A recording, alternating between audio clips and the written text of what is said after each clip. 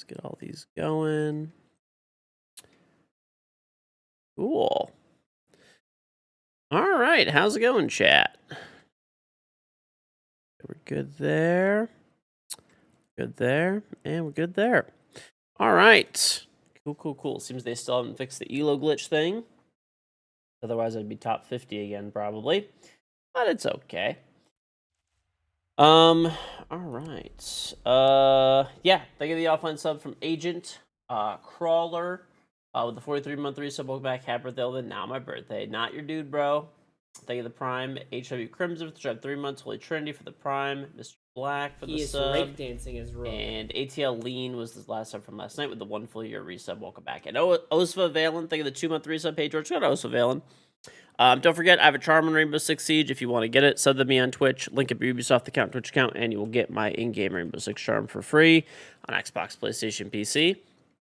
All guns and operators, all future guns and operators, just sub 1 time for 1 month. Keep it, enjoy the charm forever. Tier 1, Tier 3 sub, gifted sub, or free with Prime. If you haven't picked one up yet, pick up a Throw 'em Bidet. They're available on Amazon, $59.99. Free shipping in the U.S., available in black or white. It is an Amazon choice item. Great product.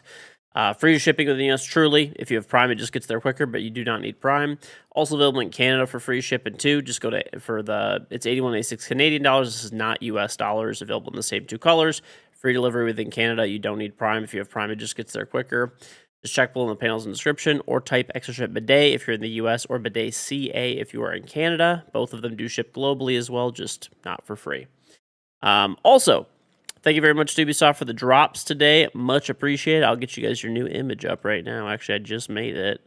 But yeah, we have really cool drops for today. Pretty sick.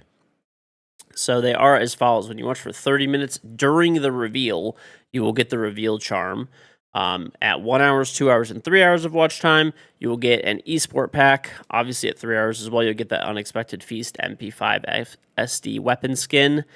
And at 5 hours of watch time, you will get a new L85 skin. Okay. Additionally to that, too, if you sub or gift the sub, you'll obviously get my charm, which you can see on screen, as well as that EWC Ultraviolet badge. So, a lot of information. But thank you very much to EWC for allowing me to co-stream the games, and Ubisoft, and as well as allowing me to have drops on my channel. Much appreciated. So, let's get this going. Sorry, I want to just fix this for you guys. Let's fix this. Yeah, here it is. New image for the screen. Look at this. Look at me. I'm a fucking artist. Look at these images I've been making. Man, I'm good. Truly a generational artistic talent. A generational artistic talent. All right. What's going on, Juice, though? How's it going? It's on Neon Blade. It's on Stevo. It's on Mr. Levin. It's on Monzo. It's on Worthy. It's on Bexon. It's on Wool. But Kicks Monzo, thank you very much for the Triumph sub. Very much appreciated. Thank you. This is a reveal. I don't think the reveal's at 8 a.m. I think it's later. Are you sure that it's 8 a.m.? That seems early. Normally they do like, I don't know. Maybe it is. That would be really early and unusual, but possible, I guess. I don't know. Oh, by the way, I'm also making a brisket right now.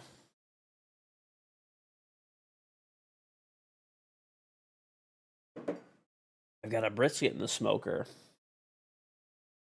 I've got a brisket. What's on, Juju? I've got a brisket. I got new thermometers, wireless thermometers, so I'm pretty pumped about that. We'll see how they work. Probably gonna be as dry as your DMs. Alright, bro. Okay, man. Why are we giving 500 battle pass points out? Like, I'm level 400 on the battle pass. Like, have some mercy here.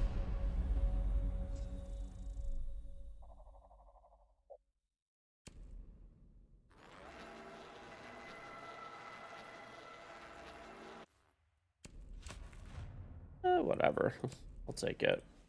I also did get, this was the drop from yesterday, this uniform. So if you missed them already, there was a Thatcher portrait, headgear, and a uniform. So if you missed them, you can never get those again, by the way. Also, if you haven't done them yet, do your predictions. So if you haven't done your predictions yet, I think you have a few hours left to do so. Get your skins. Obviously, these are not a guarantee. Anything could happen. But so far, I've been doing pretty good on my predictions. Predictions are here. So I picked FaZe over Furia, and I picked a Dark Zero over GK. Will that be right? I don't know. I already got 10 points, though, so I already got the skin. That's all I really care about. I'm actually at 11 points. So if I get one of these two right, then I get an extra 4 alpha packs, which, hey, that's pretty nice, right? So I feel like I did pretty good in my predictions. The only one I got wrong so far, if you look, I got the play-ins wrong. I got both Shopify and Los, which honestly, Shopify should have been a fucking lock. They're honestly throwers. Los, I don't know. That one I probably should have picked Fnatic, but I just was feeling like Los would show up on stage, but I guess not, or not. This one I got 7 of 8 correct. So that was pretty good. The only one I didn't get was Secret. I don't know how M80 didn't get through and fucking Secret got through, but whatever. And then so far I got 3 out of 4 right for yesterday. Or sorry, 2 days ago. And yesterday I don't know how DZ lost to Furia. It's just crazy. Honestly, I was surprised. GK put up a pretty good fight against FaZe. I was honestly shocked. I was not expecting them to do that well. I'm gonna be real. That was actually crazy. Your RP got reduced by 400. We go to play the news. Okay, well, let's see. The news tab is actually over here. Okay, well, we'll see. Maybe it's over here. Nothing.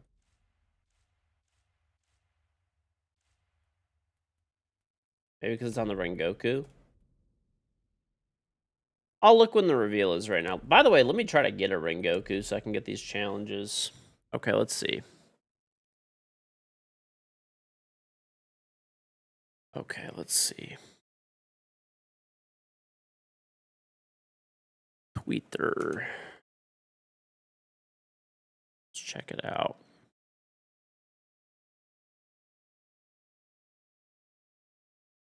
Oh, hold on, let me turn on the auto mod. It was on like cranked up for EWC. Okay, there you guys go. You should have some peace.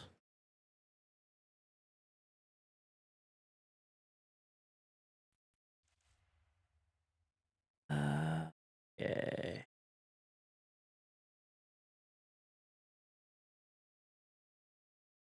Okay, let me check the Rainbow Six Twitter.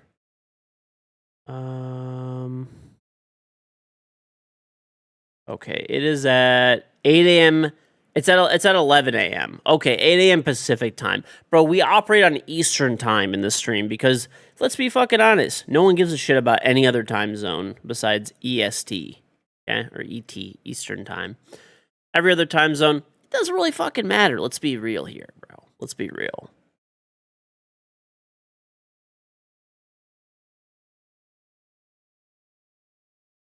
What's on, Payne? He went from Diamond 5 to Champ. Yeah, a lot of people had crazy rollback.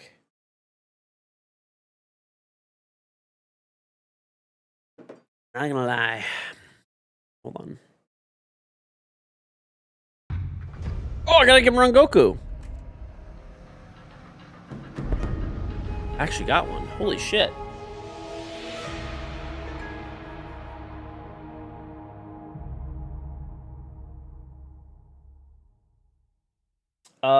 It's these, right? Nope. There was the one that's like... Yeah, this is the one. This is the best one.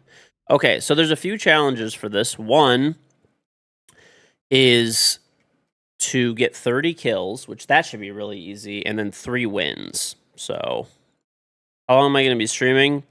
Easily the next 12 hours, probably more. I don't know. I'll probably stream for a really long time today. I'm pretty locked in. I slept pretty good. Honestly, dude, I love these new thermometers. These are fucking great. Oh my god, dude. I had these other thermometers, dude, that were trash. It was a meter. Have you guys ever used a meter thermometer? Garbage. Literally fucking garbage. What's on, Jesse? You don't care. Okay. Jesse ranked after this. After I do this Rengaku. It's unrealistic. Fun time. TMs, that sounds boring. Let's play ranked.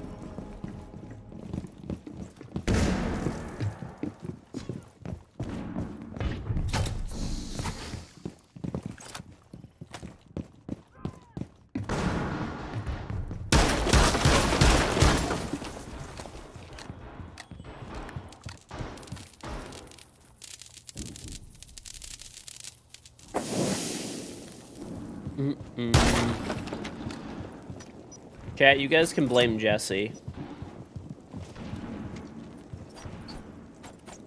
But I'm not playing ranked then. All Jesse's fault.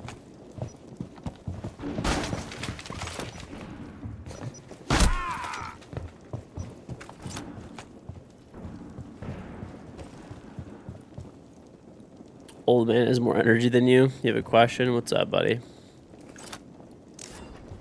When does the stream start today? 4 hours? Probably not even. Probably like 3 hours.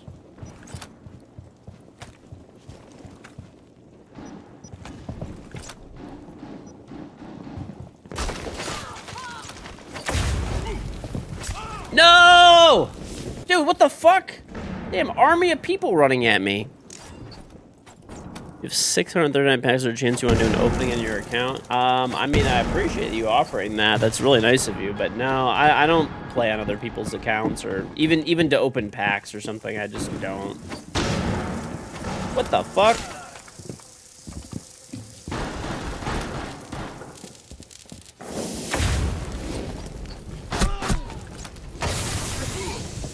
Oh my god. I traded at least. Let's go. Huge, huge. What's on Pain Chief? Do I coach at all? I do not. I do not. Pain Chief, thank you very much for getting this up to Zogs.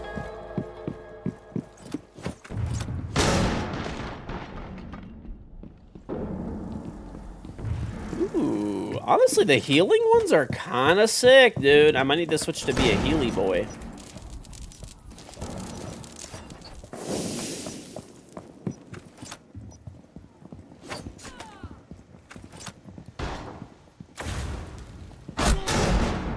Oh my god, I'm so glad. Oh, how did I die? Whatever. Hey, I think 100K roll, internet wasted. Join up Discord and just type something in the public chat for me and I'll assign you your role. Best advice for attacking solo queue. Try to drone your teammates in, try to have them drone you in. That's basically the biggest problem in this game that people run into is that they do not drone enough. Like, anywhere near enough. Whoa, that fucks you up. Done us.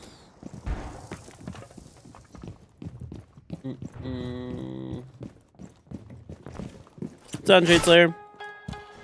Wow, we're getting fucked right now. We gotta make a quick recovery.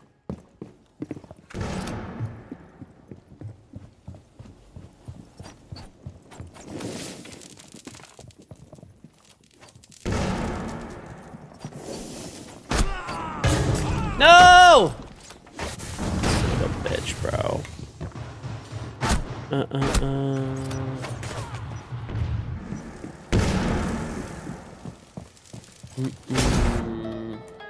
I want to 3D print something too today. We're gonna 3D print something. I don't really know.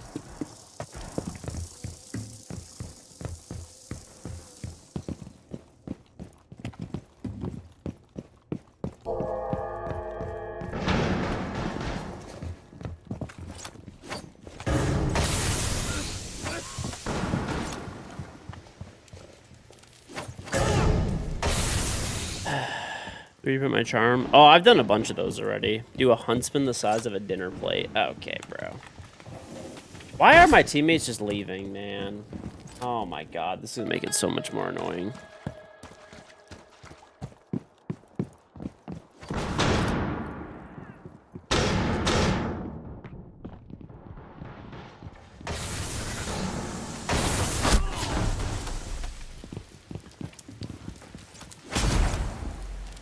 This is so huge, dude.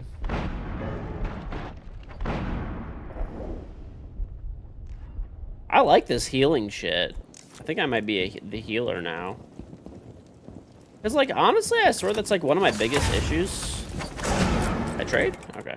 That's one of my biggest issues with this game mode is that, like, someone shotguns me to, like, 30 fucking health, and then I get one punch from across the map. Samuelski. Yo, KJ, I ordered that coffee oat cream from Amazon you use and some Colombian coconut roast beans. Best combo, no sugar needed, super nice flavor. You can enjoy coffee again. I told you, isn't it good, dude? You know who put me up on that coffee creamer was my wife. It's fucking so good, man. Peralta, thank you for the Trump sub. Very much appreciated. Thank you, thank you. It's really good, man. And you know, it's like a pretty clean, like pretty clean ingredients and stuff too, which is kind of nice. I don't know if that matters to people, but that about man.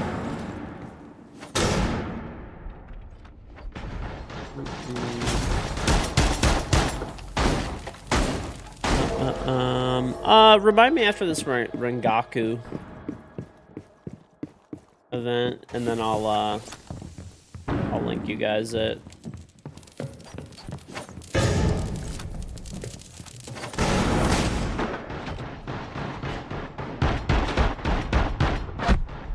Wow. So blind. So incredibly blind.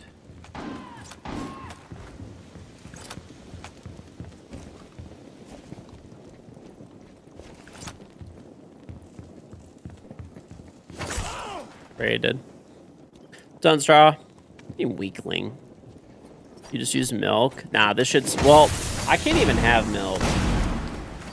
I can't even have milk, bro. Milk fucks me up sideways. It's like I'll be just water falling diarrhea out of my asshole if I have milk. It'll be a mess. All right.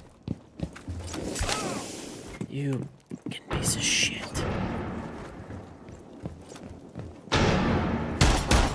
It's on M5. That is why I have a bidet, yeah. It is. I'm excited, though, for this brisket, dude. This brisket's pretty fucking big. Actually, it's technically a half brisket. Okay. It's technically a half brisket, but... At 4 a.m. brisket? Well, it takes 12 hours plus to cook, dude. Honestly, this brisket's probably gonna be a 16-hour brisket easily, because I'm doing it on like, there's a setting called Super Smoke that the Traeger has, and you put it on it's at 225, and for a brisket this big. What? Okay, a brisket this big is gonna take a really long time to cook. That was bad aim. It's okay. So anyway, if I started cooking the brisket at, 4 in the morning or whatever, it's really been in there already for an hour. So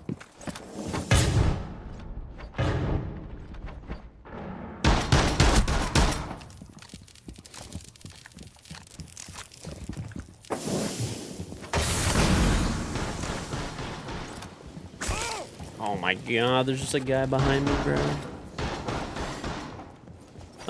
What's on Clover?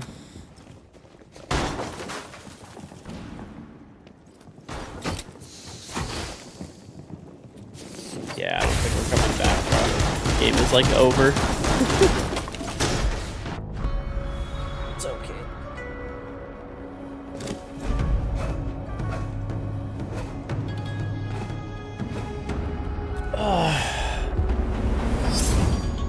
Okay, I'll show you guys the oat creamer that I get. This shit's so good.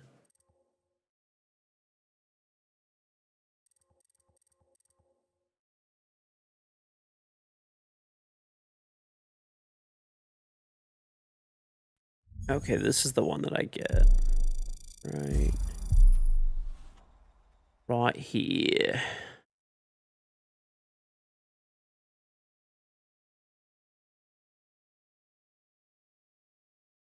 That's it. I'll show you on stream too. It's sewn. This is it. I'll try to play another one of these. Try to. It's really hard. I mean, we had a 4v5. It's going to be tough to win that shit. But this is it, pretty much, though. Really good stuff. This is it. So it's sweet and creamy. It's an oat creamer. It's like pretty clean ingredient wise. There's not a whole lot in it. So I don't know. I mean, I'm sure there's probably better stuff, but overall pretty clean. And you don't need to add sugar. You just pour a little bit of this in your coffee and you're like good to go. I like it a lot. I've been drinking it for a minute.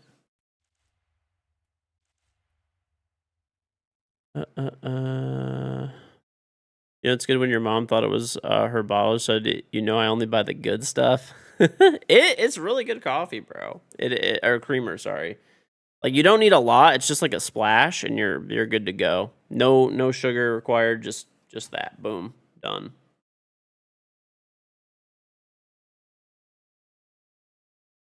Do you guys spritz your brisket? I normally do. I normally let it go for the first like couple of hours on its own. But then every hour I spritz it with apple cider vinegar. Every hour. Just like a light spritzing, nothing too crazy, but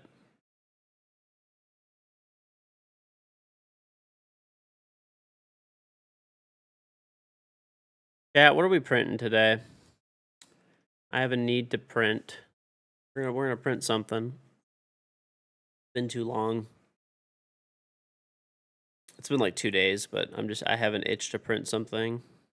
I actually want to run both of my printers right now. Kinda. Am I the highest level in Siege? I am. Oh, hold on, there's an update for this. Good old updates.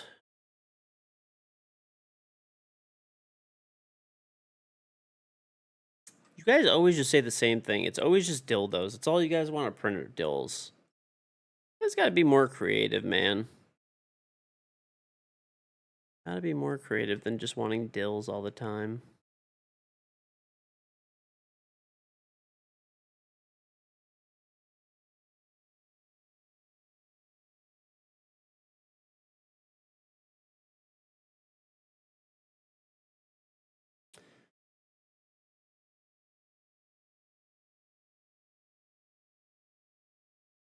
Champ Charms of the number. I have one that says KG. Okay, that's actually not a butt plug. So, Bolt 45. Probably not. I'll just get a real one instead. Or any later need to be a day streamer? Kind of. I'm kind of a morning streamer.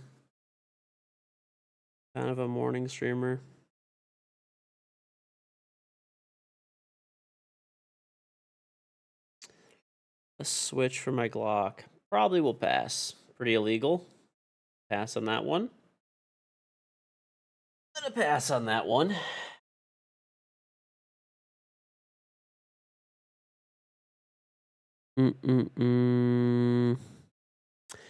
I go shooting pretty much every week. I've been training with a guy who is an ex-Navy SEAL that trains current Navy SEALs in Special Forces for the past decade. I've been doing private lessons with him. I have multiple guns.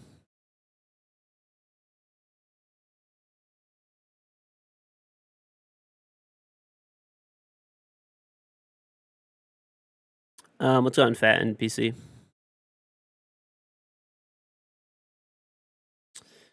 Yep.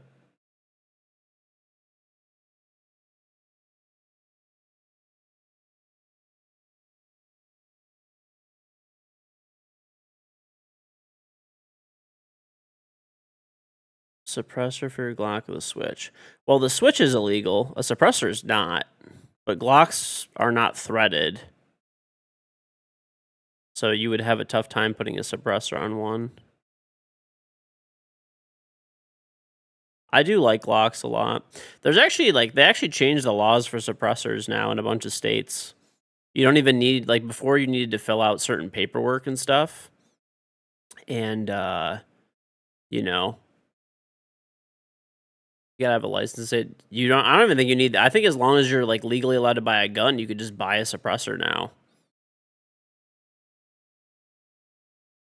No, there's not even like a bunch of paperwork. I'm pretty sure it's like literally just a standard background check and stuff nowadays. I don't know exactly. You know, I'm not a fucking attorney. It depends on the state you live in too, but yeah. What's undrawled? What's on sticky? You know that SEALs got their shooting technique from comp shooters. I'm sure, bro. I'm sure. Give him a shout out. No, this guy's actually like very anti social media. Actually, funny enough, when I started streaming and stuff like that, he was like really adamant that I'm not like you cannot post anything or like I'll like drop you as a client basically. So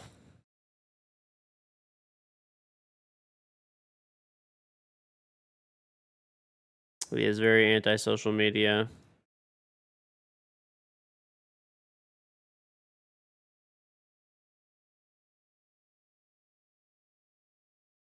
Really, you were told you need like 50 paper signer? No, a suppressor. You don't really need like honestly very much, to be frank. Like even in like they're pretty much legal like all over the US. You need like a I don't know exactly. I don't have one. I don't really care for silencers that much. I mean, I just use, you know, earmuffs, but from what I understand, you could just do a gun trust, which they're like there's some of them are like free. Like there's like websites that will handle it for you for free if you buy the suppressor through them. And then you just fill out there's like some form and now it's all electronic, so the form just takes like literally a day to get approved or 2 days and that's it.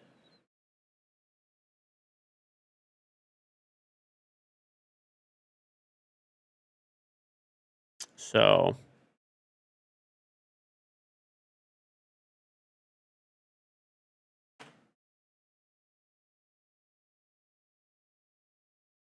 silencer, you could do either. I mean, a silencer is not really silent. I mean, that's more of like a, you know, it's really a suppressor because it still has noise.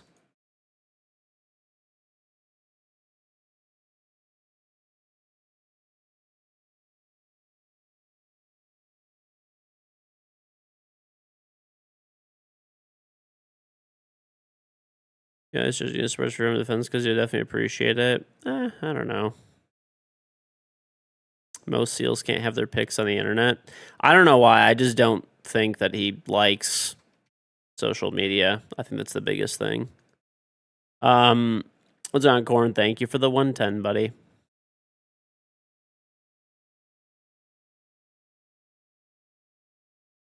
I don't know. I just don't really like the feel of like shooting with a suppressor.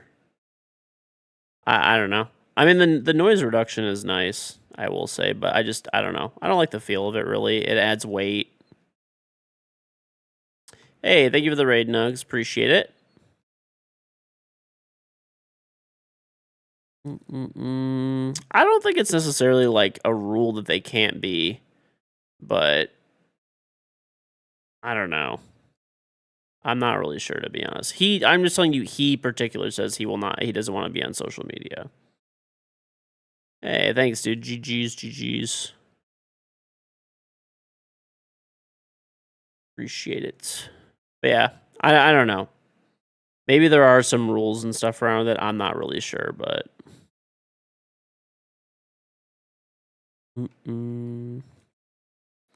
All right, let me fire up my 3D printers. I kind of want to run both. I want to see if my my old printer jams right now. It's the guy who shop. No, he's older. He's older. The guy that I've been training with.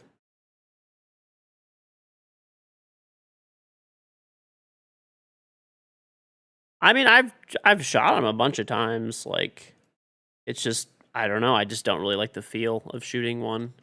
I don't like the added weight. It just I don't know. It just doesn't feel as good to me. Maybe I'm crazy, but I just don't like the feel.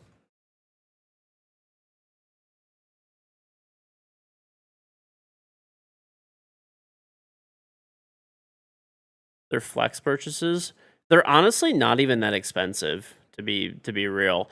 Like I said, like if you really want one, they're legal to buy. You can go online. There's like free gun trust that you can make, and then you could put the silencer in the gun trust, and you fill out some paperwork, and it gets approved online within like 2 to 3 days. It's and they're like probably between $500 to $1,000. I mean, it's not that it's nothing, but I mean, it's not like whoa, it's like fucking so expensive. You know what I'm saying?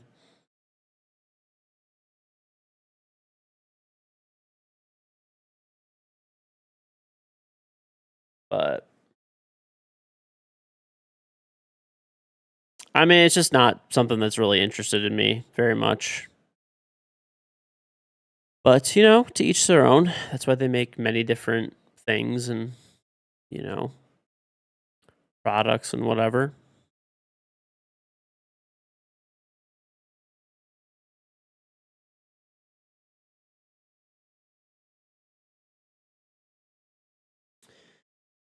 Your time in the Marines, you learn that some Rangers, depending on where they're deployed, they get suppressors. Maybe, I don't know. Right tool for the right job. Yeah, I mean, you know, probably there's some people that might have a use for them. I mean, it's probably better for your hearing, but I mean, I have really good ears anyways, so it's not a huge deal. Like, I don't know. Like I said, I don't like the feel of it. That's all.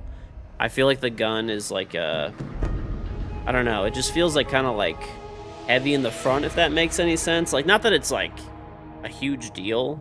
I don't know. It just throws me off a little bit. Maybe it's something I would have to get used to. I want to use the healer, by the way. Rook is a healer. Right? Is this a healer? Yeah.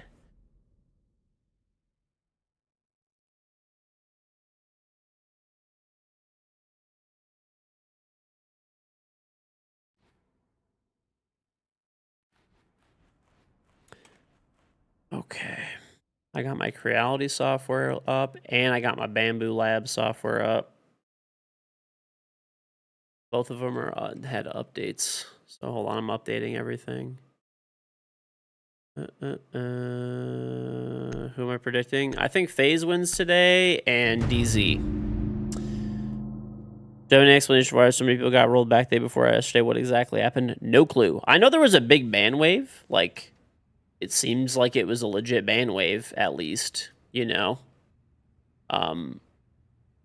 But basically, I think there was some kind of multiplier that was like unintentional that ended up happening, right? So like, let's say you were like, it was supposed to be like somebody got back like 100 elo, right? Instead, they got back 1,000 elo. You know, like it was just a way higher amount than it was like supposed to be. That's my guess. I don't know for sure, right?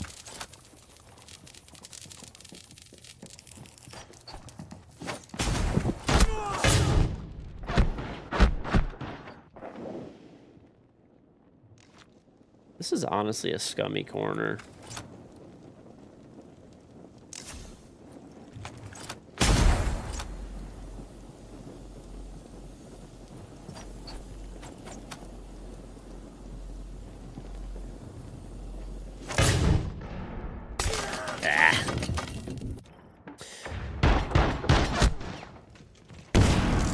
It was a ban testing the new AI detector that due to so many cheaters banned, it caused a glitch that tripled what people were supposed to get. I don't know. I mean, I haven't heard any, like, real answer that's, like, a for sure. I mean, there's been people, like, saying things, but, I mean, I don't know what's, real or not, you know? Let's go on, Spasm.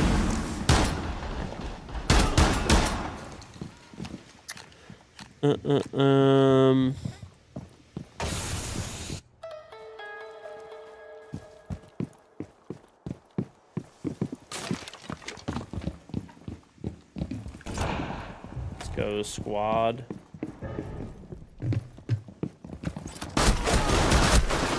Okay, I'm doing real good this game. You didn't like this game mode? Honestly, I don't really... I don't know, it's okay. Like, it can be kind of fun, but... it can be kind of fun.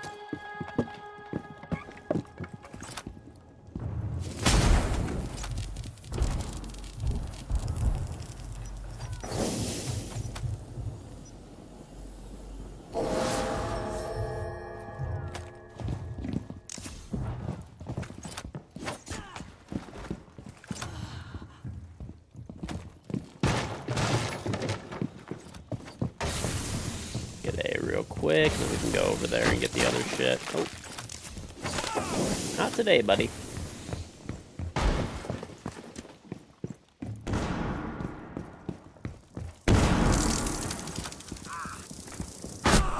Oh my god.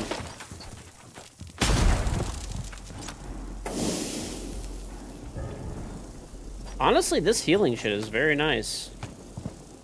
I feel like the healer's really good, dude. People are sleeping on this shit. I feel like the bees are good too, honestly.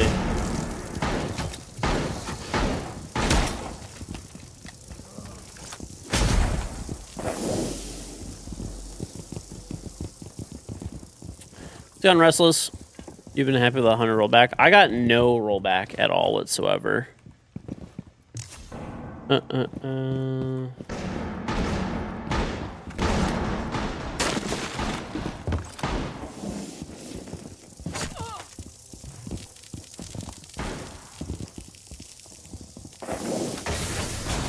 Ooh, you're mad. Ooh, you're mad.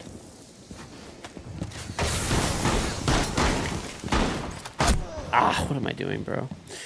They don't really have that much. Mostly conceal the flash. I mean, the noise down a little bit. Will still hurt your ears, like not having one. They were originally designed for rat tunnels during Vietnam because you'll go and they were blind and deaf, so they do something. That's why they came with suppressors and just kind of stuck around. Yeah, I guess. I don't know. I mean...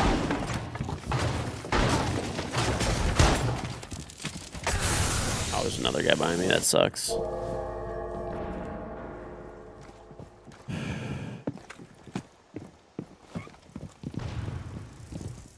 Get your gambling itch. Gamba, gamba, gamba, gamba, gamba.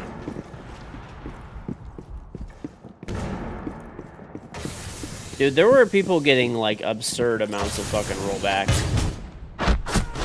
I hate this guy, bro. This guy literally misses every shot that he fucking takes, and, like... But because he has, like, the nomad shit...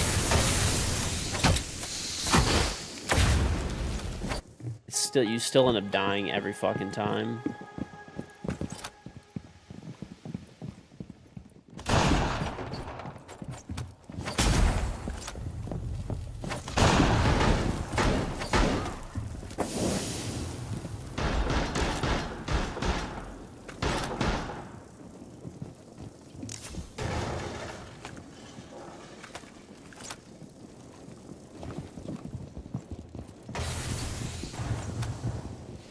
This little half wall is, yeah.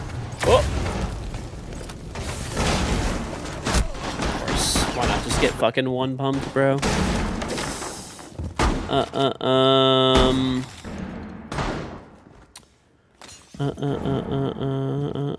Listen, man, you can't tell people I sold you cheats. Come on, dude.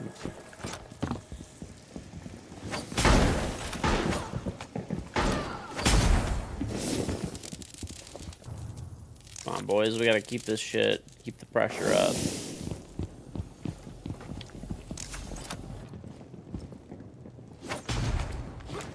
Probably dead, but let's just fucking do it anyway.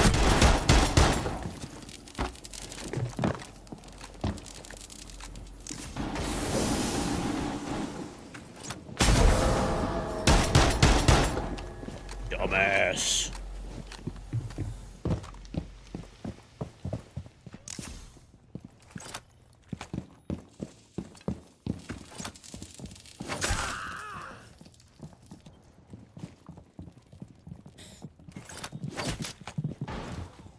You got put from silver 1 to champion from the rollback. That's like a little bit of an exit. I don't know, bro. I'd have to see the tracker on that one. That would be really crazy. I don't believe that one. There were definitely some crazy things that happened, but I feel like that's just kind of more yapping.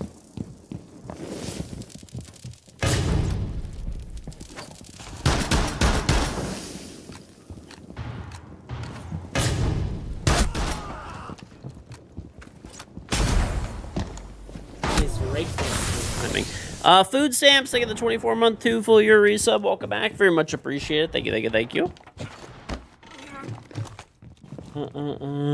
I would definitely want to see your tracker if that's a thing. Like, say, what is your name? What is your name on Ubisoft Connect?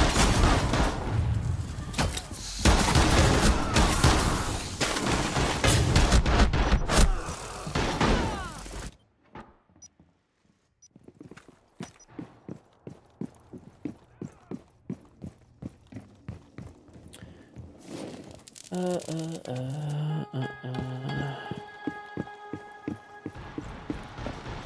not saying no one gets champ from rollback, but I need to see this person who allegedly went from silver to champion off of rollback exclusively.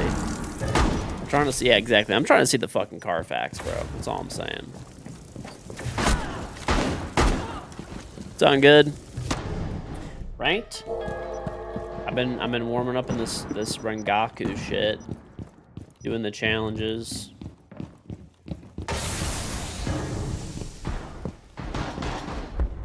Nice. Look at that. We got a W as well. You think you're gonna hop on? You're playing the Jinx tournament tomorrow? Okay. Sounds good. Sounds good.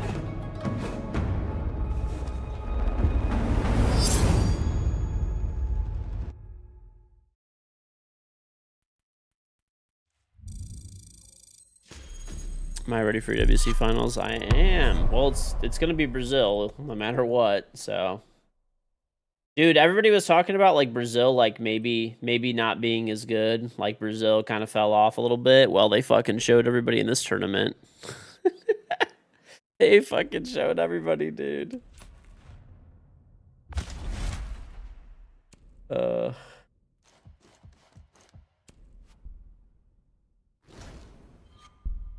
Brazil always dominates. I mean, that's not necessarily true. If you look at the last major, it was an NA final. And, like, you know, honestly, I don't even think Brazil looked, like, amazing. Well, FaZe looks pretty good, but I think DZ just threw. I don't even think DZ lost to, like, I don't think DZ really lost to anybody but themselves, in my opinion. Like, they just, I don't know. They didn't play very well.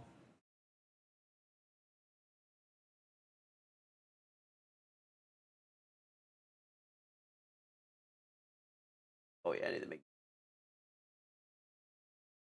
Okay, let's make these drawers. We're going to print these drawers on this one printer. Where's my drawer systems? Drawer systems.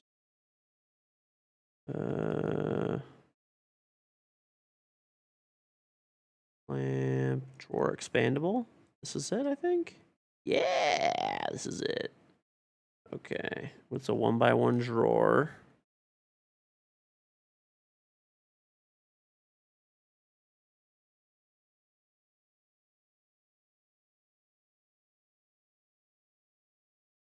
How does not move?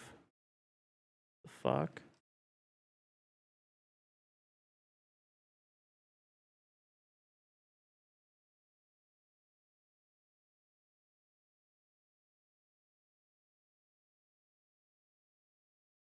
Okay.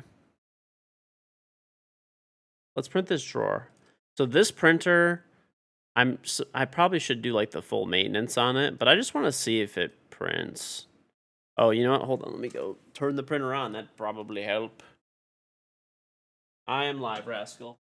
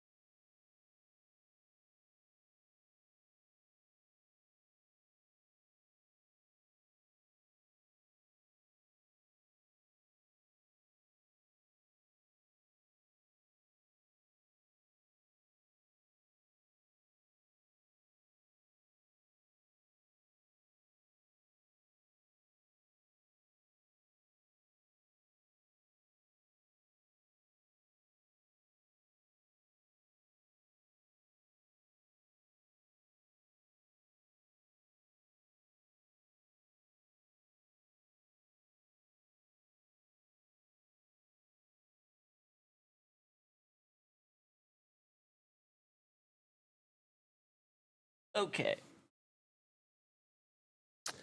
Let's do it. Send print. Start print.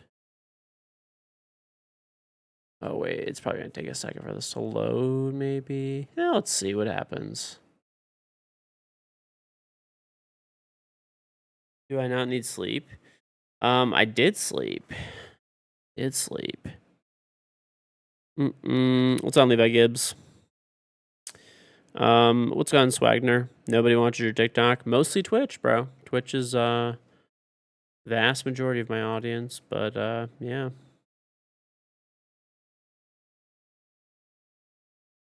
Okay. Task currently. Okay.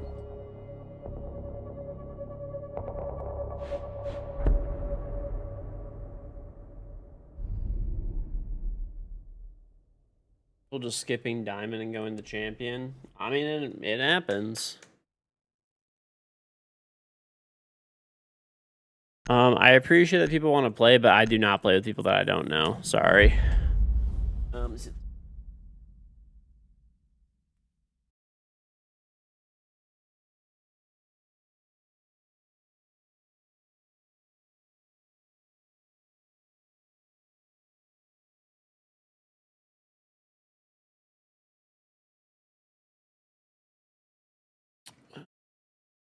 see.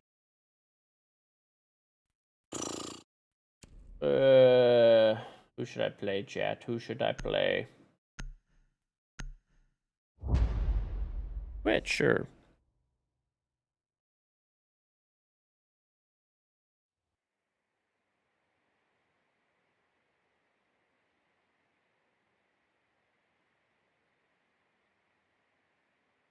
All right, let's look at this account. This guy got a bunch of rollback. This guy was, I mean, he got 979 elo back, which is fucking insane. But I mean, he was pretty much a skip diamond. Yeah, that's not silver though. Bitcoin might go to 50K. I mean, Bitcoin is fucking worthless. I don't know why anybody would ever purchase that bullshit. I mean, listen, to each their own, not financial advice, but I don't know. It doesn't make any sense to me. Bitcoin is any cryptocurrency just doesn't make any sense. Thought he's just mad he sold too early. Maybe. What's on, Joe? Thank you for the 235 streak. Why is this printer not loading?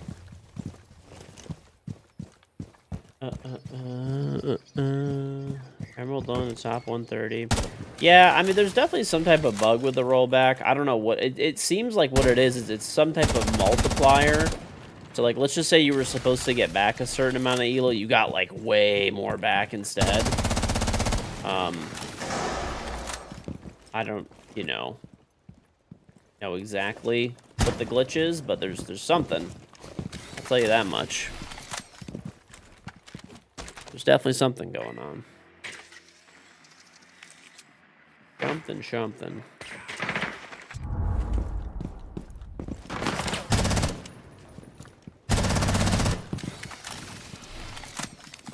Someone got 18K. I think that was a fake screenshot on Twitter. I did see that though. I don't think that was real though.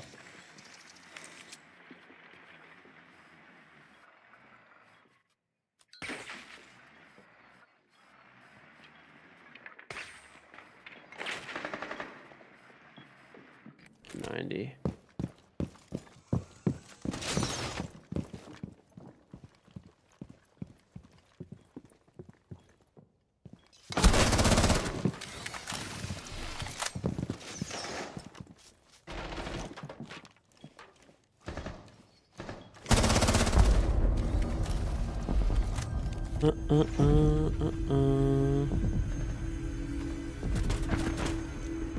Good old F2 action, baby. Going quick. Can I resend this, I guess? I don't fucking know. My Creality printer is like bugging out for some reason. Do I play any story games off stream? Not really off stream. If I feel like playing them, I just play them on stream. So, like, for example, I mean, I just replayed Halo. Halo, like when they did like the campaign evolved shit. I just played that. I played Subnautica 2. Obviously, that's not done necessarily, but I played what I could of it because it's in early access still.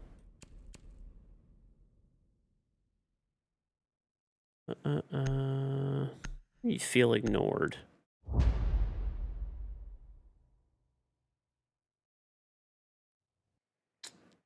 Ranked, never play ranked. I mean, I mostly play ranked, but it's just pretty difficult to get a stack of people to play ranked at 5 in the morning. So, you know, normally though, that's all I really play is ranked. I never play anything else but ranked, generally. Okay, let's see if this drawer prints. I'm doing a drawer print. So we're actually gonna do 2 prints at one time because I have 2 printers.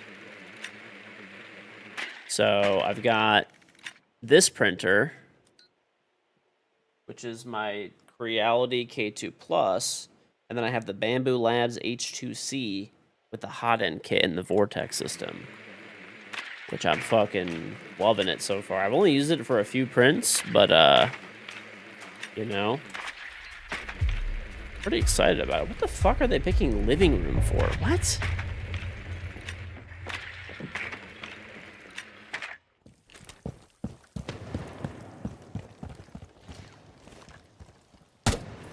I'm printing a drawer system to organize like nuts, bolts, washers for like my tool bench area.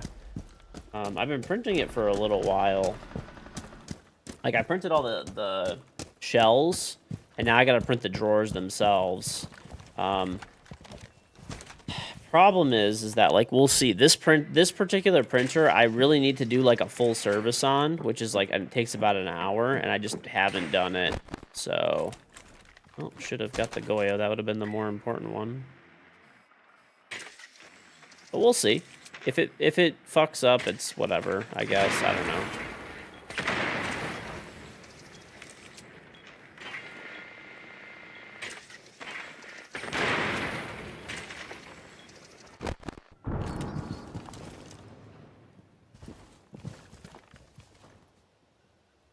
Yep. I mean, I've already printed like half of them roughly. This is just the, like, I need to print like 12 more drawers. So I'm just going to print one drawer for now and like see if it actually works. Are you fucking kidding me?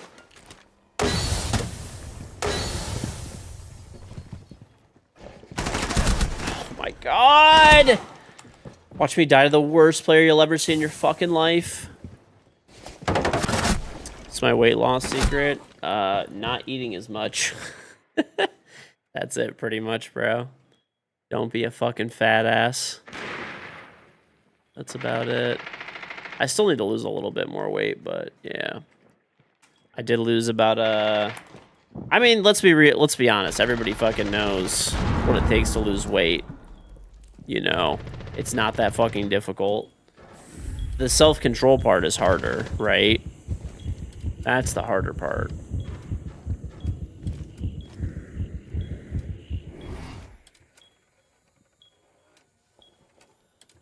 Not Ozempic. If I took Ozempic, oh my god, bro, Straw's gonna go crazy over this. What the fuck?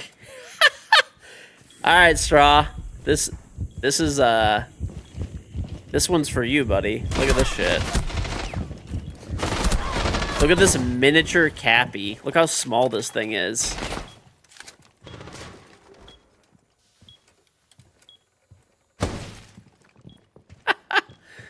Dude, it's the size of a fingertip. We print this? This is gonna be like a 2-minute print too. It'll be really fast. I need to load brown filament, but I don't have brown filament currently loaded, but you should print it, and if Straw gets out of line, smash it. Could be fair. Could be fair. I'll probably like if I print this, I'll probably just give it to my kids. They'll probably love this shit. I'll have to print like 2 though.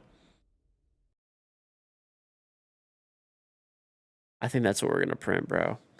That's what on the Bamboo Labs.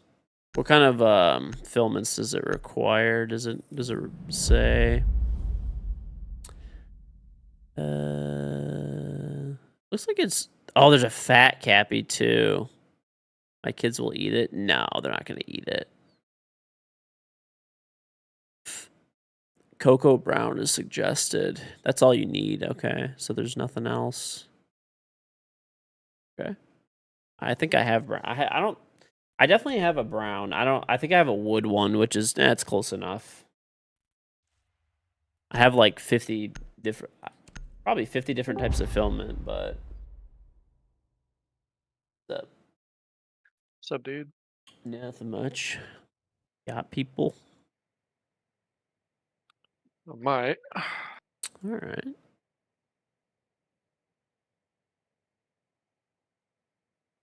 I have a question for you. Would you be down to play in a Jinxie tournament?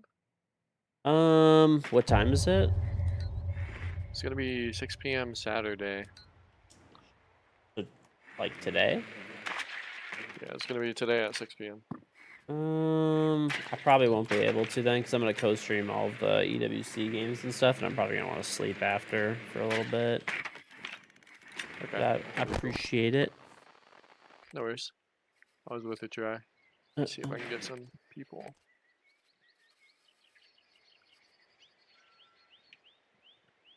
All right, we're gonna download this, dude. This is honestly a cute little Cappy. I need to load brown filament though. Let me do that. Okay,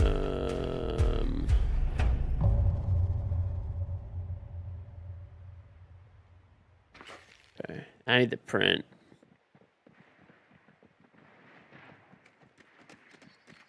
Oh, dude, if I did it in pink, my daughter would love that in pink.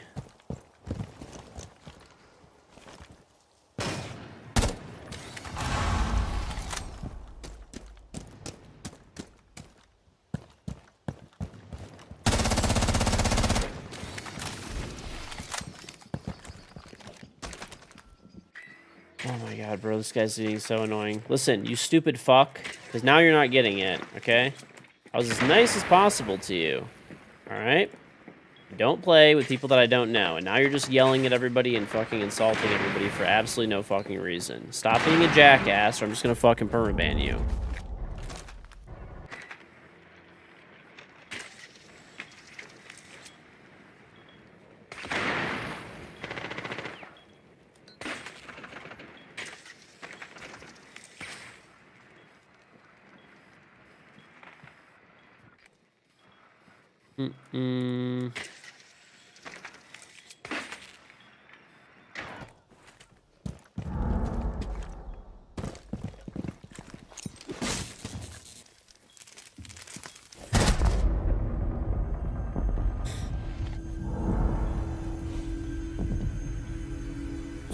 Okay.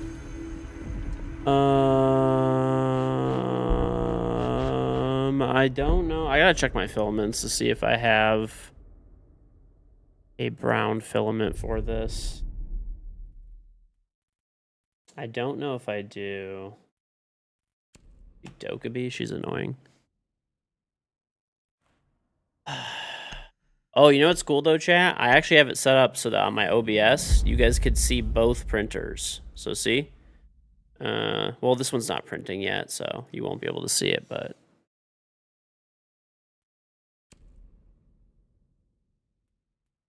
Alright. Some guy with my charm was full raging in your game. Nice, bro. Nice.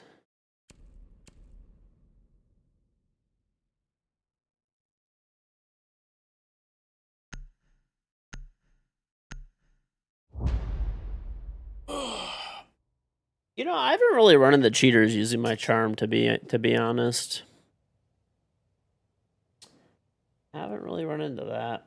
Most time I run into cheaters using a streamer charm, it's normally like the, let's just say like the flicky-leany streamers charms, right? So like, you know, like a Bolo charm or a Spoit charm or like a Uzi charm or something. Like that's 99% of the time what I run into, because basically they want to. It's not that, you know, I don't blame those content creators for that. That would be stupid. It's that those They want to be like those content creators. That's why they cheat. So.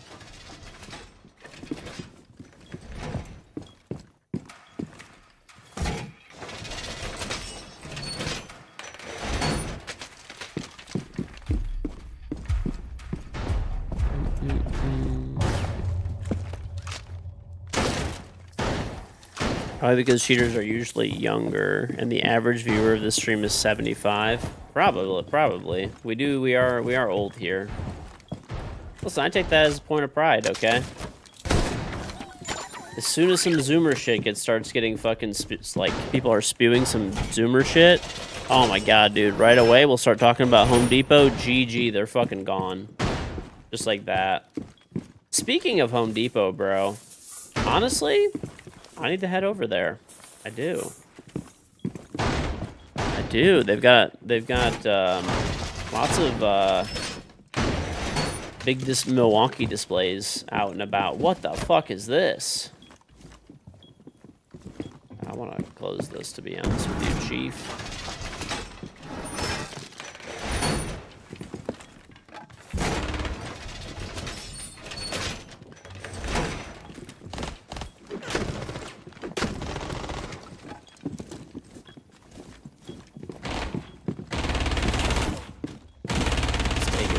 Take his feet out.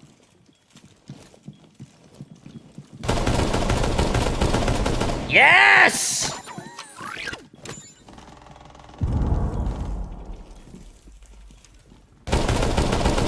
Yes! I got 2 people through the drone hole, dude.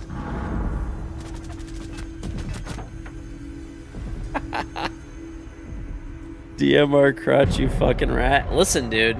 Whatever.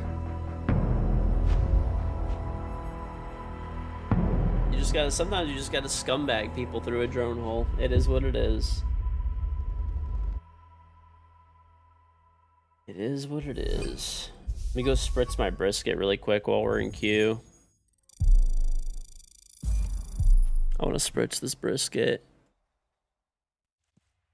I'm excited for this bitch to be done, dude. It's gonna be like 12 more hours, but alright. Okay. I'll be right back. Let me go spritz the brisket. The Sahara-ass brisket. Listen, dude, I make a pretty good brisket, okay? I do. So I'm not a championship fucking barbecuer. I have both a Traeger and a Black. So we got a game immediately? I gotta go spritz this thing. I'll be right back. Shit.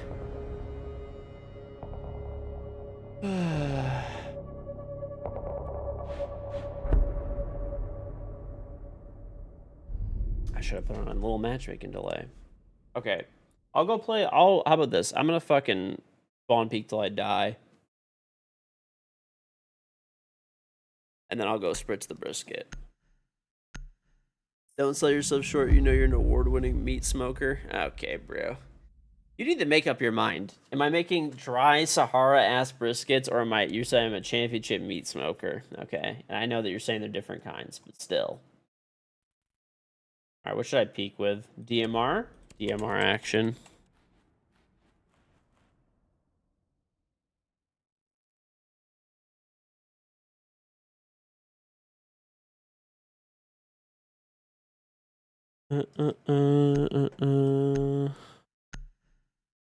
Also loving this game, you shouldn't be level 3611 if you played all 11 years. Chair smells ungodly. Hey, dude, I have a mesh chair. It doesn't smell at all. Bitcoin's going to 400k? Probably not, but, you know, whatever. I don't know. I will not invest in the cryptocurrency. I can't believe we got Villa twice in a row, by the way. I will not invest into cryptocurrency.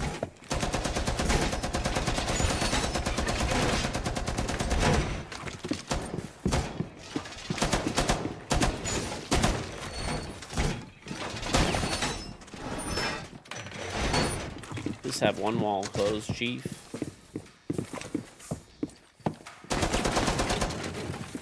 No, I don't like cryptocurrency. I don't invest into it. I don't believe in it. You know?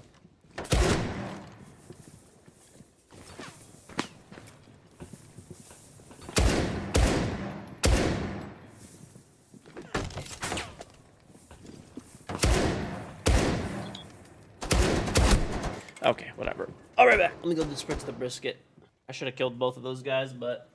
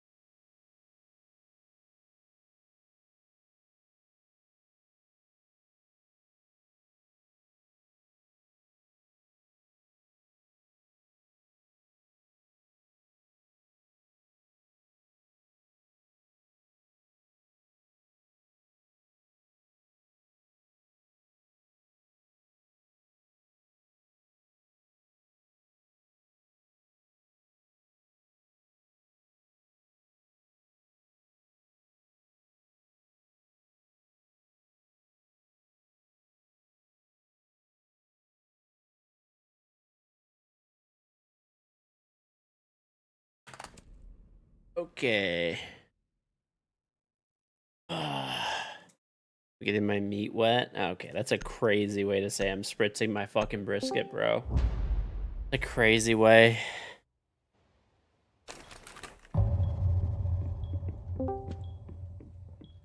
Yivlet, thank you very much for the $1.99 super chat. Very much appreciate. Thank you, thank you. GG, what time you off, G? Probably not for like another like 10 hours, 12 hours. I don't really know. It's gonna be a while, but thank you for the $1.99 super chat. This is just unranked, yeah. Twitch pay you good still? Oh yeah, can't complain too much. Obviously not as good as the old days, but you know. Oh shoot. What's up? What's up? What's up? Okay. Alright. What is good? We need one. Okay. I can see who I can get in a minute. I'm trapped in an unranked currently. I see.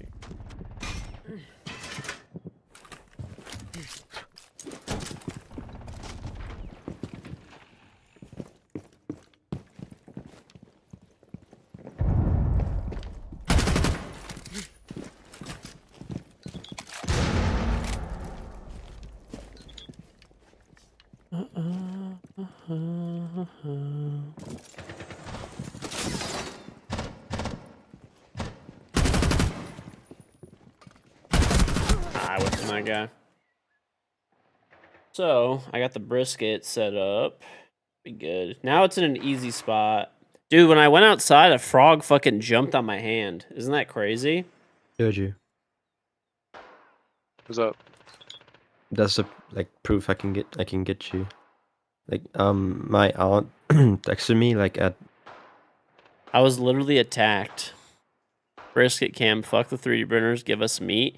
You know what's funny? I actually could give you guys a brisket cam. Hypothetically. It is possible. They make like high temperature Wi-Fi cameras, and I can hook up that feed to my stream like without too many issues. 100% should. I feel like that wouldn't be that interesting though, because it's just sitting there smoking. You know?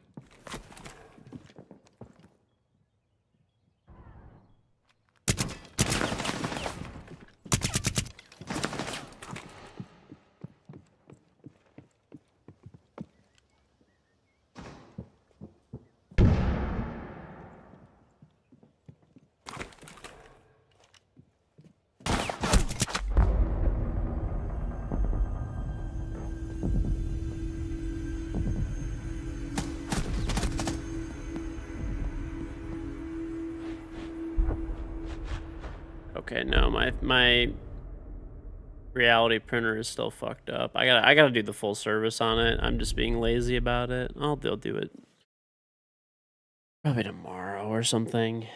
Meat cam. We could do it. Technically we could.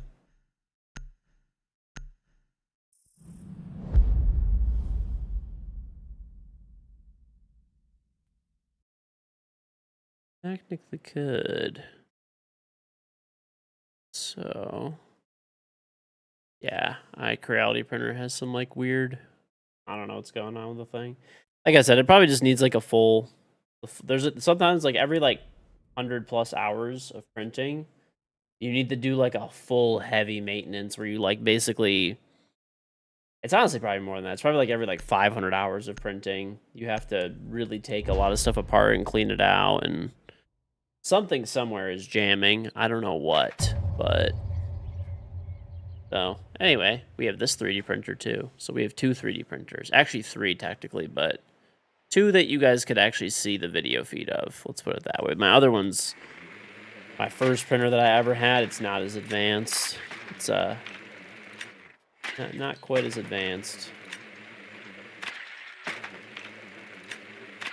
tried spitting on it to lube it up. That solves a lot of stuff for you. Thanks, man. Appreciate that. I'll take it into consideration.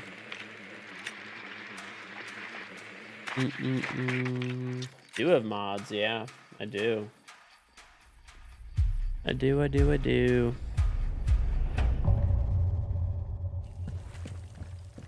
So this is my new printer. It's the Bamboo Labs H2C. We're printing a mini capybara in pink. And I'll do one in blue after. One for each of the two older kids.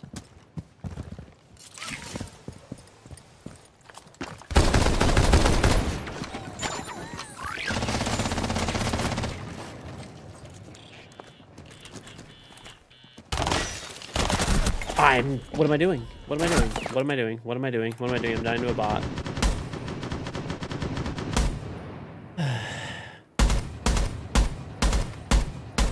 Okay. Then holiday? I mean, it's not my normal streaming time, so.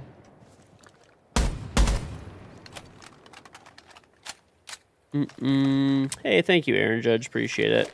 What's on Jagreed?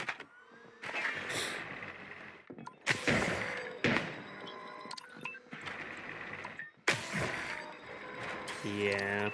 Dude, you know what's one thing, by the way, side note, that I absolutely love? That, it's like an iOS feature. But if you guys, you know, like there's like the live, like, tiles on, like, the lock screen? So, dude, it's so nice. For me, like, right now, I'm smoking this brisket, right? I can see my Traeger.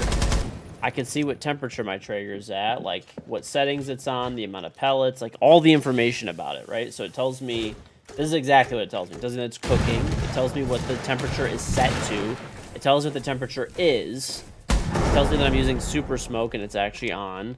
It's telling me that the hopper's at 60%, okay? And then it's connected, right? And then I have 2 wireless thermometers in it, right? Because the wireless thermometer shows me like estimated time remaining. It shows me the temperature in the brisket itself and the ambient temperature. Like, it's pretty cool, bro. Like, I feel like this idiot proves this stuff a lot, and I have it on timer, so it just reminds me every hour to go spritz the brisket now that it's been in there for, you know, the first 2 hours I generally leave it alone. And then the next hour, I generally start spritzing it every hour. Just very light, not a lot, just a quick, like apple cider vinegar, just a quick hit. Just a quick hit, not too much.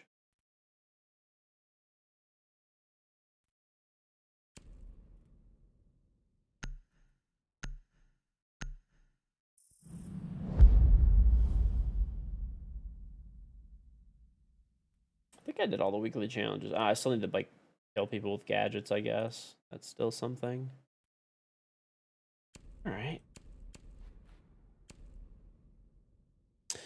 I think FaZe will win. Yeah. I mean, if I was like the way I did, how about this? The way I did my personal predictions. The way that I did my personal predictions was I did FaZe winning and I did DZ winning. So there's don't forget to do your predictions for 3rd, 4th place as well. So you have a potential to get 2 points. If I get one of them right of those 2 games, then I get an extra 4 alpha packs, that's pretty cool, you know? I honestly hope FaZe wins for multiple reasons. My predictions, I hope they win. And also just because it makes you mad. People were very mad that Handy's girlfriend was like screaming or whatever during the games. Listen, bro, you guys can't both complain about there like not being enough passion in the crowd and stuff like that. You know, oh, there's no fucking passion. Crowd's quiet as fuck, blah, blah, blah, blah, blah. And then at the same time, you actually have somebody going nuts, cheering like crazy, and you're like, wow, well, not like that. Not like that.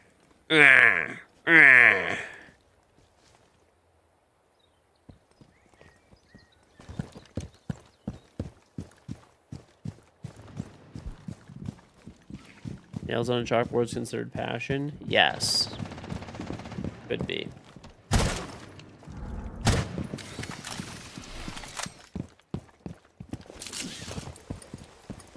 Los and Shopify made you miss the battle pass. I also did predict Shopify and Los.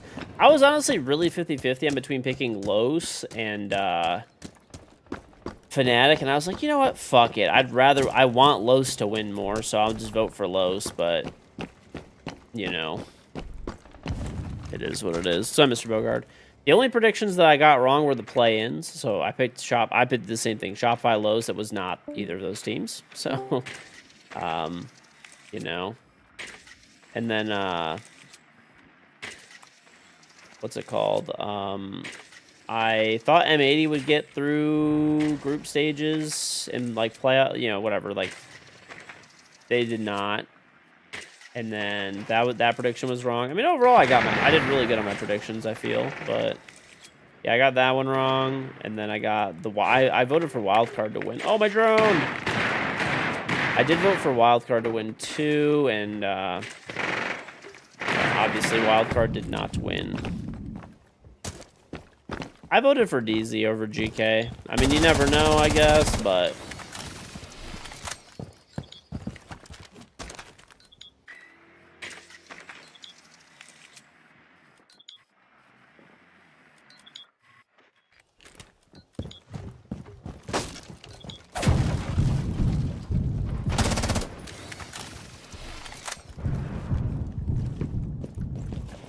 okay, that guy's just sitting in the corner. Go or someone else? All right, just finished up. No. Honestly, I'm not mad about losing. Really, I got hit fired in the head. That's crazy. It's alright. I want to play ranked George, anyway. I love how you say that and the death match starts. It's crazy work. Fun times. Fry these boys in death match real quick.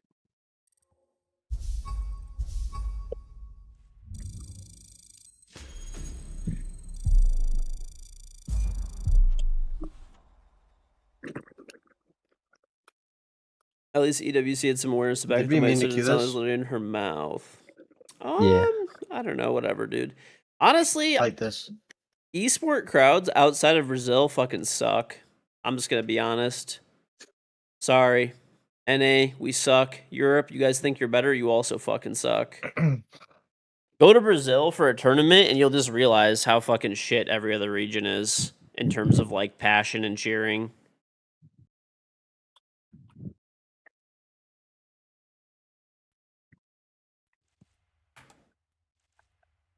APAC? Haven't been to a game in APAC, so I don't know. If I get invited to the Osaka major, I'll be able to tell you. I heard the Japanese crowds are pretty These bugs, passionate, to be very honest. so maybe. Yeah, it's But I Yeah. can't imagine well. it being anywhere near as passionate as bugged. I just Brazil. played a 10-man, so Sure. I'm good. Brazil has the most passionate fan base, and it's I not even invited close. George, my It's epic. not even close. Damn, Georgian added me, bro. It's a sad day. If I didn't recognize your name, I probably did. Yeah. Well, No, thing I is, did go people- from Zub to Aiden. I did go from Zub to Aiden, so that's probably Okay. why. That's probably why then. If I don't recognize a name or I'm like, I didn't have this person, I'm like, either that account got like stolen or bought or Yeah, something, and I'm yeah. like, I'm just not gonna mess with it. Mhm. I think that Cappy's already done, dude. Oh, it's printing still. How's the Never ranking mind. been? Pretty good. I encountered Overall. my first cheater since the update or since the bandwidth. Wait, when? Is there any cheaters? Oh, I forgot. I have to like go. We won the game, but we played a cheater. I never went through the replay. I need to do that Oh, yeah. later. We played an unranked guy, because apparently Ubisoft doesn't ban Yeah, ranked, I that don't know if Cappy's that's true or not. literally is super small, dude. So, we put an unranked earlier as with like select in them, and he's just raging it down. Probably because it's like a fresh NFA. level 50 Yeah. account. No, it's like just an NFA, so it's like he doesn't care about the account. He'll play 5 placements and then just get off it. Yeah. We won somehow because we're just running shields. So Mm-hmm. Mm-hmm.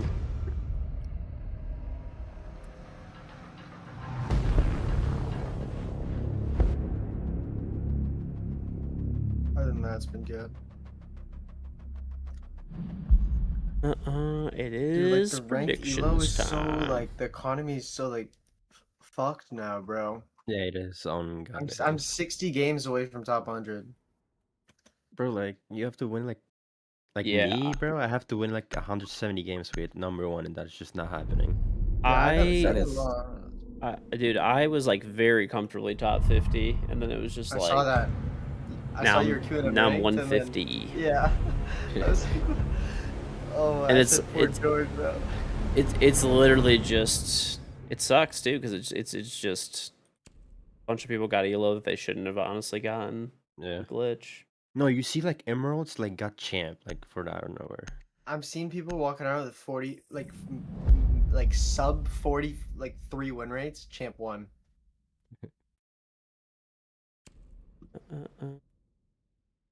Mm-mm. Yeah, there's just no way they played that many cheaters. It's definitely a bug. I feel like if people got 10x the elo they were supposed to get. I was told Maybe. by one of my friends who's friends with NC Jack. He said that if you play a 5 stack of cheaters and all of them got banned, you would get elo for each cheater, not for the game. Maybe that might make sense. So it like 5x the elo per game. Hmm.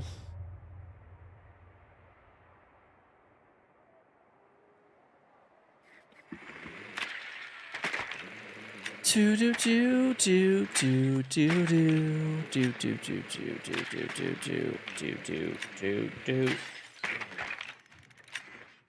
Let's go, yo. Sunshine. Is that little Cappy almost done? JJ, I'm gonna go Spiral if you want to switch. I bet. Alright, I just got alright, I'm admin. back. We're just doing a default over. Yeah. Admin. Alright.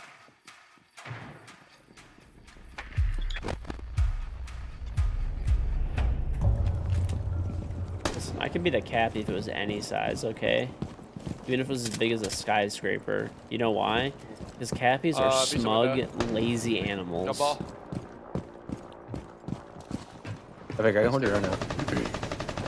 Uh, A little bit. Admin's clear. Alright, I'm repelling in the admin. Yeah, repelling. Once bottom east side, I can kill this guy. He's gonna. You go to walk even confident if you want.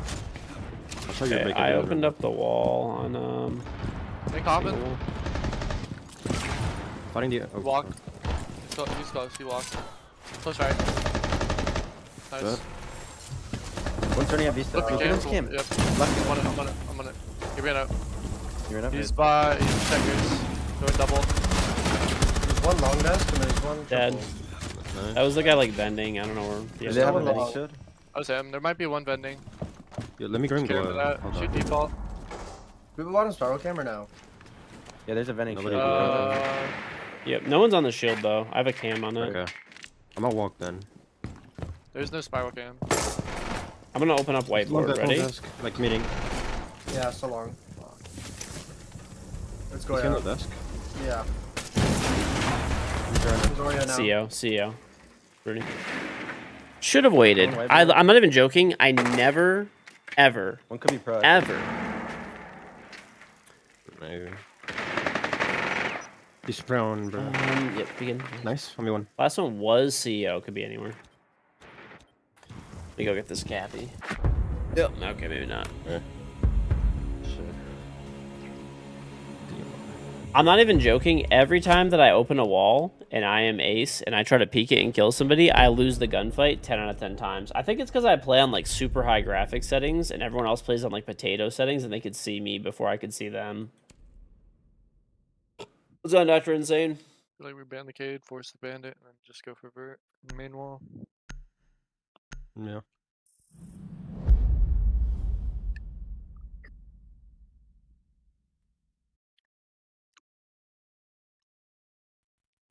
Mm-mm. We'll go ram.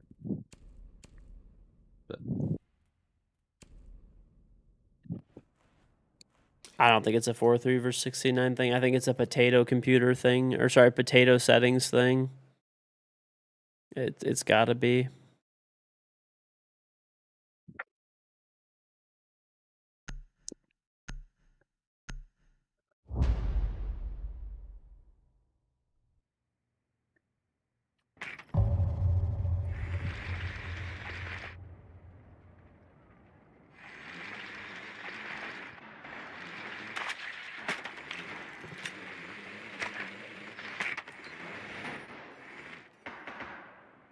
Mm-hmm.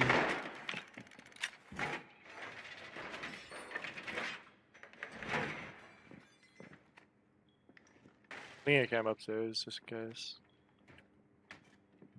I have a piano. You can just fly in piano. Wait, never mind. Yeah, I'll We're gonna fly. hatch for now. Alright. We can send the camera for. Yeah. I'm hopping like. Pause it. Yep. I'm gonna take lobby. If someone's flipping, then flip lobby as well. Color filament I'm using. yeah, I'm yeah. using a pink Yeah. filament. It's from it's a type of filament from Bamboo Labs called PLA Yeah, about Pure. Expo? Yes, I'll it give you is your printed. I could feed, probably turn this yeah. off actually. Expo clear. It's called PLA Pure. Oh so my god! I'm gonna Fuck! I'm gonna give this to my kids. I'm gonna print It's one in pink, console, one in but I had a blue. drone there the whole time. I don't get it. One mid launch, Walk down. Thing shut down. You have If any you're able to flanker? make holes above, I'm pretty sure they have C4 prep. Let me check. Can you get water now, No, George? there's Is there any in the there's wall? no C4 there. I'm just gonna go for it. Yo, carry your lobby flank. I have every other flank. Do you have yellow? No, not yellow. Everything but Yeah, but- yellow. I left the Put cam ball, yellow, yeah. George. Losing the walk in Third camp's yellow flank. Alright. Third camp's Yeah, I yellow. don't know if we can make holes above that. Maybe like shoot it. There's another one by the drone. Yeah, I can Yeah, go. Hey, pop our hatch epic. Oh my god. Yeah, there's one Right like now. kitchen around Tupang. Nice. One star floor. Cage has double Careful for it. Goyos. No one One has cage, pipe. Could be cage. He's above. He's still Could above. be. Yeah, I'm gonna One walk here, one up. here. One flank. What the One flank. fuck, Carl. that- Nice. Okay, only one inside George. Yeah. He's pillar. Yellows. Cage. He switched. He burned himself I'm walking off. on spiral. I'm walking on spiral. Yep, he's really weak. Really weak on pipes. Pipes. Perfect. Yeah. You can probably kill He him. left pipes. Ran, He left. ran. That's I don't only have vert by the George. I'm on Block you. her Okay. He switched again. Yeah. My flank you, Jaden. Bro, what? No. Where is he? Third Oh, floor. yellow hatch, third floor. He switched again. On your hallway.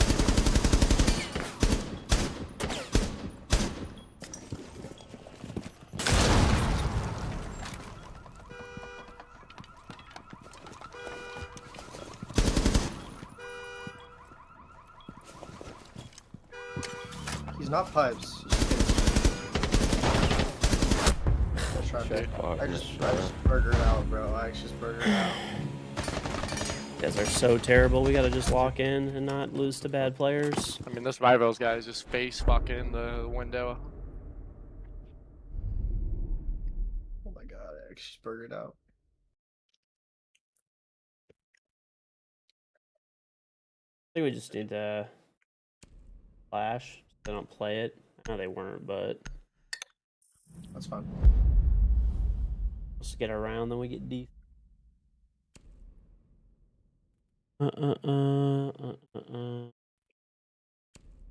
go admin set. Yeah, standard admin over, just get rid.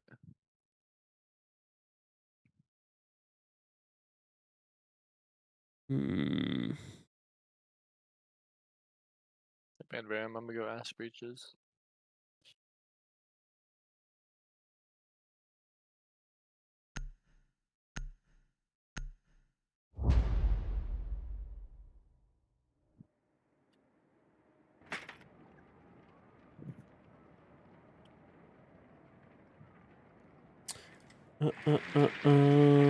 What's on Killjoy?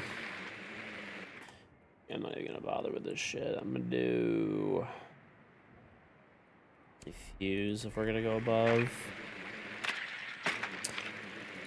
Fuse. Get a solo stop. Drops start in probably 2 hours, and these are the best drops today. So, yeah.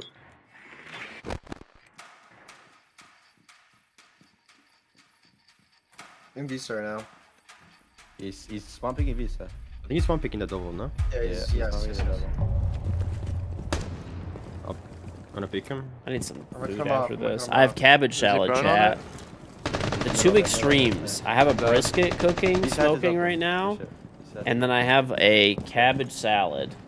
Quite literally polar Where's that fucking spawn peak? opposites. The cabbage salad is one of the healthiest shut things up you could again. probably Watch eat, out. and the brisket is Maybe the another. complete fucking opposite. You got it? double. You know who it was? Do you know who it was? Yeah. No. I'm in clear. He's close coffin. I don't know who it is though. I'll Oh join my him. god. Oh, he's in coffee. Another one in coffin as well. There's one dead coffin. One copy. So's coffee. This song out. We're playing.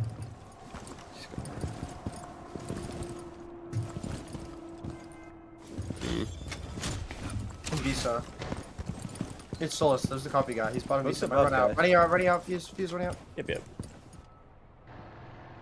He's close glow, He's on the dude. double. Of course, bro. Like, I'm literally... Why can I not turn a little fucking further? Fortunate.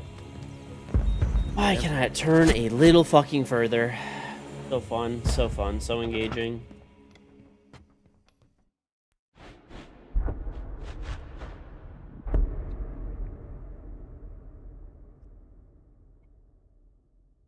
Remember Serenity 17? Of course I do. That is one of my Yeah, friends. this is like the perfect So, fucking I'm- timing. how am I gonna But- forget someone that I know in real life, bro? Ugh. You guys are pretty shit. I think we just gun up. Yeah, we can bring him back. I'll play coffin. Let's play the Mars Um, and play piano. Let's go, Alexis. The reveal is at 11, yeah, but I think the first game, me I think C4, it's bring the first shield. game reveal finals, because I think the first game starts at like 8 a.m. Eastern. Let me see. Sorry, I didn't hear you. Yeah, the first game's at 8 a.m. Eastern for DZ versus GK. That means the drops will probably get put on in like an hour and a half, Put that maybe. shield for the other side. Because they always start them about an hour before the first game.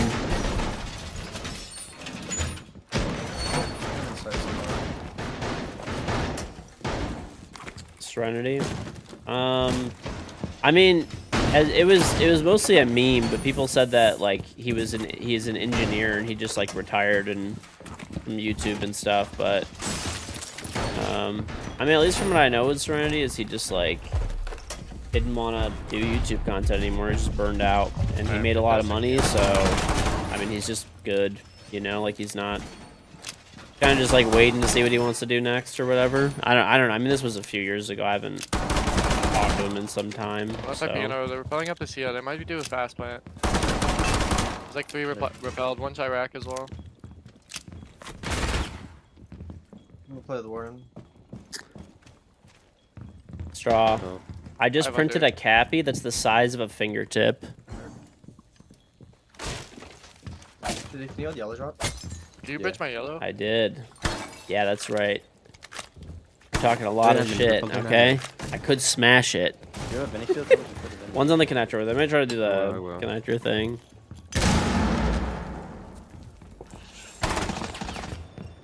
I'm in the ship. Yeah. Sorry, Let me sort of. put- It just put- printed right now. I do have a Library. leverage, that's It's all right. good. Is that main door? Yeah. You one hold main. that brick, George? Yeah, there's one coming coffin as well. My rig. Alright. Getting a stunt. I killed him. I might die. That nade. One dead. There's a guy on rappel. Oh, like, how does Bro, that he's kill all me? fucking hallway. I'm walking Where's out. the other cappy? Yeah. I actually don't know. Behind the long desk, he's dead. I'm dead. I actually don't know. It's got to be I around downed here it, don't be, I somewhere. think. 1v2. This one is a minuscule, Cappy. Can guess through. Focus on the game, old man. Listen, bro. I'm gonna do what I want to do, okay? Fuck off. How did I end up dying at that, though, dude? That grenade indicator was so bad. That wasn't even a Kobe. That was just a bad grenade that's indicator. finger I thought it six, fell no through the shot. hole in the Hey, Jordan, where floor. did he nade you from? Was it Chirac window Chirac. or glow? Yeah, Traded yeah. him, It I was traded the him. grenade indicator like freaked out, like it was like falling through the floor, and then it just like didn't, and then I died. So That's wild. I'll put it on my dude next time.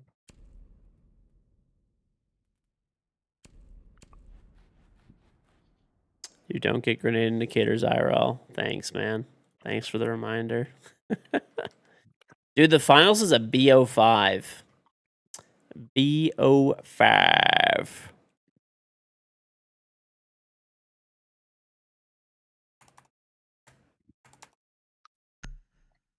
Console is just one of those maps. Yeah, pretty defender heavy. What rarity is the gun skin? What, on Bandit? I don't know. I think it's like Epic or something for Glacier, but Glacier is the rarest, I guess, popular skin in the game, I would say. It's not the rarest skin in the game necessarily, but it's like one of.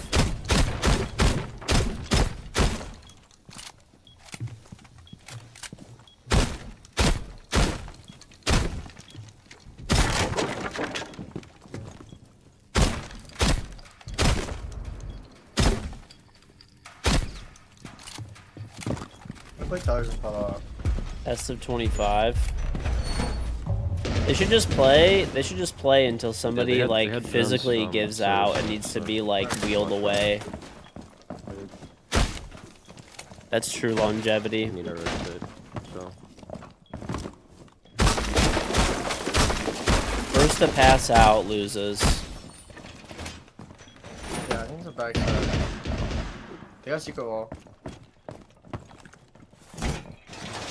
You couldn't believe they released all the old seasonal again. Backside. A big fuck you basically to Right, all the old guys. I finished in both. Honestly, like course. it was. I think it was just weird. I don't really care that like Yeah, people losing got it, the yeah, old I think seasonals and stuff like that. I mean that got I'm ruined back when the Free Fire. marketplace came out Wow. anyway.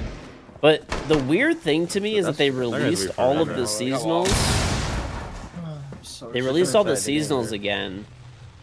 That people just paid a bunch of money for on the marketplace. Sent it to you earlier.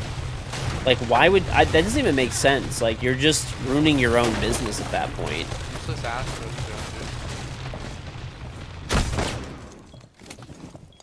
Kind of stuck yellow. They have red. Spiral already. Spiral. Bruh. Alright, come here, bridge. Good one, yellow. Morning, guys, I'm on the F3. garage cam.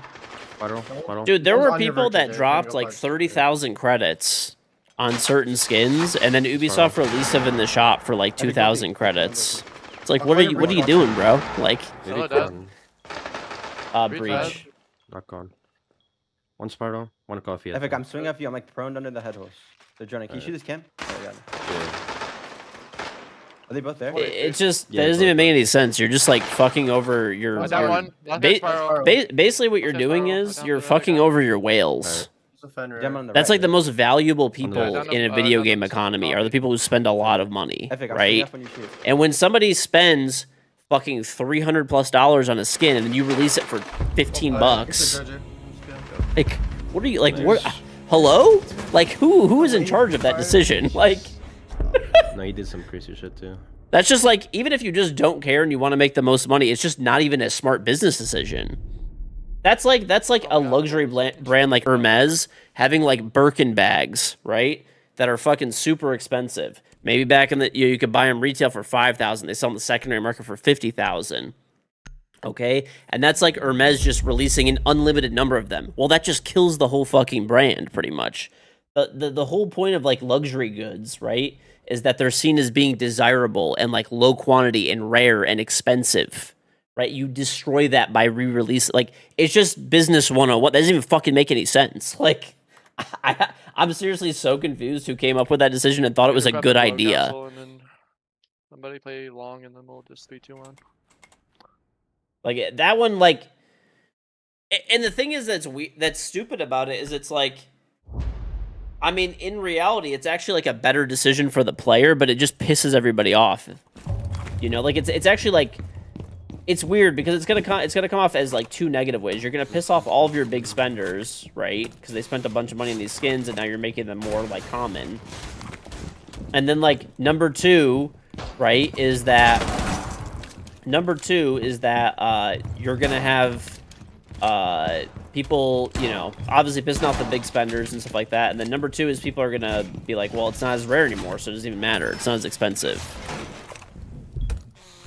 And on top of it, Ubisoft is gonna be seen as greedy because they're gonna be like re-releasing these skins on like them just for more money, right?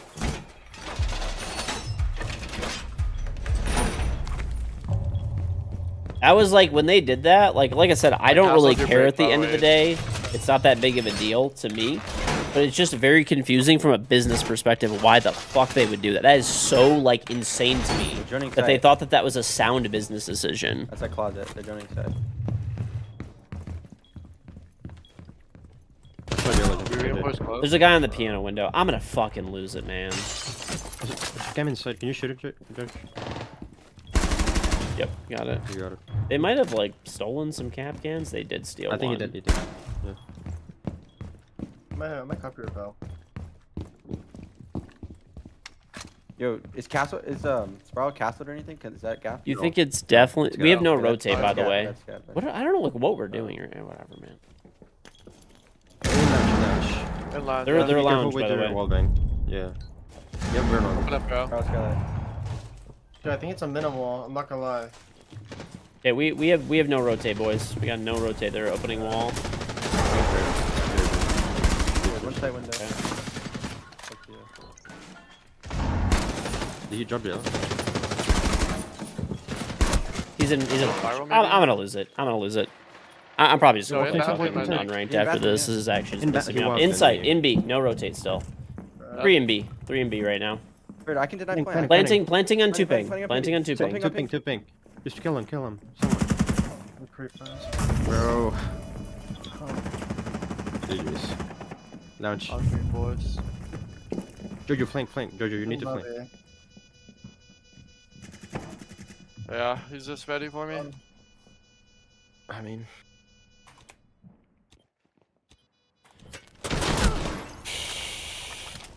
Got no bird. I want to play. Inside on your Sure. range. I think You know, shotgun player? I think that's probably my last. To be honest, I'm just gonna chill and play a little bit of unranked and stuff. You don't want to get it back? I don't know. I'm just playing like shit and like, to be honest, it's just getting kind of annoying when there's like really basic shit not done, like a rotate in between the two sites. Like, it's just getting frustrating, and then like I'm playing bad because of it, and I don't want to like throw those 50 fucking elo. It's insane. Bro, fuck. All right, yeah, GG's, but good luck if you're still playing. GG's. That's rough, bro. Oh yeah, let me get the cappy off the printer. Yeah, I don't know. I mean, I was playing bad, but I'm not gonna lie. I was just getting frustrated too. That was a game that we just shouldn't lose ever. Oh well, it is what it is.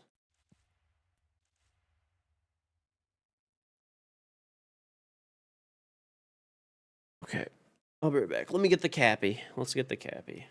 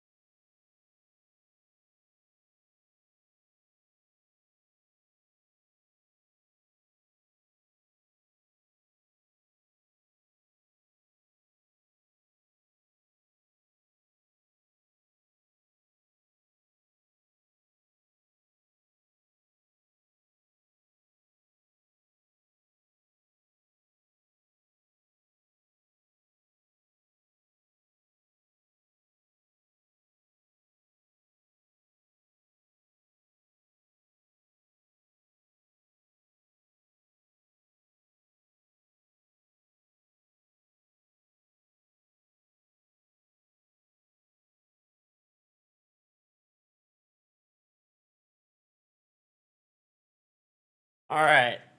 Ready for the Cappy reveal?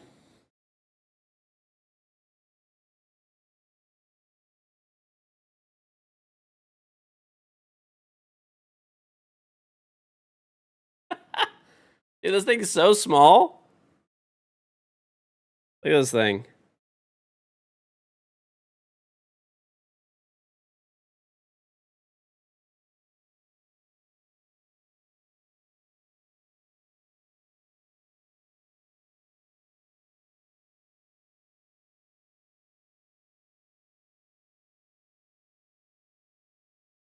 Oh yeah, I want to go get some cabbage salad.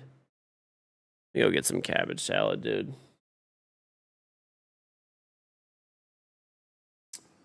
You want to screenshot this?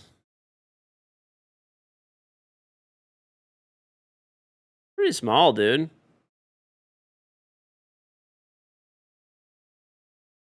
My daughter's gonna love this thing. All right, I'll be right back.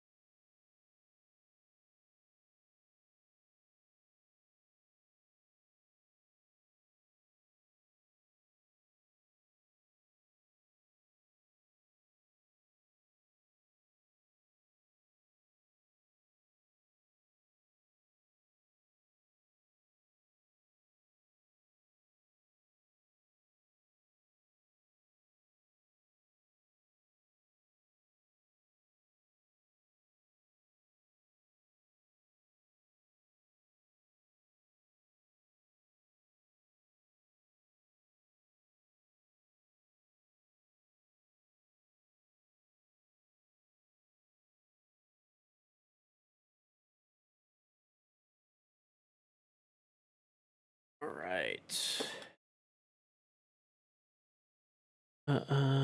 You don't own a horse. Um.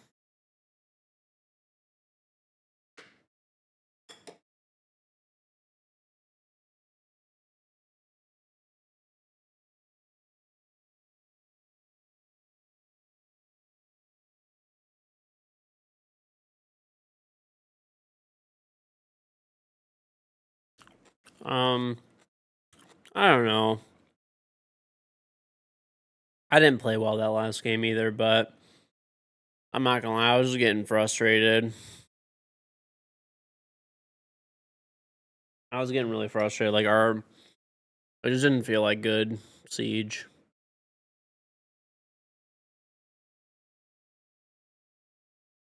That's why I just didn't continue playing. Sometimes when you're just not feeling it, you're just not feeling it.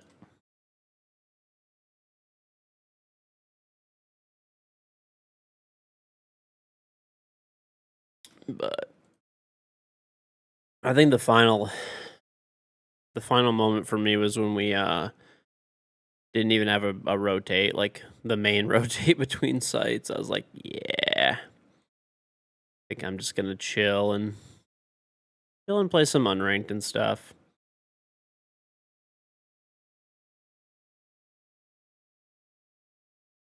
But I don't know. I played poorly that game anyway. I don't even think those guys were cheating or anything. I mean, it could be, but it doesn't really look like it.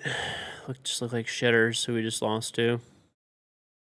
Keep playing until you smash your monitor. Yep. Could be the move.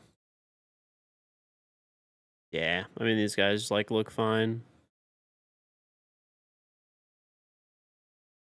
Anyway, though,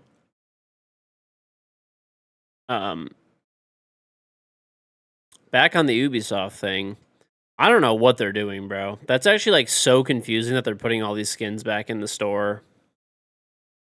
Like, it's actually straight up perplexing. Like, they literally manage, like, it's actually like kind of incredible to me how they manage to piss everybody off. It's amazing. It's honestly amazing to me. Like, you piss off your biggest spenders, the people who dropped a bunch of money on skins in the market, and to every regular player that's not going to buy that shit anyway, everyone just thinks they're being greedy by re-releasing old skins as like a money grab, and then you just win with no one.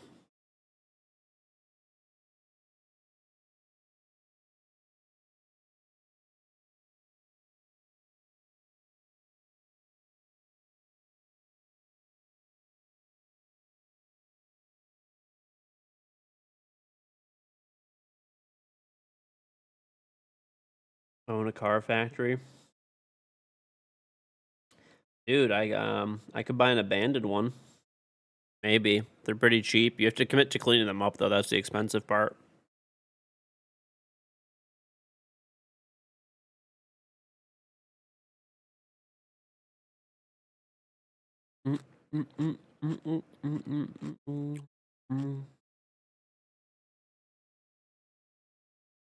Is Chroma Streaks or Obsidian in the shop today? I don't know. I already have them, so I won't be able to tell. I wouldn't clean it up. It doesn't make any financial. I mean, that is why no one's bought them, right? Generally, the auto plants, they are cheap. Cheap. I mean, you still have to pay for them, but like you get a lot of land and stuff. But they're very contaminated, and you have to clean them up to like EPA standards and stuff, which cost probably tens of millions of dollars. It's really expensive.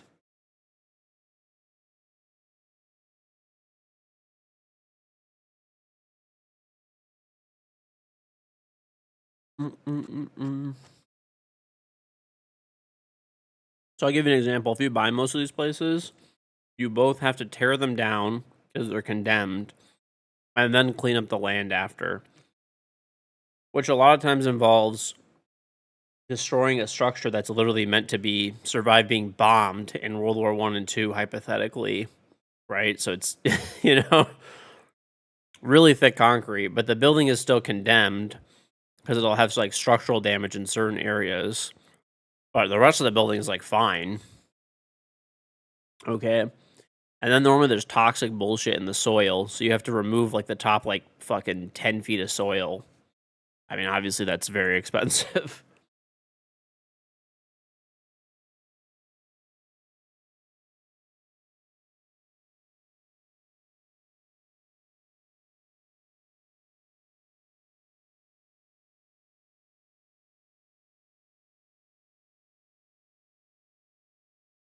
They should build data centers there, though.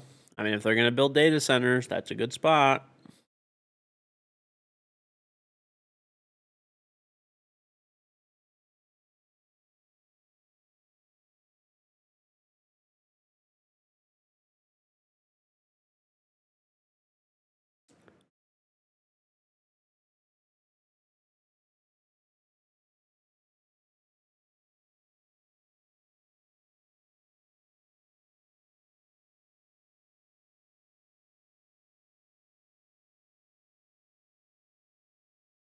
No, I mean it's not financially viable.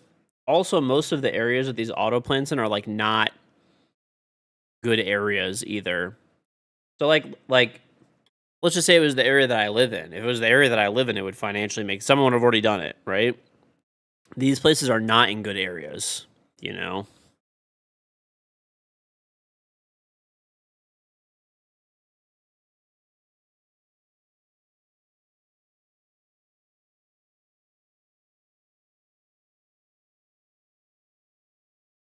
Like you're realistically gonna drop like probably $30+ million to get a piece of land that's maybe worth like 10 or 5, you know? Pro data center.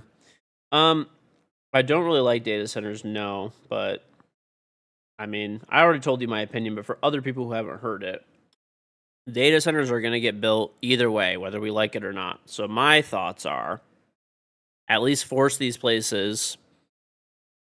If they're going to build a data center, you can even put some like tax breaks or whatever. I don't know. Figure something out to make it work financially a little bit better. Okay. But instead of them buying like farmland and building a data center on it, instead, why don't they buy an old automotive plant in Detroit or an old steel mill in Gary, Indiana? Right? Most of the high voltage electrical is already run there. It's already ready to go. Probably needs to be, upgraded a bit, but I mean, producing steel takes a lot of fucking electricity, right? Producing cars does too. So most of the electrical needs are already there. And you're just taking a piece of contaminated land on an abandoned building and actually putting something of value on there, right? Even if it just employs a few people, as long as it cleans up the land, that's a net positive, I think.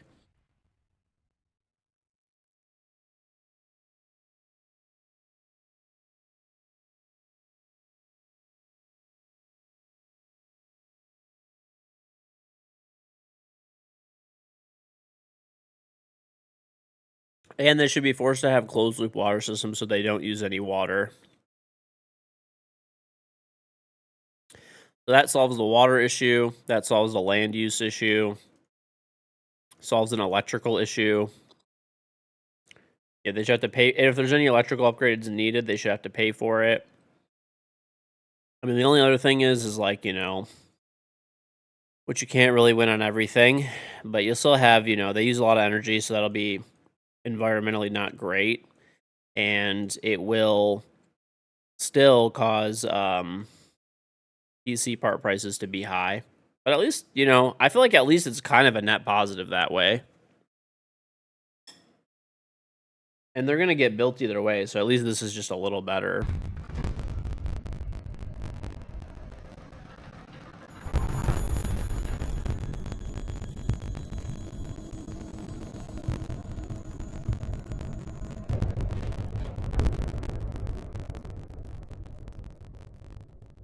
Or maybe we all just stop generating AI furs with 473 titties. Yeah, in your dreams, buddy. In your fucking dreams.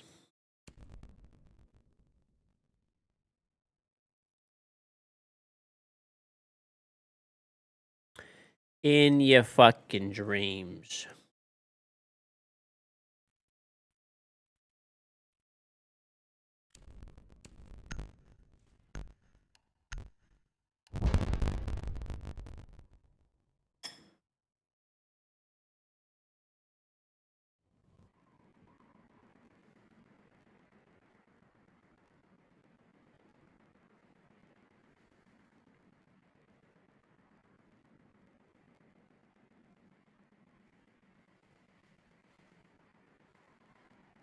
Dude, what if Gary, Indiana became the data center capital of the world?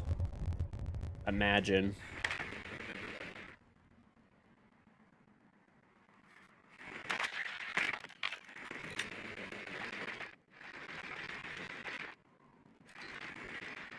I have no sound.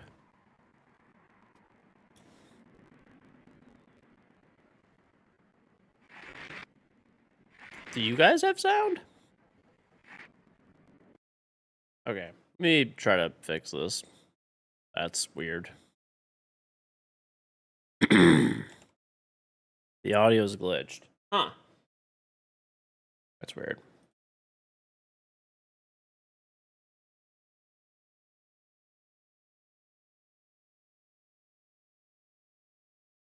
Okay.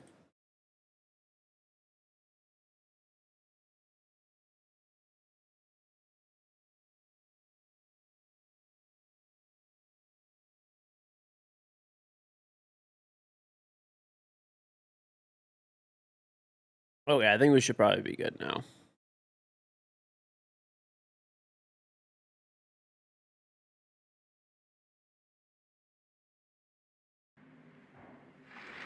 Better? Good now?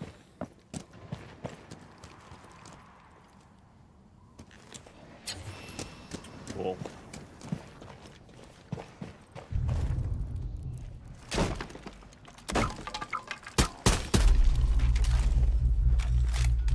That was weird.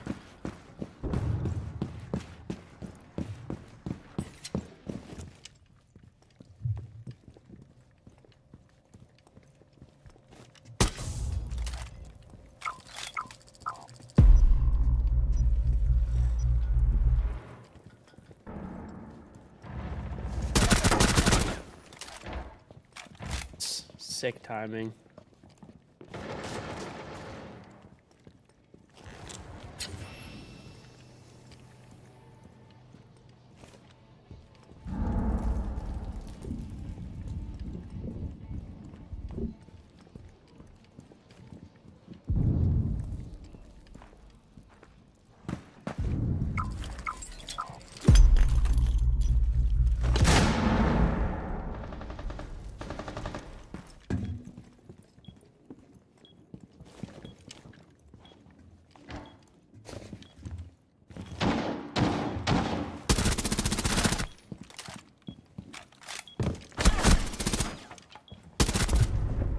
Okay.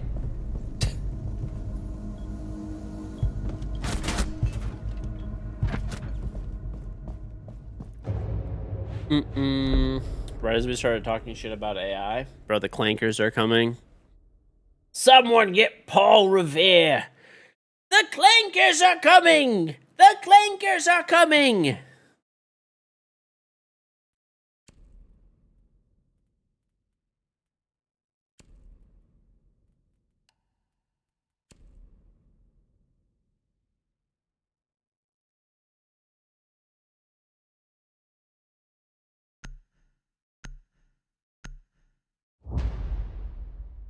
Mm, mm, mm, mm.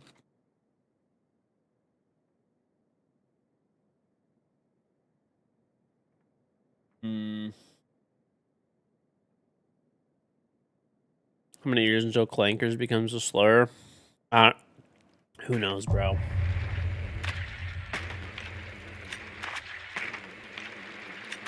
Who knows? Whenever the clankers take over, then they'll turn it into a slur.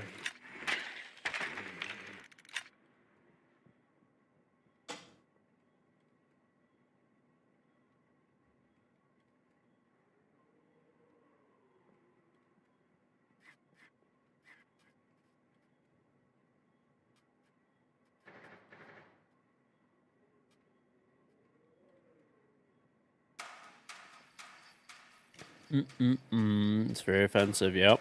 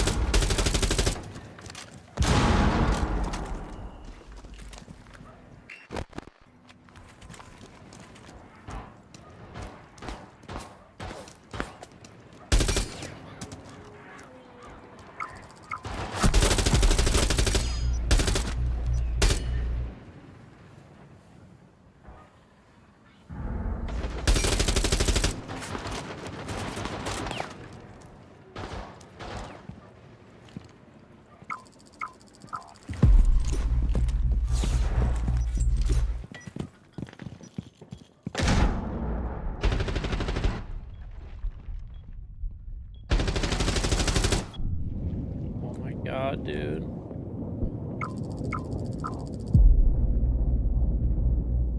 Time to wait for the fucking 9 hours of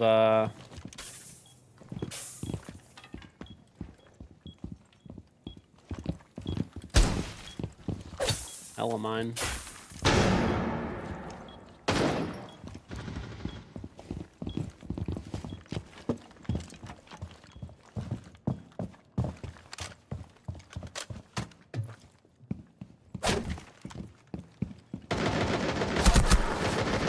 He's not even anywhere near there. That's tragic. Okay.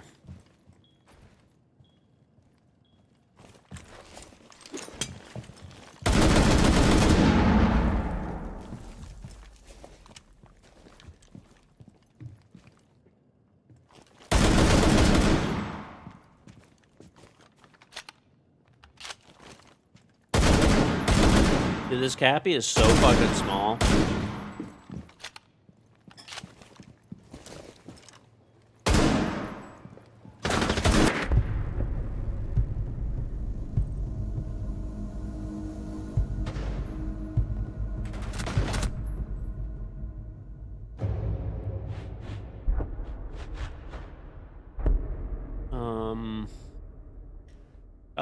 Elamine's got buffed. They last 9 seconds now, which is insanity, by the way. Straight up insanity that they last that long.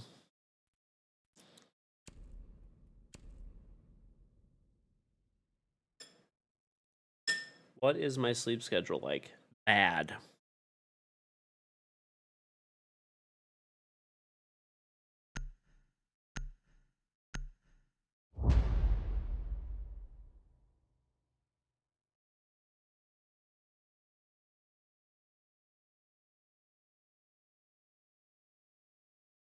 Enjoy the hour sharp.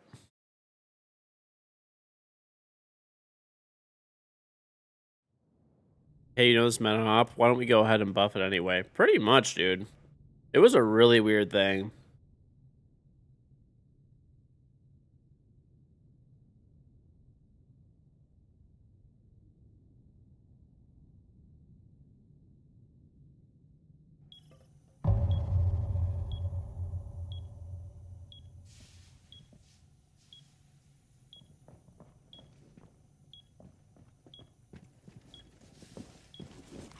Prime sub, will you get my charm? Yep.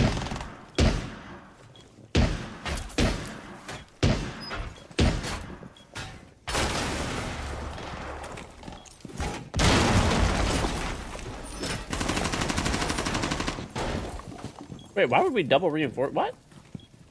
The fuck? Interesting play.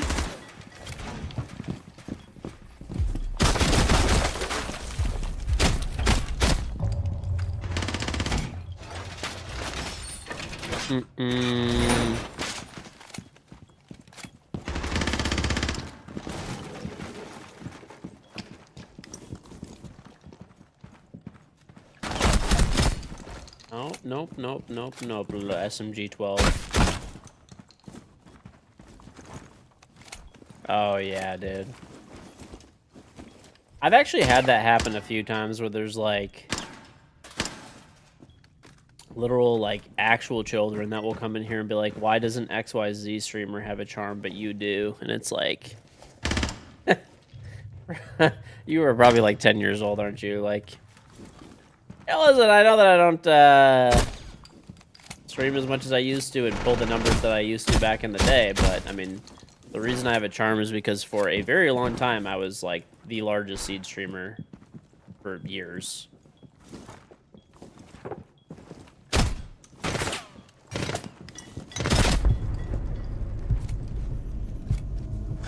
Still the largest. Now just the fattest, maybe. Maybe that. But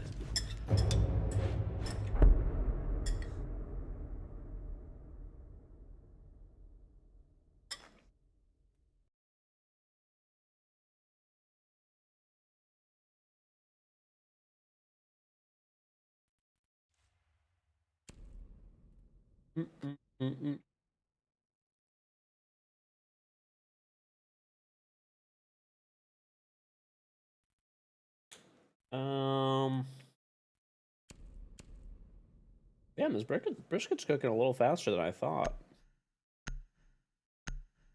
Well, it's at, I guess, internal Internal, one of the thermometers 114, one is at 140. So I guess it's still a little bit. I gotta go spritz that bitch. I forgot. After this, I will.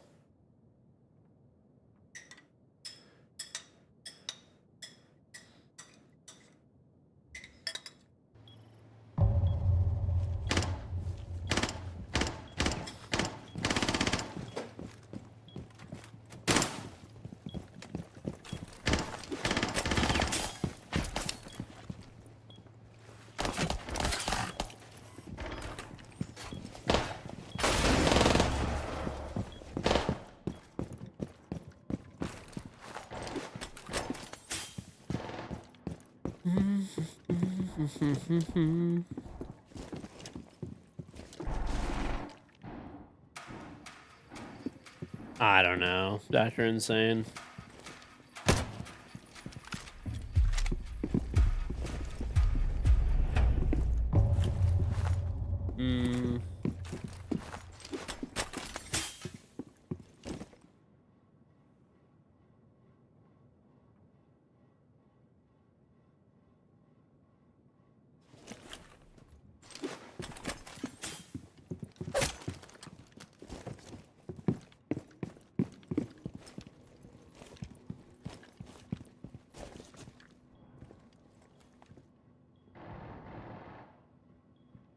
Are they not going to come small tower?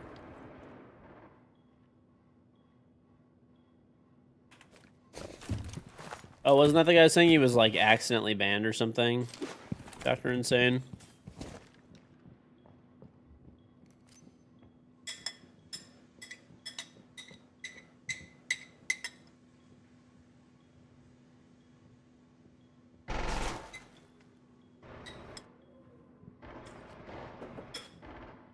July 17th. Damn, you have the receipts, dude. Holy shit.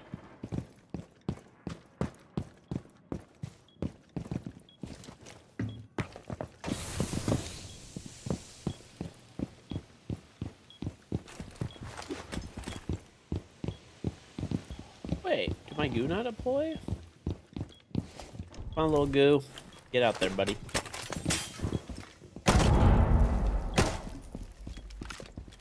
Fire. What? How do I...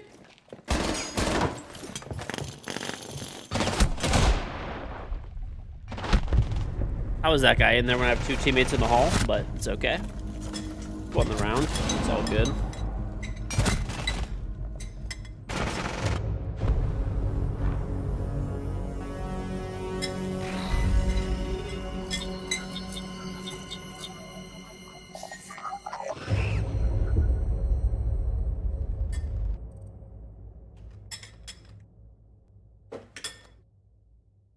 I am tweaking. What the hell is that shit, dude? How am I dying from that?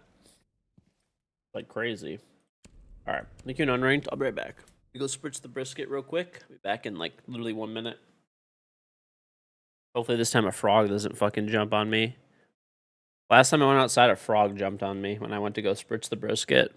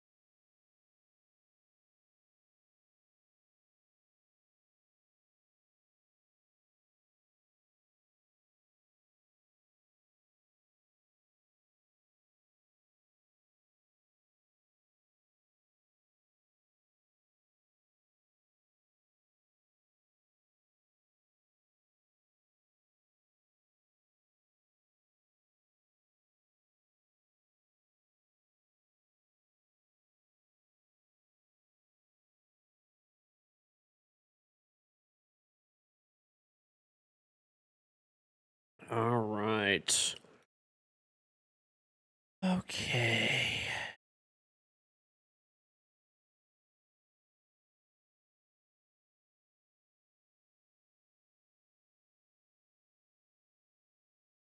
Mm-mm.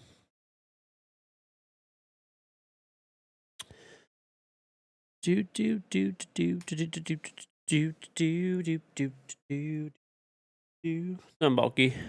This chair looking so fine. God couldn't pull me out for a fucking chair, bro. Are you actually down that bad? Are you down that bad? There is just no fucking shot that a chair has got you thinking that way.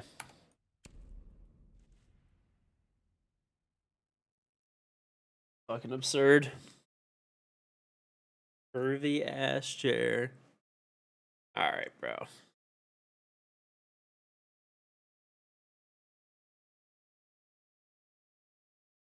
Fucking degenerates.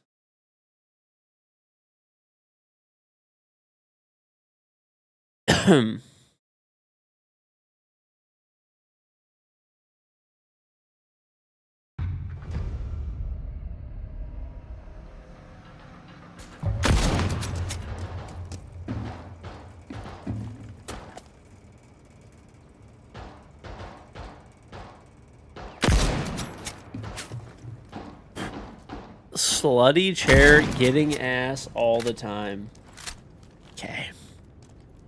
Quick match? It is 6 in the morning, so yes, quick match.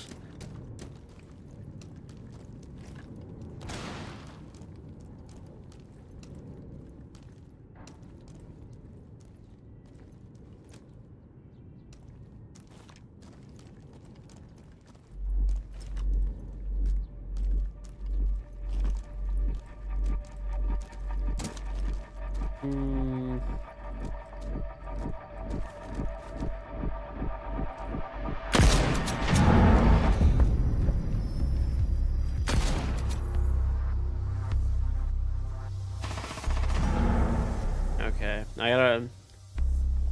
I'm gonna have to. So the brisket that I have is actually it's a half brisket, but it's cut into 2 quarters. So obviously one of it's like, cause I got half a cow, right? So the other person that got the cow got, they cut up the cow so that it's in quarters technically. Like that's how it's like butchered. So basically I have like a fat piece of meat and then like a skinnier piece of meat. I'm probably gonna have to wrap these at different times and take them out at different times because like the one brisket is already at an internal temperature of like 145. So like once it gets to 160, I'm gonna have to wrap it. Whereas the other one is still at like, because it's way bigger and thicker, right? It's at 120. Talking about your fat piece of meat now. Who's the perv? Okay. You guys are fucking objectifying a fucking chair.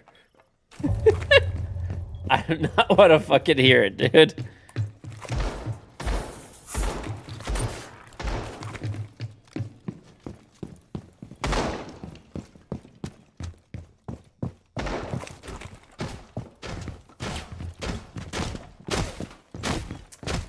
You guys are just degenerates in general, bro. There's just no saving you.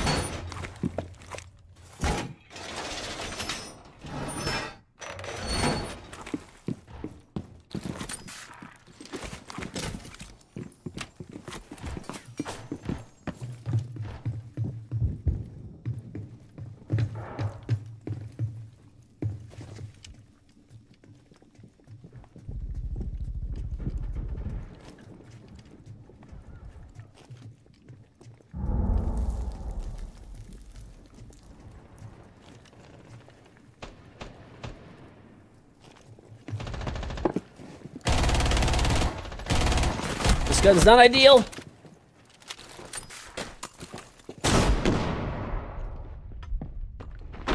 Why am I still blind?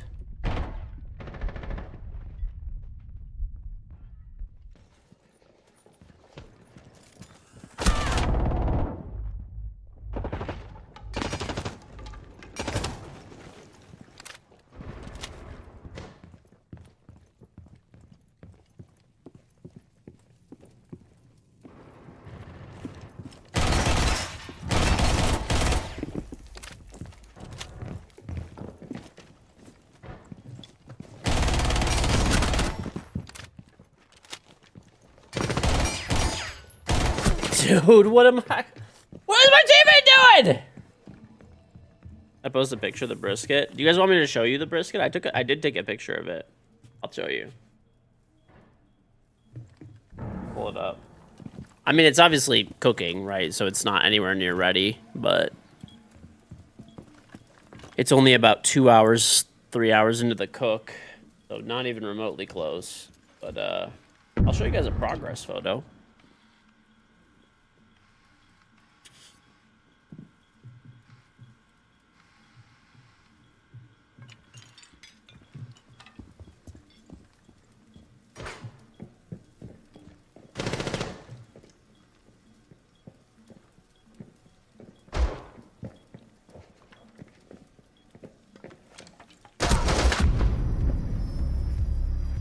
Can't wait to shit on this.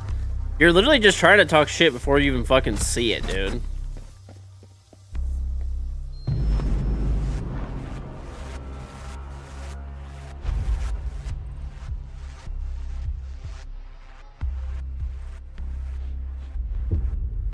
This is pick 1.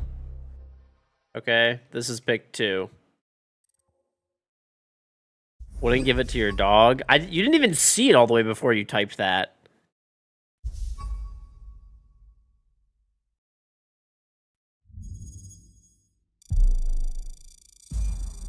Free fired me. Small for a small guy.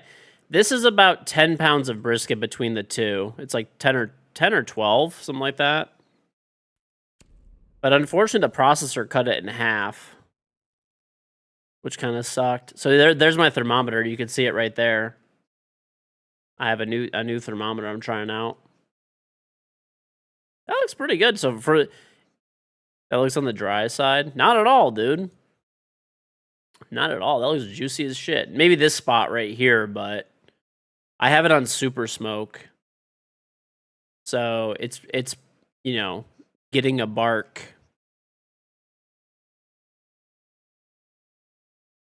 Well, I haven't wrapped it yet either. I'm gonna wrap it in a little bit.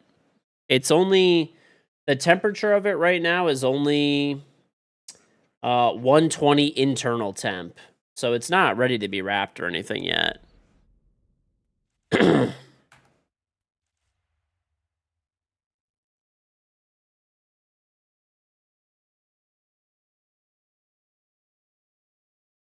Let's see what my 3D printer's doing.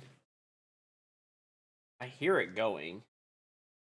Well, I need to shut down my Creality one. That's what I should probably do, because that one's not running.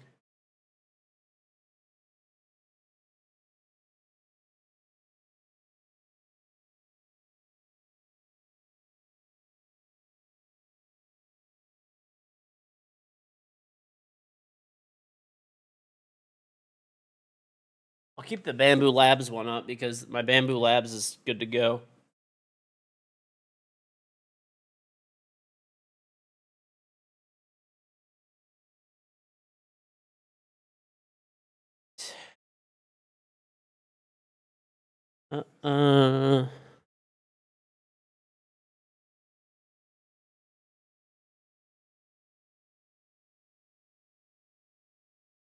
In 2026, girls are mostly fine with unwrapped meat. Okay, bro. You would eat it as is right now. You're so hungry. Your chicken looks weird. Okay, bro. That meat looks like it had a hard life.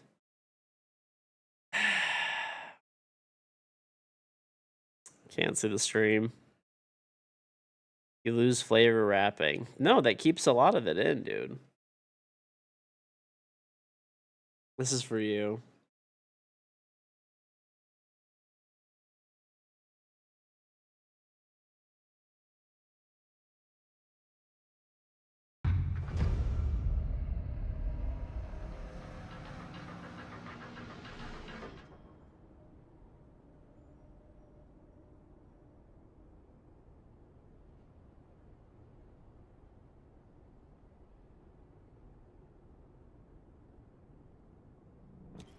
My auto brightness is going insane. It's going insane, I'll tell you. Insane.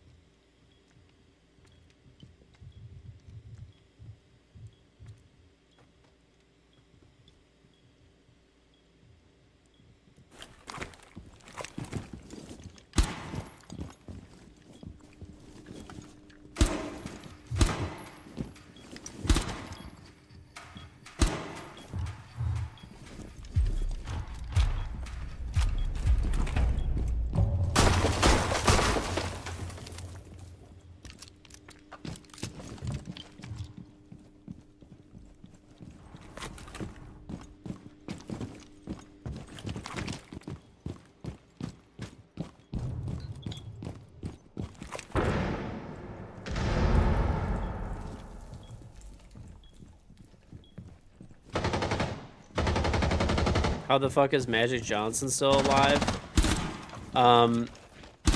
Money.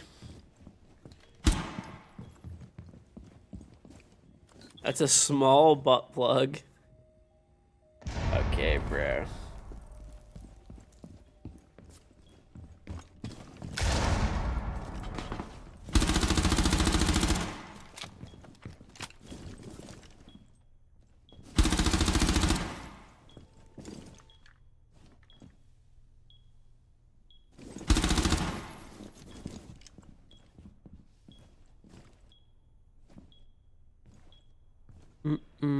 Have I ever used a cheating device, to be completely honest? Nope. The only, like, cheats, quote-unquote, I've ever used is cheat codes in, Grand Theft Auto, which I honestly did not even really find that fun. I don't understand why people cheat, honestly. I have no clue. I don't know how you could find it enjoyable. Like, it removes the challenge.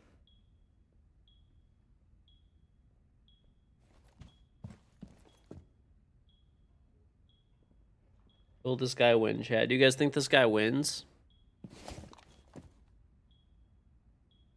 Hey, well, thank you, Vincent.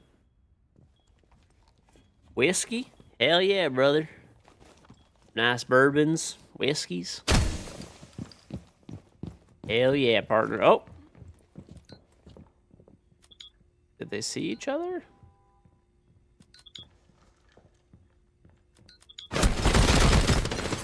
Oh boy.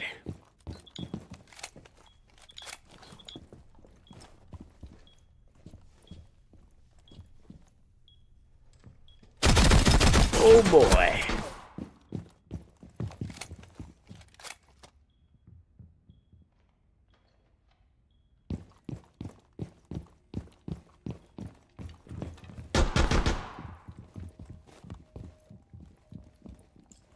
Irish single malt.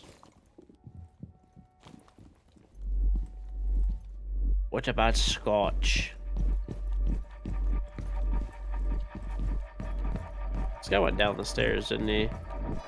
He sure did. We're about to have... This guy does not know that he planted downstairs, does he?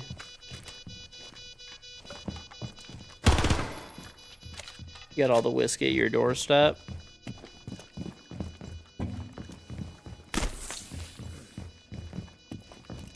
Do you guys think we win this? Does this guy clutch up? I think I believe. He's wasting a lot of time. Oh, he actually hit him too.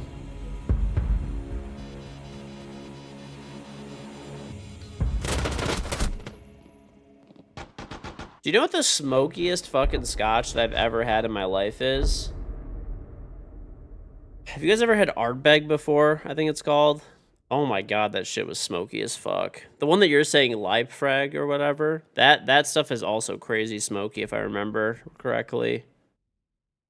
Smoky as fuck. If I remember, I don't know, it was a long time ago, but if I'm remembering right, I went to like a scotch tasting one time. That shit is smoky. I'm gonna be a scumbag and just play like F2 Snake.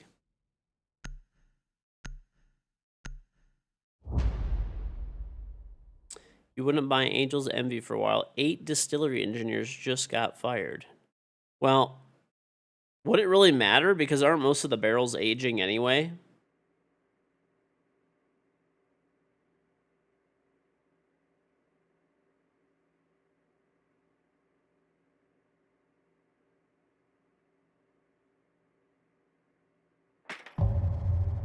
Mm-mm.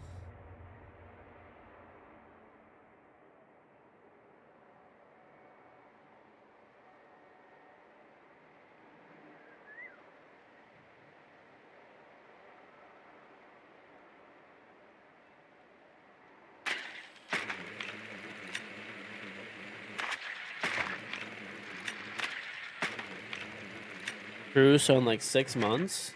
I thought, isn't Angel's Envy a 3? They age it 3 years, don't they, at least? Or maybe it's more?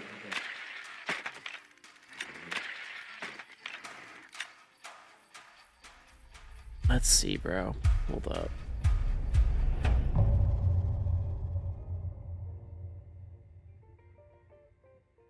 Uh, 4 to 6 years.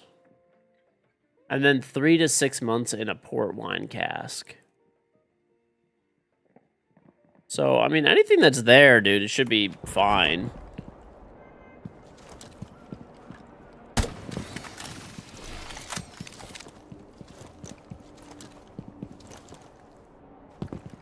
What's up, Matar? Whoa. Let's relax, Chief. Oh.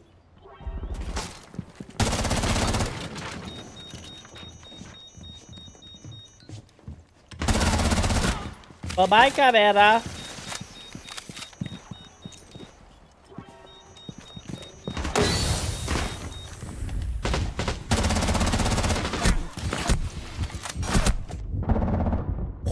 Oh, that guy's pissed.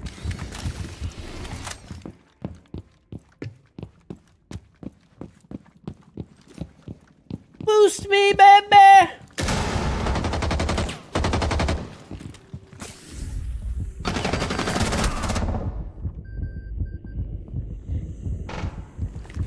The timing is insane! Fuck, man.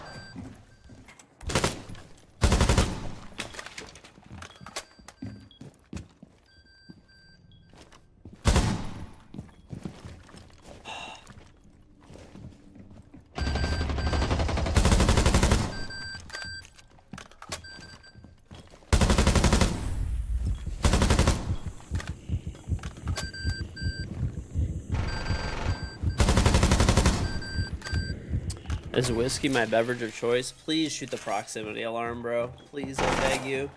Please. Let's just go face fuck a mirror. Go around, please! Shoot the beaver! Oh my god, bro.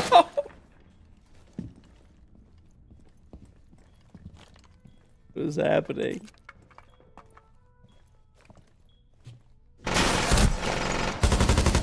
Oh my god, we fucking won that.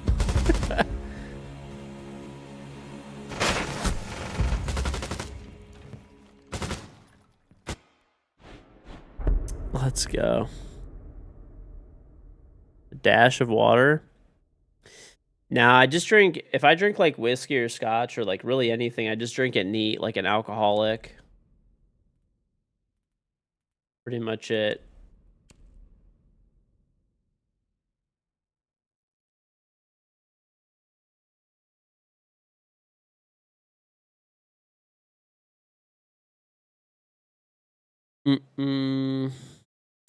On the rocks is for pussies. That's what I'm saying, dude. Who wants to? Who doesn't? You know, you want to get the full effect, bro. Full effect.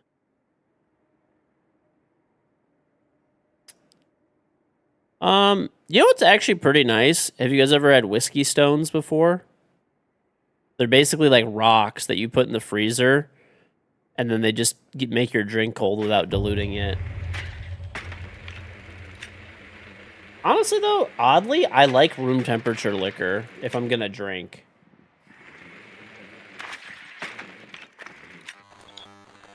Whiskey Stones are scamming at rocks from the creek. Whatever, bro. These are a little bit nicer. I get the ones that are stainless steel. They're basically just pieces of, they're like little bricks of stainless steel, and they keep your drink pretty cold for a minute.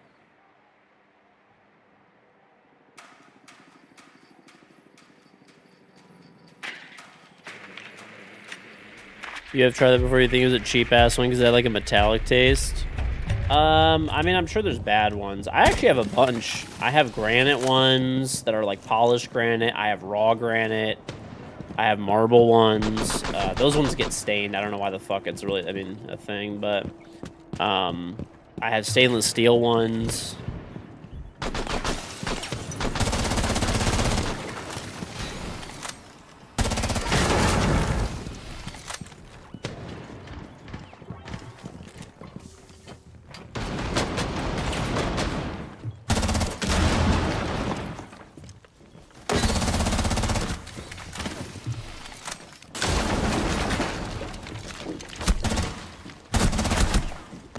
Where is that from?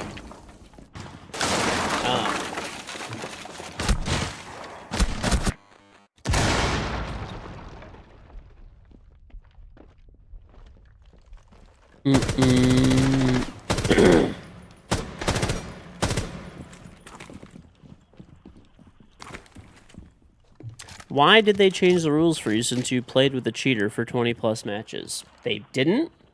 Where do you get that information? Did you just make it up?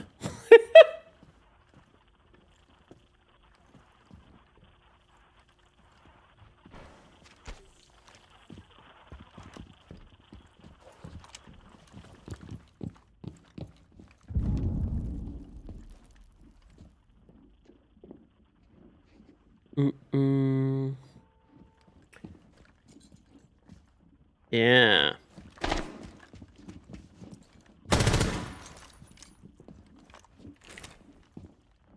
Gonna shoot him with a max charge.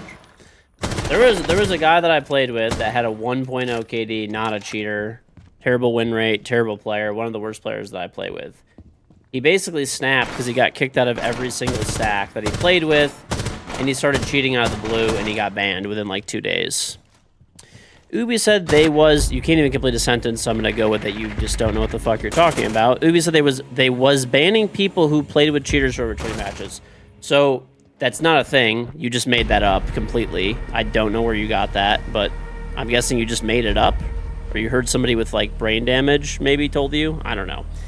There are people who have thousands of games played with cheaters. Thousands. I've encountered, like, pretty much every time I'm playing versus a cheater, there's like groups of people who just get boosted like all day, every day. They have thousands of games with cheaters. Thousands. They're not banned. Thousands.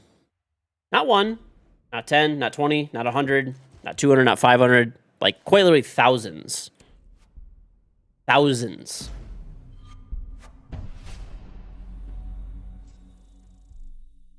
There are people who just there's people that, you know what's crazy? There actually are cheaters who, it would actually be kind of nice if they used that associate, or whatever. It's not an association, man. It's a boosted by cheater ban for some of these cheaters. You're making shit up at this point. Let me send you, like, you're just making shit up. You can't even complete a fucking sentence. Are you, like, brain dead? Hello? It's not a thing. Like, I don't know what to tell you. Like, you have actual brain damage. Like, I don't know what to tell you. You're actually just lost. Like,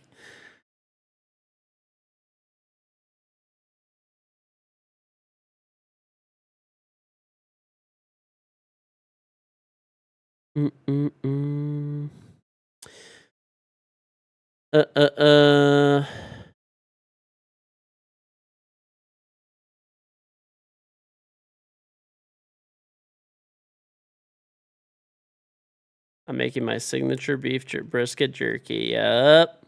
Heck yeah, buddy. By the fact that you've been following for 14 minutes, I'm going to say that you're just a lobotomy victim. That's probably what it is. Life is probably just unbelievably awful for you. Waking up is a struggle. So this is your day. I did. I showed pictures of it. He can't even put links anyway. Like, people can't put links. Not a thing. Anyway. Lobotomy victims, what can you do? I'll cancel the predictions from that game earlier. I don't really know. That was a weird game. I don't know how we lost that, by the way. 50 fucking elo down the drain is insanity. That is literally insanity, man.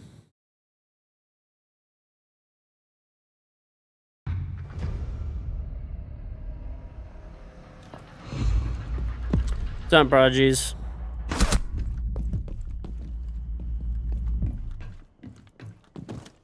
You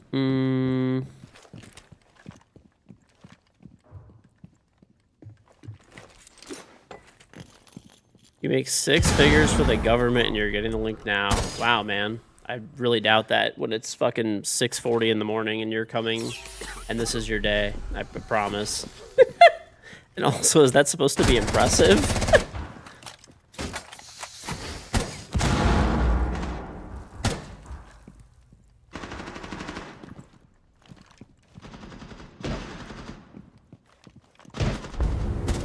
Brother, if this is your day, your life is unbelievably awful. Let's be truly honest here. But we'll wait. We'll wait for this. We'll wait for this. First of all, you're not going to be able to post a link anyway. It is literally not going to allow you to do so. But let's hear, what is your source? Where is this source coming from, and where the rules were changed? Because I'll love to see that one as well.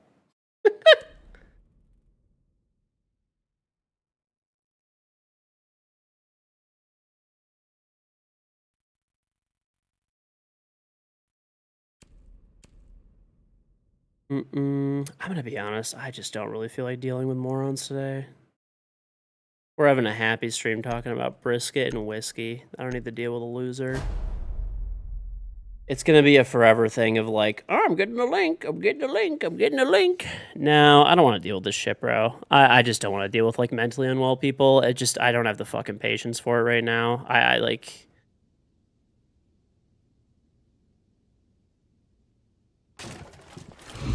Why am I Clash? What? Did I pick Clash? Maybe I picked it. I'm used to banning it. It's cooked when they flex the wallet. I guess flexing the wallet of making, like, you know, whatever. I'm just... That's pointless. I don't want to deal with the mentally ill today. It's just not what I want to do. I'm good. I'm just gonna put my shield there and just like run around, I think.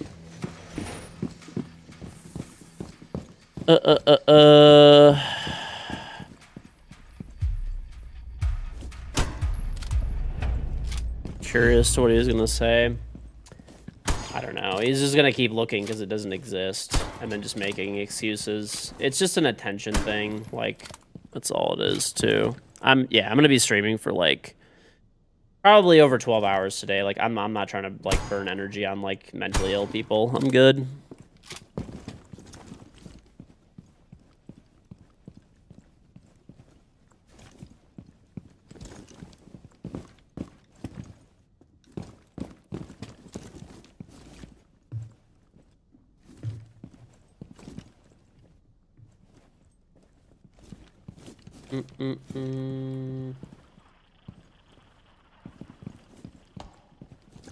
Six figures, he fails to mention it's yen.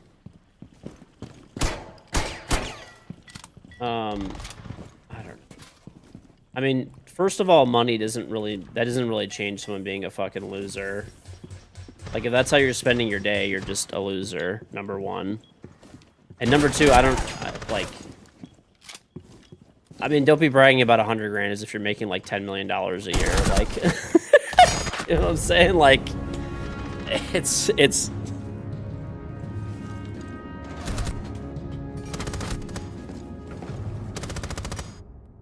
that is comical.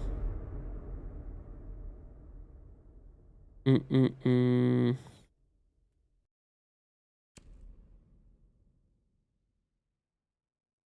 have to pull this brisket. It still has 10 degrees left. All right, what are we playing?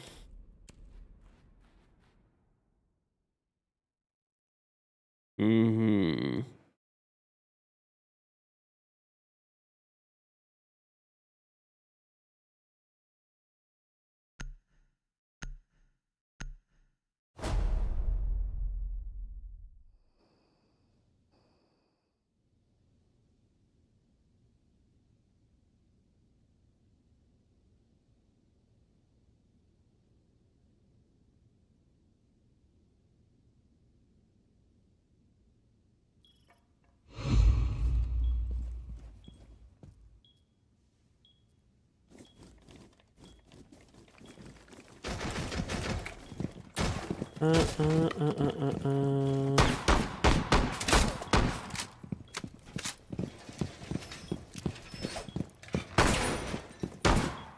Once you can retire your parents, that's when you can boast about income. I think that's fair.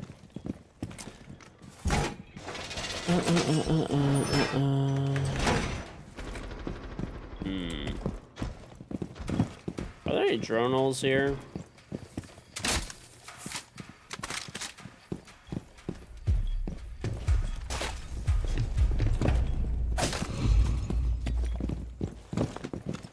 Icy yak. Thanks, bro. Nice team kill.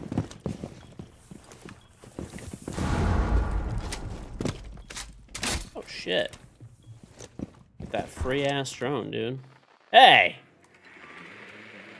I think my own teammate shot my drone, man. It's fucked up.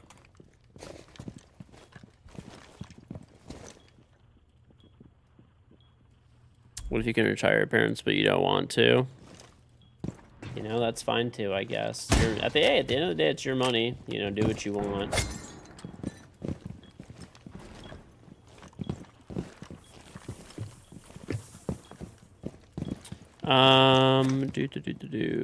Batman can't boast about his income. Bro, Batman's a Nepo baby. He inherited everything anyway.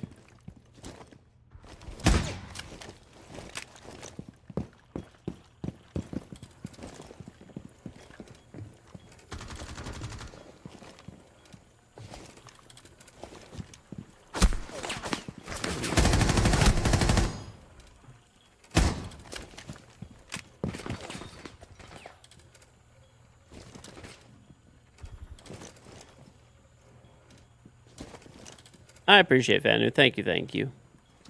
Thank you for the raid. Really? I guess he got away in time.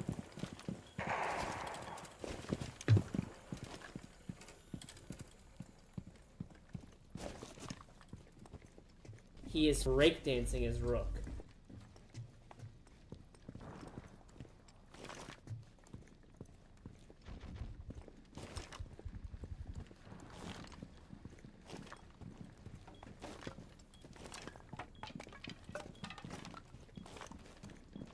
MacGyver, thank you for 25 month resub. Welcome back. Very much appreciate it. What's up, MacGyver?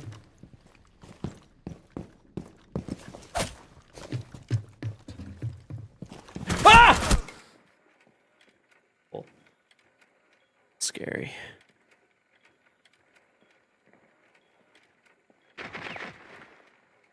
Mm-mm.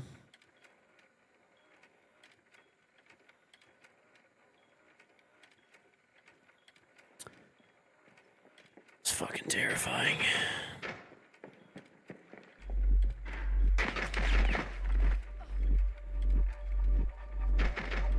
Oh? Clutchmaster? Hi, you win! Oh, let's go. He's the GOAT, bro. Oh my god, he almost died.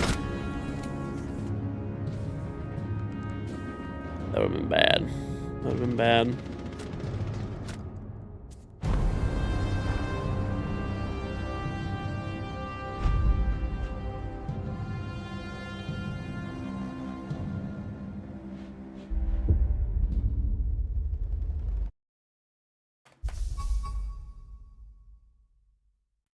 Okay. Should we leave TikTok and YouTube and Kick on today for like the other stuff? I think we can. Fuck it. It's I want to get we do have the reveal and stuff today.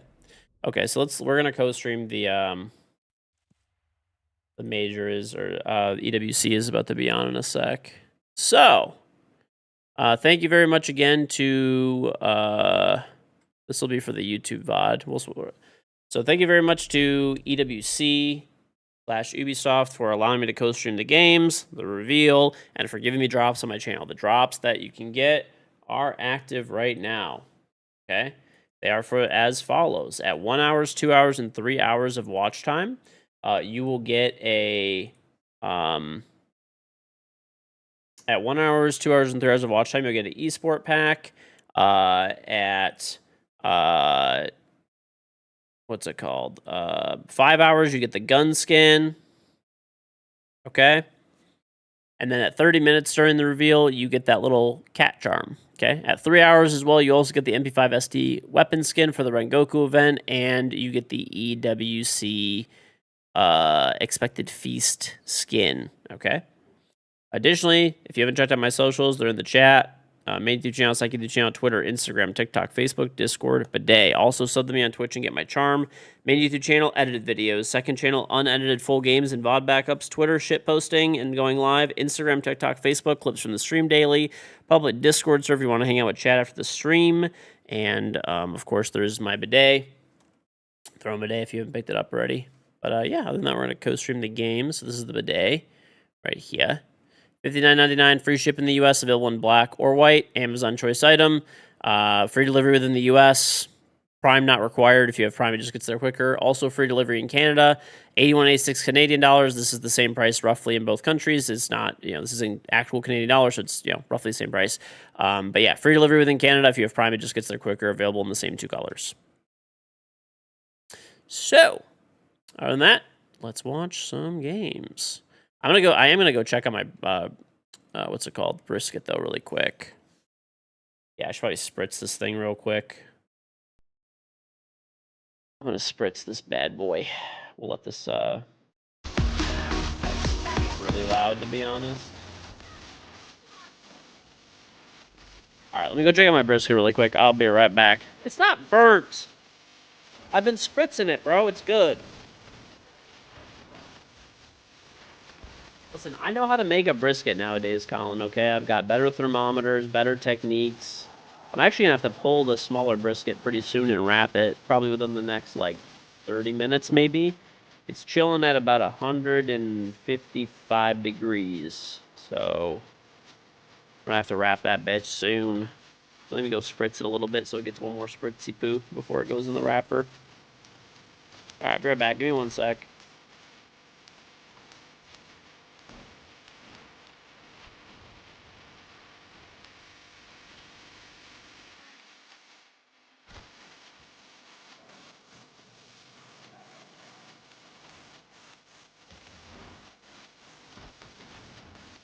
Spritz well, thank you. I have to do something else. I don't remember what. Whatever. I'll think of it maybe when I go upstairs.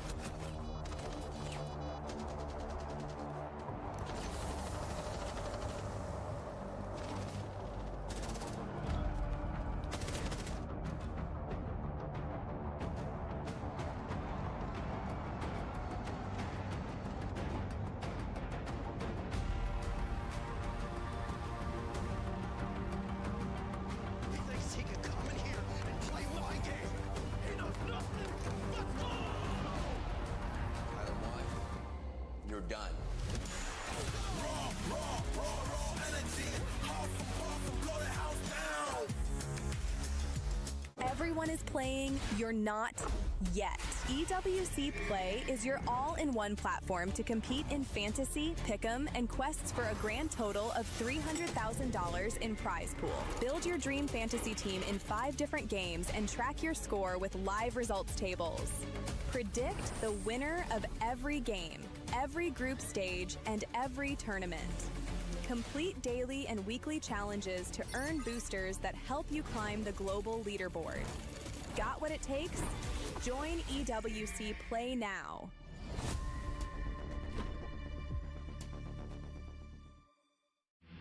A lot of people are haunted by their past. I'm inspired by it. They're not just playing for themselves, they're really playing for their entire family. They have defeated their demons!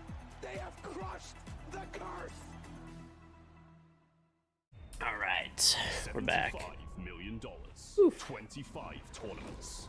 Over 2 I remembered what I had to do too. Only one. My car had an update, so I went in the garage and just set it to update.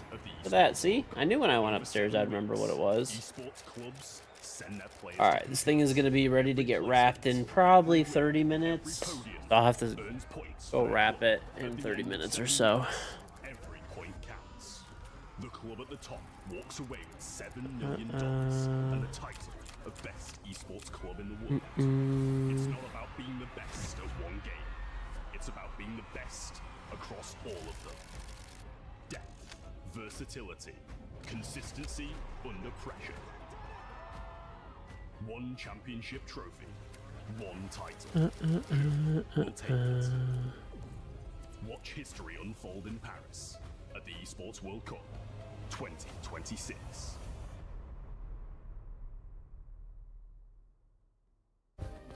Play is in our DNA. Whenever we let it out, it becomes our superpower. Okay.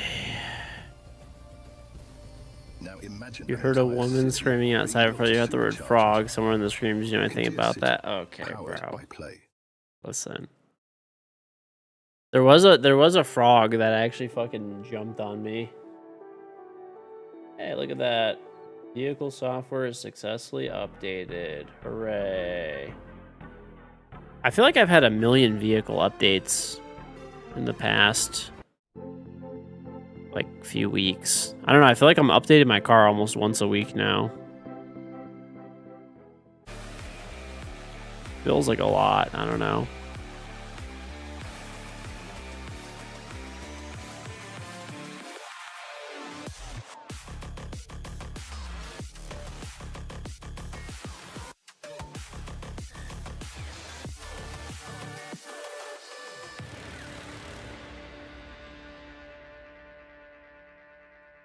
You don't know why the thought of our cars having to get updates feels weird? It kind of does. Well, it's just different. Like, you know, back in the day, your car would have an update, but you wouldn't, I don't know, you'd have to go to the dealership to do it, you know? Whereas now it's just there, I guess. Singular posture for 12 hours a day. It just gets over the air updated. It's time your chair evolved. This is Secret Lab Titan Evo. Ergonomically engineered for you, gamers, hybrid workers, artists, backing your every move.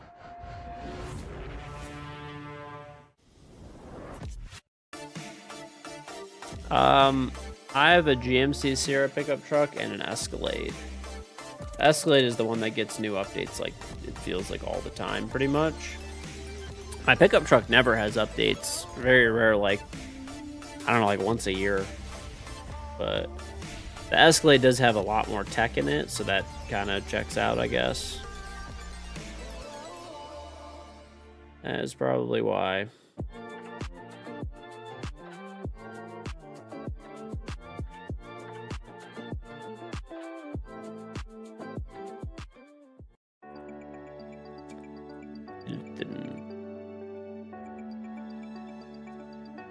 Good taste. Thanks.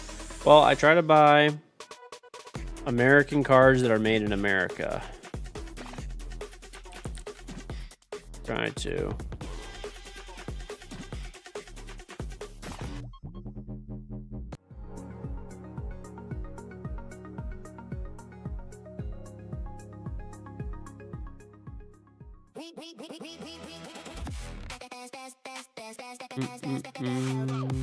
All-American man.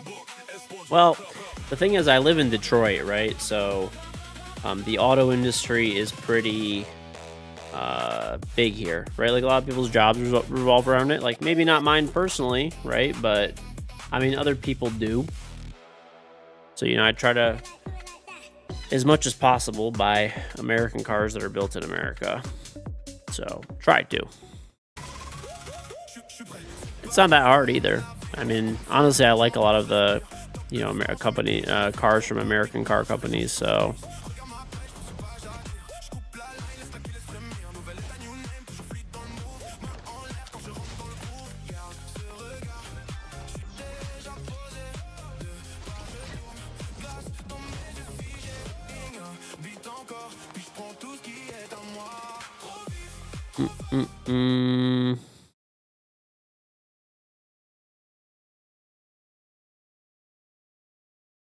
This is Paris. It's very hot today, and scooters are loud. These are our bikes. Many bikes. Drops should be on, I don't know, pretty much any minute. I don't know. As soon as they're on, we'll have them here. This is where we enter. This is where you spin Okay. Time zones are a thing. So the first match starts at 8 a.m. Eastern, which is an hour from now, right? But they generally turn the drops on like a little bit earlier. So I don't know. Whenever they turn them on, we'll have them right away, you know. These are the jerseys. I like this one. This are we cheer. These are my friends. Good friends. These are our players. This is where they put crush keys. Boo-hoo. This is EWC. Merci. Welcome to the battlefield. Yes, well, yeah. Time zones are a thing. So they can get confusing. Watch where he steps. Come closer. I dare you.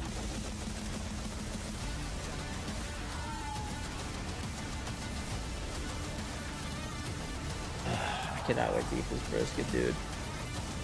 I'm not gonna eat much until then. I'm just gonna eat some cabbage salad. And that's pretty much it. They were wrong. I trust my teammates, and they trust me. Let's get to work.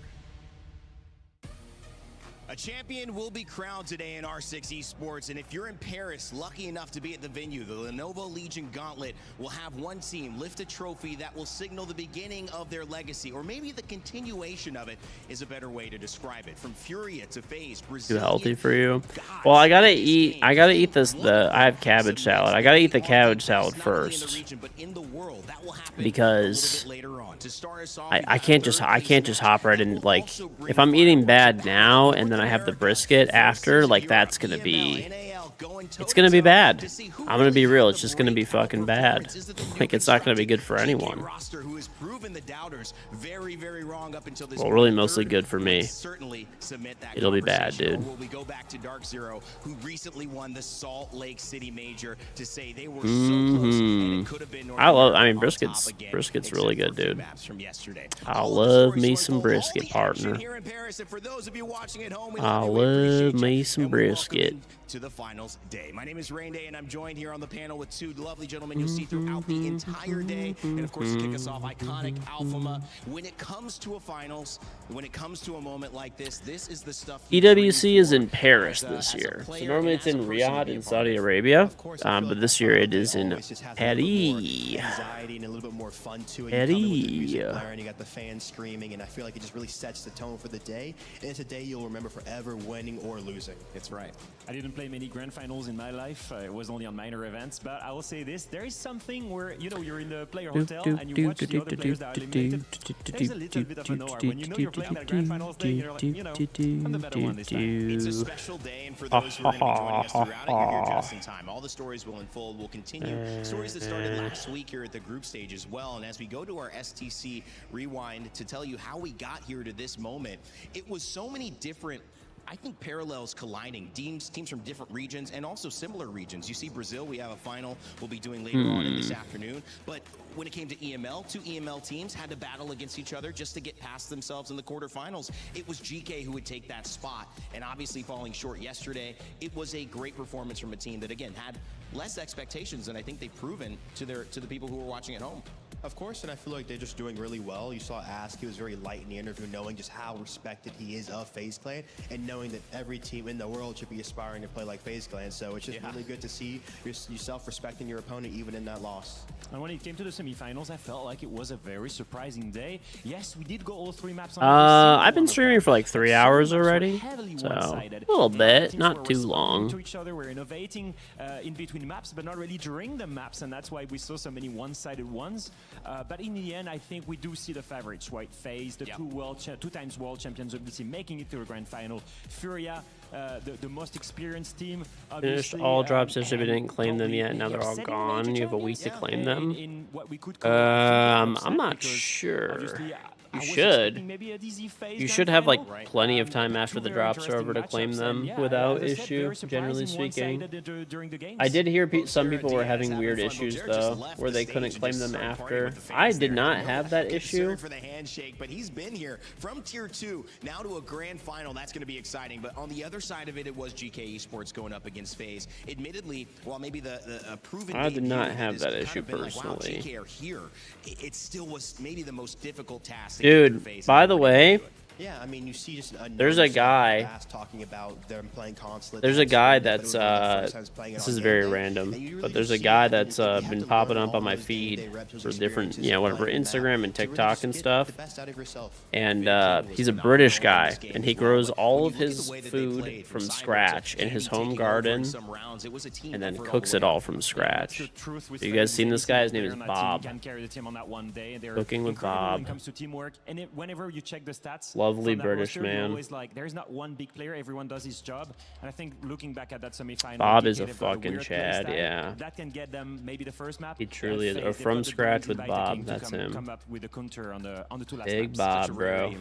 Absolute fucking G. That guy is. For that long, it's going to be a challenge for Furia, but they certainly are up for it. As 2 Brazilian teams are going to put on a masterclass for us to end the day. But to kick off today, we have our 3rd place match. Now, the last match, the grand final, will be a best of 5. This still a best of 3, gentlemen, and kind of starting to look at Dark Zero and GK Esports. They come into on Scorpion Queen. Lines of thought. GK he home grows his own beans. I don't think I've seen him do beans and toast. I don't think I've seen him do beans and toast. Maybe he's not really British. Now where does that leave them? And Iconic, I'll kind of maybe he's not really British. What do you think's at stake for both of these teams and their continuity, their kind of themes as teams going forward? I think what's at stake is just seeing the systems. How can you bounce back after an extremely tough loss? Because I feel like you're not bouncing out of the tournament, but you're going into this 3rd place match. It's not what you wanted. You want it to be in the grand final, but you have to take where you are and see what you can learn from. So seeing if they can capitalize on the mistakes they made yesterday and have a good. Yeah, I don't know. I mean, I guess I claimed mine like pretty much right away, so I'm not sure. I truly believe they don't approach this game the same way. Really sure. On one side, you've got DZ who won the last major, who are maybe more expected to make the grand final. So this is more disappointment for 2 them. days last week, I didn't eat my boomer vitamins. Look at me. Is massive. Yeah. But I think really the guys that are going to try to prove themselves, that's Geeky. I mean, some missing out on good vitamins. Some of them never got close to grand finals. The only player that played an S tier grand final is Ask, and I was all the way back in Young Shopping in 2022 with Team Liquid. I mean, for most of these guys, that's the peak of their career so far. Absolutely. So winning that matchup is just as important as winning the semifinal yesterday. Yeah, of course, beating a major winner as well in Dark Zero. That would be a nice cherry on top for their performance here in Paris. Speaking of, if you heard some crowds chanting in the background, that's because there are other games going on in other stages that all have an impact on the club championship race as it comes down to our final week. Chris Tunn standing by with an update. CC update to kick off your day about this little trophy, because this trophy, well, it's nearly in the hands of AGAL. They now have themselves a 500-point lead, something that we never would have expected at the start of this 7 weeks. We still have a week to go. Things aren't decided, but yesterday's result with Dennis Lazovic making it to the grand final, he will be going up against Magnus Carlsen in chess later on today. I wish these two briskets would have been I mean, with the way that he's been setting players across the board over in the Allianz Vault, ready at the there same may well be time. an opportunity for him to take down Magnus, although a lot of people are poo-pooing that idea. But the big reason as to why it's important that Dennis was able to pick up as many points as he has done in chess, as mentioned, gives AGAL that 500-point lead heading into next week, which is the ultimate showdown between Falcons and AGAL. For AGAL, Crossfire is massive for them. Going into that as favorites is going to be huge in the club championship. For Falcons, it feels like they're going to have to pick up a win somewhere along the line. When that's going to happen, though, I don't really know. There is so much still to play for here in the club championship, but the AGL team and squad very much have their hand on it at this moment in time. Thank you, Chris. Dude, I can't believe the trophy 50 elo, bro. That totem have one new key in it, of course, after we do our grand final this evening. Also, another key. You think it's going to be crushed. It will be crushed, but it's unfortunately already been crushed for the two teams that are going to be playing first. They did that yesterday, so it's like not gonna be that quintessential key crush we have at EWC. Here's a little bit of the leaderboard that he talked about as well. Falcons looking for 500 more points. AGL in the lead. Of course, some of the teams that we're really talking about the here, trophy, dude. The trophy was made by some like I remember like reading an article on it. $85,000 financially. That's a difference, Iconic, in terms of winning one game in Rainbow Six. Yes, and I feel like too, we talk about DZ saying they might not be as in it, but I feel like DZ's culture, yeah, you're right. The opponent, they're going to be going for it no matter what here. So I feel like it's going to be a great game of Siege. It's men on a mission. Whatever the game is, whatever the mission is, they will be on it. And they are probably the most disciplined team in our ecosystem, so I think they will fight for it.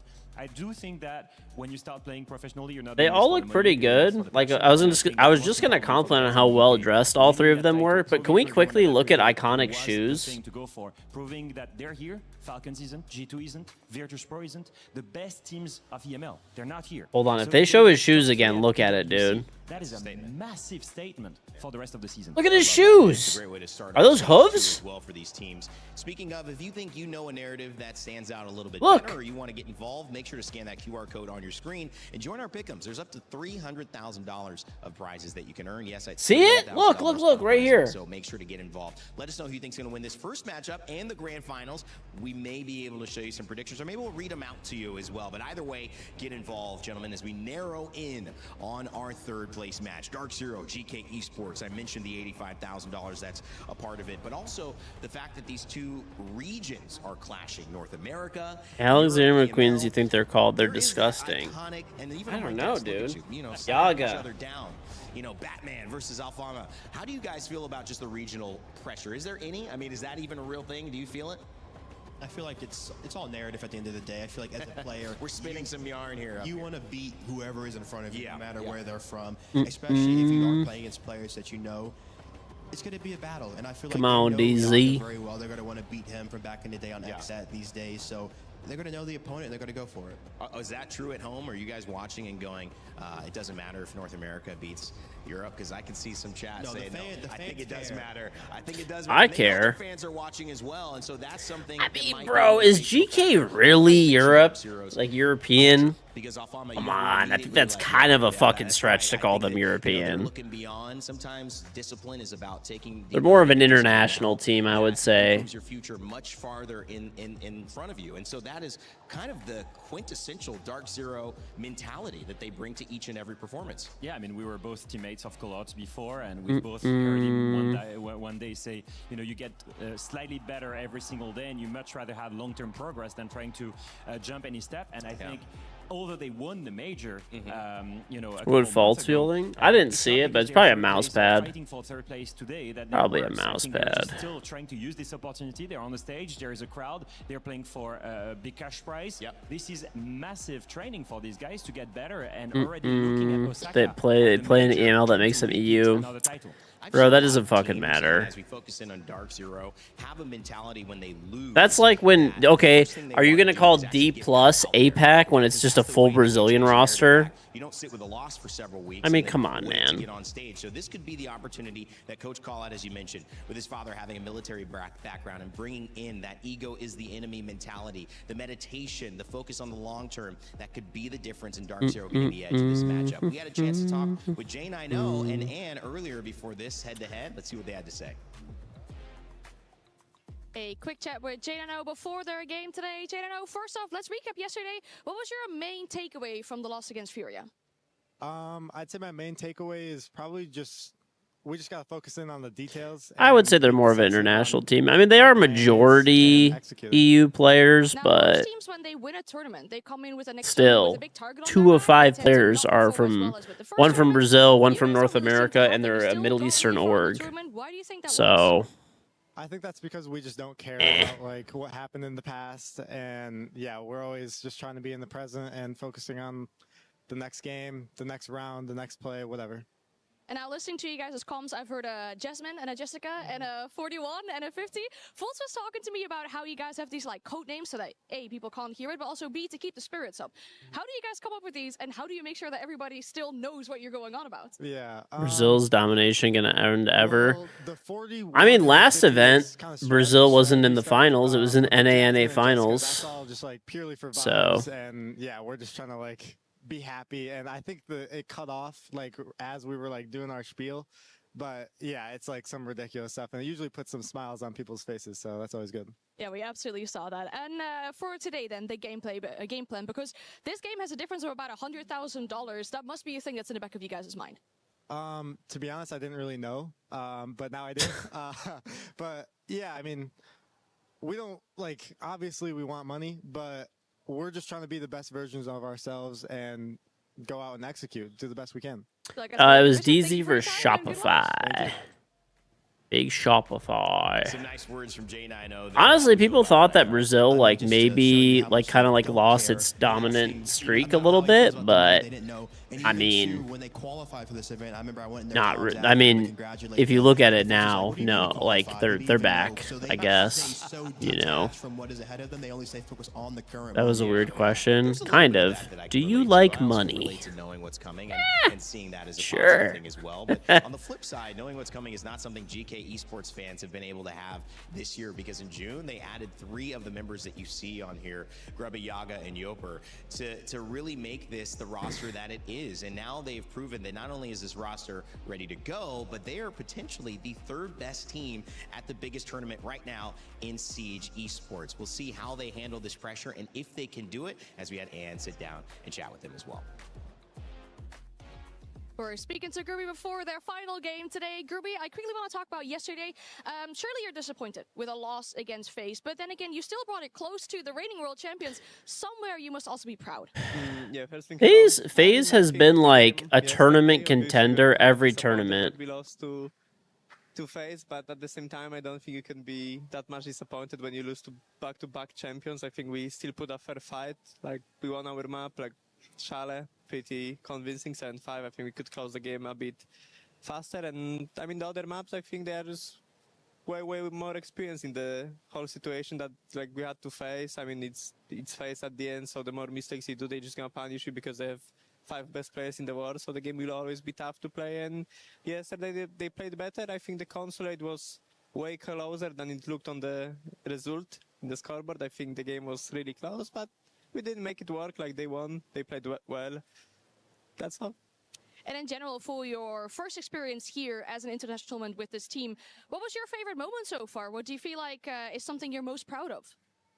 I think making it to the playoffs and also taking the map from FaZe. I think like proving that we can play the game on a good level, but we are still have like a lot of things to work. But I think just going there, playing our game against FaZe on the first map, like, you know, just we knew this is our map. Like, we knew that we can beat them, and I think it paid off. You know, I think just overall that the hard work that we put for the whole year. I think, I mean, not maybe a year, just a month, I would say. Like, it paid off. I feel like you always have consistent teams, even in sports, not just esports. Yeah, for sure. Tough matches for your last 2 games here. You get to play against the reigning world champions, now against the reigning major champions. What's the expectations for today? The expectations for today, I think we just need to go there on the server and play our game. Like, we had, you know, there's no pressure for us. You know, it's obviously everyone wants to win, but we won't say no to a 3rd place as a first event for the whole team. So obviously we want to win. We just want to go on the server, do our job, play our game, follow it, and hopefully we can win.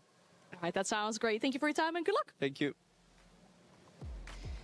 You know, I do like the atmosphere that's happening with these players. They feel relaxed, Alphama. They also feel confident that what they did yesterday was kind of a worthwhile result from all of the hard work leading up to this moment. Yeah, it's journey that matters really Yeah. for these guys, especially for young teams that changed a couple of players, you know, only a month ago. And just to remember everyone, like they did kick some really popular players. So like the players that they brought, first importing a Brazilian player, importing a US player, like it sends a message for the other players in the region. And so certainly they needed to prove that it was worth it, and I think they've done that. GK, as the maps come up in just a second, have taken a map off of FaZe. He mentioned that in the interview. They beat Furia, and they actually also beat Team Secret, who many people saw having this run over defending EWC champions, albeit a different roster. What do we need to see from them now to prove it as we take a look? I do have some good clips for you guys too. From I have new season content. On the attacking side, you have to really make Dark Zero uncomfortable. Yeah. And like Jano said, they're going to be looking to get into their plays. This game doesn't really mean as much. I mean, it's still a third place, fourth place, like decider, I guess. And there is money on the line, but Dark Zero, they play a very heavy style of rotation on the defensive side. They really challenge you and they make you uncomfortable. So you have to be ready for that. And like they said in the game yesterday, they know it's not going to be easy, and it won't be any easier today. You know, they've had a lot of history on this map, Alphama. Yeah, I mean, it's a bold move. I mean, I know GK are on a 4-win streak on the map, but we saw Dark Zero 7-1 Furia on the map yesterday. Now we see DZ pick Cafe, obviously. A bit of a weird one, in my opinion, because we both saw Dark Zero and GK played at this tournament. It was always close. I think 7-5 victory for DZ against KAG, 8-6 on the side of GK. So not a huge map for these two teams whatsoever. What's interesting is that now as we take a look at these bands, you see where they've gone. Nighthaven's been a big feature. Chalet is our decider map. He mentioned Chalet, the hard work they put on. They took that map off FaZe. And of course, too, but you have to remember, too, back to the Salt Lake City Major, DZ also taking down FaZe 7-0 on that map. So I feel like it's two big dogs on Chalet coming to FaZe. I mean, you're managing to beat the world champions, and on top of that, 5-win streak on the side of DZ, 7-win streak on the side of GK, 1-win streak ends today. If we get to a decider, that's going to be a banger. Wow, that will be a lot of fun as well. We mentioned they both took down FaZe. So you think they might be even from our side. We're surprised to see the 70%, 30% GK Esports. Why do you think that is? I mean, I know Leo's happy about that one. I feel like Iconic's been doing a really good job on the desk, by the way. Champions versus GK, a bunch of guys that just got put together a month ago. You know, Furia, obviously, you know, they beat Dark Zero, and GK beat Furia. So is it a matchup thing? Is it a timing thing? How these two teams are playing? What do you think? I think maybe there's a story about momentum. Who wants it more? Yeah. They really want to prove that they deserve to be here. They really want to get to the peak of their career. DZ, they've already won a lot of stuff, so I guess maybe that's where it comes from. But even I struggle to explain that result. The Dark Horse might be in the light now, so I feel like GK fans are starting to show up for him. So okay, let's see you if they poet. can do it. Hey, man. Okay, you poet. I see you. I see you. Man, you either die a hero or you live long enough to see yourself become a villain. That's a Batman quote right there for you. He just told me that he's called Batman. I'm like, how are you gonna wait this long to tell me that you're Batman? Said Batman never reveals himself. You know, I'm in the shadows. Rain, do you know my last name? Robin. You mean I got Batman and Robin up in here? What does that make me? Your driver? Are you Catwoman? I plead the fifth. I plead the fifth on that one. I'm actually. All right, I gotta wrap the smaller I will actually brisket. reveal that is not me. I could wait a few minutes probably.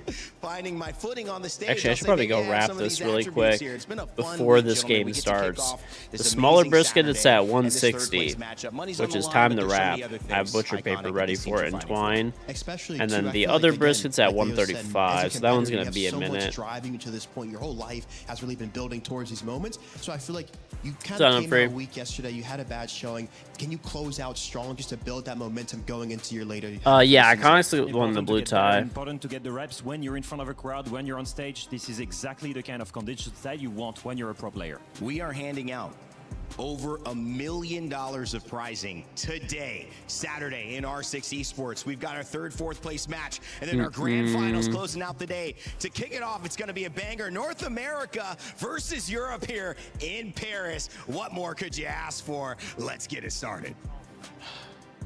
Milosh, the crowd yesterday for the semi-final was unbelievable. The sound was wild. I mean, you told me the R6 crowd can bring it, and they really did, but I need to prepare myself for the grand final. This is going to be nuts.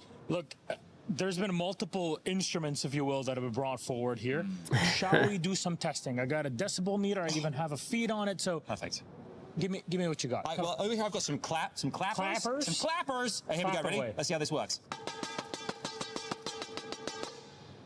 86 decibels. Pretty good. Pretty good. Oh, wow. there was some screamers, some yellers in the audience. One specific person on the face side, but yes, go ahead. I'll try.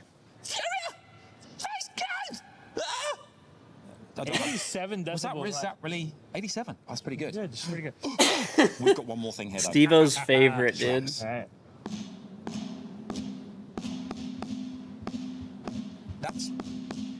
That's pretty good. I mean, 87, 88, that's pretty good. Yeah. But it's not enough. I don't think it really replicates what happened yesterday and what's going to happen today. Adam, you're missing the force for the trees. All three of them combined with an audience, that is not something you're ready for. I am so not ready for it, but I cannot wait to see how it looks. Milos, let's do this thing. Here we go, grand finals. Let's do it.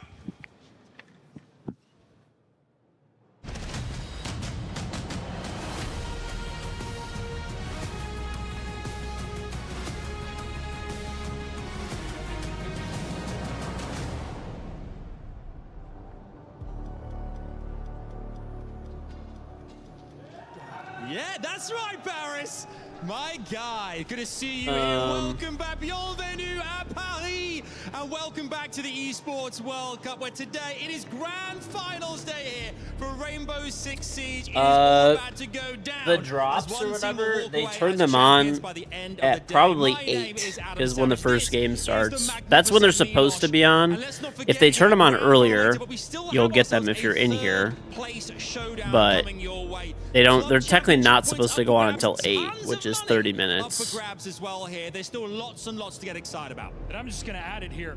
Third thing, very, very important. You get to see which region is actually better. Sure, Brazil is best. We've all kind of adapted to this over the past few years, but it's a classic NA-EU matchup, NAL-EML going up against one another, and I will 100% abide by the result of this game to see which region is the best. There's no way NA is better, bro. This is if fucking GK even wins. They have an NA player on their team, dude. Do you know what? I mean, you mentioned Europe and NA as well. I'm thinking after this is all over, done and dusted, you and I, imagine this. We go on a road trip, right? We go backpacking into Europe, maybe get a little car, go around the whole of the NA as well, check out North America. Be amazing sightseeing together, you and I, buddies. You up for it?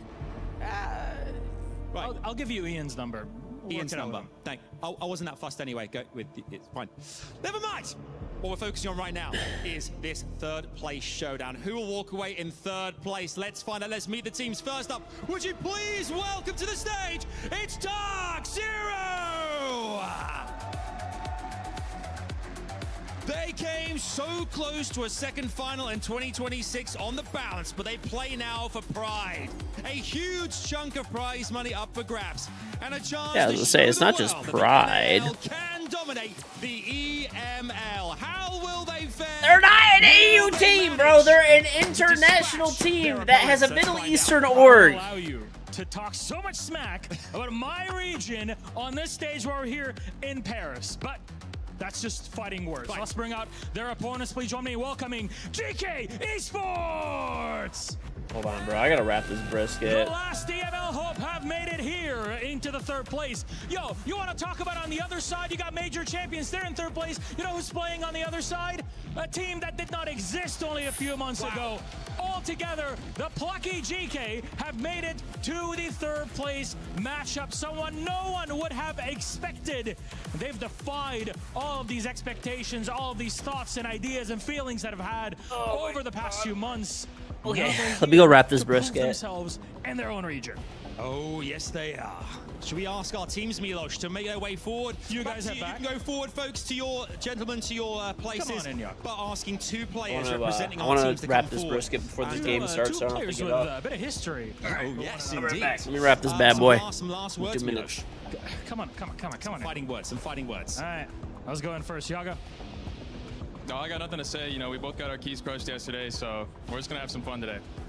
And in response, we're getting very close here, by the way. I like this. This is really intense. Any opposing words? Just don't like this guy. Whoa. Bring it up. This is getting heated in here. On that note, let's send them back to their seats, gents, before this gets too crazy. We're not even shaking hands. Back to your seats. No, not even shaking. Let's shake hands. Shaking hands. Shaking hands. Yes, we are. Okay. I was getting worried for a second. Fellas, incredible scenes there. I like this. There's obviously a relationship there. There's a rivalry, but there's also a friendship there too.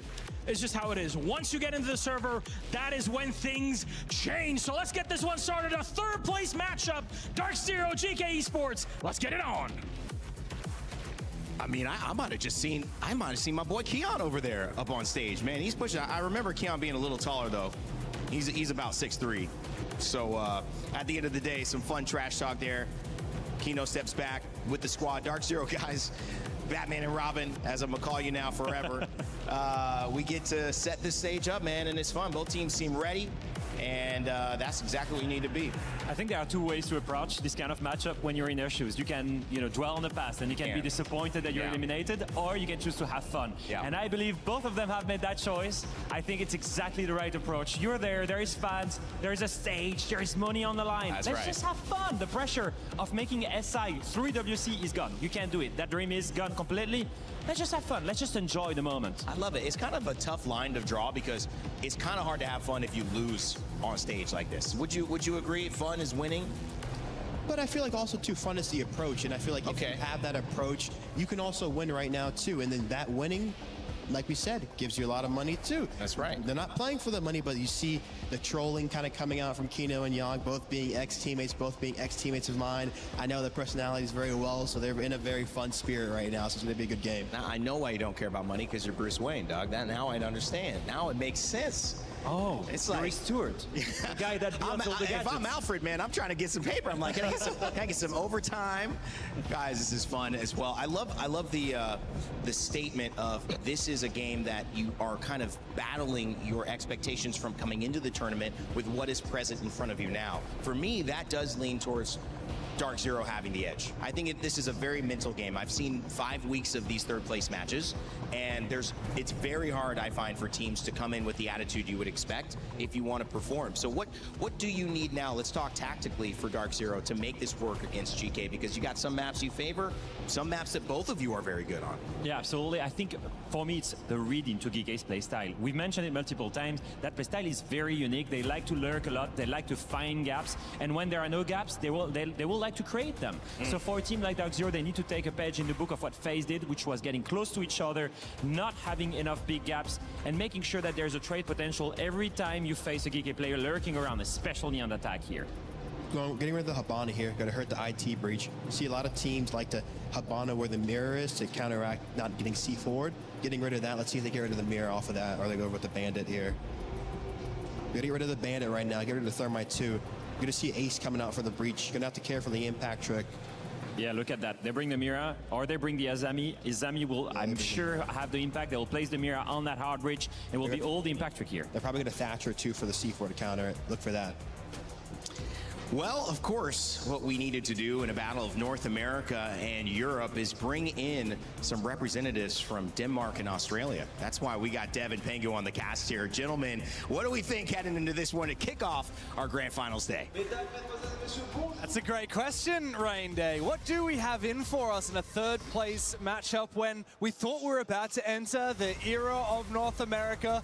Now it really just comes down to Dark Zero to try and salvage a bit of pride. We have 2 Brazilian teams in the final, and now we have a classic NA versus EU matchup. You say salvage pride for NA. What about EU getting back some of their own pride, James? Right? EU's been in the gutter for way too long now, and GK, not the team of thought that we left standing here at the very end, representing Europe. No, not at all. I mean, Team Secret from Europe. Falcons. Team Falcons.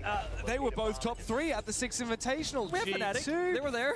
Fnatic appeared. Like, how is it that it's GK, the last ones standing for Europe, but they can still salvage a third place finish here at the event? Now, for GK, for the Esports Club, they played with 3 main rosters throughout their history in Rainbow Six, first in the MENA region, and then in Europe, and then recently rebooting their entire roster after 6 Invitational this year. They have never made it to top 4 before, Pengu. This is a huge moment for them. That's why I think this third place match is actually going to not matter more than usual, because it always matters, but I think the teams are going to take it just a little bit more serious because they want to get that third spot. Whether it's for the money, the fame, the glory of winning, proving to your orc that this was the right decision for the roster. Iconic was right. Thatcher brought out to deny any sort of C4 toss their way on the breach, but it's going to be impact grenades instead there from J9O. And this has just been the classic at this event so far. All about the mirror window on the breach, playing around with the hot destruction, the impacts, the C4, and so much of the round can be determined early on, because if you're successful disrupting that first step of the attackers, it's going to make the entire round from the afterwards so much more challenging. That's right, that hard breachability becomes so much of the battle here, especially the way DZ like to play with those bans. Janino continuing to try and hold on to rafters for as long as possible, but he can always peel back that next layer. He might even be able to reinforce top rafters if he uses that Keeper barrier to cover him.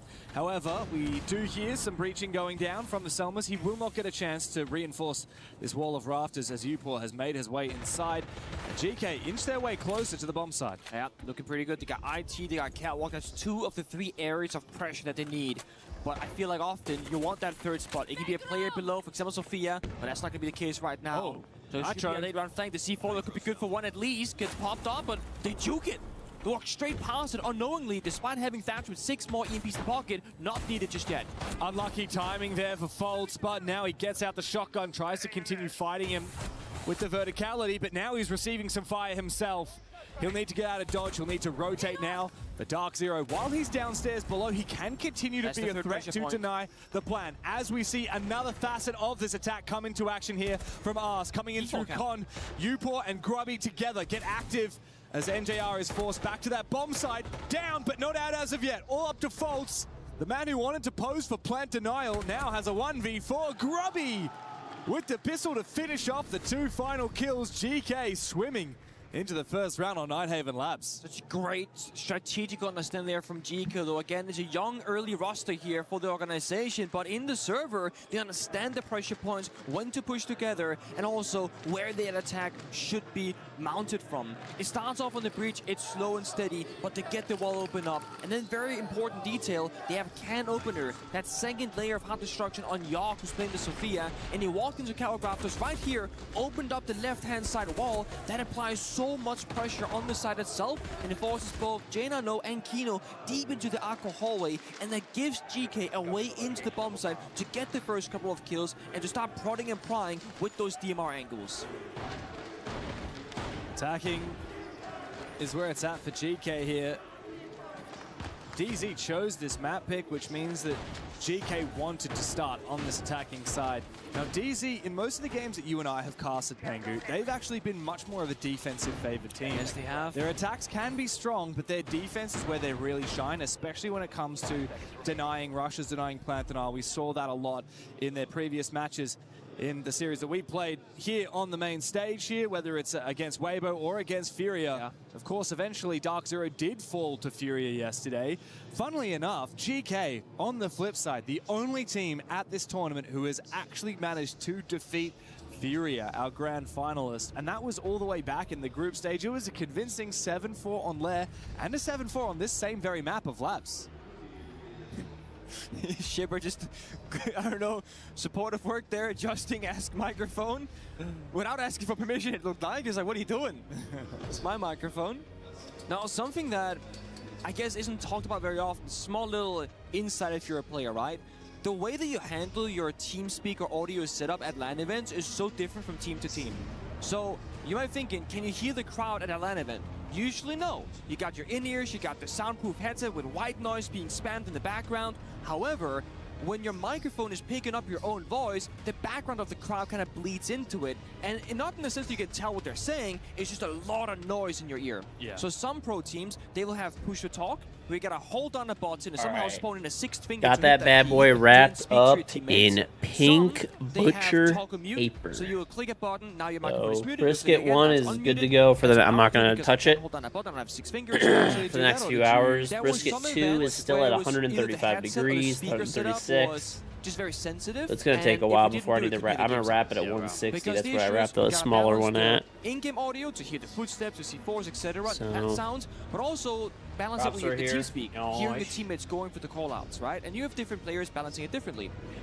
But the other option is that some people will just play open microphones and you cannot hear a damn thing. Or they play open microphone with such a high threshold on the gate that you gotta scream for the mic to pick it up. Yeah. And I've only played in one team. I played in Penta. That became G2. I'm honestly so curious what like the average outcome is. Like, what do most pro teams go for? Because no one discusses this. I never hear Hengu's people hair. talk about it. Toggle Same talk, place yeah. mine went. Voice activity. It went when into detects you, and you have to it have, went as out you to said, pasture. Threshold, and if the threshold is too low, then you're going to hear all of the crowd noise all the time. Exactly. If it's too high, then you're really going to have to scream to Went make out your to call-outs. pasture to probably never Yeah, be seen interesting. I do again. wonder. Would love to talk to some of these teams. Of course, a lot of the players are quite the opposite to you. A lot of the players in the server right now have played on various different teams. I mean, very long careers. Yoga, for example, his career has been over 8 years long, similar kind of duration for Faults. A lot of the players, I mean, everyone on Dark Zero has been playing. You missed TeamSpeak. TeamSpeak was great, honestly. Some way or another, similar for GK. It We've really actually got a lot of was. ex-teammates on these two teams. 3 of the players in the server right now actually played for that old Oxygen roster. OXG, of course, Kino, Newers, and Yogo. We got to see a little bit of that, the sass on the 1v1 on stage when Kino refused to shake Yoga's hand. All fun and games for these players that have quite a history together. Now, how crazy is this though? Yoga has actually played at 11 S-tier final events on North American teams before this one where he's playing for a European. Yeah, I mean, OXG, they used to make a lot of tournaments. Yeah, I mean, for example, a couple of years ago, 6 Invitational 2025 in Boston, Newers and Yoga were on the same team. They made top 8 with OXG after coming through the LCQ, by the way. They knocked out G2, Shopify Rebellion, and they beat SSG, which was Faults, JNO, and Callout's team at the time. Ridiculous. Absolutely ridiculous. Second round, second time the mirror went on IT wall is successfully impact denied. This is why you leave the ace open. It's the operator that you can easily impact trick against. With the Sky Repellers, you just do 2 at a time or do a bunch at a time and open up the whole wall. With the ace helmet, you're gonna pop the first layer, then you can impact through it and deny the second layer. That means you only a peek hole upstairs, not like an entry path forward for late round usage. And the less ways you have in the building as an attacker, or the less pressure points you have to enable yourself, and the less areas DC have to be worried about. The third Selma went out. That one was not impact trick there from J9O. So IT now is fully under pressure by the attackers. So efficient here from GK. They are such a well-oiled machine. So much experience on this roster from different teams. I mean, Ask and Yog with their own history. Even Grubby now is becoming a bit of an experienced player. He's played at a number of international finals now. Sarks and Upor starting to come into form as JNO spots out Yog on the Monty, trying to make his way up the rafters stairs. Really poising a bit of a threat. Can't afford to look away from the Monty for too long as Yog will just go for the ADS fight. Swinging the first bit of action. C4 goes out, takes down Yoga, who's actually playing the Monty. Injured as well, trading back. Very nice here from DZ. However, they do lose a player. Will they lose another? No! Kino with a quick drop shot onto Upor. Big kill. The Monty down the Grim has been taken care of. DZ maintain control of the top floor. 3 players still up stairs, 1 in IT as well. And all the progress GK thought they had made has been for nothing. Kino really just said, fine, I'll do it all myself. C4, shotgun kill, finds the 2 openings. Now just kind of play the corners to play back the layers. But I think there's a read here from Grubby on the bridge. Doesn't matter if Fosus Batter stands up. Cleans Grubby's head right off. Now they got the virtual bomb site. Oh, Kino finds another. No, this is not a rerun. Player in Ask, who's This is for 3rd, 4th place. Window. An easy round there from DC. We are The here. very start of the round looked like a perfect dry run from GK. They breached open the wall, they took some map control, they opened up the vert. But as soon as they lost that skirmish on the top This floor, is like the not really as important game, to be honest. Like, it's not, I don't want to like, of your health with a you know, talk it down or anything, because it's still going to be a good game, but unless it did a double C4 toss, because Faults also lost C4 it's for 3rd, 4th place, and you know, and for some extra prize money. So there's a little bit of pride on the line, and pretty much the entire push. you know, a little bit of pride plus some coin. Okay, but DZ, they're good on their defense, like we said, 1-1 on their map pick, and this classic DZ. They just love leaning into specific operators for as long as they possibly can to hope that it gets baited out and banned. And in this case, at the moment, it's been Faults on that mirror. He's often playing these power ops on defense that then tries to force out that tertiary ban Yeah, we saw a lot of clash. Yes, I was gonna say, you know, he's gonna what he's gonna play when you bend the mirror. He's gonna play the clash. Yeah, and he's gonna be really good with it as well. He's a scary force to be reckoned with, especially if you want to play shields. Now, GK haven't been relying too much on the shields. Obviously, they played Monty last round, but they've got all the 3 main shields plus Fuse available should they want it. I think the beauty of the way that DC and Force they play the clash is that it doesn't feel like they do it as a shield countermeasure. They do it to enable a style of their own. So it's not that they are dependent on GK to play into it or not. It's about, oh, well, when we have the clash, we can play the kitchen bomb side here on Nightingale Labs. We can play a 4th option to go for more counters or more specific niche strats in the server.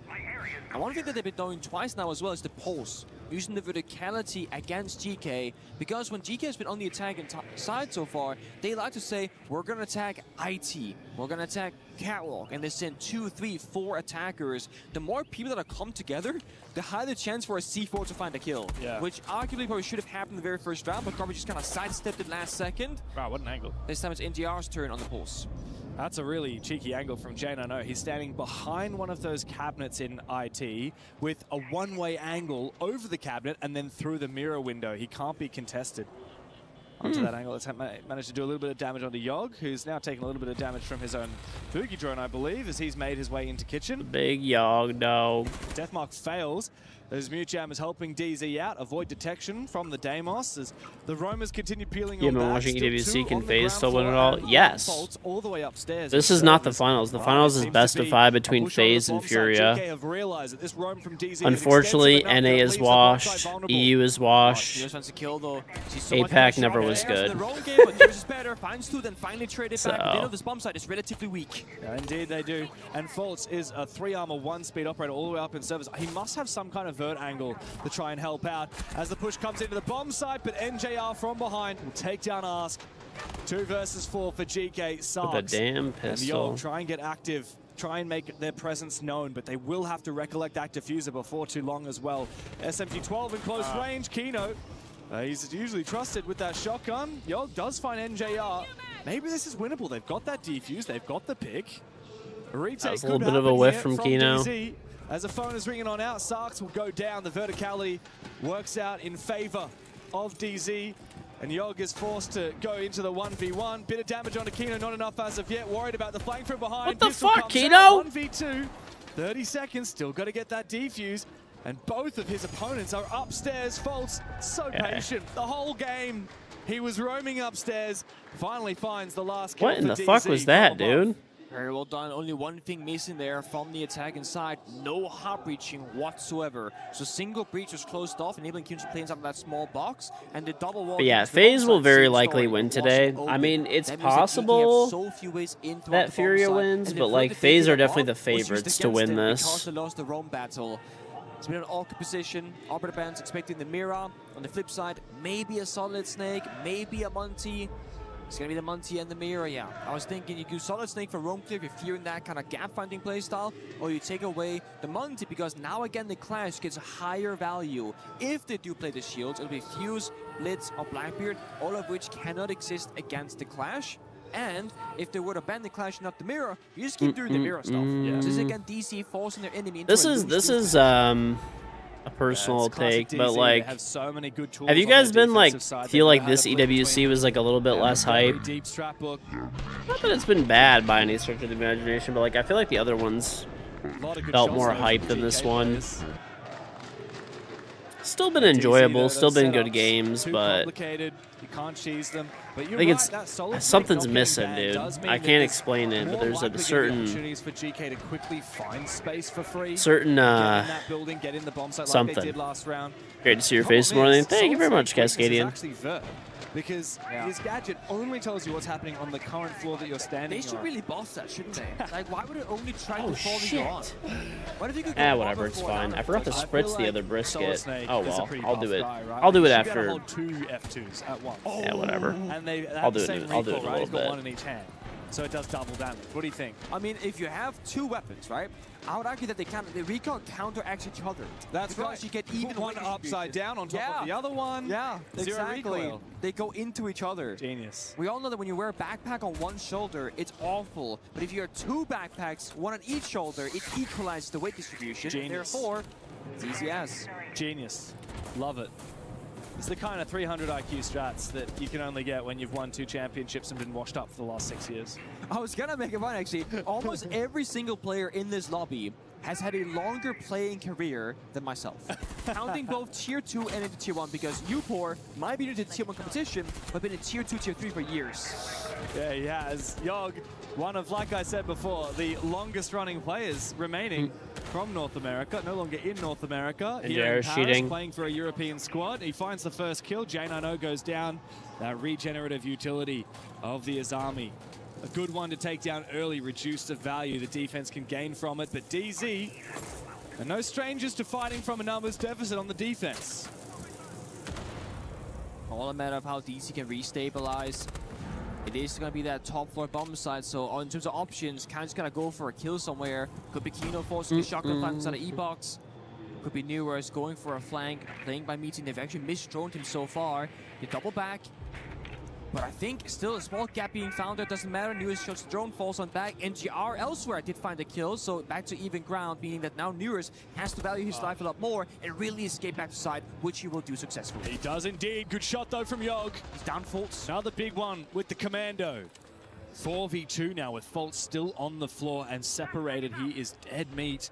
As soon as GK realized they found that pick, it should be over. Newers going for a flank. He is shut down. Good patience now from the European squad as NJR has it all to do. I think I've seen this before. I swear I saw this just yesterday.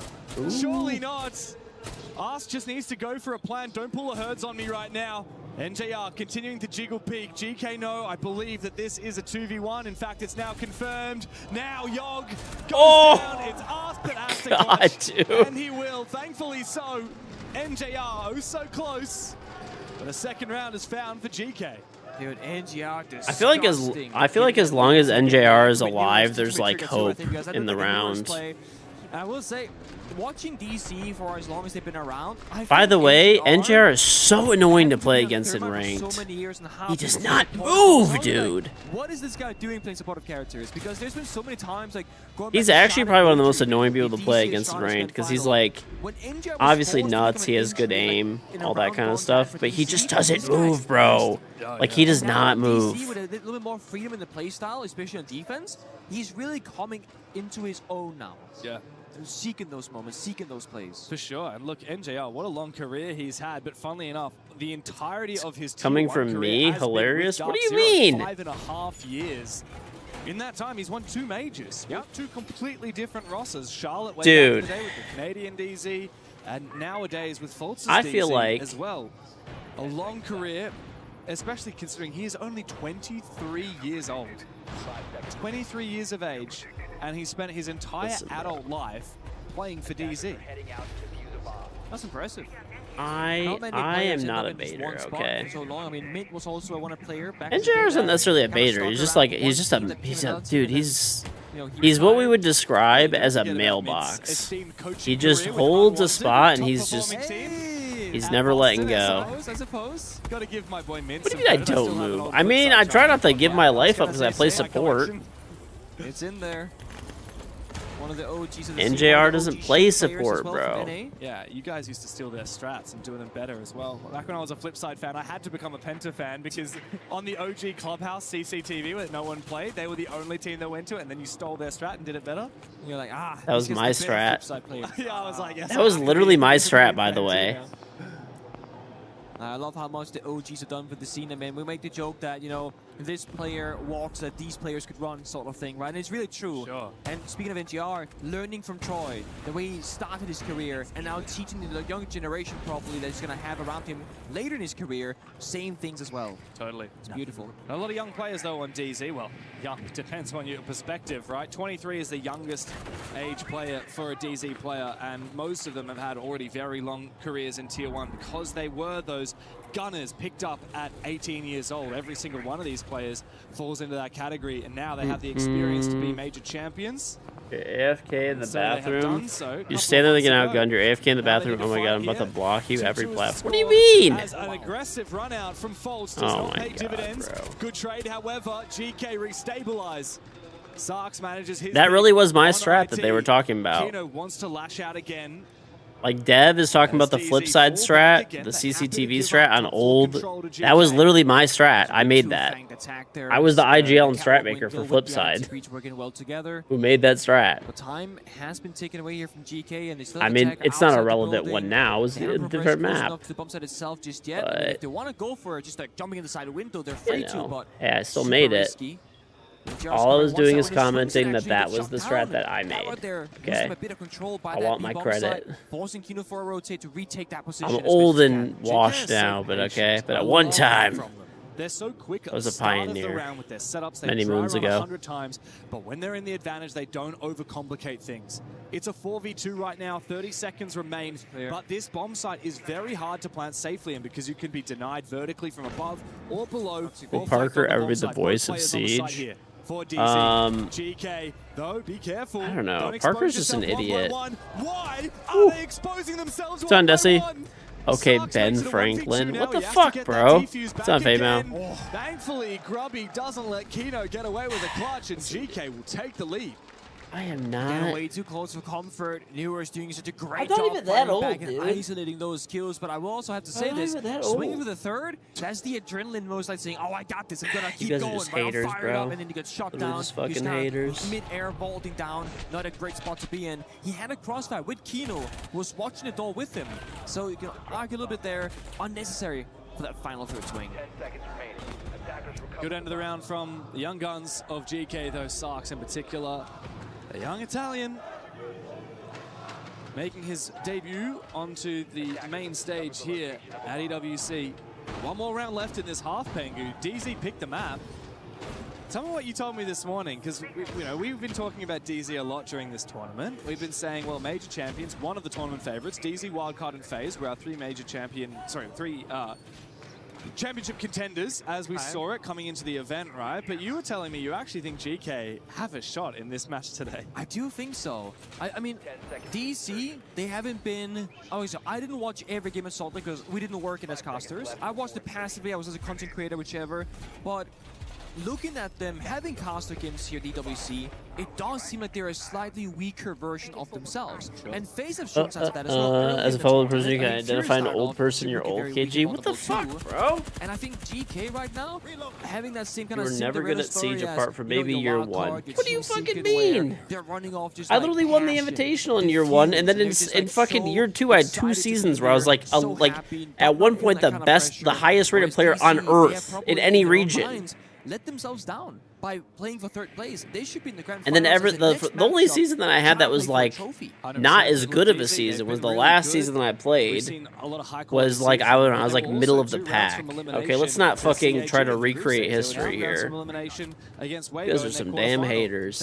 Okay, you could say I'm old and washed now. That's probably fine, but. And right now, fighting from behind on their map pick is not a good spot to be in, especially on their preferred side of defense. Got that pocket pick, right? The fourth bomb site unlock, Clash enabled as well. Finally, in the sixth and final round and a half. It's going to be Kitchen. I paid people off? Oh my god, bro. GK have seen this probably 11 times in the last 3 matches. I did not pay them off. Because they do go there at a high frequency. They're tagging in a very unusual way. You're old but still good. I'm just a ranked player nowadays, and I'm okay with that. You know, I'm fine with that these days. I know I'm not gonna be winning any tournaments or anything. Okay, maybe some content creator ones, but that's about it. As there's so many areas to check, that's about to drone, to clear, and so much map to keep control over. And there is a small gap right now. I think Kino has gone more or less unnoticed here by Top Aqua. There is a flank watch drone, but nobody's watching it at the moment. I saw it placed by Ask early in the round. They know. And indeed, there's a flank watch player. You pour potatoes a little bit. Thankfully, he still withstands and finds the team kill. before Rogue. Now he's continuing to watch that was Vertical Gaming. Up above with the ADS Vertical. Keep barriers, but bedded into movement here from MJR. Grubby. Wow, you won a Farmers League and a Farmers Invitational. Hey, you could hate hate all you want, dude. I have an invitational win and you don't. Like a book, and now DZ must rely on some hero players on the bomb side to win the round. GK right now has to play the kills because Yaka is outside. Hate all you want, buddy. Playing as a capital operator, but guess what? They got the full map control. They got the vert up above. Yaka in position on the window. If they can figure out where 2 or 3 defenders are, they can use the smoke and fire and just guns together and just brute force the bomb side because they have significant numbers advantage. Because Newers are so on health, Dokubikol will take him out. He has to answer it. Yeah, you're right. He has to, and so he will. He can be spammed again shortly by Sarks, but Jane. Well, nobody can stay on top forever. You know. Into the bomb side now. Faults on the clash has to have an impact, but he is shut out of it. It's J9O to try and save the half for DZ, but the plan is going down from Yog. Good damage though. How does Yaga it just happen? burned. Kills. Is there a 1v1? Oh my god, bro. Yaga cannot afford to lose this. The clash shield against J9O. Yaga has to land this shot. J9O looks for the rotate. He might could be able win to move this. around, go into the other side. Desi, thank you for the Trev 35 month resub. Welcome back. Very much appreciated. Thank you, thank you. 1 HP now for Yog. He just needs to buy more time. J9O up and over. Wow. Yog clutches around for GK. 4-2 in their attacking half. With the clash shield as well. What an incredible way to find it. We're getting into the halftime side swap. Let's listen in. For supply and command, we go back to defense. Keep in mind, all this guy is doing right now is he has a cam inside a Raptor. He's waiting Jack either as soon as you get aggressive towards like the Raptor door, as soon as you layer out to hop in and take that space. So if we want to play the pulse off that bulker, we can. You can look for a micro there. Like basically, they'll have one guy on the roof holding the water door, and then he plays like close off the window and looks for that hop. So if we identify there's no guy on the roof, you can call Kino to swing that. Siege players were better in year 1 and year 2. I mean, I think Siege players are better now. Like pros are better now. What's going on, Kurgan? The thing that was different back in the day is basically everything that people take for granted nowadays. Essentially, we had to like invent, right? So that was the difference, basically. Okay. Like there was no, now there's a fairly standard way to play the game, more or less, and the game doesn't really change that much. But back in the day, it used to be like, there was always, like, people were always redefining the meta constantly. But, I mean, I definitely think it was, you know, probably still, I would still say it's harder now, nowadays, than it used to be. But let's see the bounce, I think. If the bandit is open, then just it was really so a lot of undiscovered things, yeah. I think. Pros nowadays have have yellow pings and so many easy ops. Yeah, I mean, there's just more that goes into it. I would say like Pro League is more professional nowadays, and it's more of a career, The voice of I guess. very deep man right there from Shepard. Again, the most I've heard this man speak throughout my entire career. And again, very strategical about the operator balance. He's not saying, guys, let's not. There's I do feel like one thing in Siege, it's not even like at a pro level necessarily, it's just like in general as a thing, is that I do feel like just gameplay in Siege has been dumbed down. Like between yellow pinging, like getting both of your drones in the beginning of the round and stuff like that, like you know, a lot of operators that just make it easier. Like shields are basically one-man armies now and information gathering machines. I know they were good back in the day too, but like it's a different kind of good now. Back in the day they were good because they could ADS you really quickly, whereas like now you can just push through like any amount of utility, like the C4 resistance, like things like that, all the explosive resistance. That's, you know, extra coverage of the shields. There's more shields to play. Information gathering operators. You have fucking Grim. You know, you got, what in the hell is this? You have Grim, you know, Snake, but that wouldn't work if you don't have players taking all that kind of stuff, right? Dokkaebi, Deimos, Zero, 4 cameras. There's better flank watch. You just had to put a Claymore on the flank watch before.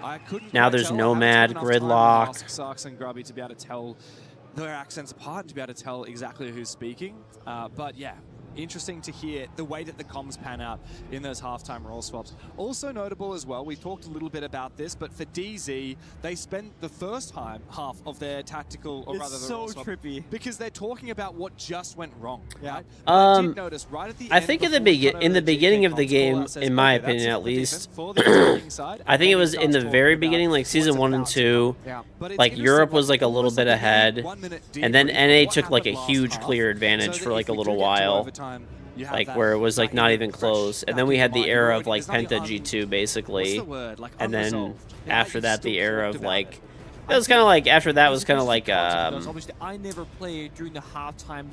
what is happening, dude? Why is the stream like all laggy and stuff? Let me try to refresh it. Is it just me? Let's see, let's refresh. Okay. Maybe it was just like a bad load or something.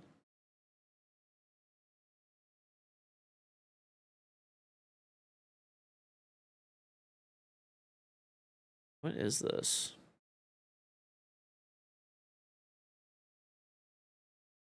Okay. Reload. We're back. Defense, and that's actually kind of out of the current pressure. So you talk for sorry. debrief style, like you said, then you talk Everyone's about the last 60 buffering. seconds or 2 minutes. Well, What anyway, about attacks? And then Conrad said, basically just what to reiterate happened I said was, already, you know what the prep work was going into the game. there's like periods that have gone like back and forth. It would go back and forth. There was like I think in the beginning, very beginning, EU is dominant, but then NA was dominant for a while. I feel like NA is the one that really pushed forward a lot of strats and stuff like that, and like things that are more common nowadays forward, and how to use ops and like certain takes. And then I think, in my opinion, I don't think G2 is necessarily that far ahead of everybody in terms of like tactics or coming up with new stuff, really, to be honest. Like, there was a few things here and there, but not really. G2 was the first team to have truly good team play and a superstar team of players who just all, like, actually played well together, more mechanically skilled than everybody else, and they had good team play, they had coaching. Like, that was what Penta G2 had. At Munich, and then they were just better than everybody else. Like their team play was like unbeatable. It's very much right after Renegade, thank you for the 6-7-month resub. Welcome back. I'll tell you what the OG Continuum was pure ass. Okay, bro. Okay. Asked him a question during the previous interviews about the longevity of his career, where he goes, "Oh, you know, I came to the game and I got better." So that's kind of, and then we kind of ran through like, you know, there was an on and off period after that where it was like NA, EU, like once Penta G2 was like done, like that roster, right? Was with Space Station when he was a very young man. Once that was like done, then it kind of went back and forth from like you know, like Empire, right, to like different NA teams. There was like TSM and DZ at times, and like Rogue was pretty good for a while. Like there was, I don't know, there was times where like NA, it would be pretty back and forth, like NA, EU, SSG era, right, like kind of like back and forth at those different times. And then Brazil just took over, and pretty much no one's had a chance. I mean, EU has been atrocious when it's come to Siege for a long time. I mean, like, the only team that's been remotely competent for years in EU has been pretty much Falcons, and they're really not anymore either. I mean, EU is undoubtedly, like, in my opinion, of the three big regions, the worst. They do not have a team that looks like they could ever win an event as of recently. And the last official Ubisoft event that they won was like 3 or 4 years ago now. We've seen that. We've seen the depth that this DZ team have, and yet they fell just prior to this match. This is now a more official Ubisoft event, I guess, this time around. But before, this is the first year that it's like Esports World Cup. Like, the winner of it gets a spot at the Invitational. To go without a win for a long time, for someone else to win, of course, obviously. And in Siege, you and I had this combo this morning for breakfast. We have had, depending on exactly how you define it, between 3 and like 5 eras, a dynasty, if you will, for teams, right? And then everyone else, they either had a singular victory or no victories. Totally. There are so many players who's been around for 5 to 8 years who's never won anything. Totally. Because we've had so many, or we've had teams just dominate for a long period of time. I mean, we had Continuum, and then we had Penta G2, and then we had Empire, and then we had W7M Furia, and then we had FaZe. And it's like... Yeah, that's like the simple, I would say the simple version. The simple version is those 5, right? Yeah. And then every other tournament that has been won, you know, TSM winning a 6 Invitational, DZ winning a few majors, these are all one-offs, right? Like, even Space Station's SI win, like, where was the consistency aside from that? And I think another team that really comes into this conversation is Falcons, because of how many times they have been regarded as one of the best in the world, and maybe even the best, but not making it. They never win into anything, a though. championship, not actually That's raising the the issue. hammer or raising that trophy. And it makes me wonder, what is more impressive? A player like Faults making it to 15 events in a row, a player like Canadian who's still playing 10 years. Into every SI. Exactly, every single 6 Invitational. What's more impressive, that? Or, you know, Penta G2 winning everything for a year and a half, or W7M being the undoubted best team for 2 majors and a 6 Invitational, or FaZe being in 3 6 Invitational finals in a row, winning 2 of them. You know, what is more impressive to you? That's, I feel like there's actually, it's a bit of a subjective, I think there's a correct answer, Different right? ways of measuring it for sure. I have always valued Guess not, Radio. and it's why I have Well, so much you respect for can't, players like... or Canadian. He might I not don't be know. going on stage dropping 20 kills every game and winning every single grand finals. It's but the guys qualifying I for don't it, really he's know still what there, still Falcons' having impact issues in the are. present. I feel like their And part teams of their like issues are FaZe like Clan, who mental in recent history, 3 SI grand finals in a row, issues right? rather That's one than thing. But if you go back 7 years, necessarily they were like in the top 4, Pro League skill. final. You go back to you know, 5 years ago, they were in the major final, and sometimes they win, sometimes they lose, but they are always at the top, chasing the trophy for such a long time. And then, like we said, we have teams that, I mean, look at Beast Coast, right? Out of nowhere, bunch of rookies, they win the majors. Sure. And obviously we had Munich where the core did it again, but it's like, no one expects that to happen. But that's been the story of Siege. A team out of nowhere, even in Team Secret recently, they will win the tournament, surprise everybody, and then kind of disappear. They'd be good for 6 to 12 months, and there's always a Yeah, I different mean, way of Falcons' reasoning to other why that happens. teams For are Team really Secret, for example, they good. got Just plenty not... of cases, unfortunately. Like, it's not like they've been bad in Siege either. I mean, they do make like a lot of... I mean, not this event, obviously, or the last one, but generally speaking, they make the... Like, they made a lot of finals. Even, but yeah, it's a funny situation, isn't it? But I think there is no correct answer about what's more impressive. No, but it's not what you value. I think you need trophies, though. Like, you can't be like... Can you be the best player of all time and have never won SI? Because that's a debate that Shaiko. I mean, I don't Yeah, think you Shaiko's can. the best example. I am, like, very much... I think there's no right answer to a lot of these questions. I think there is a right answer to that.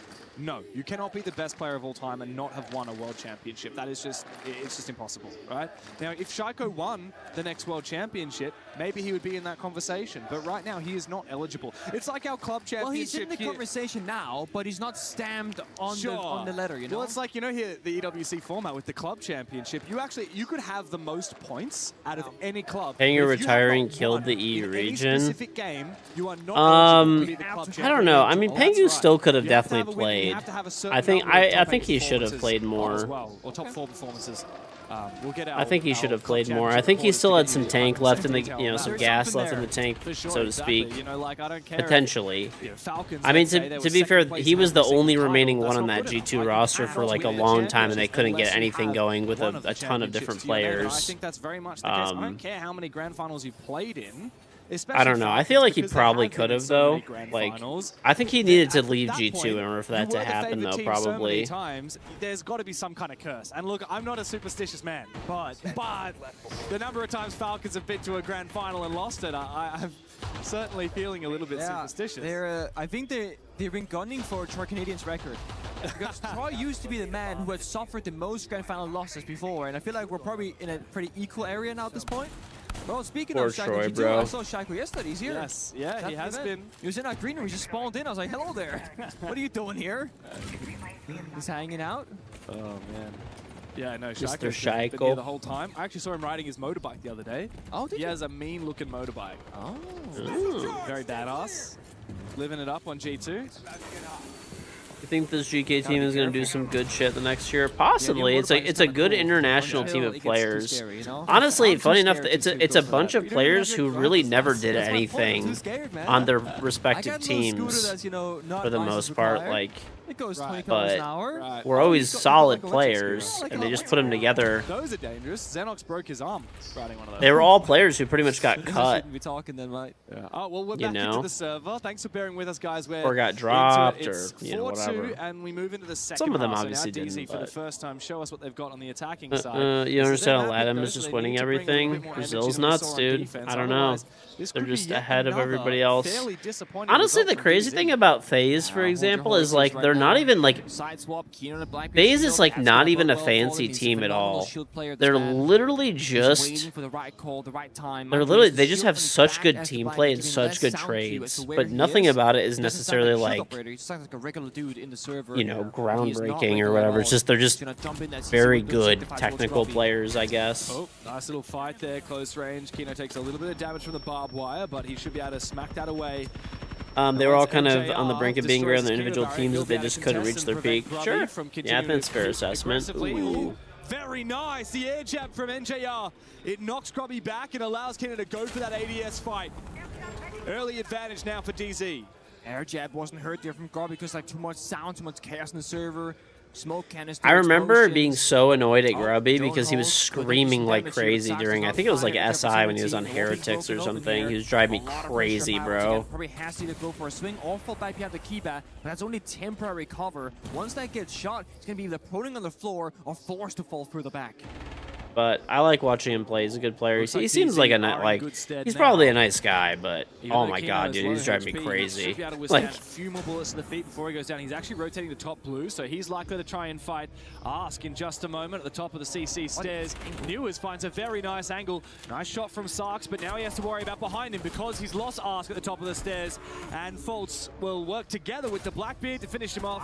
We Wow, very love explosive BB. split push from DZ. 3 avenues towards the bomb site. They deal the damage. we love and they rip BB, GK to chat. shreds. We love BB. I like how simple it was. It wasn't about a ton of different layers and utility and counters. Like good crossfires, pushing together, utilizing the Blackbeard, playing on the air jabs, and just 3-2-1 connecting.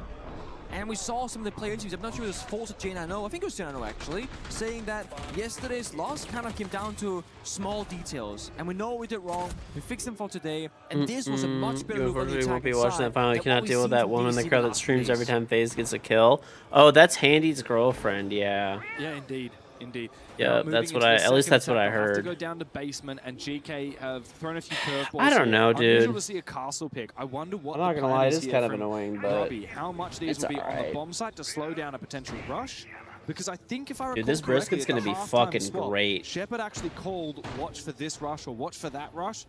And sometimes the castle is good at slowing down the rush. Of course, you can destroy it with the Blackbeard or with the Zephyr. In this case, both are being brought. Now, Shepard also said be careful of the Thatcher.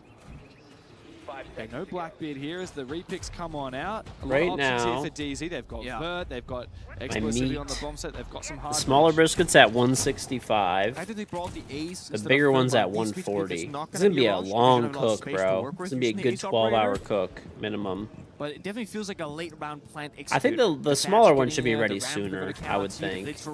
I think the smaller one's gonna be ready in like probably like 2 hours. 2-3 hours. It is wrapped right now. All about the process.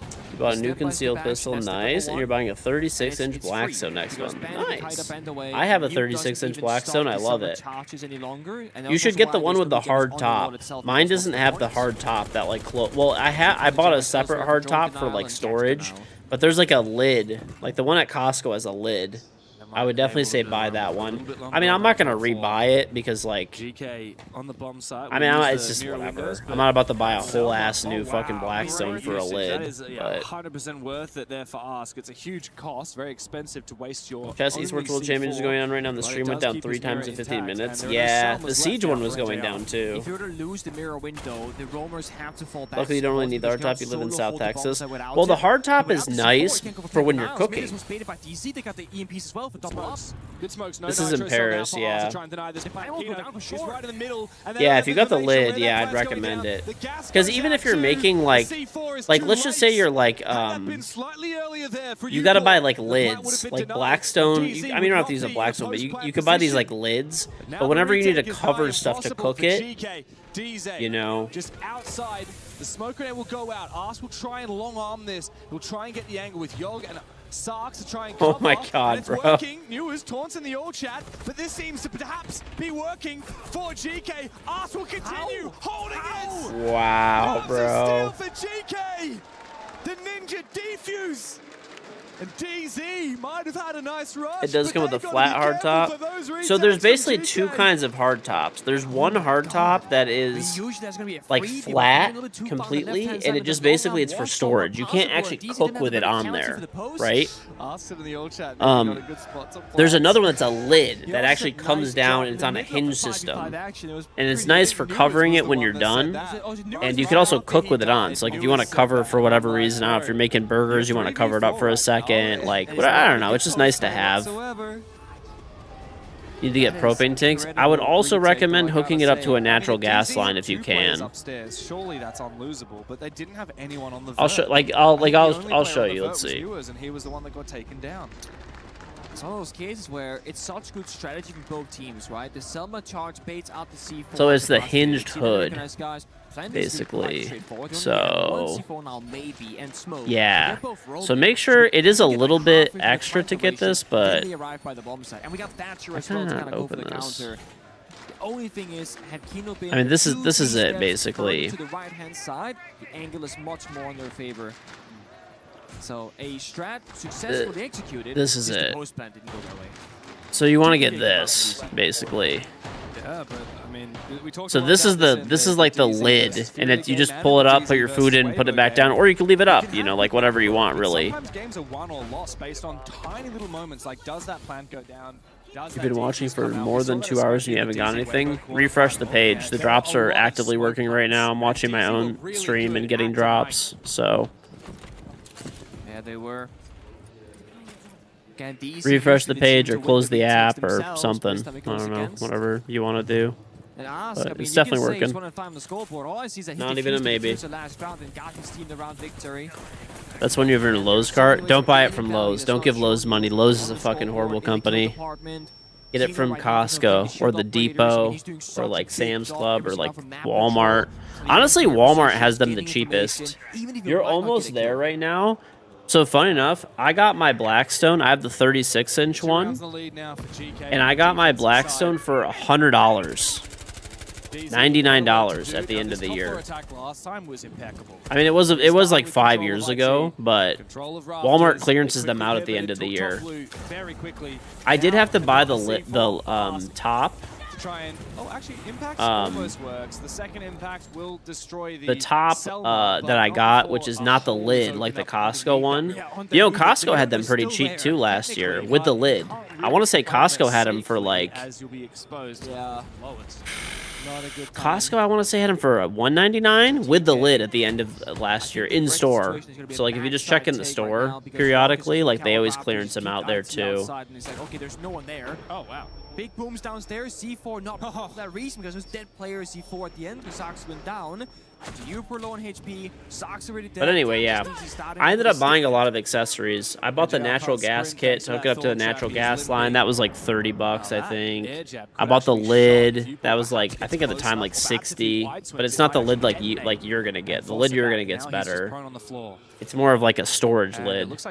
I got a cover. I see a moonwalk as well, James. I like that. It's a thriller. Oops, server's dead. That is actually a tough. Even though I got it for $99, I bought the prep cart too. I still ended up spending like $300 by the time I bought accessories and everything else. There was a 5v4. It wasn't like nobody was there. But you'd have to buy that anyway, pretty much. The one they had one at Costco, dude. I almost thought about buying it and just giving mine away. Because they had the 36-inch model with the lid, with a shitload of accessories and a cover on clearance for $199 in the fall last year. But I was like, I already have one. This is a fucking waste of money, you know? It's just like wasteful to buy another one just for like...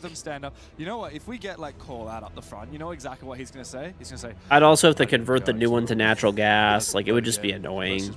That's the most fair thing there is to do, right? I think we're probably gonna end up replaying that round. Like, look, it was reasonably even. Sox will be happy with that. He died early. Yupo was low on HP. But the Tigers had low time. So. Jeno had like 1.5 kills. Cover for Amazon cover and accessories. Yeah, I'm telling you, dude. If you do a natural gas hookup, you'll be very happy that you did that. You never have to go out and get propane ever. We'll get the call from the admins before too. They have everyone's loading back let's in the see. lobby. I can see that almost all the players It's are this back in the right lobby, so we'll be here. starting again very soon. Blackstone natural gas Did you get my conversion. Michael Yeah, this Jackson is it. They reference? sell an official one. How much are they? Like everyone was moonwalking, I started 44 singing Thriller. bucks. Did you get it? Yeah, I was afraid of getting copyright struck, so I didn't want to. Oh, you think I'm that accurate? Weren't you? Well, I mean, This is the exact one that I purchased. Looks like it's 45 bucks now, which is still not too bad. I mean, you'll save money over propane. People aren't ready for my dance moves. Yeah, it's weird because we have the top-down view on a second monitor. That's the exact kit that I got. It's really easy to put together. And if you have a natural gas line like kind of near it, honestly, I would just run a natural gas line if you don't. At least if you're going to live, you know, stay in your house for a while, it's definitely worth the money. Getting active in the chat. I can see the game has started. We're back into it. I do find it really interesting when I see players typing in the chat. It's like 30 bucks for each tank if you bring the old one back. Yeah, I do have some stuff that is not in the chat because that tells me they're typing in the team chat, which means it's just natural gas. Like I have like a fire table and stuff. Those that has a propane tank. You should look into refilling propane tanks too. It's cheaper, and also you don't have to give like shit tanks at the exchanges. It's a cool idea. I've never really thought about it. Like I've never used the team chat to say, same thing. Costco at the end of the summer, they clearance out all of their propane tanks for 30 bucks, and they have gauges on them, and they're way nicer tanks. And then you can just get them refilled for 20 bucks. A lot of places don't really refill those tanks anymore. Yeah, but you could find places. If you have a Menards by you, Menards does, I'm pretty sure. I don't know. I don't go to Menards. There's like a local place that's by us that's they charge $20 for a 20-pound tank to refill it. Is it League or Dota? Was League of Legends here? I know Dota and was like it was, I believe. Okay, it's really close to me, so that's just where I go. I'm not gonna drive like extra. And I barely use propane because, like I said, my actual Blackstone's on a natural gas line. Saves you a bunch of money and no headache. Like natural gas line is definitely the move. Exactly when they come up because there's no tool built into the game that tells you. And another small thing that used to be the case in Siege. Yeah. Nowadays you have a drone counter, right? Yeah. Back in the day you didn't. You used to type. You used to say it, so like drone phase 1, 2, 3, 4, and then when the prep phase would end, if your teammates would get full, you just type 4 in chat. Yeah. And then when you start killing drones, you just ask them, what's the counter again? You click the in-game chat, it's 4. So that's 5. League of Legends was actually played already. Yeah, I thought so, okay. Do you know who won it? I don't. It was Deep Boss. Oh. Random. I think I saw the quarter or semifinal, not the grand final itself. I mean, Deep Boss winning is not random, by the way. Just saying, that is not random. Are they like one of the best? They're pretty good. Oh, Carmine Corp came second. Oh, did they? I didn't That's see. kind of See, I saw T1 losing. That's the game I was watching. Yeah, they came 4th in the end. And Dingy 3rd. Okay. Yeah. Interesting. Wow. I like some League of Legends. Big fan. You know, the game's still to play, so obviously we've got the championship of Siege today. We've got chess today as well, the grand final, which I believe is... They're playing pace match right now as well. How many really, which is games left are there for EWC? The other guy. And then we've got the young 19-year-old in the grand final up against Magnus Carlsen. No, Hikaru's gone, no? Yeah, that's why I said it's 3rd place match. Oh, sorry, yeah, you're right. Oh, you're right. Anyway, of course, back into it. Okay, all that's left is I think there are some other games actually coming up on. There's Counter-Strike, Crossfire, Fortnite, and Trackmania. And then by the 23rd, that's everything done. GK seem to be putting a very fast So pretty close to being done. Of course, it's the control room bomb site. Very different to what we saw from the round that never got finished. And GK, very active on this defense. They don't need to make a move, but Sarks does anyway, and he gets a little bit silly with it. Gets taken down. 2v3 is very winnable here for Fultz and NJR. I love when a team, they have a bit of a re-host, right? And they both going to say, guys, let's control the pace. Go fast into it. They're both fighting back and forth. The Nari tripwire right there. Bro, shocking NGR. Teammate literally pinged it for him. Hey, relax. You're a hater, Straw. Oh, you got sapped again. Fan to see progress on skins and packs. Check your Twitch inventory. Yep, click your picture on the upper right if you're on desktop. Go to drops. I don't know what it is on mobile, honestly. If they find a second kill from Fultz, that could change everything into even numbers. There's still plenty of time to work with. They have no Alright, drone hold on. watching this player of viewport. He just has good game sense. I'll be right back. 1 sec. My son just woke up. I want to see him real quick. Honestly, I'll could hop be with my possible. wife for a There's no second, C4s, too. there's no verticality. DZ You're really right needs back. this round I'll to be right prevent the back. match point, and indeed he will go for the plant. He wants to try and bait that flank Voltus from gets in the Newport. monitor, He that's saw what you him gotta do, bro. earlier. He's got the read, great, but no, misses the shot. Needs to win this fight so critically, but he doesn't. Now NJR doesn't have that diffuser. It was such a pivotal moment there for Foltz, and NJR needs to get back in a position. Newport has just run all the way back. NJR doesn't know where he is. He doesn't have time to chase down both of these kills, nor does he have time to get that diffuser. DZ are going to go down in such a significant deficit. It's 6 rounds up for GK, for 3 for DZ. Map point here on DZ's map pick as we head into the operator bans, and I already have the call. After the operator bans are finished, Dark Zero will take their tactical timeout. All right, so let's see the bans first, yeah? What's the vibe? What are you feeling? What is the problem? I frankly couldn't tell you. I feel like there's been so many different obstacles here. Maybe it's the Denari. He's just like, can we ban Denari, please? I'm sick of it. Yeah, Sami is that's a very good- standard. Good move. Very good move. Though it's only been played 1 round so So far. command used to want to do that, like mini play. See the Let's same hear thing. what DZ have to say. Alright, you guys hear me? Yeah. Next time it's supply, we can send top with similar pressure off that. I want to make sure we're getting hard pressure off weed though. More likely than not, they're going to extend off that, drop the Nomad, take it floors with the fucking con window side June down there. Rip all the shit they have, probably gonna be like a shield extension, etc. I want to open up the weed side, and then after you open weed side, you can decide if you want to flip back into it. Bot, cut out the horizontal look right now, look for like a water or like a fucking fork, raptor, window gap, shit like around there. Cut out the game side lurk. All I want to do is apply weed pressure, then cut out his drop and supply. For command, what you call it is fine. I don't really like, doesn't really matter one way or another. The only thing I'm going to say is make sure that we're very decisive once we do take that water set, how we're going to transition into taking the raptor, if you want to do that. And then for basement, let's just keep it simple, apply side pressure and clear against these guys. Okay. A good old gift to break down for all 3 bombs, because DC have to go flawless now. 3 rounds in a row. They know the rotation here from GK, and right now it's about round by round. Yeah, 3 map points is a lot here for GK on their defense as well. Just gotta dig deep. I mean, this gunfight in particular, I honestly thought that Force was Oh man, yeah. the mouse slam. The thing is, Force played this so well. So he went to the bomb site, started planting. There's a pre-play C4 that was popped by the default plant position. When that happens, Force gets off the plant, goes he back. knows he must be downstairs. Exactly, chases the kill, does the first bit of damage, and somehow loses that fight. On the other end, NGR found the kill onto Ask in bottom garage rafters. That should be the round. That could have been a 2v1 favor in DC with the plant guaranteed to go down shortly after. Also, if Foltz's fight had happened like 5 seconds after NJR gets a kill, Foltz probably thinks, maybe I won't take this fight. Yeah, exactly. Maybe I'll play the 2v1 on site and wait for that flanker from below. Exactly. So yeah, look, I think that was a very telling moment when we saw Foltz slam his mouse just there, because DZ are known to be the team that says, you know, screw the narrative, we don't care, we meditate before every game. Even yesterday, as Furia were slamming their drums, the 5 players sat before the match started with their eyes closed. They're meant to be the kings of mental. This is just another game.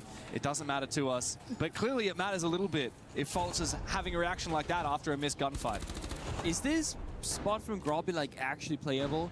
The bottom catwalk window that you just look towards, the rappel upside down outside the door. He plays it a lot though. I know, but with this shield, I mean, you gotta be a little bit crazy to play in that spot, right? But sometimes you need that bit of flair, that bit of like, I'm gonna do something so completely outrageous that my enemy won't even be ready for it. Sometimes you have to take a risk. It looks like DZ want to do that right now. Kino gonna make his way up the stairs. Pressure from outside the balcony. The mute jammer. No, it doesn't stop the blitz. And Kino will find that kill onto Ask in his common position that he's been playing for most of this game. Now DZ with the numbers advantage can pivot. They don't have to hard commit to this one-directional push. They could go for a split push like we've seen from them before. GK don't exactly understand what the pressure is. Jump out happens to the roof still, just holding an angle. NTR gets a freebie. And now Kino on full HP up against just a singular C4. That means that Kino has almost no ways of being counterplayed. He could just walk on in with the smoke grenades, with the Inca, the fire from Capital, and this could very easily become a plant or a kill round. DZ don't need to overcomplicate this, but they do need to make sure they don't just fall into the same player crossfire from Grubby, Newers, and Kino's on the floor! Surely not! This can't be the way that DZ let it fall out of their hands and into GK. It's 1-0 up in the series for the Europeans as our major champions once again find themselves at death's door. Out of nowhere. As I was saying, only a singular C4 to counterplay Kino, the pressure from Garrett's door, IT Breach, Catwalk Window, and the Aqua flank. And yet we didn't get to see the utility fully come to life. No smoke grenades, no capital fire, the gunfight's not going the way of DC. GK causing another bit of an upset, taking on a big team in the first map. This happened yesterday though, and despite getting that first map victory up against FaZe Clan, they did not win the series. It's true, even the greatest teams can come back from a map down. DZ did it against Weibo, and they looked good against Furia for so much of that game, but today is a whole different ball game, and GK are here to play a 7-3. That is not a close game. This is Dark Zero's map pick, and GK wrenched it out of their hands. They grabbed it and they've run away with it. Now they're looking to take down our major champions here on the main stage. Again, one team maybe disappointed not going to the grand finals in DC, and GK, so to speak, happy to be here. Already causing upsets, already beating expectations, and taking down so many big enemy teams, either in a map or in a series. And I feel like when you're looking at the in-game server, GK are just, there's something about them for this event. They wanted a little bit more. Their willingness to fight back in unwinnable positions, like we saw in that retake. Their ability to find picks out of nowhere, not just from one player, but all five have had their moments in this map. Look, Dark Zero, they're the only team at this tournament who have actually gotten a win in a series over FaZe Clan. But GK on the flip side, they're the only ones that have done it in a best of 3 over Furia. Now GK are 1-0 up in the series. Let's toss it over to our NA and EU split on the desk. Thank you so much, guys. It was a great game for the European representatives here in France. GK Esports take the win in map number 1 on Nighthaven Labs. And while it proved to be successful for both teams in different moments, it was GK today who sealed the show. Welcome back, Batman and Robin. I'm calling you forever. Iconic and Alphama. Guys, that was one of those matches that just seemed to go in GK's way, and it didn't ever shift. Yeah, it was a lot of tight rounds right there, lucky from the Dark Zero squad, but I feel like GK showing off great on their map pick, really coming out and settling those rounds out, and they run a lot of rounds that weren't in their favor, but finding a way is very important for a new team just to get their footing. Admittedly, there were a lot of technical pauses, there was a lot of slowdowns, there was a lot of conversation. How do you think that helped GK or hurt Dark Zero? I think in general, you know, it really didn't help Dark Zero come back into it. I think the momentum all the time was on GK's side. I think if you look at the performance, I think it's a really good collective one on the side of GK. Not a single player really stepping up compared to the other one. I feel like Sox, Yoga, Grubby, everyone was stepping up here, especially the kings and makers of that 3v5 in the last rounds. But I think I was waiting to see an adaptation from Dark Zero. You know the way that GK is going to play. You know they're going to lurk around. And in defense, Dark Zero was spreading around. They were having huge extensions across sometimes 2 to 3 floors. That creates massive gaps on the side of GK to exploit. And quite convincingly, GK were able to pick up apart Dark Zero in these defenses. And that was, I think, the biggest problem was the lack of, I guess, adaptation to that playstyle on the side of Dark Zero. What do you like that GK did? I feel like they were really patient, especially on the attacking side. You saw call out in the communication, the timeout saying that, you know, they're waiting for us to give up the space and going off of that. So if they're not going to give you the space for free, you're going to wait for them until they kind of drop their guard, and then you take the space off of that. So really just playing off of your opponent, and that's the key. Coming into this meta in R6, it was well known that Shields played a pretty big impact. You saw some of the Blackbeard played there, and it's been one of the consistent ban choices in certain maps. How do you feel, especially as we might hear some more information around characters and cool things coming up in this next phase of Rainbow Six later on, the idea of this impact in this map, how much are Shields playing a role? I think so far it wasn't really like high impact. I think that the way that GK plays, you know, Shields are really good to try and break up certain crossfires and have the rest of your team push towards that area. I feel like the way GK plays, they much rather have lurk operators. That's why you see them abuse Dokaib. That's why you see them abuse Deimos. That's why you see them abuse Solid Snake. These operators that will have intel by themselves that they can abuse. And that's why you see them basically lurking on 3 different floors, completely individually. A shield there would be kind of useless. So I think it's not really as strong and as used for the side of GK when they're in attack. Okay, and I think emotionally, when you look at two of these teams, we've talked about the mental from Dark Zero, but was it important for GK to take map 1? We've seen them take map 1 yesterday against FaZe. Didn't end up working out for them, but is that a team that kind of, if they're going to win this series, if they're going to take 2 maps, do they kind of need this one here? I feel like it's okay because Chalet is a strong map for them, but obviously in a series, when you pick your map, you want to make a statement. You want to win that map. Going on to DZ's map pick now, the pressure's off. If they win that map, it's okay because it's their map pick, but making sure that you start off strong on your map with the momentum is huge, and that just gives you a chance for the 2-0. Both teams have a win streak on Chalet, that decider, Alphama, that's huge. And now the pressure shifts to Dark Zero to try to do something and take it away on GK's map. But sometimes we have these matchups that end up being just that, matchup dependent. It doesn't necessarily play to the traditional strengths. We mentioned kind of the bounce between Furia, where GK was able to beat Furia, Furia was able to beat Dark Zero. These teams have taken different games off of different opponents. So how does this matchup feel now heading into map 2? Well, you know, I think Dark Zero need to adapt. I think I have a couple examples in mind in the previous map where I see Dark Zero fail to basically control the lurk playstyle of the side of GK. And if I just take a look back at, you know, the way that GK was attacking, for example, you have this round 6, for example, where one Kino is getting caught up here on the room on the top floor. The bomb site is on kitchen. 2 players are still up top. And look who's coming from basement. Here, we have Grubby on Solid Snake. So they just get 2 picks, one all the way on the top floor, one all the way from the basement. And then later on, they just don't care about the extension. They just go for the side directly. Again, finding gaps, and here that Clash is completely isolated. They take the 2v1, and that's my problem with it. That's my problem because DZ, they keep having these big extensions, and that gives way too much space. And here, we're in a scenario where it's a 3v5. DZ, they've got a massive manpower advantage. And what happens once again? The 3 main players on the side of GK are able to go and find the 1v1s. And that's an issue because Dark Zero, they're known to have the best discipline outside of the game. Iconic, they should have that discipline in the game as well. And what do we see? The 2 guys that were pushing here Aqua, both of them die. Here one player just pushes into garage, he's isolated. Suddenly from a 3v5, it's a 3v2. And look at this, it's a 3v0. This is going to be one of those where Dark Zero have to adapt. They have to show us why they are so effective in that mental in map 2. Otherwise, it's going to be GK Esports running away with an $85,000 plus to their pricing here and the 3rd place at EWC. Chris Tunn actually has an update for us on the club championship over with Freya. Chris?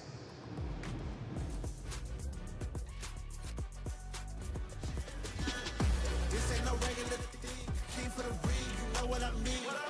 You see my name in the lights. Better get right, champion.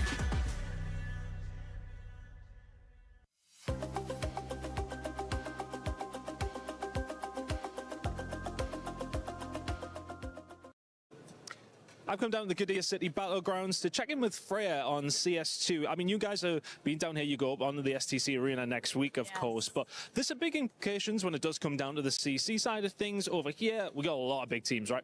Yes, 100%. I mean, yesterday we saw Falcons securing a spot through to the playoffs, so they're guaranteed to be in the top 16. I think that's kind of breathing a sigh of relief for that club, because I know it's looking a little bit hairy at the moment, but obviously coming off the back of the IEM Cologne Major, Falcons, the major champions finally, Nico getting his. It feels like they've begun this season kind of where they left off in Cologne.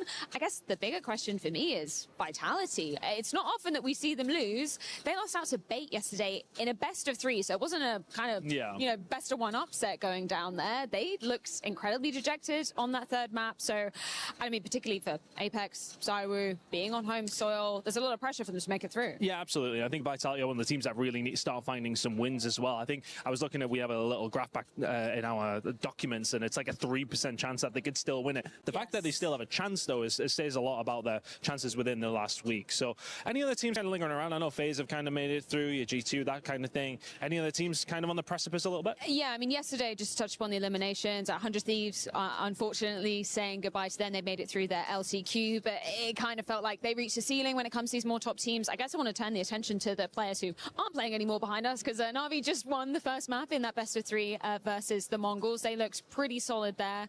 I would put them as maybe one of the dark horses to be potentially taking the title here. Oh, excellent. Well, let's see how Na'Vi do. Fred, thank you very much. We'll be checking in with you next week. Guys, back to you. He thinks he can come in here and play my game. He knows nothing. Let's go! Tyler Wine, you're done. Raw energy, hard from glory. A lot of people are haunted by their past. I'm inspired by it. They're not just playing for themselves, they're really playing for their entire family. They have defeated their demons. They have crushed the curse. We were there.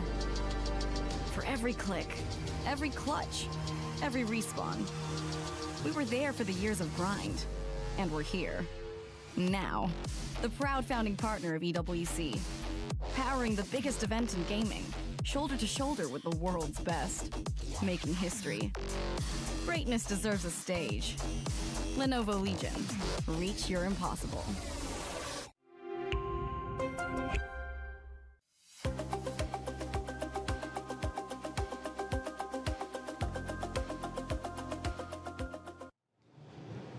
Well, Dark Zero lost their map 1 against Weibo, and they had the opportunity to come back. This has been a team that's been resilient.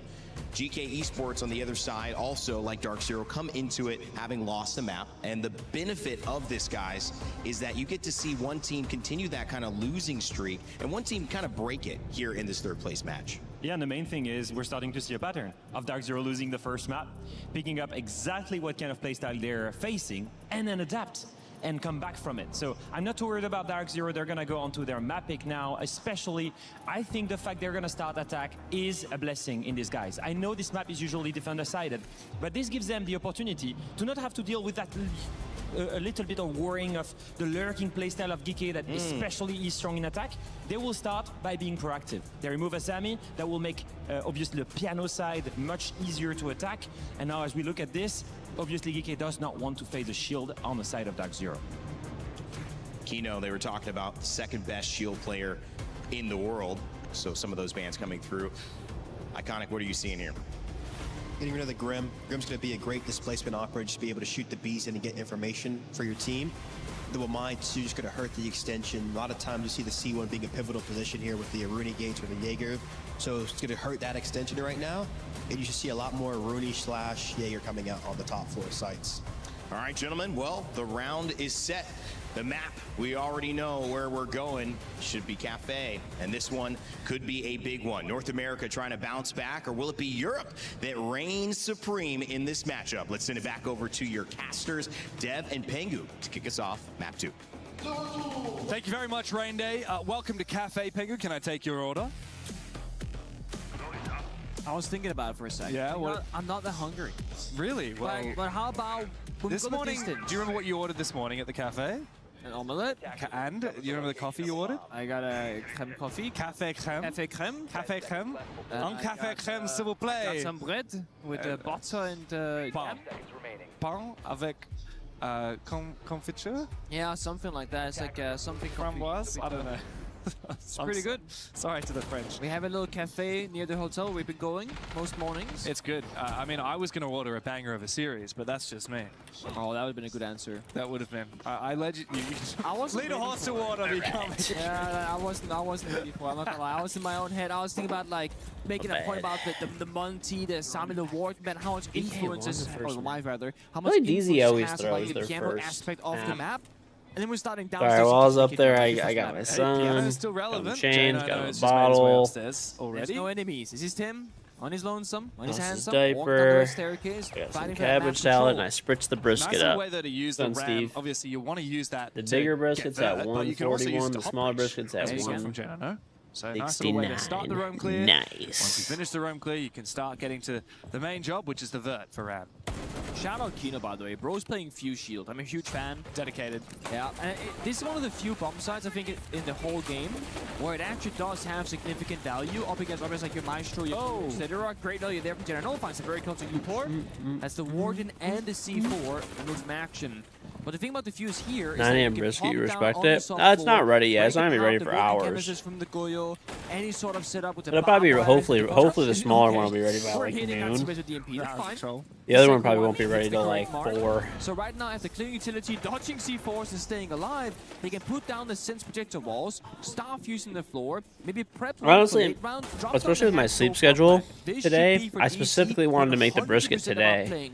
For the plant and the post. No, I have a Traeger. I don't have a green egg. I don't really like the green egg, to be honest. Coverage from the Sens wall comes on out. Newers will go down, however. Not that it's not a nice device. It's just I don't want the headache. Like I don't want to like tend to the fire and shit. This will need to be a big flank opportunity now from GK. They're not that annoying to clean. It's that you have to manually replenish the wood and tend to the fire. Like if it gets too hot, too cold, like you manually do that, right? Whereas like if you have a Traeger, it maintains that temperature for you. So the only thing you have to worry about with the Traeger is like if you want to, spritzing it, and if you want to, wrapping it, which I do. I spritz it every hour. Once it's wrapped, I obviously don't, but happy Korean Independence. Is it Korean Independence Day today? It's a mini croissant. I didn't even know that. And with that, the C4 cannot reach, the smoke cannons So is it like the reach. 4th of plant July is there, kinda? guaranteed to go down because there's no line of sight with the Sense projector walls either. So again, perfect understanding. Good flank attempt there from Grobby, not gonna lie, but it doesn't matter. JNO deep in the bomb site, and NGR did retake that top floor vert. Oh, upstairs vert. Yeah, I have to wonder, if you're a player like Kino, how many rounds of Siege are you playing a day, right? Scrimming. The next two maps honestly favor DZ, even though they lost the first map, it's but a lot more than 10. Okay, so on we'll average, see. you know, a scrims? It's safe to say that you rounds? play 3 maps at least 6 days a week. And then there are days you do more than 3, but 3 is the minimum. So let's say average of like 12. Although when you got Pro League, you don't play as much. So Yeah. 12 rounds in a scrim, right? Yeah. Scrims, yeah? Yeah, guaranteed 12 rounds. You play 6 halves. Pardon me. Pardon me, I just had to cough for a second. 12 rounds of scrim, 3 scrims. So you said you're Korean and you're Taiwanese, right? 36 is an Straw. unbelievably large That's number. like Nice. I think it's 300 and something. Yeah. But yeah, I mean that's a crazy number. What percentage do you reckon he's playing a shield? A pretty damn high number. Pretty right? damn high number. I mean, most of his attacks. Honestly, I think the number is in like, depending on the meta, the time, whatever, but I'm probably like in the 50 German to Taiwanese. 65% Okay, category okay. for the attacking side. Isn't that insane? Like that's For the attacking side. Probably like 100 or so rounds in a week of shields. And that's not counting for ranked and whatever else you do on your own time, right? So yeah, and this is why, exactly the reason why. I feel like some you players don't are like phenomenal at the shield, what's it because called when you play that though, many like rounds often, Japanese. you learn the I feel weaknesses like you and always the get mad every strengths. time someone Then you brings have up how players much they who like start playing Japan or shields recently Japanese because of the culture. shield meta, who's only clocked And you're like a couple of Korean and hours, and they Taiwanese build is a way couple better. hundred rounds on the shields, and Like all for they like use is a full food plate. and you know That whatever. right there is a difference maker between Pop a great culture shield player stuff and and a whatever. decent shield player. And Kino, one of the all-time greats. Absolutely. How many do you think you've played? How many hours do you think you've played on Monty, for example?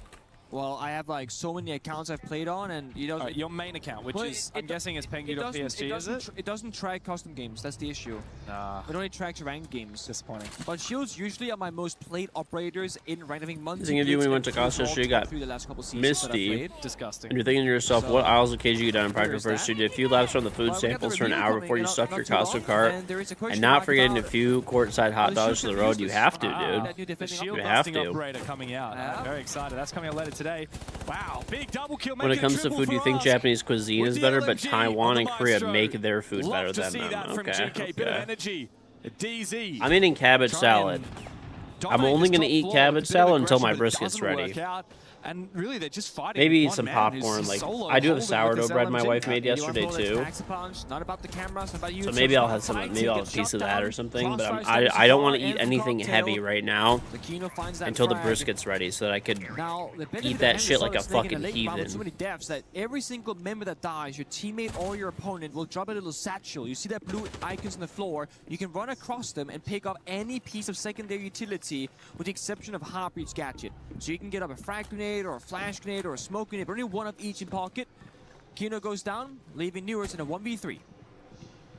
You can bait this out one by one. You might have a chance. Good weapon in the F2. Any rubs or sauce? My wife on the close makes angle her with the own shotgun. seasonings and rubs for the brisket. Behind Bounce wall bang right here. Very possible. I don't even know what You she just gotta puts have in the it, but it's really reaction times good. Against the shotgun. Wow, it's a crossfire. He reads it, but you My wife makes all of her own finds the kill seasonings for regardless. stuff. Good response. Like sometimes she'll From buy GK, pre-made convincing ones, round like when she's in a defense. rush or whatever. But for when she's in a rush, rather. And some are just good, but most of the time she makes her own What's happening seasonings. here, James?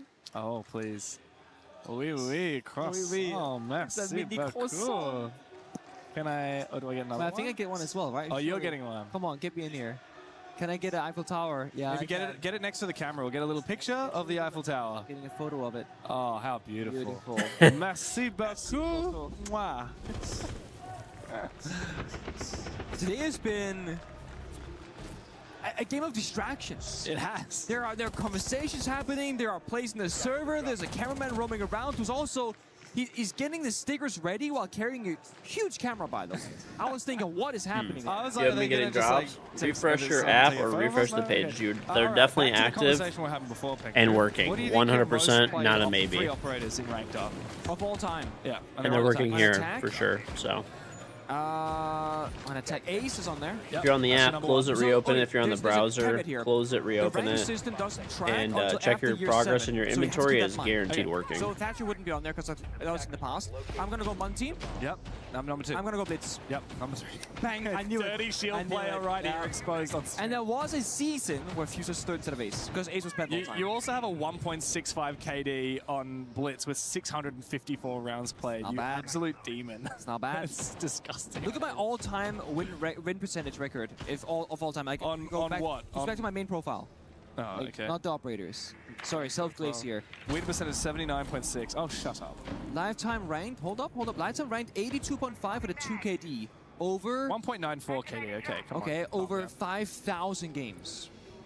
That's not bad. Yeah, that is. That's not bad. 5,000 games with only less than 500 losses.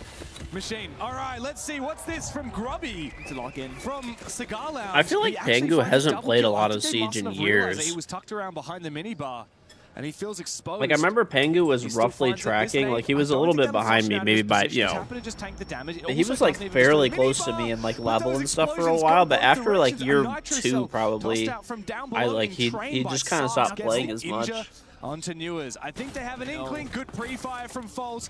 Almost traded back. Newers will get back up on his feet. DZ will try and pick up the pieces of this very grim-looking round. Early disruption time and time again. It was Ask previously, now Grubby finding 2 quick kills. News on low health too. They do have Inja for verticality, but he's walking down the white staircase looking for a fight instead, so that hammer not going to be used downstairs. Jock was waiting for him. An absolute freebie. And DC not having a ton of strat right now in the server. No step 1, step 2, step 3 because they fall early in the round. It'll have to come down to fishing for picks here. But look at I do GK, like 2 FA, players yeah. right next to each other in Dining Hall. There's no way that Foltz can find both of these kills, and they're keen to peek for it. Ars takes a lot of damage to that LMG, but Foltz cannot deliver the killing blow. Walking through the flank track stingers, Sarks will put the pressure on as Ars gets aggressive. GK One of the players in the third today place match for Chess literally walked out of the stage in the middle game for and left the venue. What the fuck? Why? Lost than ever. Is he just Again, losing? Gotta slow down the game right now, take it step by step. Don't fall early in those gunfights. Get the drone work going. I do think that multi-ban has been super influential because it's so hard to play the other shields. The verticality, the C4s, the long-range gunfire that's gonna be happening. It's such an uncomfortable That's map to fucking play. crazy. You know, the Blackbeard, the Blitz, the Fuse, with some bumps and exceptions, of course, like that kitchen and kitchen downstairs. Val could get bent away here. Information and verticality speak about it. And then Ying, combining with the Grim, weakens to execute, and DC will call their attack time to prepare for the second half of the attack. Remember what we kind of talked about off that? Like they do the, it's like the Valkyrie extend out towards like Skylight side or kind of red, whatever it is that falls back. If you want to go fast in that bulker part as the intro, one adjustment I want to make here though, is let's bring the snake early to like the piano south side windows, get pings across for like whatever the fuck they're doing right there, and then we can go into whatever we want to afterwards. But in general, mid sites, let's just slow down a little bit. We can start with the spread, and then if we want to go into piano over off that we can, if we want to go cross kill we can. Just slow down a little bit though. Like these guys are not playing very good cafe defense right now. They're just taking advantage of us not being ready for their rat shit, basically, is all this. Yeah. Let's go to Hamani. On this, anticipate the 90%. If we see it again, we can run it again with a dope, or we can flip into something else like a 32. Treat it as seen. They're not playing a very good defensive half on Cafe. We're just falling for their rat bleep. And they are doing some rat plays, it is true, but DC themselves are not droning all the corners. They're not slowing down enough to stabilize Look at the round. it, They yeah. rebel in, completely oblivious to the fact that Robbie was just there in the corner the entire time. And that's the second You guys time want in a a row brisket now update? where the entire round has been I have a picture of determined the inside bigger piano. one. And when you have the Asami, the Wamai, and the Munchkin, I have a picture of the bigger brisket because it's not wrapped yet. So heavily from both sides about No vision strong else get that uniform because it's not those appearing in operators inventory. are hitting it You should in just be those able to claim positions. it, but other than DC that, I don't know. haven't seemed super aware of that. They've been taking some steps, they've been punished, but with that call out being mentioned from that call out being taken by call out, that's such an awkward sentence. Hopefully DC can switch it up. Yeah, this is the thing, right? Like, you have to play the game that's before you right now. You can't All right, what do you try guys and think of this play the brisket game so that you're far? prepared for if that's not the one that you're playing in the server, right? If you've voted GK, you know they like to play certain bomb sites in specific ways. This guy roams here. This guy likes to fall back at this It's looking time. pretty They juicy have right this now. setup here. That's great. And then you tunnel vision on that, and you forget It's gonna that you get probably should drone once I piano put it in the before you have paper is two when it's people gonna swinging bark sides. up. Grubby is there to get the free double. I mean, the round was Jalapeno very Nate much Bomb, not the charm 25 month resub. Welcome back. What's up, Jalapeno? because of Grubby getting that early 2-pick. So this DZ look to try and is the attack on brisket. kitchen. Now, this is where the map started. DZ were very good at attacking this bomb site. Cafe is quite defensive. So this is side. about If DZ win here and then maybe about win 6 one of hours the in. next 2 rounds, they could very much I have turn not this game wrapped around. it yet. It says it's at an internal temp of 140. Pocket pick here from GK So to it's got about change it 20 up, though, degrees like left to go Flash before I and wrap it. Last kid in the prep phase. Yeah, and doesn't care as much about the verticality from the attacks. You kind of walk below it with the shield covering. I feel like it's looking good so far. Shield go for a kill. So GK having Looking different good win so conditions. far. They're also playing a ton of different time denial operators. You know, the fire, the smoke, even the 2 brow they could use for a hatch if they don't want to commit to it. But DC, I mean, they are great at executing in a 5v5 fashion when they can get all the right pieces together. We saw that the last time when they found their first round victory. Did I dump honey all over it? No. That's just how juicy it is right now. Deal with DC saying, And then once I wrap it, it should get nice and we barky. believe that we can win it this time. I like that from DZ. I'm not gonna have the person who almost burned down their house smoking shit tell me that I'm not good at smoking shit. This is actually crazy work. The question is, with no fuse, how will DZ look to try and clear the Vulcan canisters on the bomb site? No grenades either. No Twitch, so no real util to try and counter it. I think they might have to flip it, swap. yeah. Go for a bake take. I see Kino upstairs on the roof. I see 2 players outside. First they baited, Gonzix goes out and force the first fire. Stall for 20 seconds. Captain is Almost with the whole damn house would have been juicy. Ooh. Big, and a second one from Uport to follow up. He's using this clash perfectly as Ars protects him. Uport could fall back right now, but Colin I think he never wants to cleaned continue his holding on to Traeger Bakery and for as almost long burned as his house physically down. possible, with no Is the shield brisket left for primer DZ, choice? It and is. with the So it's Hibana from my taken cow. down, there's such few options now for the North American So it squad. is that That brisket is a organic grass-fed. This is a lot of shit. This sounds so cringe now that I'm saying it, but I'm gonna do it anyway. So it's an organic, pasture-raised, grass-fed, black Angus prime. Good barbed wire here as well. Forces Piece of goes beef to and clear is it dry with aged the 21 grenade. He will be days. walking to a 3-way crossfire. If he swings here, it's easy for Sarks to take that 1v1, knowing that he's got a teammate holding So his it's some good crossfire. meat. And Yogg quickly swings on the falls. J9-0, 1v5, make it a flawless. Big round from Uport in the bakery. And it looks like on Kitchen, GK have finally Well, figured out how to cook. I told you guys. Frustration from Find a farmer. I paid less for this per pound probably than you pay for ground beef at a supermarket. I bought a half a cow. Again, the small details, not Cost average per pound for everything was $6 and and change. It's like this is such an insane counterplay. Because So, they are sapping the reminder, shield with the clash, I got the shield fillets lost in the, there. I got ribeyes in there, brisket, beef ribs. Obviously, half of it's ground beef. Straight into the setup. Didn't have the correct read But, there for DC.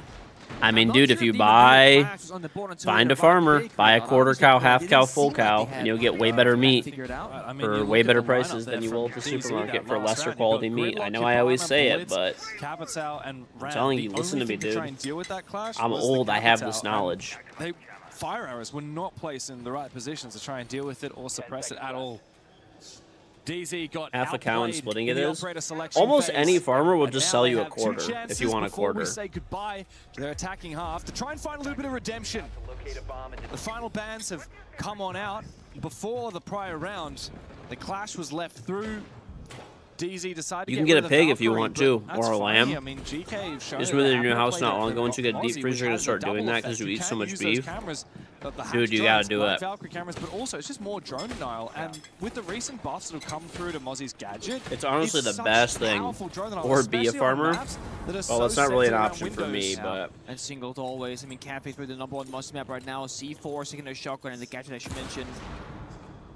So, good bit of value there from Sarks. I have to And drive again, what 2 can DC hours do? They each can way to get slow my down the cow. game, drone more, get more intel. And it's still worth Well, it to me. utilize Mozzie completely. I would do pacing it into again that and again. They got the mirror windows as well, which gets protected by the mid jammers and by the Mozzie pest. DC, they are desperate for an opening pick. They are desperate to make this HOA round approved cow and easier, keep it in my backyard. more Yeah, I don't think that's consistent. gonna happen, bro. Because it comes down to high-risk gameplay, GK, they thrive in that area. Oh, wow. My HOA is gridlock they're honestly not that bad. They're honestly pretty fine, but they definitely would not let you have a cow. He's standing Understandably. in it, so he's kind of just vibing. It's very strange. He could be knifing them even. By the way, have you guys ever seen SB Mowing's videos before? Yeah. I'm sure you have, right? That guy that like mows people's lawns for free that need it. For a few seconds as he falls on back. Well, he goes in. Yeah, and JR needs to find this kill as well. Being contested, but it's a crossfire. Well played. Okay. As Grubby gets the injure. Have you guys seen, like, granted, there's many people in his videos that truly need the help, and it's great that he helps them out. But have you guys noticed, like, probably like a third of the people that he helps are just lazy fucks? I mean, I guess you don't know their situation in life, but they just look like lazy fucks. And when he asks them, like, why, they're just like, I don't know, man. This is where the shotgun really That's why an HOA is important. Never underestimate that French shotty. Upor, though, he's got a shotgun of his own. This one fires slugs, takes J90's head clean off. 3v3. He's trapped here in Laundry. Oh, he's going to take so much damage. He's going to die. Grubby now on the vert, might find an angle onto Keynote. The plant will start. Grubby can deny this, though. This is very risky. Yeah, there was like, I was going to get around to, but I haven't yet. Bro, there's literally like multiple times where like, there's like adults that like come out of the house and like, they're definitely able-bodied. And there's like, yeah, like waist-high weeds and shit. Like, I get it. Like, a lot of the people really need the help, for sure. And like, that's great that he helps them. But a lot of these people are simply lazy fucks. And that's why HOAs exist, and that's why I would never live in a neighborhood. So if I live, ideally, I would like to live by myself where I don't have neighbors, then I would not want an HOA. But if I'm going to live in a neighborhood with other people, I definitely want a fucking HOA. I want one like I have now, which is that they're really reasonable and they don't bother you about anything really, but they will make you maintain a certain standard. Like you have to mow your grass, you can't leave burned out cars in the yard, but like if you want to do stuff to your house, they're not like annoying about that kind of stuff, you know? With no trade game whatsoever. Either he was playing a calculated game of distraction, or Grubby actually did find that spot. Wow. Either he was playing a random game of distraction, hoping that the other teammates are going to push forward successfully, which they did do, thankfully. But I don't like the fact that they are doing these solo plays from DC because they've been falling apart so early for so many Grass grows fast as fuck when it starts raining there. Yeah, they have another strange round. Surely Fultz isn't going to be running the shotgun again here on the Your girlfriend has an HOA and you got fined $100 because you parked in the grass. You paid it, obviously, so she didn't have to, but yeah. I mean, that's kind of annoying, but absolutely could have taken the fight on him with that shotgun. your grass goes inches over it. You just gotta cut it, dude. I don't really know how to read that. I mean, I pay my HOA or my HOA. I pay a guy to cut my grass. He charges me $25 a week. The Twitch is picked Or just do it yourself. Like, so fucking fewer pick, counters bro. here for those mirror windows. Pick. And I mean, Do it yourself and don't be a lazy fuck or like pay somebody. One or the other, dude. Only counter that mirror window is the smoke from the Capital, but no EMPs here to open up those electricals. That's exactly what you bought landing away for HOA. You had a storm that knocked over part of a privacy fence. The next day they tried to fine you. Mine doesn't do that, no. Like, I don't know if you guys remember, but my sewer line broke underneath my driveway. And my driveway and yard were torn up for like 6 months. They didn't contact me once about it. Attack, but there's going to be a mirror window in play, supported by the Kai Cross and the hatch. And DC, again, they might struggle with time if they go for a full clear. Again, they want to be cautious. They don't want to die early. And that Like, they understand, you know. If you do that, I think part of it is that the HOA that we have is it's a corporate run HOA, but then we have like a local board. Protecting his arrival inside So like it's people that live in the neighborhood that are like on the board and stuff, and it's like not this way people can't be like as annoying. He's got flashes to burn, and now the nade comes in. It's on in. Yeah, Upor though, meanwhile, has found not only one, but Yoga The mower gave on you last time you tried mowing your backyard. And with that, TCSG claims a kill. Yeah. He's actually looking to try and contest. This is so dirty, as if Yoga continues fighting. Geno wants to take this gunfight. He's got essentially wall hacks onto this player while he's detected outside. But Yogg knows the angle here for Geno is not easy. Wow. And as he tries to swing around, Yogg will take him down from outside. Insults added to injury. You like the idea of a chill HOA, but the ones that try to run like North Korea are a problem? Yeah. You know why he died is because when you... No. He lost that gunfight because you have to rappel around the wall, and he won't be able to aim at him when he's doing that. Yogg is still outside the building as well, waiting for a second fight. News gonna take it on the corner, just like his teammate. Can he come out victorious? Oh, gets the injure finally. Oh, come on. Are you kidding me? He can't get the kill. Eventually goes around the corner, but now worried about the player above him. Worried that he's going to get baited, trying to go for the finish off. Yeah, and he takes some damage all the way from the balcony on the other side. Get your kill. Fine. Get your one. Pad that stat. Get that KD. It doesn't matter. Ask is coming for you. GK. If you're a big enough yard, you want those good turning radius lawnmowers that you sit on and drive. I'm not going to lie, I hate mowing my lawn. I just pay a dude to do it. He does it every week. 25 bucks to mow the lawn, $15 more to pick the weeds. He was not doing a good job of picking the weeds, but that's because I had way too much landscaping. So I cut down the amount of landscaping I have like dramatically pretty recently. Like just like 2 weeks ago. Yeah. They're giving up like the tarp area, like they're coming in and out of like cocktail back and When I forth. first Also, moved into we've my shown now house, twice that we're gonna go over and try to OPK that. Ignore the OPK for now. Let's If see you what want to he go said. slow on the piano side, you can just call the base against these guys. They're not using rounds nearly as much as I thought they were. And like we can just bring the thatch with the Cade, work the walls across, and just keep it slow against them, unlike that mid site. Reading, however, I will say off that last one, if you're not thinking go piano for whatever reason, the rush did look like it was there, like on the actual site side rush. And then kitchen, you just clear, we go. GK's coach looks stressed as a motherfucker. Oh, that's just Shepard. He's Russian. That's just, you know, that's his resting state. Heard that. And on this defensive side, make a pretty quick read. It is a different map than Nighthaven, kind of like AD was saying. So like there isn't like a real rafter on this map, for example. But if like they're just absolutely dominating that first zone, you got to be a little more decisive. And if we're gonna like fall back to the second one, we're gonna fight there. If we're gonna fight for the first one, we can't really get caught in like that bridge, kind of like it was on Nighthaven with Jack on Rafter. It's like for the anti like the newer special anti-run out, and otherwise I think we just have to, you know. What is the anti-run out? Like, I'm gonna cover you guys. Yeah, and I think like otherwise, so what? Like we need to take piano, Shaco guys. Don't stand still. Like when we have total control, take Fnatic it, win this match. execute, you know, don't padding it, I don't think Fnatic's gonna work. They're not. They're kind of gone. Telling lies. How so? So if the guy wants to walk down brown, I'm gonna always take. You don't believe that I pay 25 a week for grass cutting? That's all it is, dude. That's all it is. If they're playing, like I can choose. Like I can either walk on the guy long bar and kill him for you. I think you always. The Shepherd. Interesting. Not hurting the crowd there. It is Grobby taking control, saying they're very specific about piano, Shaiko, don't stand still on the soft floor. I love the way that he said, look, if you need, in this specific situation... Anyway, when I first moved into my house, it was, I had 150 yards of mulch for my landscaping. I just maintained what the previous owners had put in because I wasn't ready to, like, redo all of it. I wasn't sure what I wanted to do. Very simply, and I cut it down. I redid my landscaping the next year. I cut it down to like 70 yards. It's still way too much. Now I have it down to about 20 yards of mulch, maybe 20 or 30 max. Fighting for piano, and if you get a foothold in the building and you get that first step accomplished, the round is looking super solid. On the flip side, like we saw how DC lost the majority of their attacking rounds, they never got that foothold.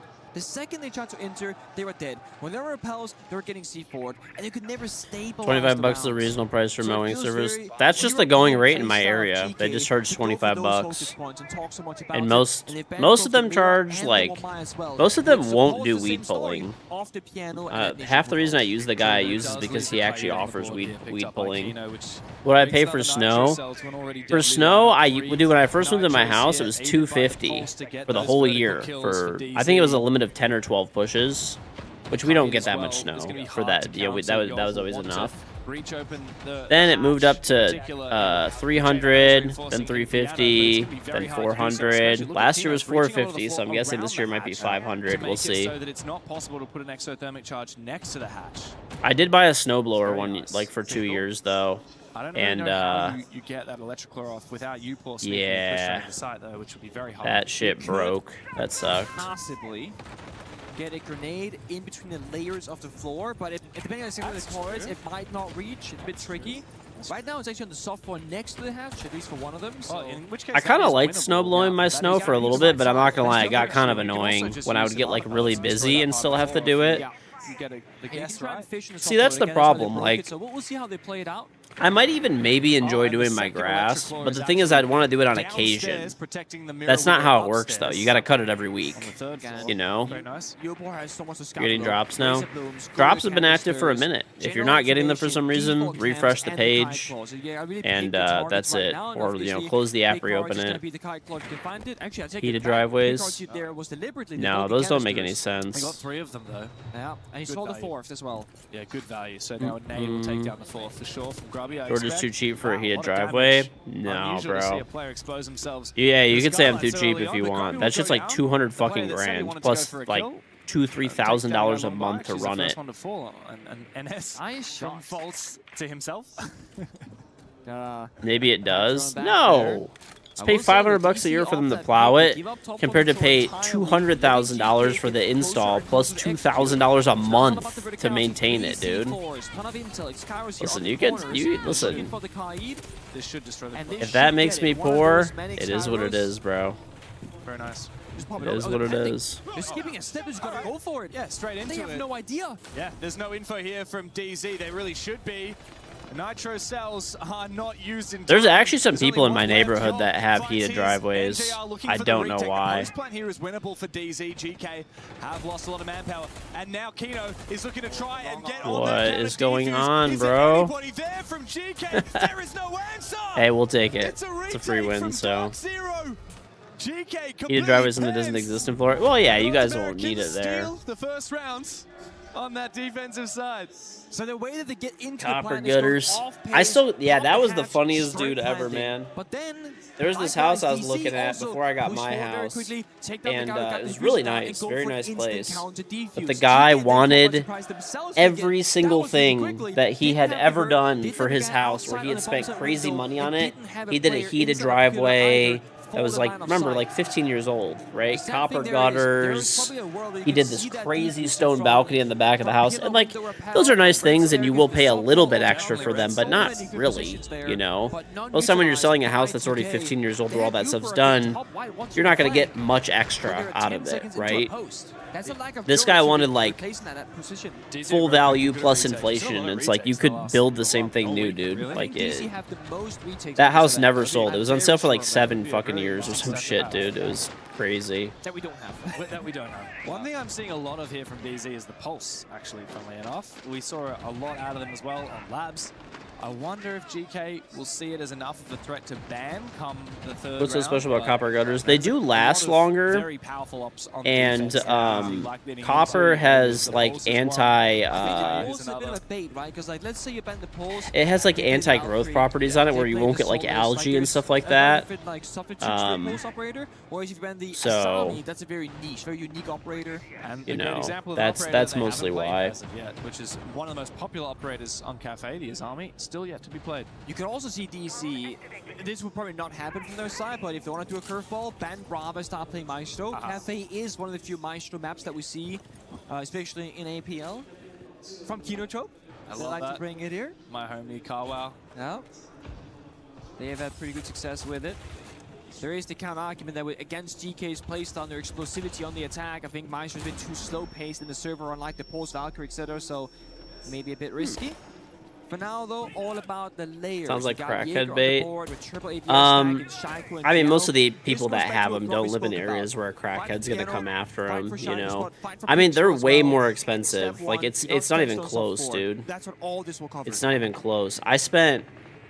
Like, I redid my gutters, and when I priced out copper gutters, I think they were 7 times as much. Like, it's not even that they were, like, kind of close. I was like, I wonder how much copper gutters cost. They do look nice. And I was like, and they're less maintenance. Like, let me check it out. 7 times the fucking price, dude. And I asked the guy, I was like, do you really have, like, a lot of people biting on this? He's like, honestly, no one buys these ever. He's like, the only time we do copper gutters is if we're doing a historic home where the city requires the house to have copper gutters because it already previously did, you know? He's like, and on a really rare occasion, someone with more money than sense will just do it. He's like, but that's about it. Gotten so deep into the objective still with no diffuser. As Ask is all the way up on the cigar balcony. He could try and enter the bomb site. Oh, I think Sarks might have been spotted. Indeed he has. Well done from that bulletproof camera in the bomb site. However, GK have enough kills here that they are still in favor. NJR tries to make his way forward, but the M76 True wins True for Yogg. It's Genono in a 1v3, and yeah, chimney cleaning service. I mean, if you like use your chimney, then it's probably worth it. 5-3 on their map pick, and DZ starting to feel a bit of pressure. Never heard of being numbered in the market for gutters. You've definitely seen them. If you looked at an old historic building, they probably have copper gutters. Randomness of GK's playstyle right now, you know. There's a good chance. They don't realize they 5 top floor. They allow you. Less residential homes have them. Getting a kill before they turn their attention towards him, leaving gaps open for the attack. So both new balcony, brown staircase, the bomb site taken completely for free. And the pulse was downstairs, but ineffective. Was walking toward the white staircase, not scanning anything, and that's where the gaps were left open. So DC, it feels like a bit of a communication problem right now in the server. They also don't contest GK in piano like we spoke about, in Shaiko below the skylight, or inside a cigar. So they're giving up so much for free, falling back step by step. Sure, there's so many other around Savannah, Georgia. There were a lot of historic homes. Yeah. It was more popular back in the day, like years and years and years ago. Even now, I mean, if someone builds like a really nice house, they still might do it. I mean, most people don't. A lot of it is cost, right? So like, back in the day, if you had to pick aluminum or you had to pick copper, aluminum was actually more expensive than copper a lot of times, but it didn't last as long, right? So a good example is if, like, if you know what's on top of the Washington Monument, it's actually aluminum. Aluminum used to be more expensive than gold because it required a lot of, like, energy to create, and it wasn't really easy to make back then. Obviously now it's an easier process, but... Which will be NGR on Aruni. The issue is he's the bakery player, so he cannot go into wedding and punch this barricade. So instead, explosions will happen. Nice Nitro Cell. Yeah, Nitro Cell used to try and take down that Ryora. 3 more doors. Good copper gutters, but they were replaced by plastics. Here they're all aluminum, pretty much. Which aluminum ones, if you take care of them, they last a long time too. Probably a good 30 years, maybe. Copper gutters do last longer. They do last like 100 years, potentially, if you take really good care of them. Cannot deploy another one of his Selmas. I mean, if the Captain Fire gets into the mix right now, that could force NGR off this position, and therefore they can try and bait the kill, but finally Yogg into the action. Fire in hand, they're waiting for Gutter, I barely know her. False just waiting, biding his time. He's got Europe. Okay, Europe had a lot of copper gutters back in the day. You know, a lot of the old buildings for sure do. The fire from Yogg gains the ground in theory, but not in reality, because GK have not actually moved into bakery as of yet, and JR can always just rotate back inside. Not using more Aurora doors either, so they're not going to be able to like jump in the wedding window. They can't fight for prep. There's no shield for that pushing power, so this is GK finally being stuck outside the building. The best spot possible so far for DC. Here comes Flashbang needs to go out. It's time to get active here into bakery for Grubby. They go deep. Pistol comes out for us. Finds his kill. Backstab from Socks. Oh, J90, Newers and Kino, be careful. You're losing all control. You're losing sight of this game as GK start to run away with it. Sarks, another one. A flank from J90 to take down Upor is not enough as of yet. 2v2. GK still have that bakery control. Ask with a DMR, Sarks waiting for the close range engagement with that shotgun. As he gets back, rifle in hand. J90 needs to take that fight sooner or later. Do him and Nua's lash out, or do they wait patiently? Tough spot to be in right now. Separate fights across the board for both teams. 2 teams, 25 seconds. Nearest, as long as he's alive, a plan cannot go down. It's up to Ars to win this gunfight. That's what he needs to do right now. Knows exactly where he is. But now he has to find both of them. Out comes a pistol. Another one for him. Thank you. J90 will trade back 3K. The big man on Dark Zero. It's enough to keep their hopes alive for a little bit longer. Well done, NGR, finding a pig, staying alive. Ooh, I can eat my popcorn. The fire, the EMPs, and all that counter util inside a bakery. Dude, by the way, I love these wireless thermometers. Oh my god, they're so much better than the fucking ass cheek. Dude, I had a meter wireless thermometer. Dog shit. Never fucking buy that garbage. Oh my god. Fucking piece of trash. I bought it when I first moved into my house and I got my smoker. And on the other side, and it is the most disconnecting piece of fucking dog shit you'll ever use in your life. Paired with the Grim, it can be tricky to get information from Easier living dangerously. They're gonna lose the way they're playing. They're not living dangerously, bro. They're getting outplayed. The rounds they're winning are like not. I don't know. It doesn't really look like they should be half the time. Scared for them. GK got in so quickly. Can I just say, Ask Man going with the pistol for 2 fights. The mechanical confidence to sacrifice an automatic weapon.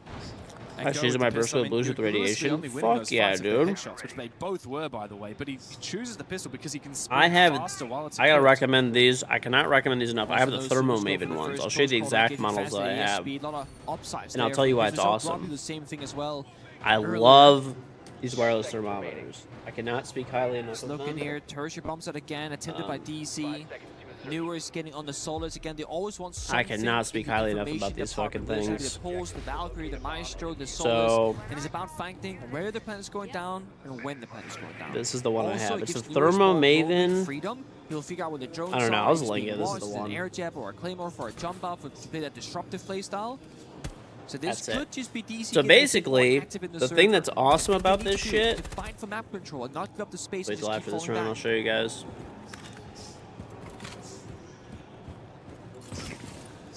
A lot of work to be done on Cafe, especially with these new gems and the Solus.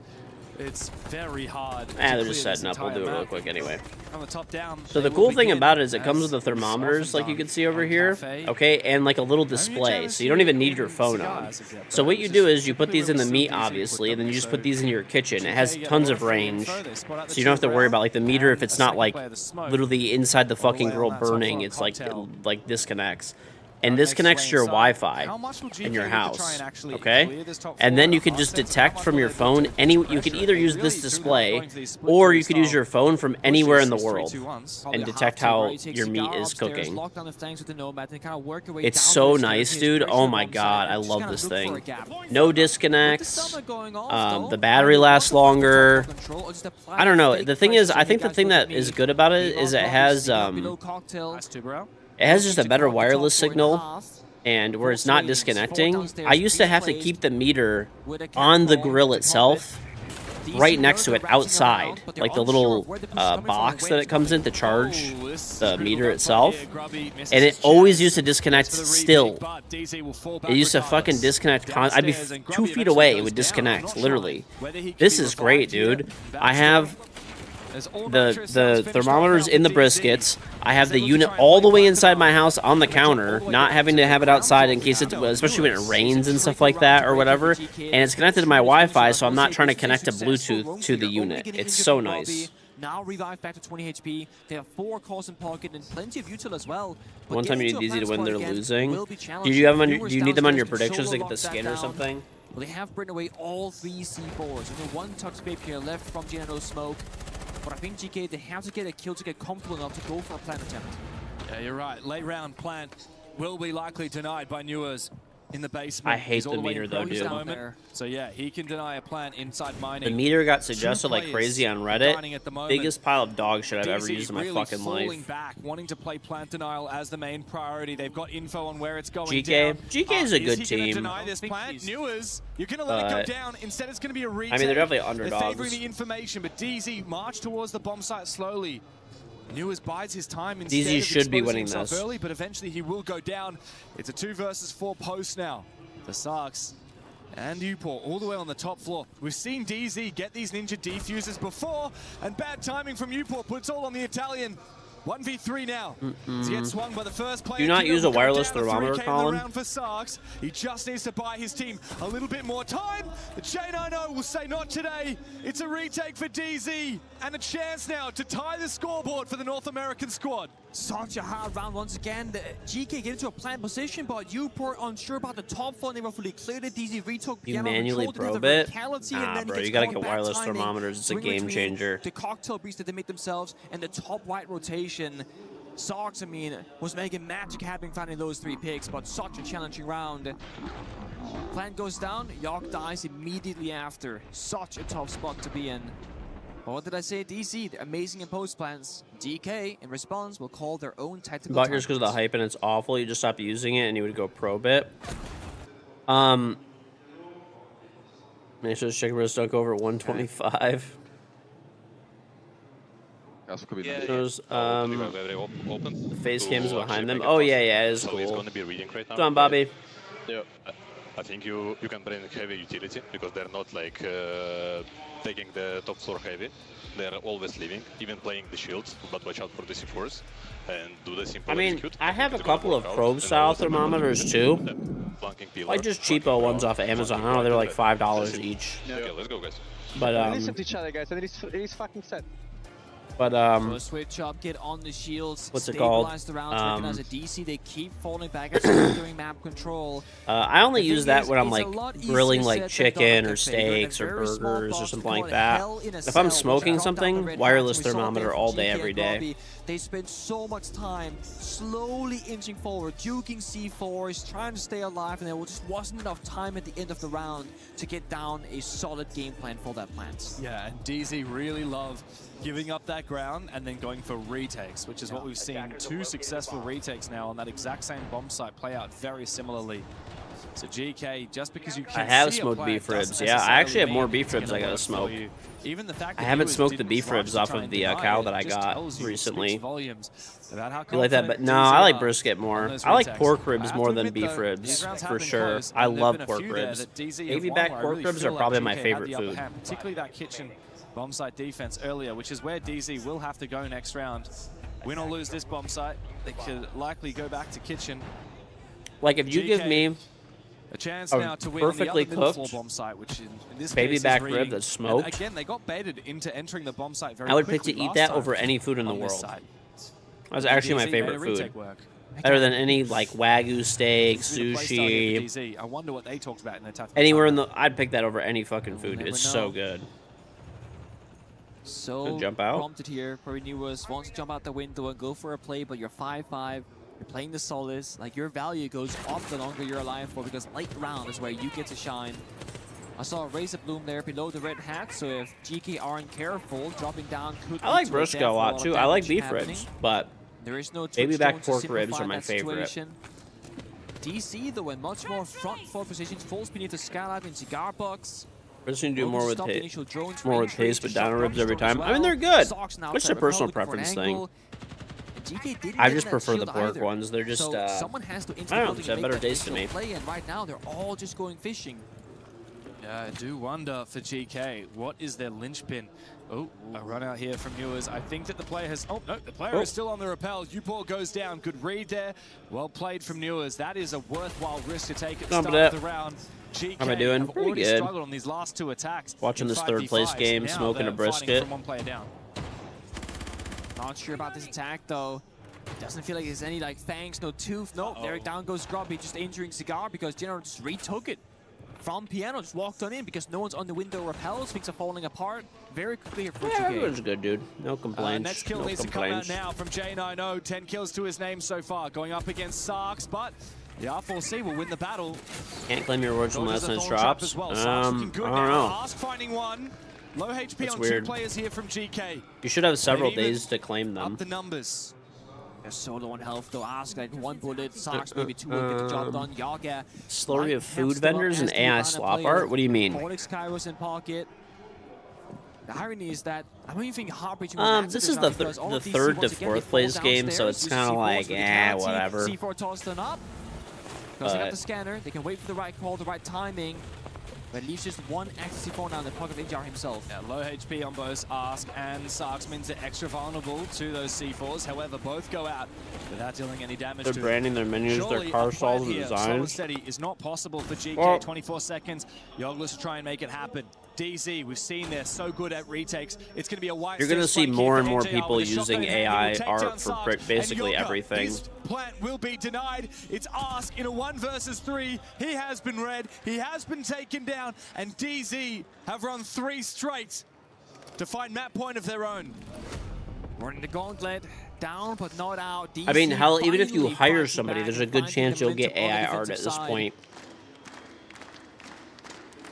So Rob starting the attack, but Like, a lot of these restaurants might legitimately be hiring people and paying them money, and then just getting AI art anyway. The amount of designers right now, if you go try to find an artist on like Fiverr even, or like one of those like random websites, you'll probably get AI art like 50% of the time right now. Pushing above, taking down the cover, enabling Kino to push downstairs, take down the planter.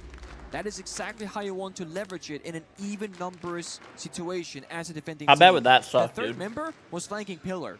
So if one of the flanks are open, that's a freebie. And even if they're watching all the angles, you're giving Imagine yourself the best shot you possible pour your at heart cleaning and out the colors. soul It's all down to communication and into your timing. business, DC, they're looking right? sharper and sharper at. Recipes, staff, you put your life savings into this, etc. You do everything right. You hire an artist to make you art for your menu and signage and all that kind of stuff, and then they use AI, and then people shit on you relentlessly when it's like you're just a fucking, you didn't even know, And now you they've got know. the confidence to lash out. Newers has a teammate on that default cam. He almost lands. I think it's false shots advertisement. into If the body of food that is player. AI enhanced or whatever, or AI food, then yeah, that's bullshit. Doesn't land in the end. It's not like it's hard to tell. Maybe for you, but dude, have you seen the shit that boomers fall for? Oh my god, bro. Maybe not. Grobby on the Brava. Again for the Aruni gates. You got to imagine that there's some like boomer that's like paying problem is, to get that some Aruni art can actually done. still be reactivated by the defense. So, you know, you're still going to have to. It does expose, like, particularly the Aruni barrier. What do you think of all the fuck AI people? Do you feel like AI is the future, whether we like it or not? If the defense activates Probably for it, certain that's categories. well, yeah, it starts Yeah. with that, or if the attacker walks up to it, it I will fall in the disappear, boomer which means you're category. getting on board when Probably. you're getting peaked. AI will only get more So it sophisticated kinda with acts like time. when It you sometimes will. see a player's It shadow, will. You're going to want it, they're about to peak. I mean, in an ideal world, I would love if we could rebottle it back up and just not have any AI. You know, that'd be wonderful. But I don't think that that's possible now. It's just not going to happen. So we're at an interesting, not interesting. We're at a kind of shitty place right now, honestly. Through here, they're passing each other like ships in the night. Newers needs to win this fight. What but it is goes fucking down. happening, bro? Big one from Grubber to try and send his team to overtime here. Kino also under a lot of pressure. But It's true. Yeah, we're millennials. We're not. I'm not old. I'm not old. It's just lame as fuck. I mean, I don't know. Grubby goes down, out finding his kill. Nitro Cell misses. NJR all of a sudden is the last hero for Dark Zero.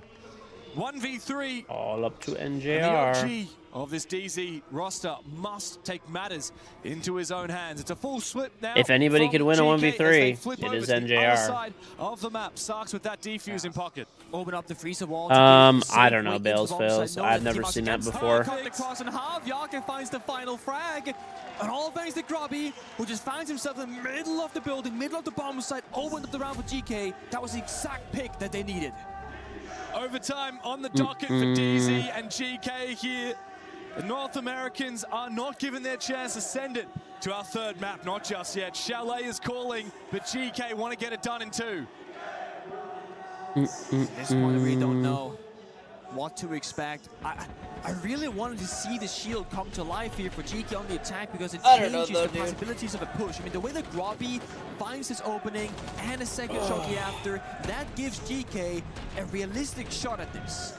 But that's I think I have less of a problem with AI for like certain applications than others. Like, I don't know. It's just, it would be really nice if it just didn't exist. But I don't know. It's just like I said, I just don't think that's ever gonna fucking happen. AI for art is a cop out. I don't know. I don't know how I feel about it. Ask right now is hovering the fuse because like I've seen it's almost like it's like too much too, where people are going like fucking crazy, where there's like I saw like a YouTuber like who did a thumbnail or whatever that was, he made the thumbnail and then he used AI to like enhance the thumbnail basically, and like people were fucking going crazy as if he like murdered an entire family, and it's like, okay, let's relax. He did all the work to make it. He just used it at the end to fucking basically, you know, make it pop a little bit more. You never know, GK, they have such an aggressive and like, dude, you should see how people were fucking reacting about this shit. Like, it was insanity. Still on this Solus, wants to go for a run out, knows there's an air jab there, but wonders if he can impact it and then go for it regardless. So they are reading into Newer's playmaking, the game of disruption, worry about the garage door, worry about the bakery door. It's a form of propaganda that's meant to wear you down until you're tired about hearing about it and you just stop caring. I think I'm pretty much already at that point, bro. I guess it worked on me. He knows that something's up. Well, to drone it himself, actually. I think I just don't care anymore. Bottom floor looking for disruption. It's going to be NG on the middle floor looking for a C4 kill. And GK is still I'm honestly just so busy all the time now, and I have so much shit going on. Like, I don't know. I just don't really give a fuck. I don't really use AI. I don't use AI for anything, actually, really. But, I don't know. I just don't care anymore. Focus up on that hard breach from Yogg. And I'm not sure if it has actually opened up the wall that they were intending to do. It'd be nice if it could get put back, you know, put the genie back in the bottle, but, you know, like I said, it's not going to happen. Here's the EMP. And Yogg does toss out that. Very unlikely. He tosses it out and immediately goes for the peak, while Newers will eventually kill Ask, who perhaps focus a little bit too much on that flank, contesting Bakery itself. It does leave things even, but GK have made good progress. Yeah, it's all about, you know, getting further and further into the map, going one-for-one trade. As long as you gain map control, it can get further in your strategy, is going to be worth it. And Ask had already spent all his utility. He might have had some flashbangs in pocket, but all the air jabs were pre-placed. Now Sox can break apart the floor on the ceiling. Look in towards the bomb site, in towards the hallway, supporting them. But we saw GK plant previously, and the round still fell apart. Newers, low on HP, could always fall back towards Bakery, look for that plant and again, but he's out of him. Got a new job, and they use so much freaking AI to generate pictures of people working. Like, bro, there's an entire factory full of workers. The HR is just lazy. I don't know why they would do that. That's weird. That said, we've seen NJR very deadly with both the Reaper and the Shoddy. All the way down in the basement. That doesn't even make any sense. It's like easier just to take a picture of the factory floor. Like you said, those C4s in pocket. Late round is going to be a headache here for GK. Whether it comes down to a plant win condition or the post plant, DZ are so good at denying both. Flashbang comes out, in for the drop, close to the bomb site now. Yoga is actually on safe floor, but a C4 toss on out could still kill him. He looks to try and fake it out. Kino gets baited. He goes down. 2 C4s still up and alive. NJR might just save the round. Yoga goes down. GK are so close, but they need to get that defuse back up again. Sarks looking for the plant, the re-attempt. Grubby finds one. Can he find the second? NJR's just got to deny the plant. The okay. DZ to get themselves yet another map point here on Cafe. Oh, it comes down to this the is such a sloppy game, dude. I'm not gonna lie. Early meant they didn't have another player that could this watch is very the downstairs sloppy. floor for the C4. So instead, I mean, I'm happy that DZ's winning, baiting them, etc. But does fall eventually. But it's a very sloppy game from both teams. Tremendously well on the defensive side. The big question that lingers, though, can they get this done on the attack? Or will it be a defense crux to get it over the line? Oh, question remains indeed. Look, their attack was very rough. They won the first round of this Crypto map, is the appetizer really for the AI onshore being fed now. Crypto Crypto is the fucking dumbest shit ever. At least, well, I don't know. Whether you like it or not, at least AI has like practical use cases. At the end of it, whereas like cryptocurrency is literally just like burning energy for fucking imaginary fucking money that has no actual value. And before you say that the US dollar doesn't have any value or anything, I mean, nothing has any value unless we decide it does, and most people decide that that actually has some value. It is backed by the US government, right? Instead of just, I don't know. Cryptocurrency basically only exists to scam. No joke. It's amazing how much cryptocurrency is transacted in literal scamming. Like, I'm talking like malware that takes over your computer and like locks you out. Yaga's been in EU, yeah. He plays well. Well, GK is a Middle Eastern org, and it's like a. They do play it in EUL or whatever, EML. I don't even know what it is now, but whatever.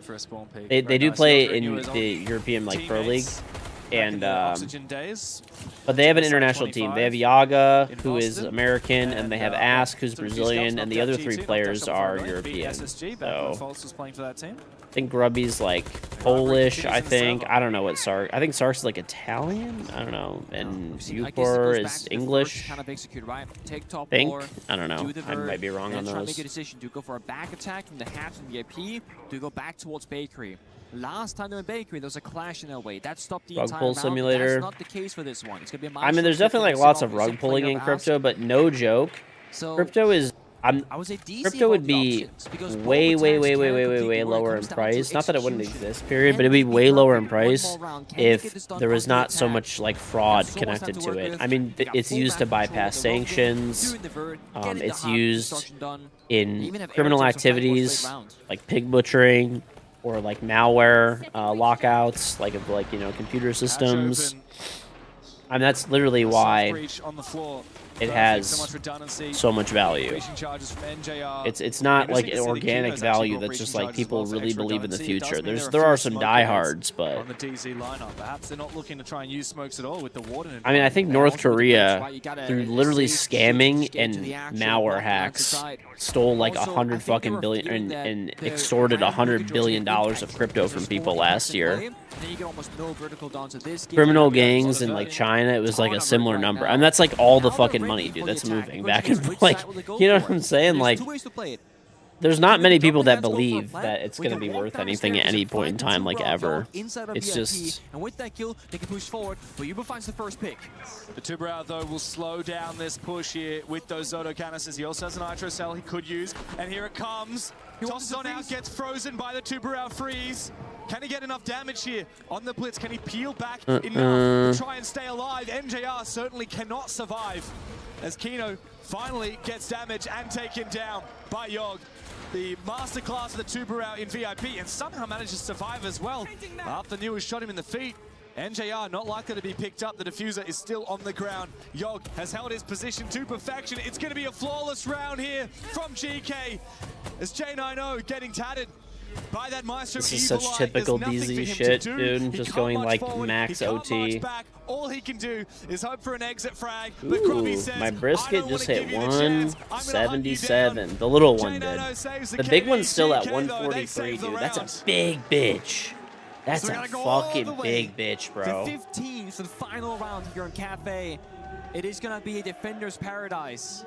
But the issue is, this is the end of the road, the final moment, and GK will be on the attack. If they want to be victorious and take this 2-0, they have to win, or it seems like almost an impossible. How many pounds? The original, well, I only have half of it because I got a half cow. I think it was like 12 pounds or something. The half that I have is 12 pounds. They've been like right there at the finish line and then countered by DC. It's because of that playstyle switch up from DZ that you mentioned, playing really slow. Maybe it's more, I gotta check, but it's just thick. Dude, the brisket is literally this thick. Been the 6th player like the bigger one. They're doing it. This is such a classic. We go 7-7 and Clash gets brought out as the wild card. It's the curse. Did you ever watch those airport TSA drug check shows? You think it was an Australian one where there's a guy who was a victim to pig butchering scam and he'd been talking to her for 8 to 12 years and flew there and no one was there to meet him? Damn, bro. What's everybody everybody else gonna eat? Which will be a surprising factor because this shouldn't it's be about trimmed, falling dude. That's with it step by trimmed. step. It's that This should be thick. about DC choosing where I don't know. I and gotta when check the fight original rounds weight. I didn't against even the look. I would defending guess team. like 12 pounds maybe. Which means that they're not going to have For the that half. concussions to try and counter the clash. So we have it's cut into because it's prepared for a quarter cow. Argue the Thatcher can help, but it doesn't do a massive job. The big target here for Sark. Because I got a half, they just cut it. I don't know why they do that. I wish they would just give me the half as one piece. But whatever. If he could hack a Yoko, It kind of works out better this way because the smaller brisket's going to be done pretty soon, like probably maybe a couple hours. It's at 178 now. Exactly. And you know, I don't know when it'll.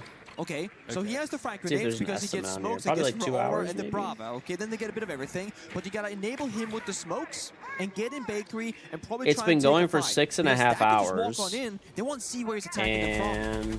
But it's so much pressure on a single operator. He's gonna jump in right now. Oh, I don't know. It's not showing an estimate yet. Smokes.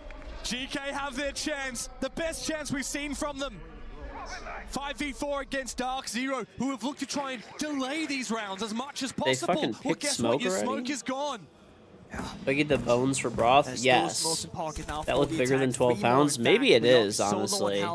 That's the biggest brisket I've ever gotten in my life. Oh, no. And that is a big win con for GK.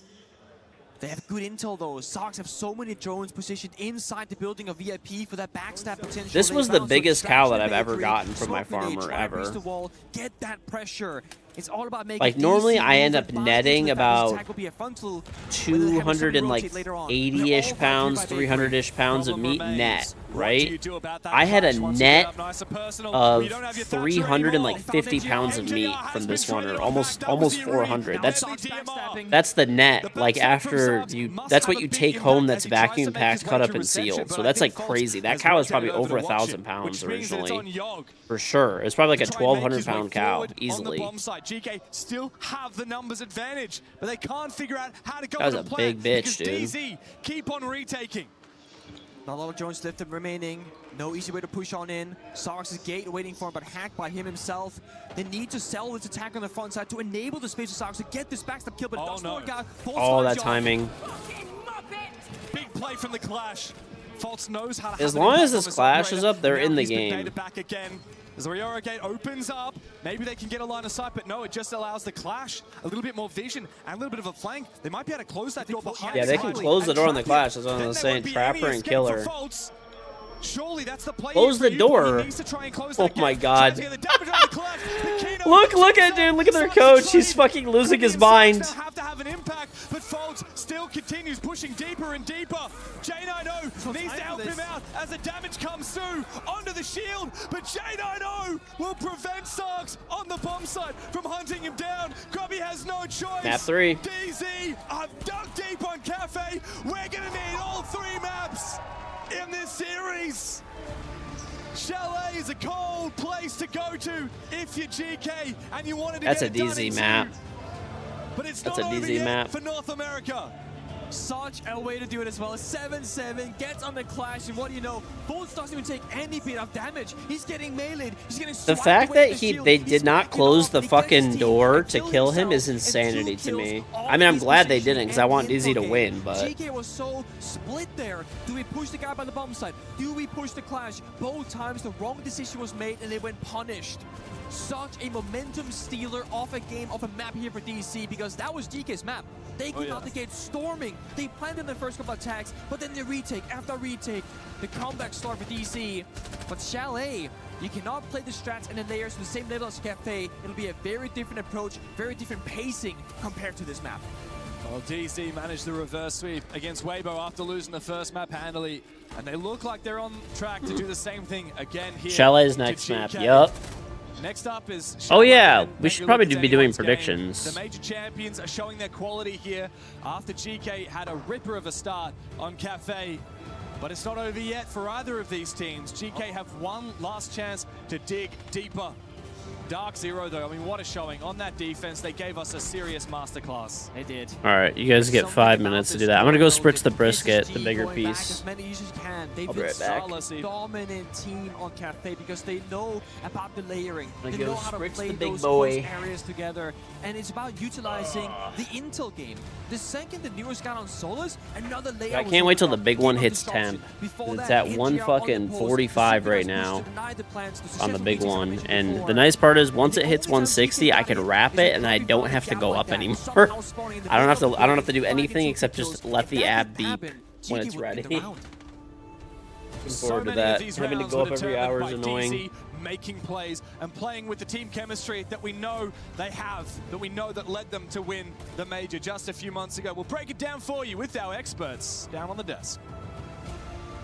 Will Dark Zero continue to fight another day? North America not out of it just yet. As we welcome you back to the panel, my name's Randy, and I'm joined by my boys here, Batman and Robin, iconic Alpha Mug. Guys, this is one of those where I feel like Shields, I asked the question, how important is it?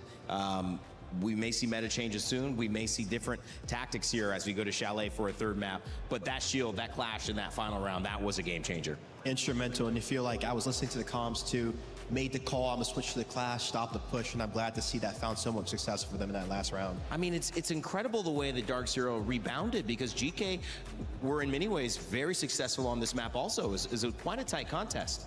Yeah, I absolutely believe it's got to do with the map. I think if you think of Night Heaven Labs, most of the bomb sites are not strong enough that you can just hold on to them. Yeah. And even the top floor bomb site that they tried to play Turtle, most of the time GK was winning it, right? So they needed to extend. The problem is whenever you extend, you leave a lot of gaps. And for a team like GK that loves to exploit gaps, that really favors them.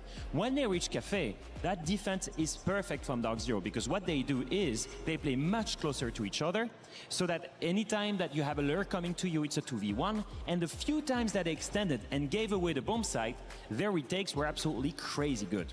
You said GK was a team that needed to find that space. They needed to find those picks, and it was difficult on that second map as well. But this is a roster that's kind of done things that we thought they couldn't do before. Even making it into this third and fourth place, we found them find success to be here in this moment. So, you know, I don't know if it's right to look at Chalet and say, you know, do they avoid something that they've been doing? Because everything they've done has got them here. I mean, they've been very successful.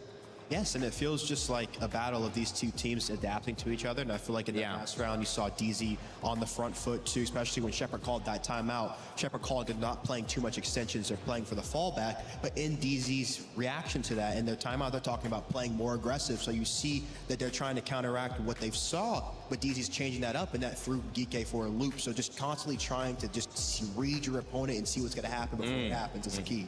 And I can clearly see the difference in playstyle and the difference, like the takeaway from Dark Zero from the first map into the second map. A couple of examples was on that defense side when we start looking at some of their retakes. I think that's really when we see the late run composure. This is a 2v4 on the side of Geeke, but Diffuser is planted. Pay attention to how many players on the side of Dark Zero are going to challenge this player. A first one dies here upstairs. There were two to play this player. And then look, 3 players are coming towards red stairs onto Starks. As soon as he gets 1 kill, they're going to make sure one guy is below him, one guy is above him. So he's going to be stuck in a 2v1. One guy comes from above, another one swings from below, and they go straight for the Diffuser. That is clean, iconic. And that happens again in the 3v3. Geeke are going to go for the plant here on reading. They're going to go at the doorway, and they do exactly what they need to do. You have one player upstairs holding the cover from above for the laundry swing, and at the same time, one player that's towards pillars holding the swing here exactly like you're going to see. But what they don't pay attention to is one player retook upstairs, one player retook the plant, and boom, what was a 3v3 is now a 3v1. And just very calm again, just making sure they can identify their win cons and going for the gap. I want to talk about Yaga here and his performance. He's been really strong today. He was strong in that map as well, but couldn't find it done. Do you feel like GK's had a couple of Ask as well, I think went positive, KD. Do you think they've had some nice individual performances? Of course, but I still feel like they're doing well as a team. You see a lot of their plays, especially on that map on the attacking side, that one bottom floor round in OT where they made the back push work when it didn't look like it was going to work. That's a lot of good team play. It was just great team play from Dark Zero to counter them out. It's really hard to separate them because you look on one side, one team's doing well here, another team might be doing well there, but you go down to 7-7, you have an overtime on Cafe, and now we switch gears towards Chalet. Where does this conversation lead us? Because Alpha, I know this is a map that both teams like. They absolutely absolutely like it, but for very different reason. And in my opinion, Chalet plays completely different from Cafe. When I mentioned that Cafe, the map is strong enough in defense that you can just most of the time turtle in that basement. You do the first floor extension, same thing on the top floor. And even when you do an extension on a reading or mining bomb site, most of the time you kind of stay towards that cocktail side. So most of the time you're quite in a close-knit group. I think in Chalet, it's completely different. Chalet is so strong for the attackers because you have so many viewpoints directly from outside. So you have to fight for every inch, and you need to fight for even, I guess, really long extension. But you've known it now. Extensions means a lot of space. That's right. Means a lot of free space for GK to abuse. And that's exactly what GK wants. On the side of Dark Zero, what do they want, having lost the first map and going into, well, this is exactly what happens for us. We lose the first map, we bounce back, we've done it all tournament long, we do it again here. I imagine confidence, you've played with these guys before and around these guys, confidence is something that they're carrying into this final map. I mean, of course, you just see it doesn't really go anywhere for them. They keep the vibes going. Yeah. Especially on Nighthaven Labs, they were in a pretty crucial position. I think it was 3-5 when the lag out happened. They were in a 4v5, getting ready to go in to execute. They lost out. Not lost out, but the game dropped. And you see them instantly be like, hey, good. There's more reps, more opportunity. They end up losing, but they end up bouncing back. And that's the mentality of not always putting yourself on the back foot, but just staying even grounded and ready to keep going. In this game where you're switching sides so much and you have first halves, you have second halves, you have timeouts and tactical pauses, what do you think is the most defining moment in this game coming up on Chalet? Since it is that knockout game, is it going to be the first half? Is it going to be the first 3 rounds? What are you paying most attention to, Alpha? Because these games have sometimes gone late. And in this last one, it would have been the final 3. I feel like at that point, you've 2 teams that are quite experienced with being on that stage. We've seen that Dark Zero doesn't care. You can get to 7-7. They will close out that round, especially with the nerves on that clash, just playing it perfectly fine. So I think it really, there isn't like one big half more than the other one, because if it was an inexperienced team, I would have told you that gaining a strong lead in the first half pretty much guarantees that you're going to win the map. I just don't think that's the case with the caliber of the teams that we have here. When you look at the difference of maybe how some of them individually are playing, let's focus in on Grubby, because he's been instrumental. He's been instrumental in teaching Ask, bringing him into the way that they do things on this team. And it's a new iteration of GK Esports. A lot of people, again, realizing that this team, 3 of the members formed in June to come and get it to this moment. How big of a moment do you think Grubby needs to have in this final map? I mean, I feel like he's been doing great just spotting the gaps, getting into it. His team on the attacking side, they really find that success when he is in the crucial gap and he's in the kind of the hive of the defense and just working it. So I feel like that's really the crucial point of just him getting in it and active. But I feel like for Dark Zero on the defensive side, they really need to make sure if they're playing these deep extensions that they're isolating these solo players like they were on Cafe, getting these opening kills to help fall back on their layer and play for those deep round win cons that they were finding success on here. And I'll be honest with you, to me, like the first and biggest question mark is on Dark Zero. How do you change your playstyle? I mean, if your game plan was playing Turtle or playing towards the retake on Cafe, you've got to change it completely here. You mentioned being more aggressive in those gunfights, taking them and winning them. They're going to have to do so on Chalet when they start defense. And that's going to be a hard one because, most of the time, those gunfights, they're in the favor of the attackers. So I'm really curious if they can completely change the playstyle that they brought on the previous map from one to the other. That's a really good point because it was defense that was successful for both teams in that map too on Cafe, but it just happened to be that Dark Zero got to pick defense and rotate back into it and win that map again. I questioned shields, I questioned meta. I wanted to know what was showing up. Clash did play a big role. Is there any other operator that we go into that you're looking to either get rid of right now or do you think might have a big impact here? Maybe some info ops. Yeah, I would go for crowd control players like the Grims, the Capitals that are going to be so strong on Chalet because despite those big extensions, it really revolves around some strong position. Obviously, you think of Fireplace towards that library side. You think of maybe what's going to be in front of Master Window, Solarium. All these positions that are going to be removed by a Capital, by a Grim, this time of operators. Well, picks and bans on your screen here. Final map coming up for GK Esports and Dark Zero with $85,000 added to your prize pool if you take 3rd place. Getting rid of the castle just to make it a little bit easier for them to hold those outside positions. So I don't have to rotate it around as much to get to clear them off. Yeah, GK have abused the castle crazy on EML. They have all these castle setup stores library, so it's not a surprise to see it banned. And as we mentioned before, Iconic, the Grim is getting removed. So strong those bees to remove library, top solarium, towards master window, bathroom as well. So all of this, it's pretty much classic bans, but that castle ban, that is 100% a target ban on GK. The zombie's going to come out here in full force. Expect to see that a lot on the side of GK. Kino already talking a little bit, getting ready for the strats. We know Callout's got the boys ready on Dark Zero, but GK Esports, it's not a mistake that they're here in this moment, fighting for third place at EWC. Let's send it back over to our casters for our final map. Thank you very much. Yeah, it's time to get into it. We already know that Brazil will take the crown here at the Esports World Cup. Know that? We do know that. Our two teams, That's such a shame. Our two teams in the grand final are Brazilian, but who of NA or EU will stand beside them on that podium? Will it be Dark Zero representing North America or GK representing mostly EU, a little bit of NA thanks to Yogi, a little bit of Brazil thanks to us sneaking on in there. It settles it on Chalet. Of course, it's been a bit of a wild series so far. Each team taking the opposition's map pick.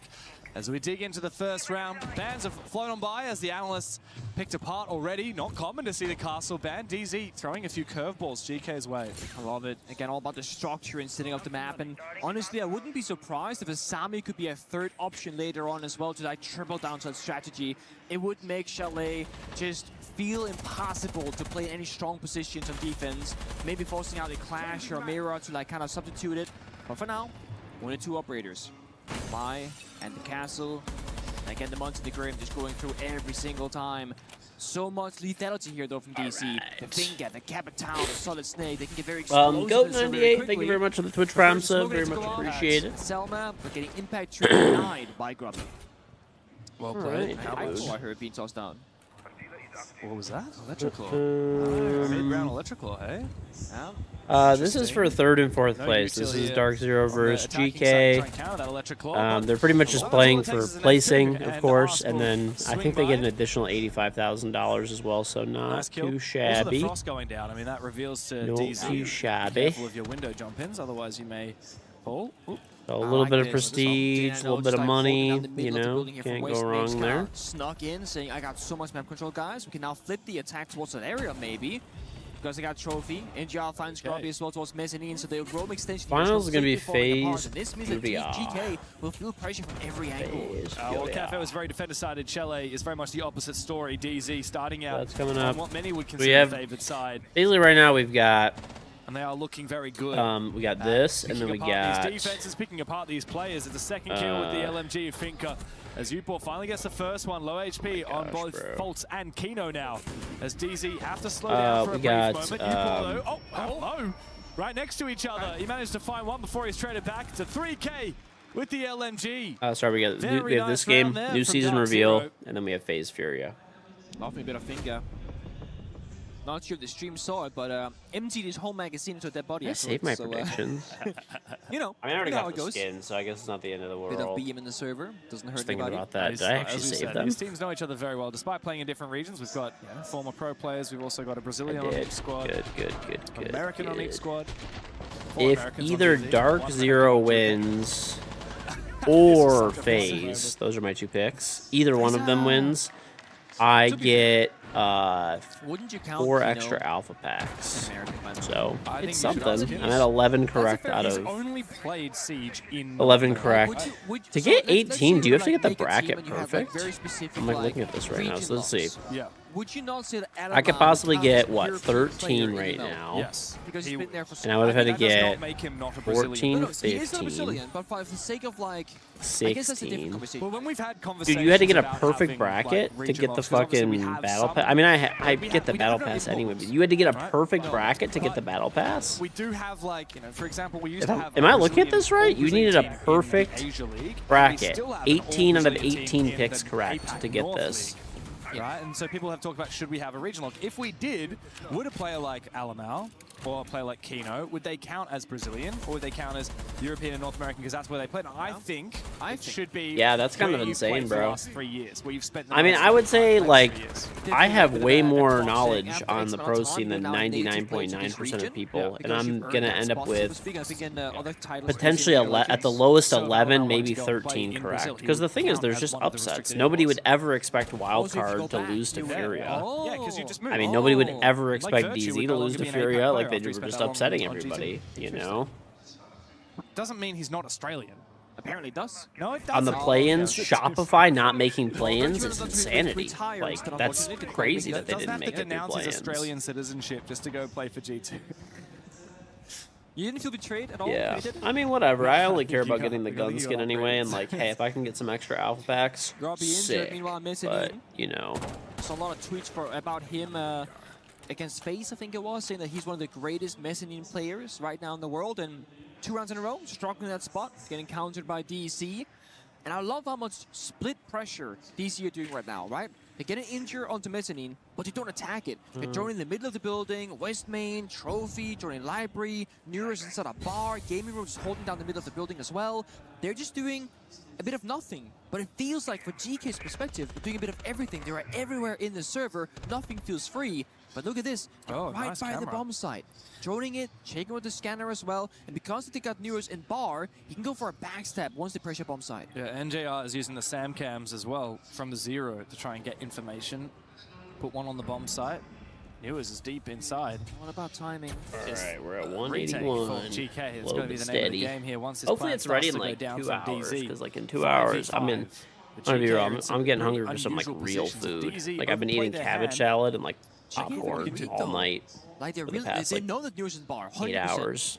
And they got verticality. And the I did bombs have are some denying steak the plan, so not earlier. worried about Actually, that that was either. like But now Kino yeah, and Jello 9 make it hours deep ago or kitchen. something though. When will the plank go down? Well, But since then, I've just been eating salad because I've been basically waiting for this brisket. I'm not like I gotta eat. If I really needed to eat something, I'd go eat something. Plan has But been confirmed, but GK I should have some actually still oatmeal. hold the numbers That's a advantage. great idea. A retake is That's very healthy, challenging though. and with it how sounds pretty exposed this fucking map good can right be. now. The Sorry, Nitro so Crawler. expected to create vert means that he can't use it for the player on the window. Good cut from Faults, who can now quickly rotate down to Trophy.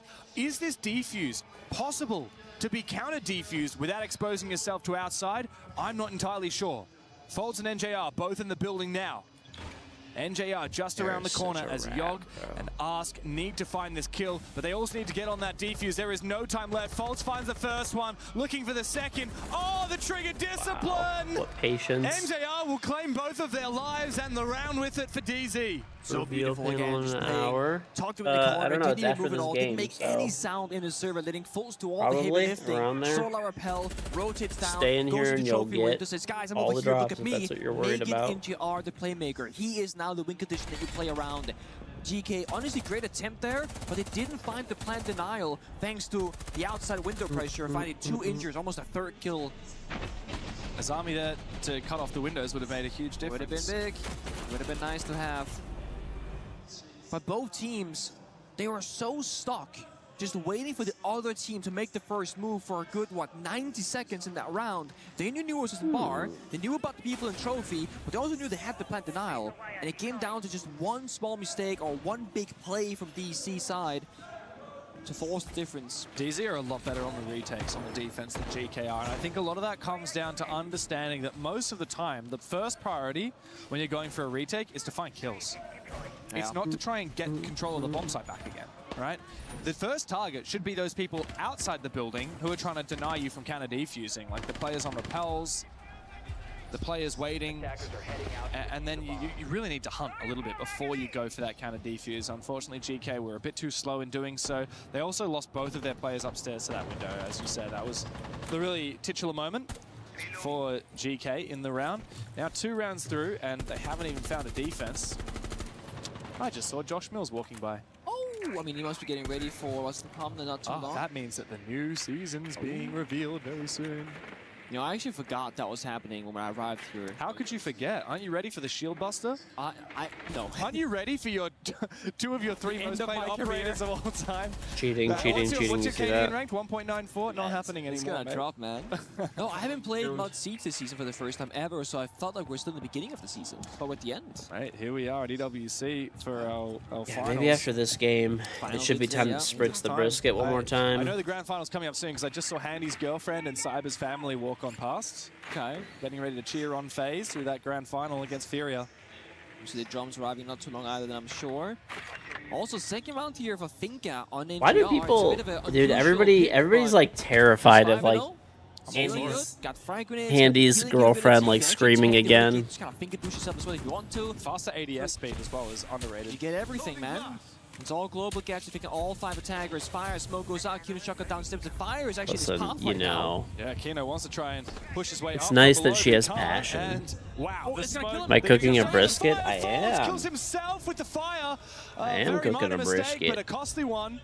DZ, though, still erupted onto that top floor successfully. Kino should be able to get that diffuser back, and with that kill onto Ask, that should be it. Cut off completely. Kino finds a second. It sucks. In a 1v4 as he finds the first. Kino finds all 3 with the Reaper. And it's a grim sight It's now at the smoker for right GK. now. It's at 3 rounds in a row. one. They have failed. The final It's cut into 2 pieces. I kind of don't like that they did that, but whatever. It's cut into 2 pieces. It really quarters. It's a half cut in half. Could be a trap operator ban for DC. The big piece is at 145. I'll wrap it at 160. The little piece is already wrapped, and it's at 181. Oh, interesting. Well, GK decide to ban. When it's at 203, I'll pull it out. Immediately after that, we'll That's take the my goal. I spritz it every hour with apple cider vinegar. Their play style. No, I got it from a farmer Understood when I how get my half they're cow. gonna play. So this is like kind of teaching. I think Harvey, you just need to bring more something for the solar wall. We didn't ban ace, and that means they're gonna still like abusing that. So it means someone has to start all, or I don't know, like bring some. Play with the Azami, please. Someone play with the Azami. Yeah, I think Gruby, just play the L. Yes, I'm gonna play that. And maybe bring more Solis in case like you actually spot what they're gonna do, you know? Alright. And play against like together. Like Yoga, don't swing the highway before Harvey tell you like stuff like this, you know? Like play against like together. Don't swing alone. Should I Don't change swing the mute for Solis? No, I play Solis. I can't help but feel like for Sarks and Yupo on their main stage debut, this team, we're starting to see a little bit of nerves creep on in. Things are getting desperate. Sarks saying, please, somebody play Azami, please. All right, like that's the sound of a team that is panicking. They won the first map very handily. They were pushed deep on Cafe. Now on map 3, they are completely lost on defense, and you can see the GK jerseys in the arena are feeling the same way. Gonna grill some chicken wings later, or just making a pasta with it. Ooh, that sounds good. Castle, you're not playing with the Wamai. Wings like, and a pasta. I don't think I've ever had wings and pasta before. Give yourself some safety. I would try it though. It sounds good. Not doing it. And I will say this. This is the great thing about being cast, right? Hindsight. We have that. We have top-down perspective. On Cafe, not trying a single attack around to play the shield for GK. Here in Chalet, like refusing to play the Mira, the Clash, not playing the Asami every single round as you probably should. I'm not sure if that's because they're uncomfortable having a player take that responsibility or take that role, or disrespect, not thinking that they need it up against Dark Zero. But Shepard said the same thing that we've been saying. They're just fishing. They're putting out their feelers, they're taking what's free, and GK stop panicking, the round falls apart. DC gets into their setup location, 3-1 fight together, and the round is over. GK have to either disrupt them early on by finding a kill and aggress themselves by choice, or they're gonna have tools to hide behind and protect themselves with, like I keep saying, the Mira, the Asami, the Clash. For this round, they got both the Solos that can disrupt, and the Asami that can protect them. Oh, good Nitro on Akino though. Hard breach done. No secondary team counter. NJR wins these. For DZ. NJR probably should win this one. Up against Yogg. Oh, looks away. If Yogg swung now, that's a free kill. Didn't know man. though. If only he knew. He can surely hear it. He thinks that NJR is looking his way. Oh, the timing is Out comes the tuber out. Yeah, the timing is very unfortunate there for, well, both players, I guess. Faults, though, managed to hunt down Ask down below. That's Is it GK or GK? GK, I think. Ooh. One tab. Good night to Yogg. 3v4, GK again. We start to see the cracks forming. DZ looking for their 4th attack in a row. GK solo swinging, looking desperate in the server. NTI is better right now, 6-0. Finger boost pop the server. So good. I mean, people mispronounce all the names all the time for different teams. I do it too. But yeah, they're GK. Oh, he's going to get a free kill, surely. Here comes a big boom. This yellow ping should enable the Vert, but no, the timing is a little bit off. NJR not able to peek at the same time. DZ finally woke up. I mean, this is also their, like, DZ is great at Chalet. It's not that surprising. They're doing better here. That should have been his free kill. On defaults. The bar's not doing him any favors. And a free kill. Sarks exposed, just not realizing that J90 is taking control of the mezzanine. DZ, just when GK thought they had an advantage, DZ rip it back again. So much floor broken, office wall open up as well, exterior windows, so much pressure, and GK liking information. They have no clue where the attack is coming from or where the case might be. It's downstairs in Trophy, which means DC are forced to play for kills right now. They got 2 players working together on Ivy, now inside a piano on office door, with Volts backstepping to divert downstairs from Trophy/Solarium. Entry time for NJR, but Upor finds one. NJR now chasing him down slowly. The LMG. You're split. Volts is also coming from the other direction. No more vertical pressure now, but a good pre-fire on the back of the yellow ping. Puts it all on Upor. 1v2. Volts is low, but he can't isolate the fights easily. And NJR will swing to win. Dude, NJR is always just there, like, waiting and lurking. They are taking no prisoners. Chalet is their playground. No parachute, no tag timeout left here from GK. The players themselves in this server have to figure out their issues and their struggles. And right now, why are we swinging this if we're Yogg? I know that they gotta play the game with disruption, but like Shepard said, you gotta peak that fight together. Have a guy contest that office window from the balcony, then have a guy go office door, do a 2v1 play, something like that. The solo hero plays, they're great when they're working, but they have not been working so far here in Chalet. Maybe GK overconfident because they had a victory over FaZe on this map, but mind you, Chalet is not a map that FaZe, generally speaking, is like world beaters on. And that could give them some false hope for this map. But I sure expected more, at least. It's a 0-4, heavily favoring DC, and I don't think that's going to change anytime soon. We do see the mirror finally, but I think the mentals are a bit shattered on the side of GK. It looks shattered. I mean, you look at the players in the server, you listen to that tactical timeout from 2 rounds ago.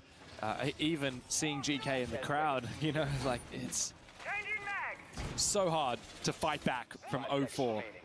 Nasty one tip, yeah.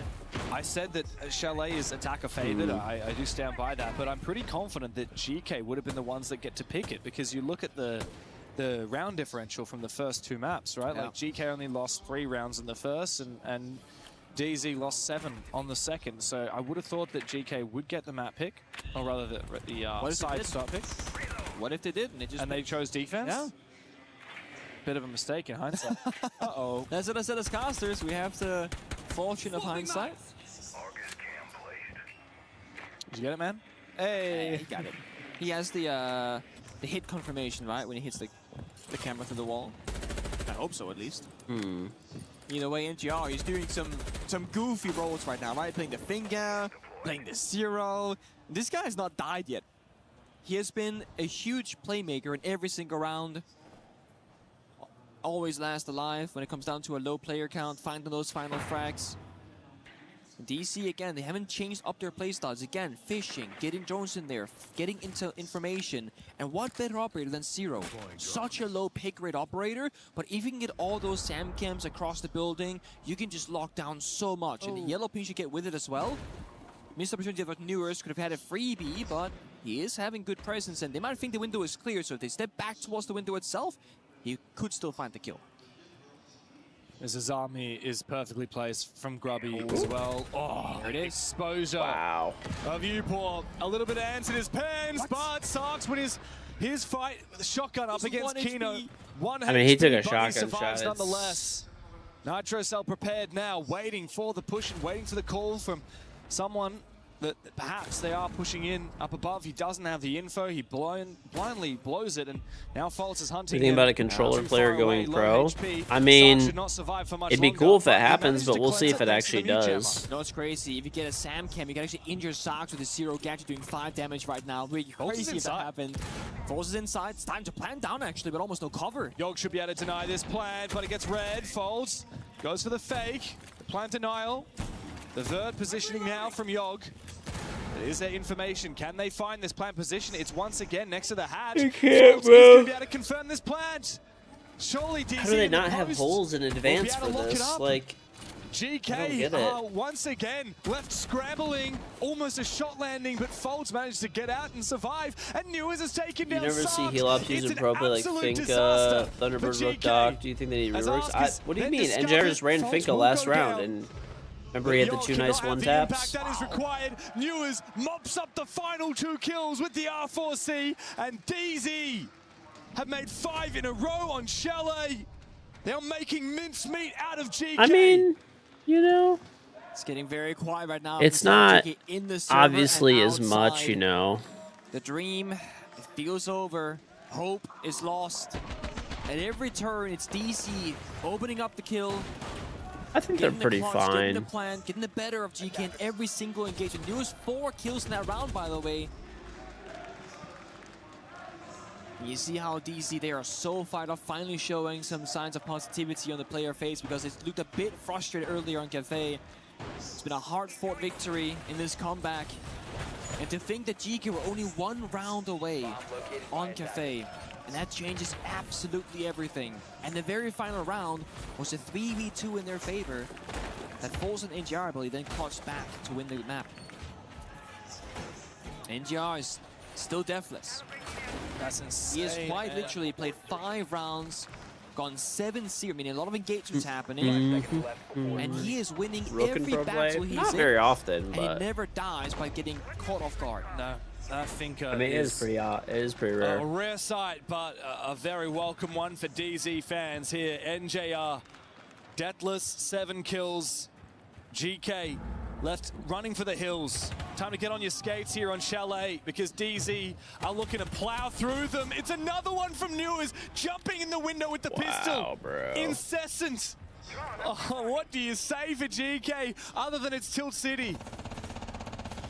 Flow state right there. And Scrobby now can sit back and watch his team lose this round without him. We're seeing Yaga go for a desert I like how Vegas just like watches teammates. They only lost 1 person, bro. It's not over. Higher and higher HP, prepping him for another fight later in the round. Dude, Pangu's sentencing them to fucking death when 1 person got picked early. Chance to go for a run out. He sees the info, sees the rappel, but he second guesses himself. And now up on the roof, Newers is not exposed, but almost catches another player running back. Sark's answering his phone. He's stuck in a corner now. I mean, he's probably right, but you know, it's just it's funny to hear. Doesn't go for the swing either. What happened to Knows GK? Piano watching him, Well, so instead, with the right timing, GK it's is good damage. like DZ's a really good Somehow Chalet he's team, alive. and I mean GK is not. GK has So surely had the advantage in the gunfight, but they just fumble it, and DZ somehow hey, gets there to you go, survive. Finka. They look to survive every Cheating! single round of the attack. You see that? NGR's Unicorn cheating! must go down. He will fall. Asking a 1v2, the lone man, but GK is the Brazilian. As Kino's back up on his feet, thanks to the Finker boost from NJR. Nitro Cell finds nothing. Out comes the M1014. This shotgun can pack a punch in close range. Can it get the multi-kill? Sees the... Hello. What is it? Ask! Does he not see them? Turn your goggles back on, mate. What? Can't see anything. Time to What? get some glasses. It's a 1v3 on the retake, and DZ 4-3 moment. back outside. They have 4-3 moment. You might spot the first one, but NJR 4-3 not a moment. single death to his name. It is 6 rounds in a row for Dark Zero. Yeah, that was fucking awesome, bro. That was fucking epic. I'll tell you what, fellas. Last fucking Bay of Hail getting tossed in was a good pull and a crank, man. Good decisive. Yeah. What do you know about that? Yeah, what do you know? It's a great last attack effort. What do you know? Not taking it serious just turns into absolutely floatable. Just turns into Straight content. Like, who would've guessed, bro? Who would've guessed? Floor, and it's just like, what that? Bot just hopped in a window, hits it. We'll talk about it though. It's a new thing. We haven't really learned that yet. We haven't really talked about it before, you're right. We'll debrief it after the break. We go over that a couple more times. Yeah, we'll talk about it a few more times. Again. Four cap again. The only thing I'll say as well is on this defensive side, they're gonna be playing with emotion, so just like be a little more hyper aware of just like the crazy shit early. I mean, honestly too, it'll be a great round to spawn peak like this first round back, just because they're gonna be flying on a spawn. If I had to guess, like they're gonna be trying to get it done right now. Yeah, I'm hearing you. Do you think they're gonna be trying to get it done, or you think they're gonna be like already like we play bad, so let's ignore that. I mean, bad half, but we still have one more half to do. Yeah. Let's go, guys. Time to shine, baby. The reveal is after this game. Like Substitute as a screen. Yep. Shit, we got 6 more rounds. Don't forget to communicate with each other, and let's let's get this overtime. Bro, forget this. They are not playing like this threat. I just want to check it, you know. I mean, you're gonna check the ghost threat. They're not doing that. They are, of course, they prepare stuff. So just treat it like a screen. Get your info with your drone. Communicate with your teammate. Treat it like a scrim, is what Ask says. The most experienced player on the team. And that's all GK have to do right now. Look, this could be the last round of the Esports World Cup for this team. It could be the end of the road. It's hard to be motivated right now. And the stark contrast between these two rosters. Dark Zero, on the other hand, having a laugh and said, hey, how about that? Turns out all it took was for us to not take things very seriously, and then everything would come easy. The GK, it's much weaker spirits, but you do just have to treat it like a scrim. Yeah, I mean, this is it's a very tough spot to be in, and you know the silence on the GK side, it was deafening. They're sitting there in their own heads, and someone's got to break that. Already know everything about the new season, and I'm not gonna obviously leak anything. After it's over, I could talk to you guys about it. Laughing. Hey guys, go for a spawn peek. They're going to fire up the spawn. Yeah, exactly. Coach says. And also, I love saying they're going to be playing with a bit more emotion, so expect the unexpected. Right? It's such a good point because it's not going to be coming down to a regular round of siege anymore. No, that was gone a long time ago. Yeah, for sure, and especially 6-0 up on a DZ attack, right? Like now on defense, they can afford to take every risk. They can afford to meme a little bit. You know, you got 6 match and series points. A lot of money on the line and a spot on the podium here at the Esports World Cup. And GK in the crowd looking fairly dejected. The club championship points up for grabs, of course, means something, but the difference between 3rd and 4th place is almost $100,000 US. Yeah.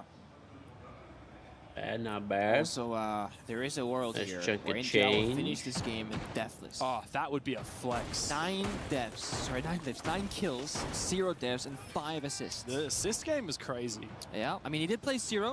So maybe he got a little sippity-sappity. There's no way. There's no way. A little sippity-sappity. I don't know how he's getting 5 assists. That's actually almost more impressive. He's obviously missing a shot. But he still has 9 kills. Yeah, so he's also hitting What them. year did I win? That's pretty good. Tagging everybody up 17. and Almost not dying. So it's not like he gets 1 sometimes getting a decade. lot of assists because you're losing a gunfight. This And so- invitational coming up will be, J9 oh goes my for god, the it's spawn over. peek. And it's the It's Americans. over. Fold says G's in the chat. New is also, during that halftime swap, said in the chat, how you feeling right now? I give you a clue. GK not feeling too hot.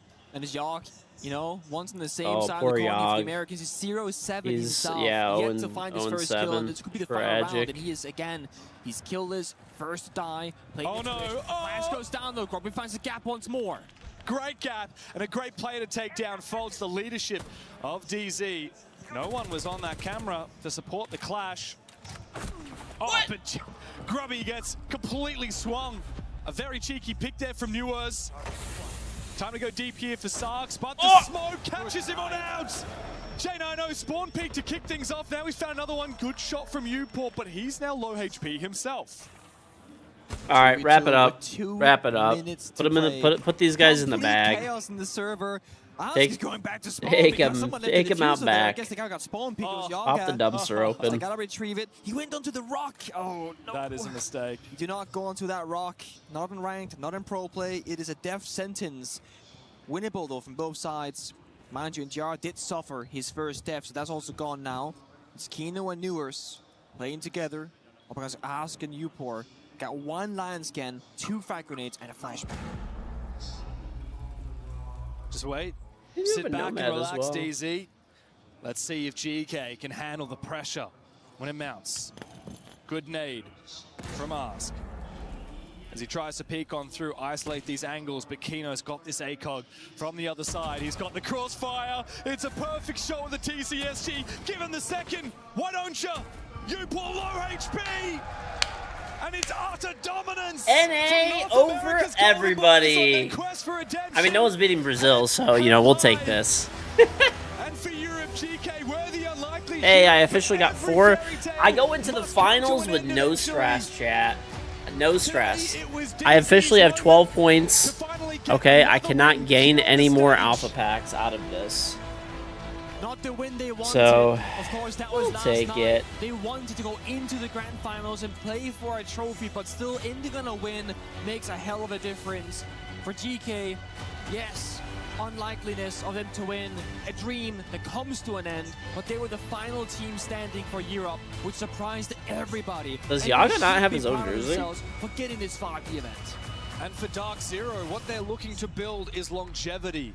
They won the major in Salt Lake City a few months ago, but what matters is becoming one of the greats, forging their path and enshrining them on the legendary stage of Rainbow Six history. We've named teams that have done that in the past: EG Continuum, Penta G2, W7M, and FaZe Clan, but very few others can boast the same. Dark Zero, that's their goal, to win, not just once, but again and again and again.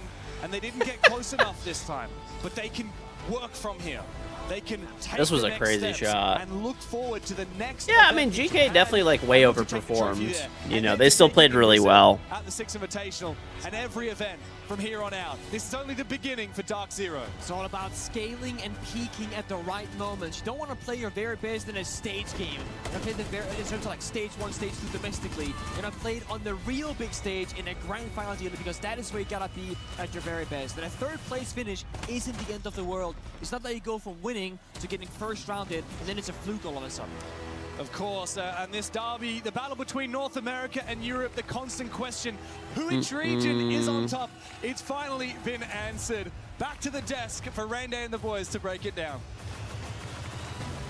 Thank you, Dev Marta and Pangu. Great call on the game today, and great call over the course of this tournament. I know we're going to switch out some talent in a moment, so well done, lads. It's been an amazing time being here. This third place matchup puts North America on top in the conversation against Europe, and quite convincingly. Alphama, as much as I try to, you know, help you out and be a speaker for you, be a voice for you when you're not here, there's really nothing much I can say at this point. I just can't talk about the new season after the reveal, which is coming up right now. Look back at their journey. It's absolutely amazing. So many of these players, you know, they struggled a little bit in their careers in the past few months. They were given the opportunity to go on GK. No one expected them to even make EWC. They didn't only make EWC, they made it to the main stage. They surprised everyone by winning quarterfinals. They made top 4. That in itself is an achievement, and that's only the start for this team. It certainly is. This is just the beginning of the legacy for both of these rosters. And, you know, as Dev was perfectly mentioning, this is trying to build continuity and trying to build something for Dark Zero that can stand to the titles of W7M and Penta, G2, and to be this one of these great teams, these great dynasties. And, you know, one more win, one big final win, that might do it. I mean, again, but you can't let anyone else put expectation on yourself. You know, I think It's W7 at when they did 185, that, when Penta chat. did that, they won't focus on anyone who did it before them. Each of those teams have to go The out big and boy build is them still for at themselves, and I feel 146 like, though. you know, we talk about Dude, these that trophies bigger kinda like piece the of brisket is McDonald's gonna take collectibles. You like go 16 for it, hours but, to you know, it fucking takes cook. real power to Honestly, come it's kind to of these good that I have a tournaments where small everyone else is brisket and a working big to brisket every day, year round, in and it there. takes a lot Like of a small willpower to piece, come big through piece, and win these because tournaments, so respect to FaZe for what the they've small shown. one's going to be Absolutely, done it's a different side probably when in the you're next having couple a conversation. hours, And and when I you're could playing actually it, and fucking obviously eat at the end it. of the day, there's only so Whereas much the of big people boy is going to watching take home alone fucking esports to talk about. forever, This will be dude. one in the books for North America and one more added to the legacy of DZ. Alphama, you mentioned GK Esports. Final note on this rebuild. Successful for you? Successful going forward? Absolutely, super successful. Outweighed every single expectation I had on these guys. Revived the career of Ask, revived the careers of Yoga. At the same time, revived the career of Grubby, who played a little bit at tier 1 level for Secret, for Fnatic, and never really reached those heights. For all of these players, it highlighted also some rookies in Upor, for example. So I think I look at this roster and I'm super happy about the performance. I'm really proud of them, and I think,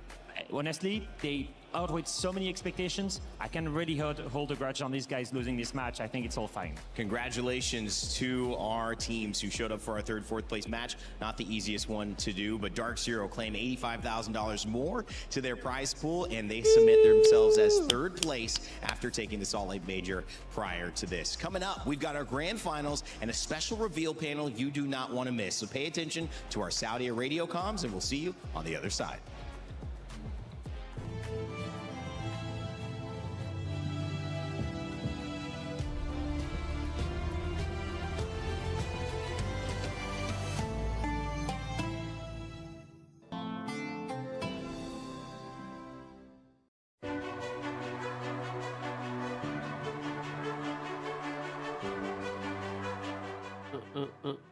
Peguei a Clash. Mas vou plantar coitado. Peguei a Vou plantar Zami. coitado. Peguei aqui, mas Mordina. Em cima. Plantando coitado. Tá em cima do pão. Vamos,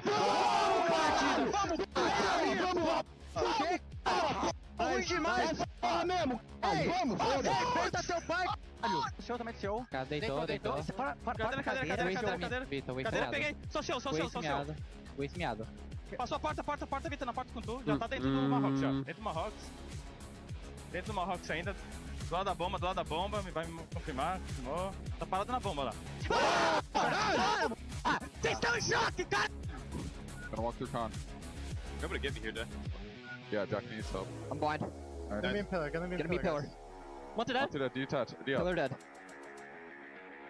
Oh, yeah. Too nasty. Hey, good. Wow. He was full blind, bro. E o outro só pondo vermelho. Tô marcando se dropa vermelho. Cuidado do bomb, bate. Primeiro de mão, relaxa. Mata elevador. Vamos! Guys! Vamos, guys! We have the cam. Yeah, pick blue. Nice. We still have the cam. Stay there. One lobby. Harvey, hold the tiny angle lobby. I have it. Blue stairs clear. To be on, try to get it. Play, Suvi one. Show me play aggro. Nice! Let's go! Okay, he's looking like Dan out here. That's the Amar, bro. Hardy, play the game, bro! Stop f***ing around the map, baby! He thinks he can come in here and play my game. He knows nothing. Let's go! I need water, bro. Tyler won. You're done. Go back. Get some water. Ugh. Some water.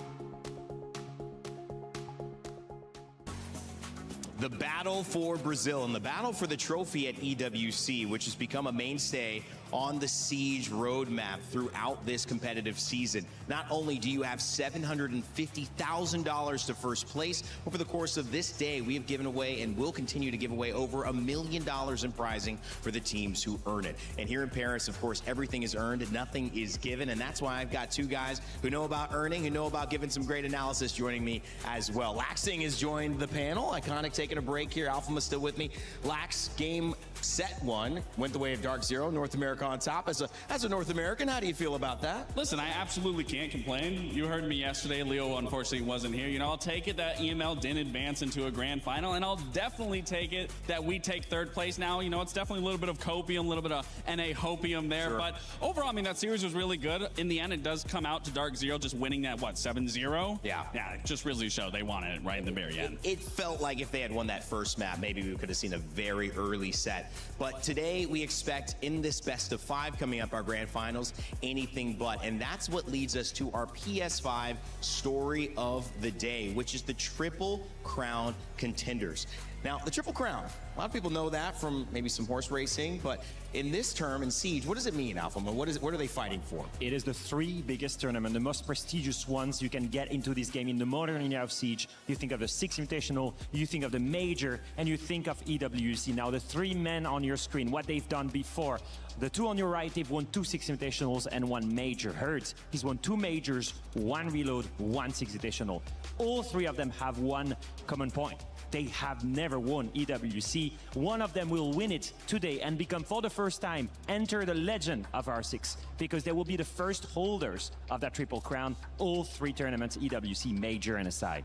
Laxing, how does that feel? I mean, I love Iconic talking about, you know, people act like these trophies are part of McDonald's collectibles, right? But there's so much more that goes into it. I mean, yeah, I mean, you're collecting every single big tournament trophy, and for both of the, or all 3 of those players, and even for these teams, to be able to collect an EWC trophy to seal out the day, to seal out these past 2 weeks, I mean, that will really cement their names even further into Siege's history. I talked about it before, I'll talk about it again. These are exactly what all these players are going for, and when you look on that side of field, Fury, again, this was a team that was put together 5 months ago. The fact that they are here at a grand final, we saw Herd's Twitter post online. I mean, he was talking about he just believed in the process and he wasn't really sure what time was going to look like, but the fact he's right there in a grand final, ready to take this stage, it's a beautiful sight to see.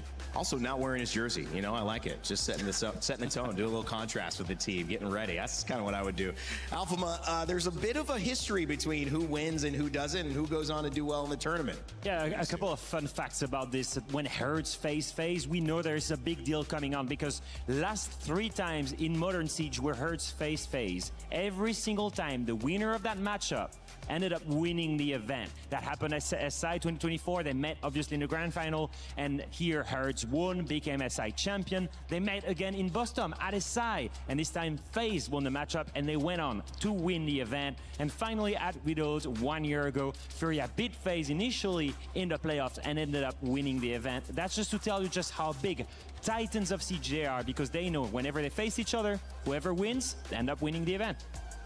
That's going to be really true today, because whoever wins is going to be winning the grand final. So it's going to continue. Yeah, absolutely. And it's always nice to see a Brazilian final. You always will expect the best out of them. I mean, they are the best region for a reason. So I'm really hoping once we get into this best of 5 that they really are trading blow for blow, taking each other's maps or taking their own maps, and we do see a full best of 5. I don't want to see a quick series. It doesn't feel like we are going to get one. We might have gotten our quickest series already, and many people think on the quick side it could not be FaZe. Many of you might think, oh yeah, FaZe 3-0. Some people have already been saying a Furia 3-0. We'll see how that ends up working. Either way, it'll be contested. But if you go back to how these teams have performed, specifically FaZe, they have surprised us a little. They've gotten here, which we expected. But the way they did, losing dramatically on several maps, but also dominating on other ones, means that, of course, they're looking to clean up their siege heading into the grand finals. So that is no question that they're going to get a victory. We had Ann sit down and talk with them heading into the big matchup today. We are chatting with Laura ahead of the grand finals. Laura, I feel like we had to get you the VIP treatment with the cool car because you're the back-to-back finalist for this game. Apart from being in a different team, how does this grand final feel different to you? I think it's completely different because, first of all, we are in another country, so it already feels different because of this. But speaking in Portuguese, like when we were playing, it's also very, very different. We have a different culture on the team also. So it's completely new experience, like playing for other guys also. So it's just another feeling. And this time I'm feeling way more confident. I think we're a way more solid team than I was last time I was in the final. So pretty confident this time. Hey, that's good stuff. You played against FaZe in the SAL finals. It was a close game, but you did lose. What did you learn from that game that you can use today? I think we learned a lot about like honing on, even when the game is on our side. Like we lost to them on the final map. It was 5-1 for us, I think, and we still lost the map. So I think we learned a lot from this, and we're not gonna slow down when we are at this point of the game again. That makes a lot of sense. I want to talk about your teammate Boxzera as well. When he started playing in the SAL last year, everybody said he was the player to watch. He's been enjoying playing on the stage from what it looks like with the trash talk and everything. What do you feel like he adds to the team? I think he's like a balance for our team, you know, like our team has so much ego, like we are like big names on the scene, so everyone has their own opinion and everything. So sometimes we're like discussing something. He's the more chill guy, so he balances our team a lot. And I think he's enjoying so much, like playing at playoffs, his first playoffs, playing with the crowd there, cheering for us. So he's just enjoying himself and hyping us all. I was going to say, because from what he shows on stage, it doesn't look like he's the calm one with how he's been behaving, but I love that. With a win here today, you would lock in SI. That's, of course, another tournament in your home country. Does that play in the back of your mind at all? Yeah, of course. We already talked about this. Like, even before we came to the tournament, we said, okay, guys, let's not just think about SI points, because we just have to win here, and we're there already. And then what are the expectations for today's game? I mean, we hope we're going to win. We just did our job like all the games, so we're just confident, and let's see.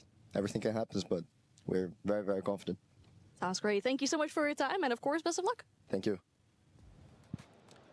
Why does Ann keep getting driven in a Rolls Royce to the venue? I mean, I'm in a bus. We're in a bus, guys. It's true. Is Ann really got it like that? Ann, come on. All right. You know what? At the end of the day, though, with the jokes around, Buxera and him balancing out this team. That's interesting, but it clearly plays that vital role for them. Yeah, that was something. I mean, there was many things that stuck out there, right, that they were talking about. I mean, him talking about their confidence, very clear you're in a grand final. But when he was talking about Buxera kind of being that equilibrium, that balance where everyone, you know, they kind of have their own little egos in some ways, and respectfully so. But it is funny when you think about Buxera that he's the balance of that team. And honestly, I'd have to agree. I mean, when they were celebrating, getting ready to crush that key, he was in the crowd. Ready to crush that key. Where was Bach? He was in the crowd. He couldn't care less about crushing a key. He was enjoying the moment and being in the moment. To be fair, a very good crowd to jump into, though, off of drums and everything. Absolutely. I've been drumming with the guys. And, I would jump in, too. You were with them. I was having a little bit of fun. I'm definitely not biased. I definitely did not drum with the Furia fans. There a Furia jersey under there? Don't worry about it. No, the main thing that I want to take away from this is I had the chance to meet Volps in the hotel today and just talk to him a little bit about the matchup. And I was telling him, you know, all the pressure is on FaZe. They are the two-time world champions. You guys are a young roster. You've got a rookie with you. And he told me, you know, in any other team that I would face, I wouldn't care. Yeah. But the thing is, with FaZe, pressure never gets to them. So I know we don't have the pressure, but they don't either, and that's not an advantage. And I thought that was such a clear view for him because he knows them very well. He knows that's not going to be an advantage coming into this matchup. So interesting. All these regional matchups giving these teams different ways to go. We're going like 3 or 4 layers deeper because they know each other so well. Both from the Brazil region, Siege, Brazilian Siege. It has just been phenomenal at this tournament. EWC has made it clear they are on top. But which representative will it be? When you look on the side of FaZe Clan, many people expected them to be there. Furia talking about their journey. But Cyber has been maybe one of the most talked about individuals coming into this tournament and during it, not just for his support or having his family here behind him, but for his play. Anne had a chance to sit down and talk with him, and I hope it's not another Rolls Royce. Anne? I'm so glad we get to chat with Cyber ahead of the grand final today. Cyber, good to speak to you. First off, let's talk about yesterday a little bit. You guys lose map 1 to GK, then a big comeback. What do you think caused the comeback? Ontem vocês começaram perdendo o primeiro mapa, mas conseguiram fazer um comeback. Como é que foi essa partida? Como é que você sentiu durante ela? Bom, a gente estava muito confiante. O Chalé é um mapa muito forte nosso, a gente sabia que era um mapa forte deles. A gente acabou bobeando alguns momentos ali que custaram alguns rounds e a gente deixou escapar a vitória no primeiro mapa, mas a gente estava muito confiante com a pool que a gente tinha, que era o Consulado e o Fortress, então a gente estava bem confiante para essa partida aí. So it was a tough map 1. It was a very good map for us, but a very good map for them as well. But we were very, very comfortable with our map pool. We were like very comfortable with the picks and everything, so we managed to win this match. All right, now Cyber, you and Souls could be the very first few players who win an SI, a Major, and an EWC. Does that play in the back of your mind at all today? Você e o Souls podem ser as primeiras pessoas a conquistar os 3 grandes campeonatos, né? WC, o Major e o SI. Como é que você se sente sabendo que você pode realizar isso hoje?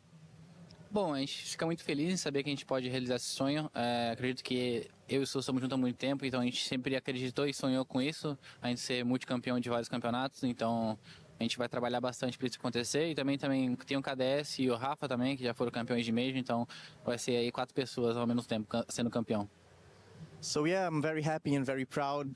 Been playing with Souls for a long time, so it's a big dream for us. So we are very confident and we are super happy. The rest of the team as well, it'll be very nice for them to get the Major and the EWC and the tournaments. It'll be amazing. Now, the big thing is we don't really have a name for it yet because it's so new. How would you go about calling it? Would you call it the Triple Crown? Would you give it a different name? Eles não têm nenhum nome ainda em mente, né, para quem ganha os 3 grandes campeonatos. Se tem alguma ideia, alguma coisa em mente que você tem para recomendar para eles, alguma coisa assim? Bom, acho que a única que pode, o nome que posso recomendar é a Tríplice Coroa, que não é como se fosse a parte do futebol ali, então é isso, acho que é a Tríplice Coroa ali, a gente se coroando sendo o melhor time do R6. So I think Triple Crown would be a great name. You have a little bit of football there, so I think Triple Crown would be a great name. All right, awesome. Now, Cyber, we've also seen you cross keys already together with your son. What does it mean for you to have your son here, have your loved ones here, and be able to perform so well in front of them? Vocês quebraram a chave, você estava com seu filho, foi um momento muito legal para a transmissão, para todo mundo. Como é que você sentiu nesse momento de estar com ele ali, podendo quebrar a chave? Bom, de ter meu filho no campeonato, fico muito feliz. Acredito que é o primeiro campeonato internacional dele que ele pode vir realmente, então a gente fez questão de trazer ele para ele viver esse momento junto comigo. É uma coisa que eu tava há muito tempo querendo fazer, mas por conta de alguns campeonatos eu não podia por causa da idade. E graças à EWC ser em Paris, esse meio que um evento em si, eu consigo trazer ele para ele ver o jogo. E, cara, tô muito feliz em questão disso, de estar numa final e ele tá assistindo lá, ele torcendo, ver ele torcer, é uma coisa que motiva mais ainda eu querer ganhar. So yeah, I'm super happy because it's the first time that my son is going to watch me in an international stage, because some other tournaments you have some restrictions, some major restrictions, and as this is like a big event and big gaming event, I'm super happy that I managed to bring him here and he can watch like me play in the finals in his first time here. So yeah, I'm super happy and super proud. That's awesome. It's been super wholesome to see that. Now with the victory today, you would lock in an SI appearance. That would be at another tournament in your home country. Is that another big motivation for today? Vocês ganhando hoje, vocês já garantem a vaga pro SI, né? Ano que vem, e no Brasil, na casa de vocês. Como é que você se sente? Você tá animado, já tá pensando? Bom, a gente não tá pensando muito no Invitational ainda, a gente tá mais focado nessa parte da WC, a gente quer realmente sair daqui campeão, a gente teve bastante luta para conseguir alcançar o nível que a gente estava no começo do ano, então a gente voltou com o nível que a gente estava e agora a gente quer se coroar novamente. So I'm not really thinking about SI that much, to be honest. I'm thinking about today and EWC and winning this title. And I'm super happy that we managed to get in our form that we were in the start of the year. And we battled a lot for it, and we're feeling super happy. That's awesome. Thank you so much for your time, Cyber, and good luck in the grand final.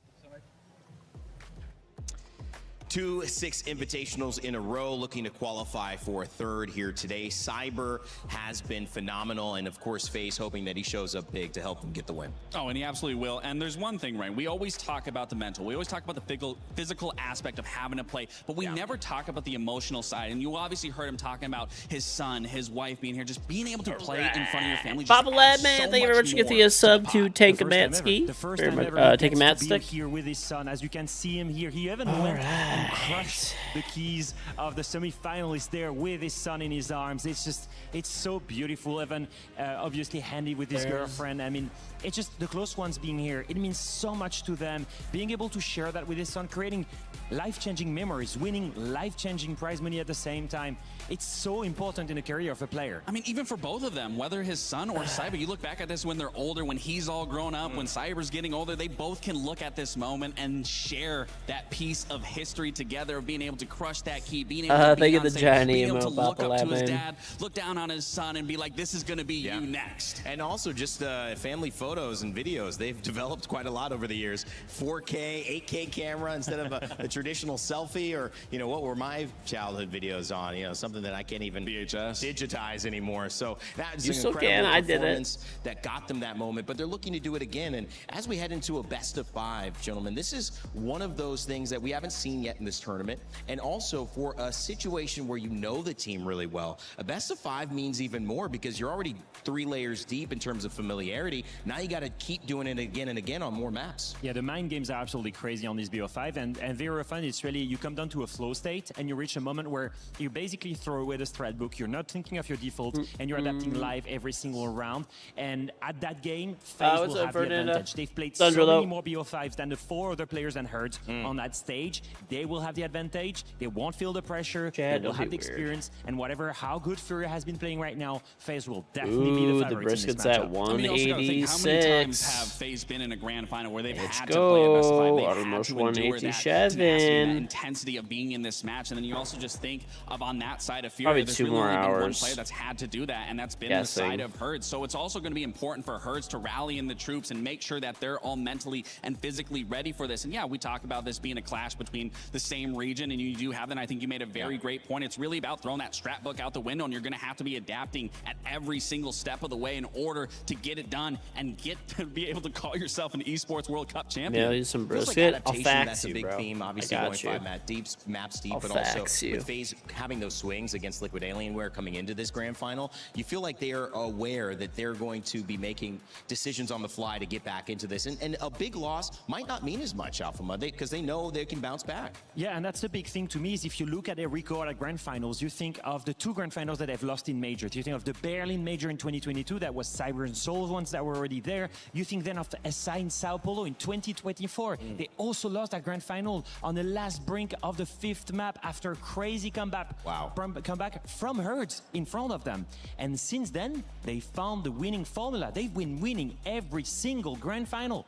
And they've done that formula when Furia maybe doesn't have that one. So, in my opinion, that experience, all of that wealth of experience, 2 years of winning everything, that's gotta help them here. Feels so difficult to do. Well, if everyone's here and you're watching online or you're here in the building, you know that there's something special about to happen. We have a reveal panel coming up, and in just a few minutes, we're going to go to the stage live and start talking about what you can expect from the new season. Now, the cool element, guys, is that we don't quite know yet. There's been some rumors, the excitement. Maybe the biggest topic to start off with is shields. Characters, shields, they've been very effective in Rainbow Six Siege for many, many years, and maybe we're going to see something that, I don't know, disrupts the balance. What are we thinking? I mean, I'm sure hoping so. I mean, Real the panel shield in meta 5 definitely minutes. has been very prevalent with every step of the way, and I tried to limit myself from the teasers. The last thing I saw, I think, online was on Twitter. It was the new operator sitting inside of the border lobby. I saw some shields on the newspaper, so it's definitely leaning in the direction that there might be some changes towards shields that I'm very excited to be getting into. So fun fact about that asset, I wrote it. So I wrote what was on the newspaper. So I know exactly what it is. All I can say is that we've seen that it's a counter to shields. We've seen a little bit of fire as well. So we anticipate maybe that the counter is going to be about fire, and we're going to see all of this really soon. So just tell me real quick. Obviously, I'm not going to tell you. I'm not going to. No one can hear you. We're what, 4 No one minutes can hear away. you. I'm not spinning the We're pins. just going live. I am not. We're just going in studio. No one online hears what we're saying right now. You're not going to cheat me into that. All I can say is that we've seen the abuse of shields for so long, especially at top level. We're going to finally have someone that can deal with them. All right, well, that'll be exciting. On the flip side of the operators, there's where they play, and those are the maps. I could talk to you guys about the new season after the reveal is over. Or is it a new? I don't want to say anything. Do you got you might know? What do you know? What's the last thing you've seen? There's I have definitely not a slept rework yet, happening no. on Okay, one of that's the been maps, out. and they did announce it, I believe. We've seen a little tidbits of what's going on with Villa. We don't know exactly what's going to happen, but we know it's on Villa. To be fair, Villa used to be one of my favorite maps, so I'm always happy to see a rework because they're always game-changing. It always makes the maps even better. When you even think to Clubhouse back in the day, when they reworked it for the first time, they made the top floor be able to connect it. Even on that bottom basement, you couldn't play basement, but when they added just the layers on top of the boxes, basement was viable and easy to be played, so I'm super excited to see what we're going to get out of Villa. Villa, Chalet. I mean, is there a map called Presidential Suite? There's a site. There's a site. There's a spot called Presidential Suite. You're like for making sure. me think on vacation. When I go to a Rainbow Six map, I'm like, where's my next vacation? You definitely want a vacation at Villa specifically. I'm just it's a beautiful map. It sounds great to be a part of. I know many of you familiar with all these places and locations that are iconic. We haven't revealed our maps yet for the grand finals, but those have already been picked and decided, and we will give you those information very soon. The other thing is the DMRs. Ooh. What do we have to say about the DMRs? Because they've been strong. So we've been following the community checkpoints, and for whoever has been on the live, it's quite clear that the DMRs have been very strong in the meta right now. Obviously, the main thing, in my opinion, at the top level has been the time to kill. Yes. It's very strong compared to the assault rifle. So right now, I don't know which DMRs will be changed, but for sure they need to attack this group specifically of weapons because we need to balance things a little bit, I think. Okay. I'd agree. I was going to say, it's definitely the time to kill and even the recoil for me. There's barely any recoil on those, so I am curious to see what the changes are going to be for the DMRs. We've obviously in Siege gone through many different metas. We had our LMG meta. That was always a fun one, getting 150 bullets sprayed around a corner. Don't really have to do much there, but I am curious again to see what these DMR changes are going to be. If they do get nerfed or if there's some shift that takes DMRs away from how they play now, what do you think the next rise is? What do you think the next wave will be in the meta? I'm hoping there is no big wave. I'm hoping that everything is balanced. I'm hoping that the DMRs, they so you're stay hoping playable. for impossibility. No, actually, I just hope that it's balanced in a way that the time to kill is the same for the DMR as for the assault rifle, that the skill that it takes to use one is the same, and it's just preference to the player. As a pro player, have you ever seen that happen ever in any video game? I feel like there's always one a meta. better thing. Most effective tactics available. We'll talk about all this after. Like I said, I can't Well, Siege is also a forever say anything evolving game. That's And true. you about the constantly new have to season adapt. yet, So but it doesn't matter if after it's the meta, it reveal, doesn't I matter if a will new operator comes in, tell you are guys about always it. constantly having to adjust and adapt, and if you don't, you fall behind very quickly. And there is one more thing that I'm quite curious about. Obviously, I don't know about you guys, but I've been playing quite a lot of rank 3.0. I know that. What's your rank? Well, right now I'm a diamond, and I'm just so close to champion. Diamond, and I'm just like, I know. it's frustrating as a former pro player to not even be champion. Yeah. And about this frustration, I've actually never hit champion either. I think the frustration that many have felt maybe is that we don't gain elo quickly enough, or that's a little bit tricky. I'm hoping that that is addressed. I know in some of the community checkpoints, Ubisoft has spoken a little bit about maybe reworking rank 3.0 or helping towards that. So maybe there's something in the season that they are going to announce around this. This is probably one of the main things I'm looking at as a competitive player. Yeah. And then I think one thing that was announced was Legend Division as well. For the very top, like crème de la crème, the very top of Siege. Crème de la crème. Crème de la crème. I'm expecting some news about this. I love that. So operator, maybe most exciting Legend Division for you. Map, are you most? I'm excited for it all. I think everything across the board is great, and I'm very curious to dive into it. I love it. Well, it's time for the Year 11 Season 3 reveal panel for Operation Splitfire.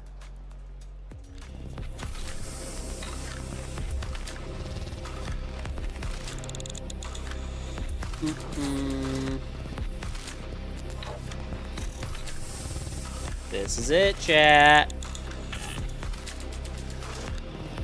Don't forget there's special drops for this reveal panel, and if you're in here right now, you will get them. You do not have to go anywhere else. We do have them available on this stream. So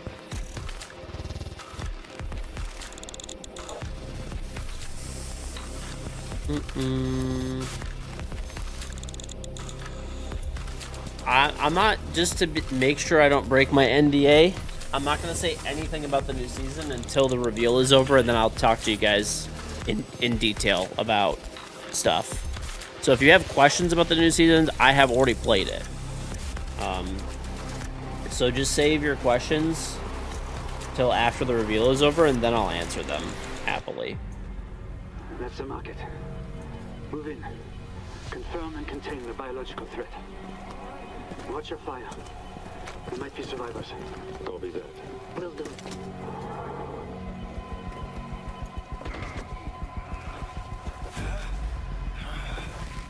Civilian in distress on the east side. Leon, I need backup.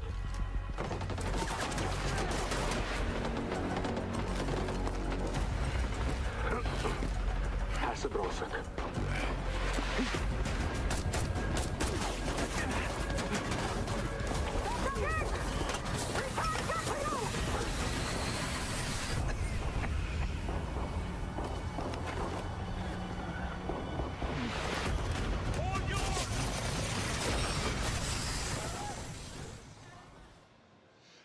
Good afternoon, everyone!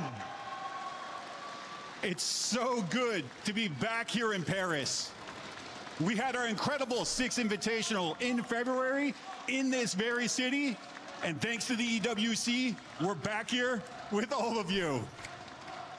Now, this community shows up every season, and every season, you tell us exactly what you think. And that matters more than you know, so thank you. Now, it's already been a huge year for Siege, and with our second season closing soon, I think it's time to talk about Year 11 Season 3. We're bringing a lot with it. A brand new Defender built to break the shield meta wide open. An update to Villa's Basement, and a brand new event where speed is everything. But before we get to all that, there's something I'd like to address directly. Since the launch of Rank 3.0, we've been listening closely through our seasonal surveys and the feedback you've been sharing across the community. And a few topics have risen to the top: progression, placements, and rank standings. Let's walk through those changes right now. New placements. There's still 5, but with bigger rank point swings. Where you land is a better reflection of how you played. A soft reset at the season's launch. Papa Man, thank you for the 6-month resub back. Fucking eggs. Hey, subbing gets you out of them. Starting point, and to make sure your placements are better reflected. As an example, our thank you very much, dude. Appreciate the 6 months. Will be reset to Emerald 3 before placements begin. Base rank points are also being adjusted from 25 points to 30 per win. You're better rewarded for your effort. Also, Emeralds can no longer bring platinum or gold players into champion lobbies.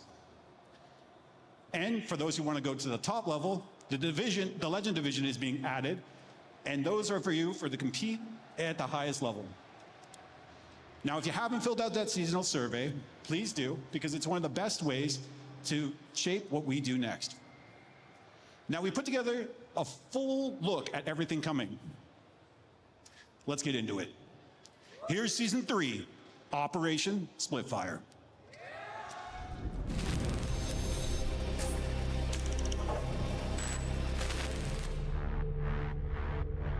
3v3 arcade.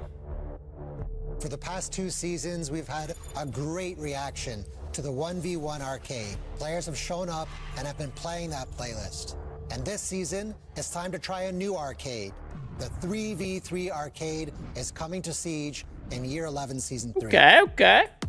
It's still going to be fast-paced. It's an arcade after all, but each person on the team actually holds more weight. If you lose one of your teammates, now you're down to 2v3, you're already in the end mode of the round. You don't have all the utility you have with a 5-stack. So you have to keep everyone together, coordinated, play off each other, and think about which ops you're bringing and what type of synergies that you want to use to expose the weaknesses of your enemy team. We will be applying attrition settings for 3v3. Once you win that round, so once you win, all 3 of ops are those locked. operators are gone, and now you need to apply a brand new strategy. So think a little bit about when you bring your hard breachers, when to apply a shield. What about electricity? In 3v3, you only need to grab 2 friends, but you can still feel the thrill of a siege round and the energy that you're able to bring to just coordinate with your buddies and close out that round. It brings a lot of excitement. It's the perfect blend in between the 5v5 and the 1v1. It's a great time to jump in and play and let your voice be heard through our seasonal survey to let us know how you'd like to see the mode improved in the future. This season, we're making a number of balancing updates focused on some of the most discussed weapons and operator in the game.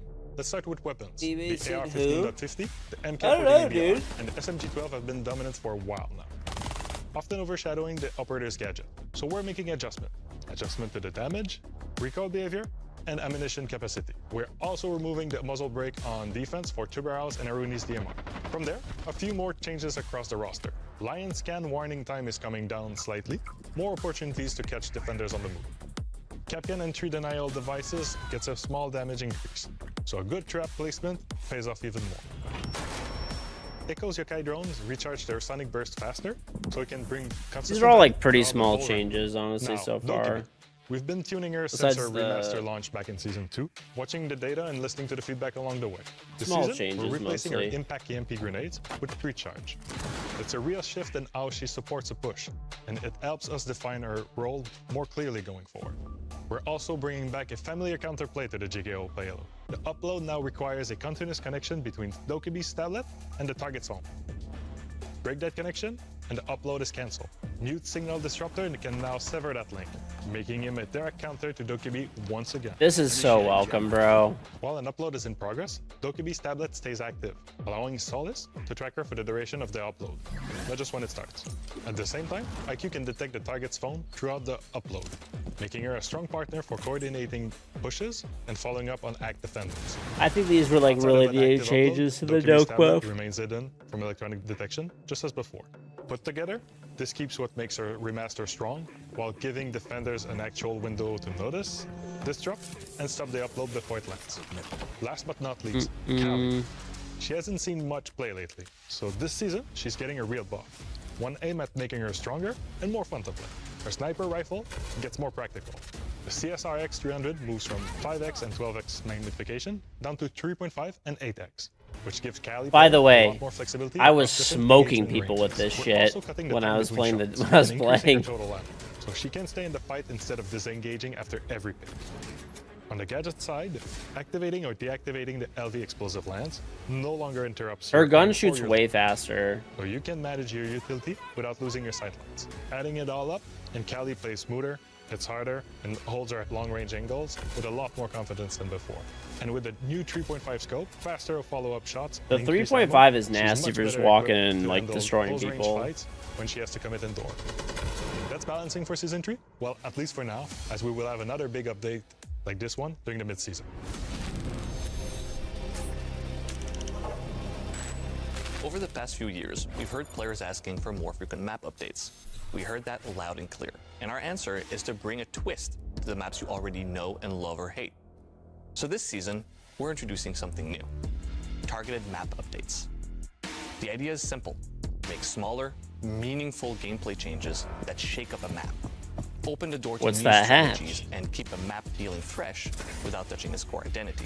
Every season that does not bring a brand new map will bring one of these, so there's always something new to learn. First up, we're going to Italy with Villa. If you've played Villa, you probably already know this.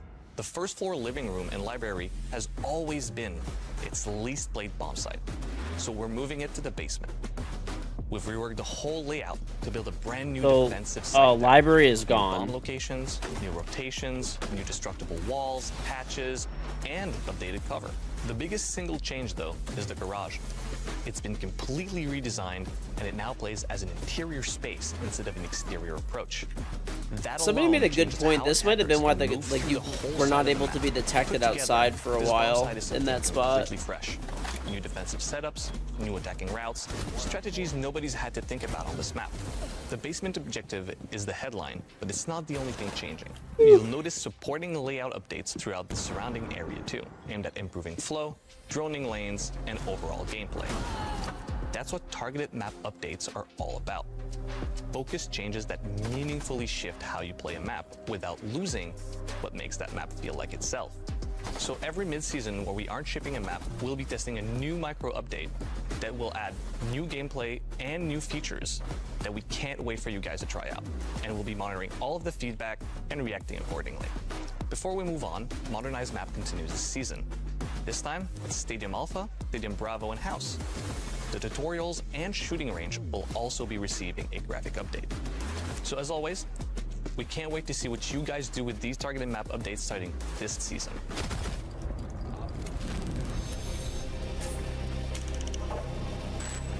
In Season 3, we are introducing Legend. The new, a fully visible leaderboard to the new entire Villa community rework. About who are the top players within Siege. So Legend Division is a new solo queue playlist which opens mid-season as part of our new content cadence. At the beginning of Legend Division, you will confirm the region that you will participate in that season. During a season, the region is locked and you will participate with all players in your region competing for who's the best of the best. When the Legend Division opens, there will be a set of requirements that you must follow in order to participate in the Legend Division. One of those is be a champion player. Another one is having a rank history, meaning that you had to have had Platinum or above in Season 2. Additionally, you will be required to pass different security checks, such as our new R6 Shield Guard secure platform. This is good. And also have your account protected by 2FA by application. This season introduces R6 Shield Guard secure platform exclusive for the Legend Division, which has Secure Boot, TPM 2.0, and many other PC security features. We also have a team dedicated for monitoring the leaderboard, meaning that if you are participating in the Legend Division, these are things people have been asking for. You have eyes on you directly from the dev team, looking over the leaderboard and flushing out any bad actors. All the top 100 players will receive an exclusive charm with their final position on the Legend Division. Thank you for your continued support. It really means a lot to us, all the feedback that you've been able to provide. And we're excited to see what happens next when legends are made in the Legend Division. This highly visible leaderboard is viewed not only by every player within Rainbow Six Siege, but also those esports teams looking for their next star. I wonder if at any point we'll actually have somebody get picked up from the Legend You've been Division. asking for it? It's here. Drone Race is finally coming to Siege. Wasteland Circuit. Oh! So first of all, Drone Race I haven't seen this, by the way. Grand Prix, where we're gonna test your skills over 3 tracks. The first one is all fast and furious. The second one is close and personal with gadgets. And the third one is a beautiful display of the map while we test your skills. This event will run from September 23rd to October 13th. It wouldn't be Siege if we didn't have ways to attack your opponents. The event might be in a wasteland, but I assure you, you won't be wasting your time. Prime your drone and see you on the track on September 23rd. We've covered a lot already today. But if there's one thing I see come up again and again, season after season, it's shields. Now, whether you love them or I ask hate him them, every time you I see him definitely to have an nerf opinion. shields. And that's what makes Siege great. The meta keeps evolving, and it's our job to make sure every strategy has meaningful counterplay. This season, we're introducing a new defender built around exactly that philosophy. Not to erase shields from the game, but to force new I wish decisions that we could and do create that. new opportunities. Let's meet the newest defender joining Team Rainbow, Nor. I learned a few things growing up around Rainbow. Watch your angles. Protect your people. Stay calm when the pressure rises. Wokolutemi. No shield holds forever.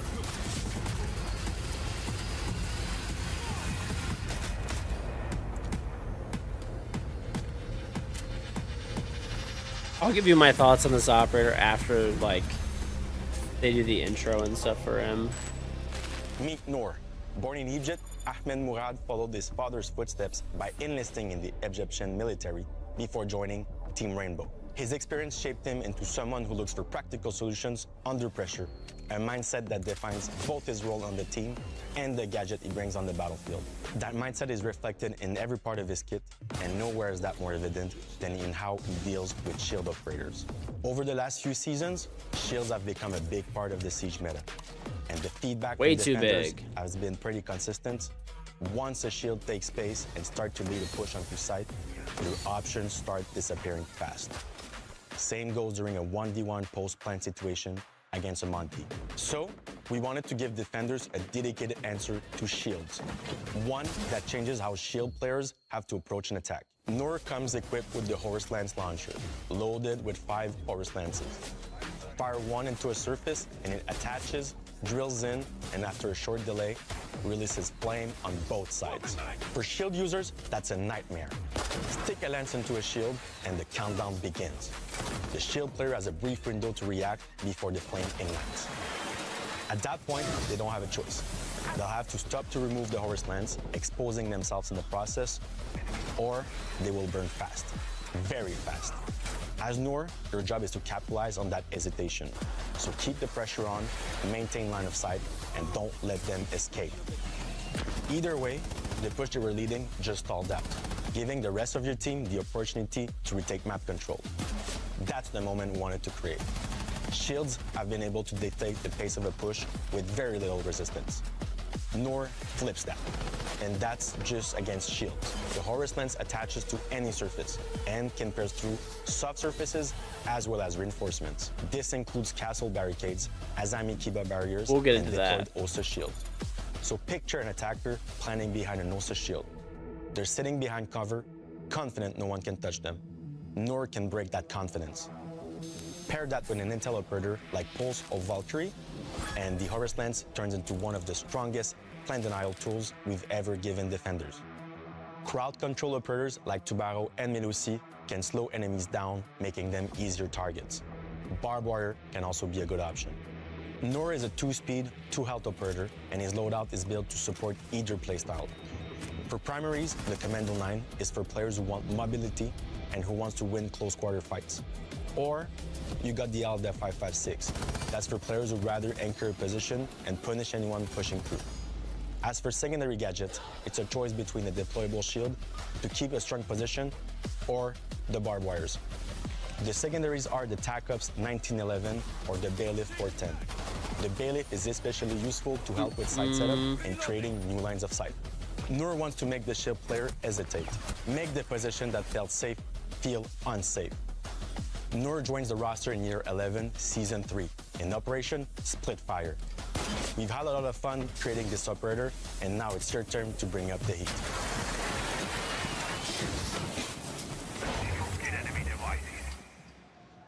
That's Operation Splitfire. Now, one more update before we Okay. wrap up. I don't think that I'm gonna be Operator real. Mastery was originally planned for season 3. Well, Hot take, I don't even think Nor is that good against shields.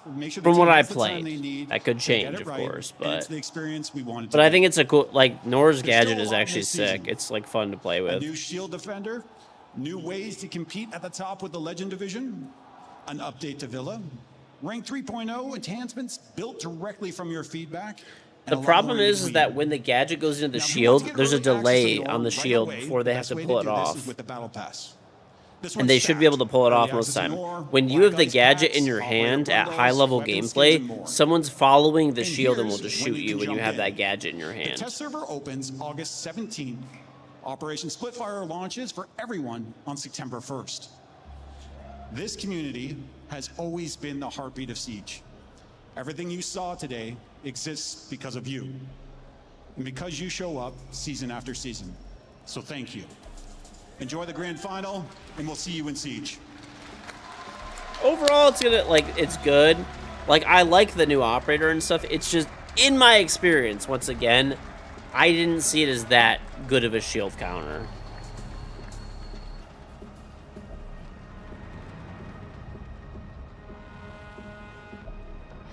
It does a lot of damage. Like, if the shield leaves it in, it starts burning him, like, badly. Like, you have to pull it out.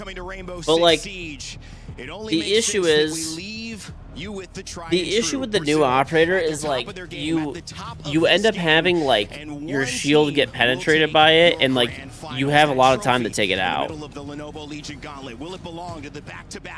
Like, I don't know. I don't think it's that good of a shield counter. It's not that it's bad, necessarily, but, like, being able to capitalize on it is questionable at best. Like, at high-level gameplay, you're just going to get shot if you try to peek and shoot the shield with that gadget.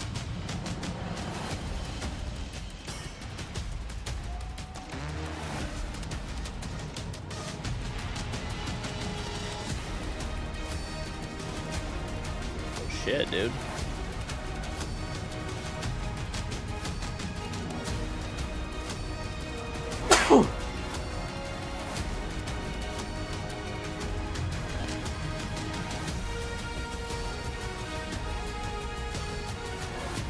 Crazy.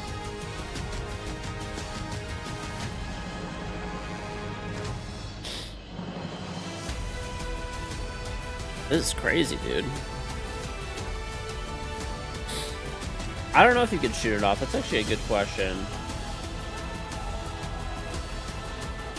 Your body's aching looking at them? Dude, I literally have back pain right now.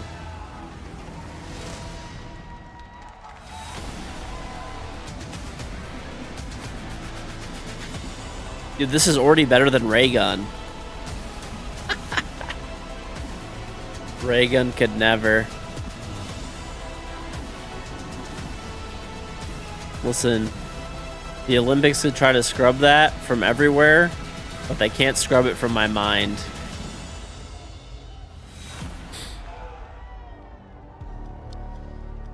Every breach, every clutch, every decision, it's all led to this.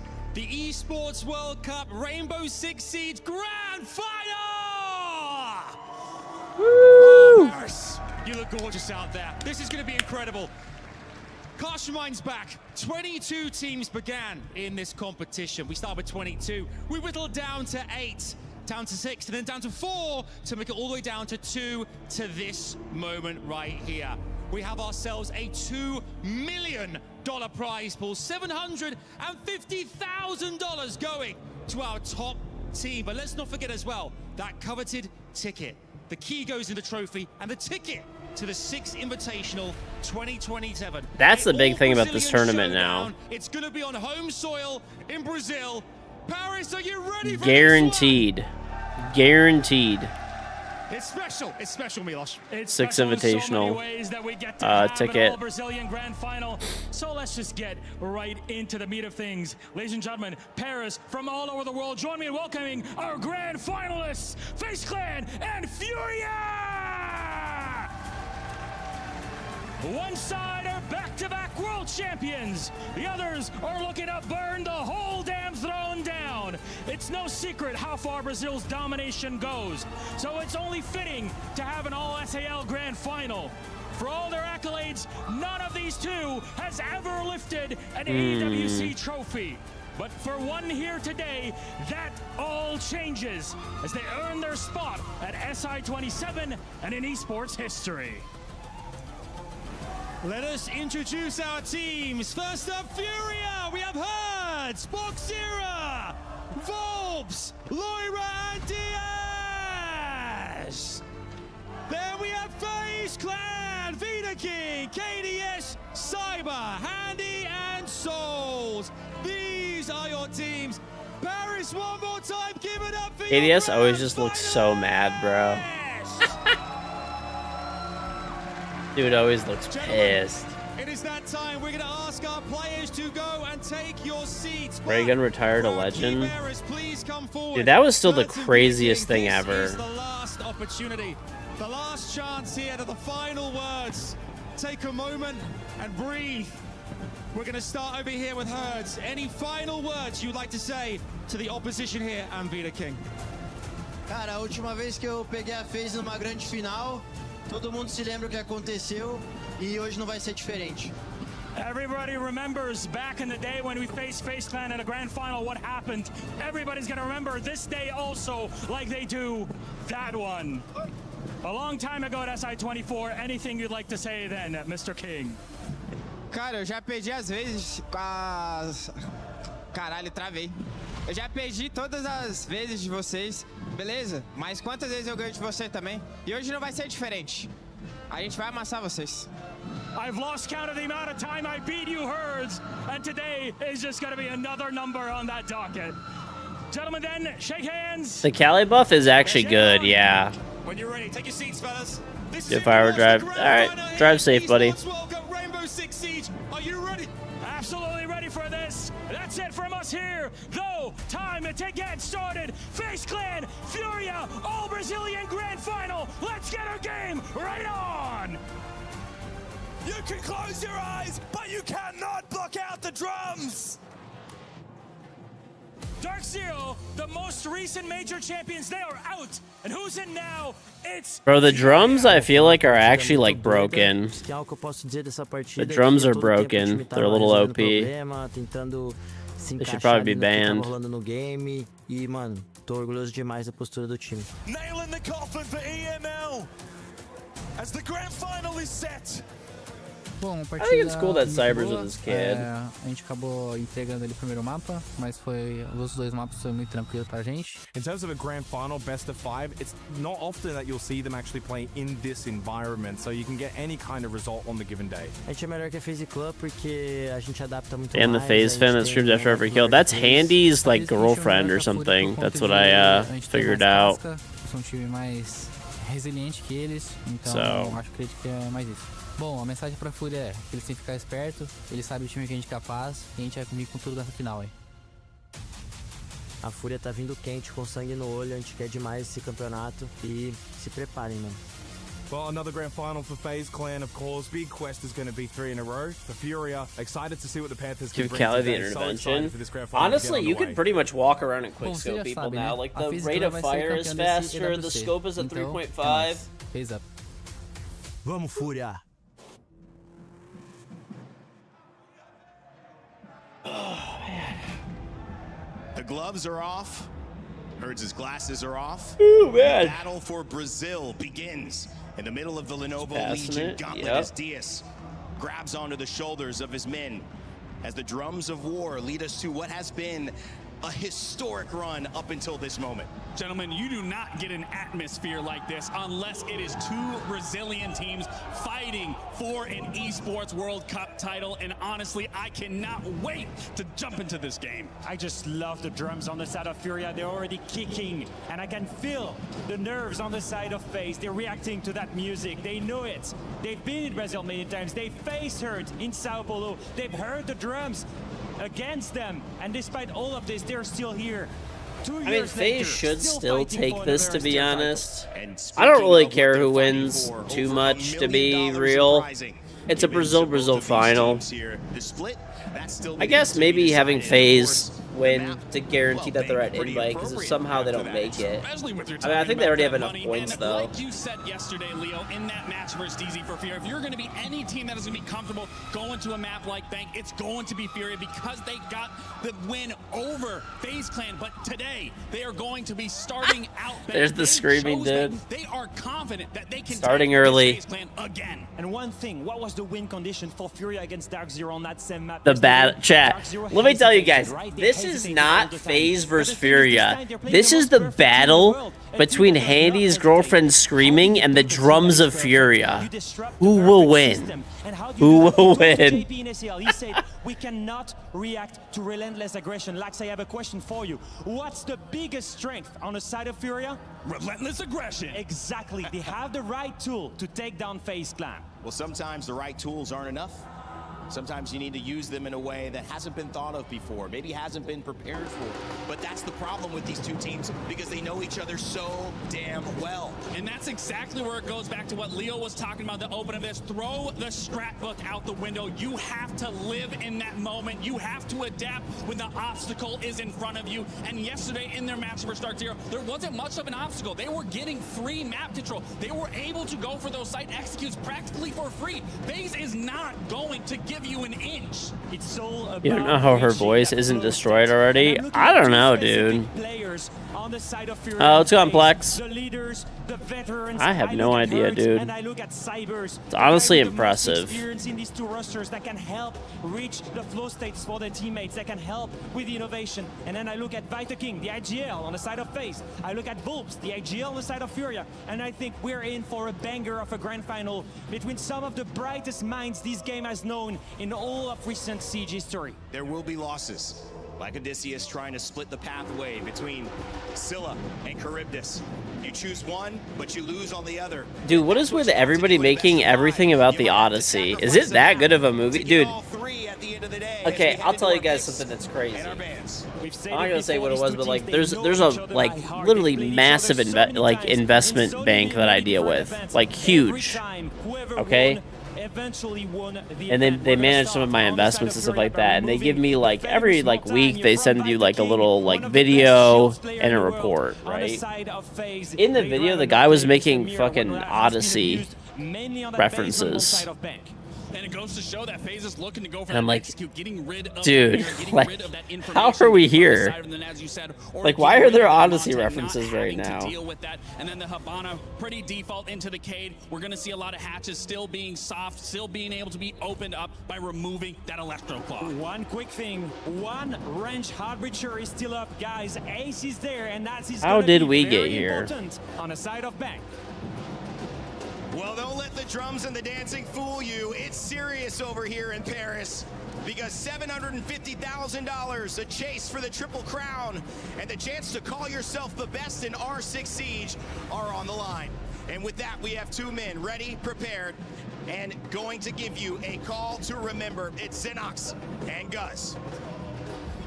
Well, the drums of war beating behind us, Gus. It just gets the dude. blood flowing, but we're here. Grand final day, Furia versus FaZe. The first time an all-Brazilian showdown in the grand final since that fateful day in Sao Paulo, SI24. I'm sure that might be in the memory for FaZe as well. No, it's certainly in my memory. Cannot wait to jump into this series. Dude, one thing, honestly, the British and Australians have a monopoly on casting in different esports. Oh, so the moment has arrived. You can tell he's pissed from the yelling. Furia, just under 5 months since this roster. Get ready for the yells, chat.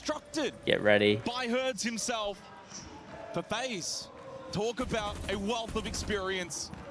They're not shy to a day like today, but for both these teams, it's a coveted Esports World Cup trophy that is not in either cabinet. Furia will defend first here. Map the new operators and counter shields. I'm gonna be real, at least in my experience, it's limited, to be fair. The time that I played it, I don't think the new operator is a very good shield counter. Not that it's not, and I think situationally it is, but I think it'll be like, it's not like this is a shield counter operator. I don't even think that's how the operator will be used. I think it'll be used more for denial. The Kaid out of play. Expect hatch heavy emphasis here from the attack. Interestingly, Furia electing to forfeit this first floor control with little contest. All 4 or to 5 members, basement, box 0, bit of a wild card blue initially. He, though, is able to scamper back to red. Furia happy to play it safe, though, in the opening round. Something with the British accent in Gamecast, the same with golf, maybe. Over the last 4 months, the only loss being to The shield meta will still be OP. Yeah, I mean, it helps. Like, I'm not saying it doesn't help, but it's not good enough, in my opinion. It's not. Like, you have an ample opportunity to pull it out. And the biggest thing is, you're going to have a teammate following you up. It's hard to shoot the shield. That's what's hard about it. Attacking this basement bomb site. Cyber now with the exothermic to open up the server side wall. A long angle, KDS on the Blackbeard holding close. They do have the ROUs from Vidiking on the sends to help get this plant down. 2 smoke grenades still available for Souls to play off towards main stairs as we enter the final minute. 3 gas babes and 20 Shemeka launchers still up for Furia. Default plant is not an option for FaZe. They'll need to go for an off-meta position, or the Flood, and the Sense will facilitate that. I think the Flood will be probably their goal. As you said, with the Sens and the ROUs, they can very much push down. You've got Soul pushing main stairs. Furia need to be ready for action rather than just plant denial. Vidiking with the kit is over towards admin hatch. 30 seconds, so time's starting to really get low now for FaZe. Can they find the entry? Souls is trying desperately, and I love that little lurk from Handy over towards Garage. Vidiking teases plan. Souls will be the first one down. They get rid of the glass. Hertz has found 2. What a way to start for him on the pen round. Vidiking will get the plant down, but FaZe did lose 2 for that, but then Handy backstabs Hertz. The late creep in towards Garage, and now into the post plant. This will get a little bit scrambly for Furia. As Volts goes for the first swing from red, he falls to Vidiking, expecting more, but loses the battle to Diaz, and suddenly, it's only KDS left up. 25 seconds, 3 versus 1 for Furia. Can Furia trade it out? 20 seconds, they need to move. Just movers numbers, movers 1, and it is Diaz that finds the headshot. Furia may have allowed the plan, but they will get the counter defuse and take the opening round of this grand final. Hertz is on his feet already. We've seen that energy from him on the stage at this Esports World Cup on a regular occurrence. It's going to be a great back and forth between these two, but a solid start for Furia. It was a bit of an awkward engagement over towards main initially, as FaZe opened up sight. Handy got value with his work, but then in the post, Furia were able to isolate those picks. Always nice to get a retake on the board early. So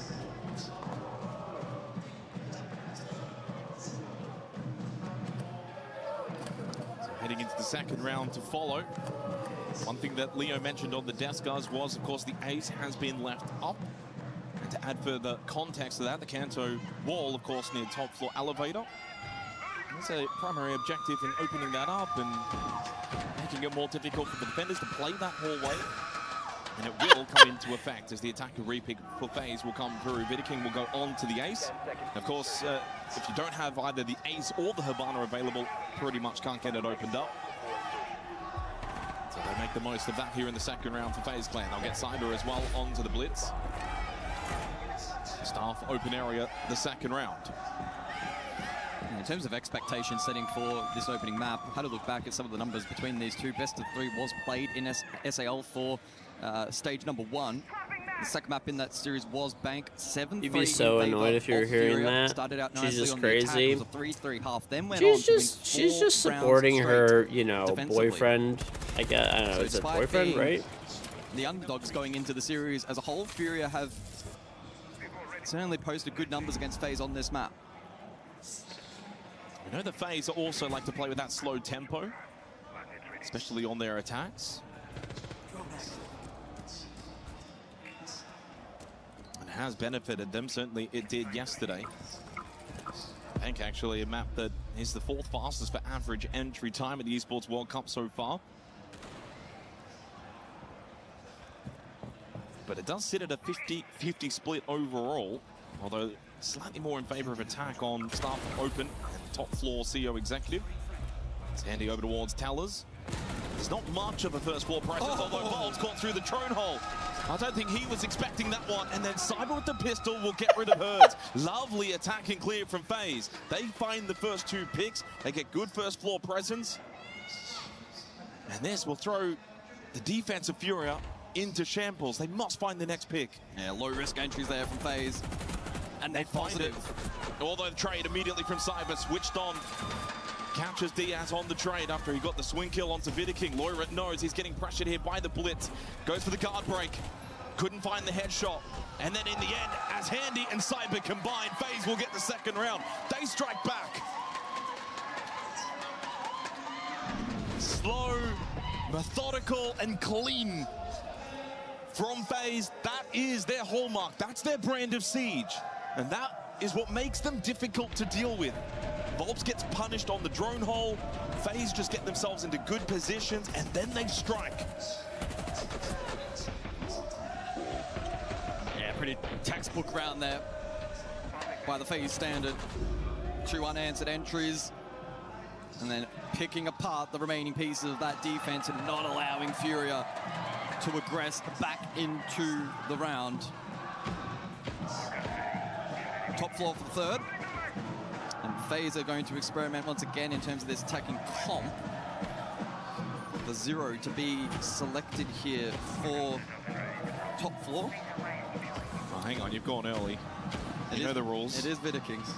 Yeah, that's, I was about to note they didn't play it at all the last time these two faced. Well, I think the ace makes a lot more sense, to be honest, overall in this third round. It's probably the last chance you may get to use it. Open up Kanto, put pressure on the back line. If it's available, you're going to use it. Util clearance as well going to be critical for FaZe in this round, and so the Flores into both the Castle and the Azami. Also a standard pick, and with Sophia now having 3 impacts, it'll be intriguing to see how Furia try and sustain that Util on site. Listen, dude. Who knows, man? Who knows? Listen, maybe he's gonna propose if they win this tournament or something. I don't know, man. Towards front test for FaZe. Not just front test, but also the elevated Nor shoots the shield and Aura says they can't move. I mean, you kind of have to pull it out. The problem is shooting the shield with Nor. Like, there are situations which it'll be good. Like, a good one is the example they use, like Clubhouse, like Rafters. Stuff like that. Yeah, could look to connect with the push lobby. Maybe able to catch a defender if they drop Jan Hatch. For now, though, we'll sit and wait and allow the rest of the team to focus on the Util checkpoints in this round. Again, with both the Castle, the Azami, and the catch-up as well. Critical to clear that. Bonus points if they can deal with Goyo canisters as well, which will be dispersed around the objective. Patience at the moment from FaZe. It is still only Cyber inside of the map. So far, all of the damage, though, has been from FaZe onto Furia. Hertz took a little bit over towards airlock. Now Loira 2 towards top main. Souls just droning through top square into CEO as he finds himself outside on the terrace. Loira's starting to get a little bit nervous about this potential lurk. It's getting later in the round. He knows that one's probably lurking main stairs, but then there's also the push in towards square, which has been pretty much vacated. It's a pretty comfortable entry for FaZe if they want to go square side of the map. Volps by himself inside a janitor. Hasn't got a lot of help. Loira goes down to Handy. Souls wins his battle too on said push in from top square towards janitor. He's got janitor control. Hertz is in the middle of the site though by himself. They do still have Boxera playing front desk, and Elevator has not been cleared out. Cyber watching that position as he pushes in towards long desk, and he even slips on by. He finds the kill onto Hertz. Dude, it's and actually so back quickly. crazy. Diaz though loses to Handy. It's only Boxera left. Critical kill onto Handy to keep this round alive for Furia. How much lower in the brisket? I don't know. It's at 190, 91 degrees. I need it to get to 203. He gets another one onto Cyber, and Souls will go for the plant. Is he ready for KDS? He is not. The experience will outshine. 2-1 lead for FaZe. Oh, such a suffocating brand of attack there from FaZe in that round. Great build-up. They made the double stack flood over towards main work out. And whilst you could certainly argue that the very tail end of that round got a little compromised, they were still in such an advantageous position. And that really was theirs to lose. To the credit of Furia, they are reading in to the kind of playstyle that FaZe want to execute as expected. Low was position main, but was susceptible to the flood elsewhere. The Util was still standing late round. Despite that, though, FaZe doing a great job to find win conditions. The additional bans have come through as well. We'll see those pop up on screen in a moment's time. As expected, Furia, they've elected to double down with the range hard breach. Ace no longer available. And FaZe, sensing that I need to switch this brisket after this game. The bigger one. Dude, the bigger brisket, I'm not even joking, is going to take fucking forever. Although for this particular site locker CCTV, The bigger brisket is straight up at 150 degrees, chat. Is that right? Twice in the It's a quarter of brisket, but it is like the center. Okay? It's been smoking for 8.5 hours, and it's only at 150 degrees. Must win round, I think, early on here for Furia. Basement is the most defender-sided. Is that right? Here on Bank. They won it in the opening round. This is a fat fuck brisket. It's huge. I don't know how big it is, but it's literally the biggest brisket I've ever, like, seen. And to FaZe, a little change up in there. It's only the center of it, though, pretty much. They'll drop the glass, so they're That sounds right if it's a bit. Okay. Probably more of an ability, I guess. to clear in this first floor. 8.5 hours, it's at 150. I mean, I haven't even wrapped it yet. I wrapped. That in the opening round either. Bigger size of brisket can take 12 hours. Bro, this shit will take, at this rate, that I have it at 225 on Super Smoke, it's going to take 16 hours, literally. Only Diaz still inside a basement. They got two on the top floor, most notably Herds, prone, long desk. Yeah, has Meat cam. I have a picture of it. You guys want to see a picture? If he's unchecked, it could be a disaster for FaZe. He's been very patient in this position. I don't know if FaZe have a direct read. Cyber has actually just droned on through. Let's take a picture. Long desk, so they should know that Hertz is around, and they got the kill not only onto Hertz. Well, luckily the smaller cut is almost done. It's at 191. So. This is really bad news for Furia. They do get the revive onto Loira, but that's not good enough. To 4 versus 5 now. And he's low on. I don't know if you could tell how big it is from this picture, but it's trade game. Some good drone work has identified now that there are defenders still over towards first floor. Drop to follow, Loira as well. So Furia will consolidate on site, rely on the. I mean, for perspective for how big this brisket is, how like you can't really see it. For how big it is here, like the perspective is not the best, but this will help you gain perspective of how tall and big this brisket is. This is the upper rack. I mean, it's almost hitting it. Like, that's how fucking big this shit is. Like, you know, it's only maybe an inch or two off of like hitting this top rack. It's a big ass brisket. This is only the centerpiece. There's a smaller piece over here. And then I only had half the brisket. This was the biggest cow I've ever gotten from my farmer. Like, the absolute biggest cow I've ever gotten. FaZe cannot go for the default plant once again, and that does introduce risk for the attack. This cow is probably 1,200 pounds. If they get a default plant You wrap down, at 165 to 170. Once it's 205, let it rest. I wrap at 160, and I pull it at 203 and let it rest. Making it difficult though is Diaz, box zero, crucial kill, and then Like my YouTube. Well, thank you, Dark Shell Lord. Might still be able to go for this plan, but they're losing the fights elsewhere. KDS Brisket is an art, takes passion to do it right. Yeah, I don't know. As KDS gets up in the 1v3 post plant, the Blackbeard will move away. Saw this script once ago in the I've made briskets before, but this one's taking extra long. Like, this is like the smaller one's about right.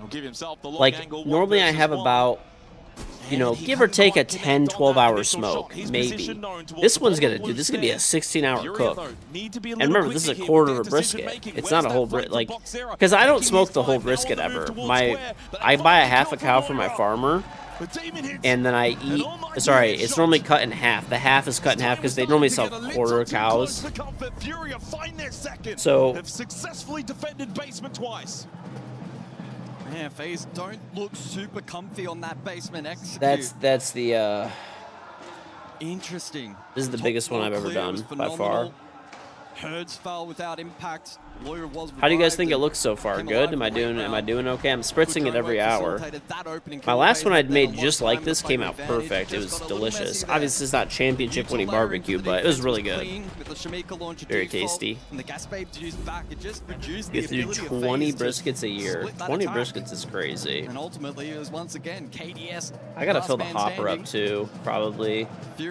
I mean, it's not low, but it's at 40%. Well, the Ultras are happy with that one. Comes a bagging. 2 rounds to go. Kind of what am I using? Pellets. I'm just using the Kirkland ones. Outside that basement site. It looks honey glazed. It is really fatty. It is prime, and it's a dry aged prime brisket. And it's a black Angus dry so it's a lot of shit. But the farmer that I get my cow from, I get a half cow from him like every 9 months maybe once a year. It depends. This one's gonna last me a year because it's huge, but. It's organic, pasture raised, grass fed, and then it's prime black Angus, and it's the farmer that I have dry ages at 21 days. So it's really good meat. It's fucking awesome. But getting to work on the shock drone is Cyber. And by the way, it's way cheaper than once again. I highly recommend getting. I highly recommend getting a cow from a farmer. It's way cheaper.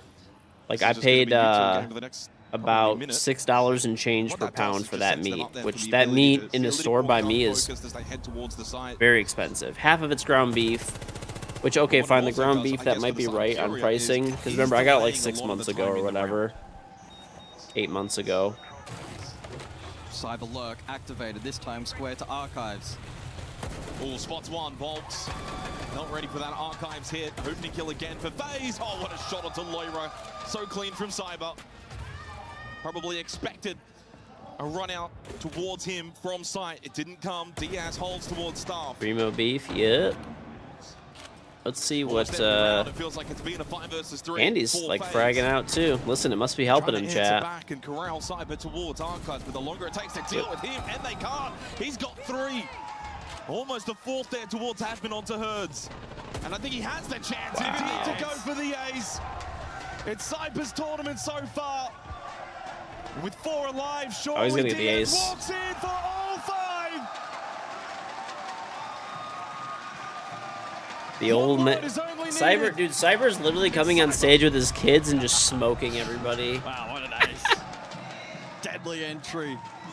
We know how great these South American teams are on the attack lurk phase, of course. She's leading the charge, screaming with joy about all the money she's about to spend when her man wins. So isolated, the trade was nowhere to be seen. Maybe, dude, maybe. Screaming. Okay, desperately bro. trying to pluck the kill back, but they're all so low percentage. I do. I have a big stand-up freezer. Deep freezers are honestly like a little bit better, but.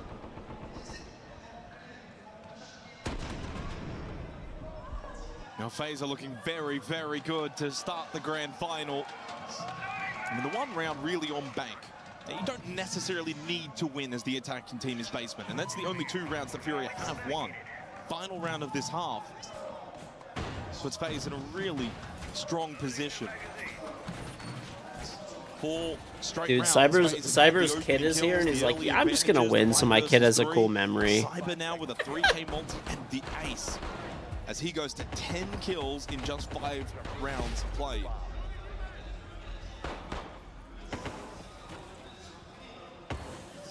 So back to top we go. And with the ace now banned out, we'll see if that compromises FaZe's ability. I don't know if I would ever take my kids to an event, honestly. Used it that much last time either. No. Oh, Loira, careful. There's an edge up towards Stock. He'll get out. Oh boy, he's so lucky to be alive. Peeks back, headshot. Okay, still some confidence there for Loira. Someone needs to kick this Yoko on a lady. Second opening kill of this half, and it's come in a timely manner. Jeez, let's see. Let's see if Handy gets a kill, how ballistic she goes. Susceptible to the Zodos on box 0. Top square focus, probably with the exothermics from the Thermite. Yeah. Which means it's even more important Loira won that battle, because if he dies there, there's less defensive pressure for Furia to kind of stop that square hold. Volps will sit inside a janitor. Listen, chat, there's passion, okay? As Vidiking slowly droning his way through on the top There's floor. passion.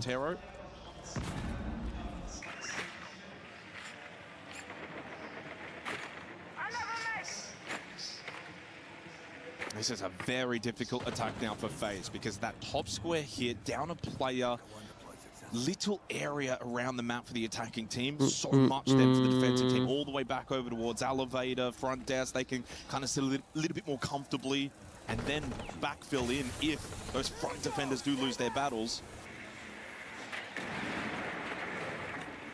This is very tough.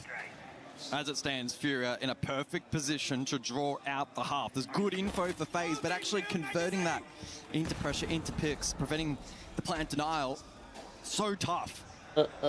Already used to be deployed from the main rappel. Okay, it seems like it's speeding up a little bit. It's at 151. I think it was just taking a while for like the meat to heat up a bit, maybe. And the other one's at 192, and I haven't changed the temp, so. I honestly love this new thermometer that I got. Very low. Loira getting taken low as well. Good information from Handy on the Grim. Oh, Diaz goes down. Double kill from Souls. Takes over he this knows desk too. position. Loira now stuck over towards main stairs. Can't push back up. The Grimbees have kept him at bay. This has been a great push by Souls. But where's Boxera? He has to get involved towards front desk. Does still have a Nitrocell if they go for a plant behind the ROU. He's using it for rotate? Made a rotate instead over towards long. I don't know about that one, Chief. Trying to get Loira back into play. Loira is back up main Unless stairs. his teammate called for it. Bomb chassis. Boxera found a kill onto KDS. Souls off the plant. 1 versus 2. Boxera has got to come up clutch. Has he got it in him? That's a big kill onto Handy. Tests the resolve of Souls, who sticks the plant. Knows those behind the bomb chassis. What a flash! What a Wow. well, the experience shines. Championships Day, you thought third place was staying in championships tomorrow. Nope, third place. Oh, damn, dude! That it doesn't come easy. She's hitting 130 decibels when she yells? What the fuck? It was such a difficult position for FaZe to go for a structured hit. Some good util layering, and the Senjan was perfect. Bro, 130 decibels is fucking crazy. That's like a jet engine. Wait, hold on. Let me look this up, dude. Souls was aware. Loira was cut off by the bees. And then he clutches up with a massive pop flash in the post. Oh my god, bro. Look at this shit. Go stick the plant, play off the flash, then get up, swing, kill. Without the flash, he's not getting out of there. What a play.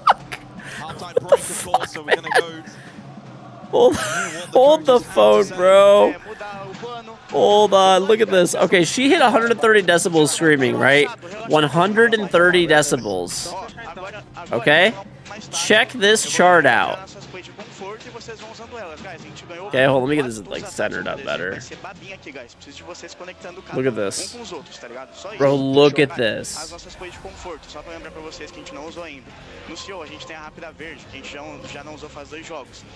Try to center it better. Nah, whatever. Okay, check this out.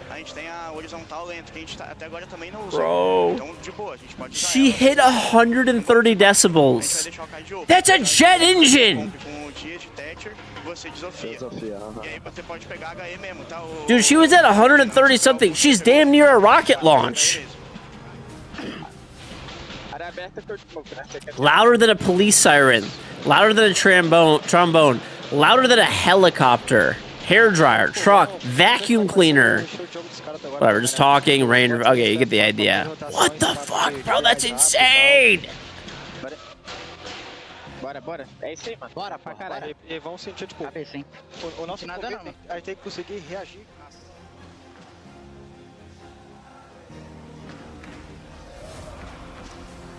Well, I don't speak Portuguese, guys, but I think it's pretty clear for FaZe. All smiles, pretty happy with Louder than a chainsaw. Hearing damage rate. Literally had a hearing preservation training at work this past weekend. Damn, dude. It's the opening map of a best of 5 grand final. You do have 100.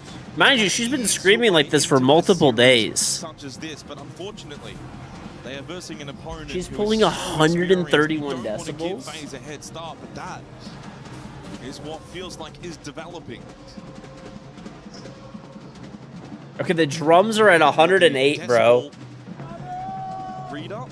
121. She is 10 decibels louder than the fucking an entire band of drums. Two teams on stage, at least for the most part, probably not too foreign of a position to be in amongst the crowd.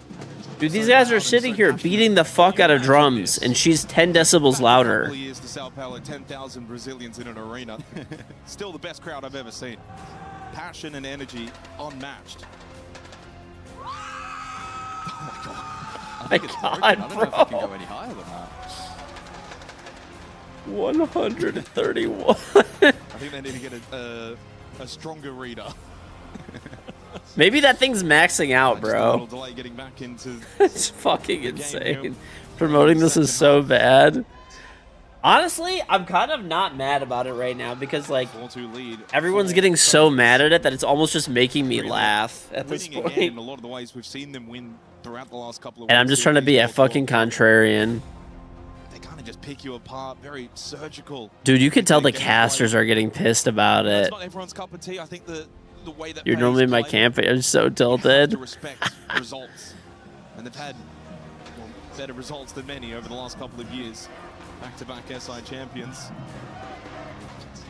And if anything, I think this little delay, this little break, probably benefits Furia ever so slightly. Just a chance to calm the nerves, recollect the thoughts, focus ahead of the second half to follow. You can't hear me over her scream? Bro, that's honestly insane. That's honestly so crazy. Before we get back into the action. FaZe looking comfortable up on stage. Who won third place? DZ. Okay, well, so hang on. The world record for the loudest shout by an individual is 122.4 decibels. Wait, So what? we either just broke a record or there's something funky going on. I don't know what to believe anymore. Someone get out the officials.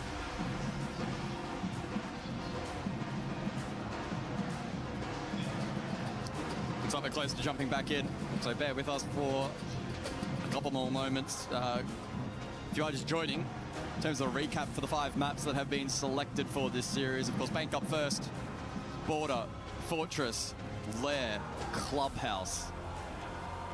Don't mind that, Paul? Yeah, we didn't really get an opportunity, well, not we, but on the desk to kind of discuss the maps a little bit more in length. I'm sure they'll get the chance to do that after the opening map, but yeah, we were kind of having a That's little bit of a fucking look crazy, ahead of bro. the grand final starting. Border for FaZe, 7-0 record over the last 6 months. They've not lost on the map. That record starting all the way back, of course, in the Grand Vital versus Team Secret, if you remember, guys. That one going 10-8.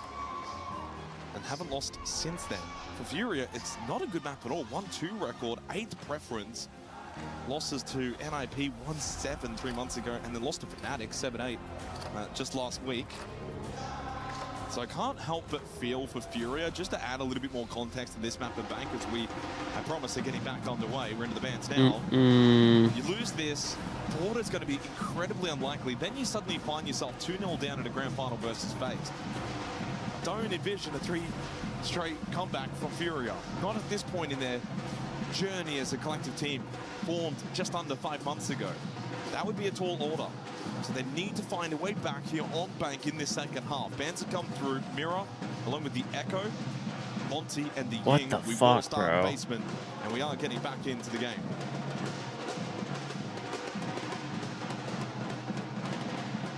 Where'd that go? Certainly a different approach in terms of the attacking bans heading into this second half. It does mean that full hard breach will be up and available for Furia.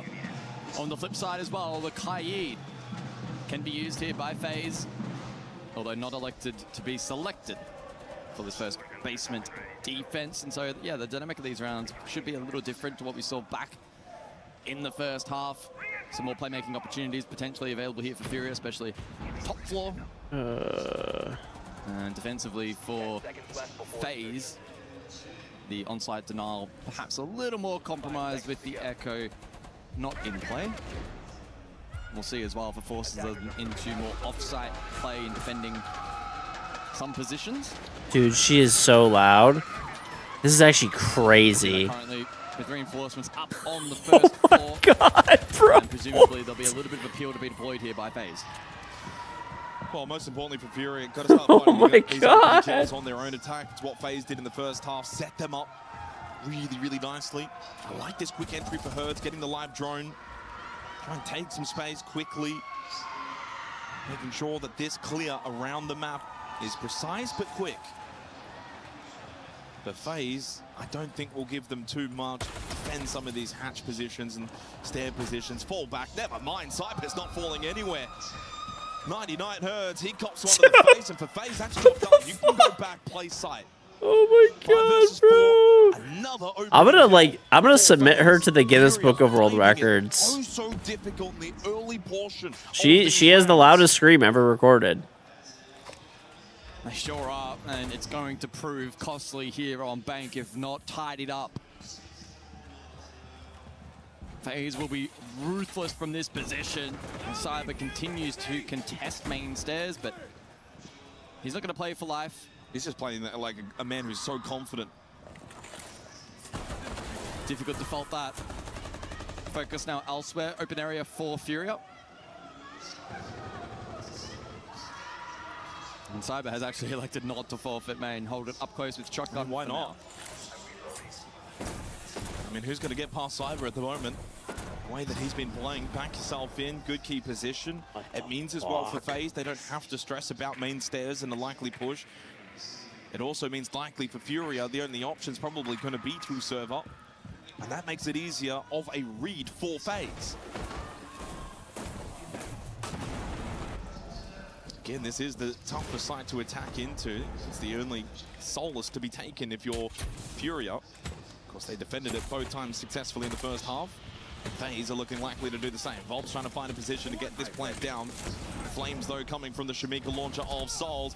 Moira does actually find the kill onto Cyber as he pushed back from main to come help out towards the site. No real backstab threat, though, on offer for Furia. It's a big stack. Nitra Cell from Vidiking connects, though, onto the planting vaults. More flames at the feet of Loira, but he does collect the kit.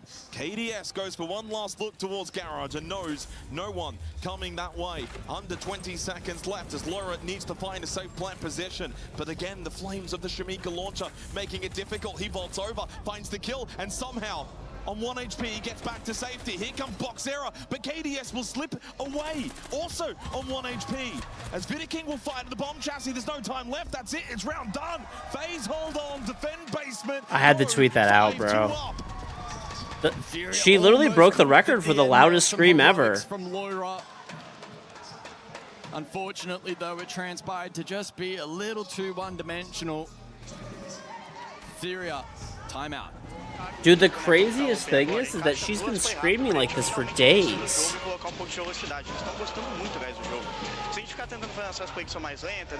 Here's my tweet. I'll show you guys.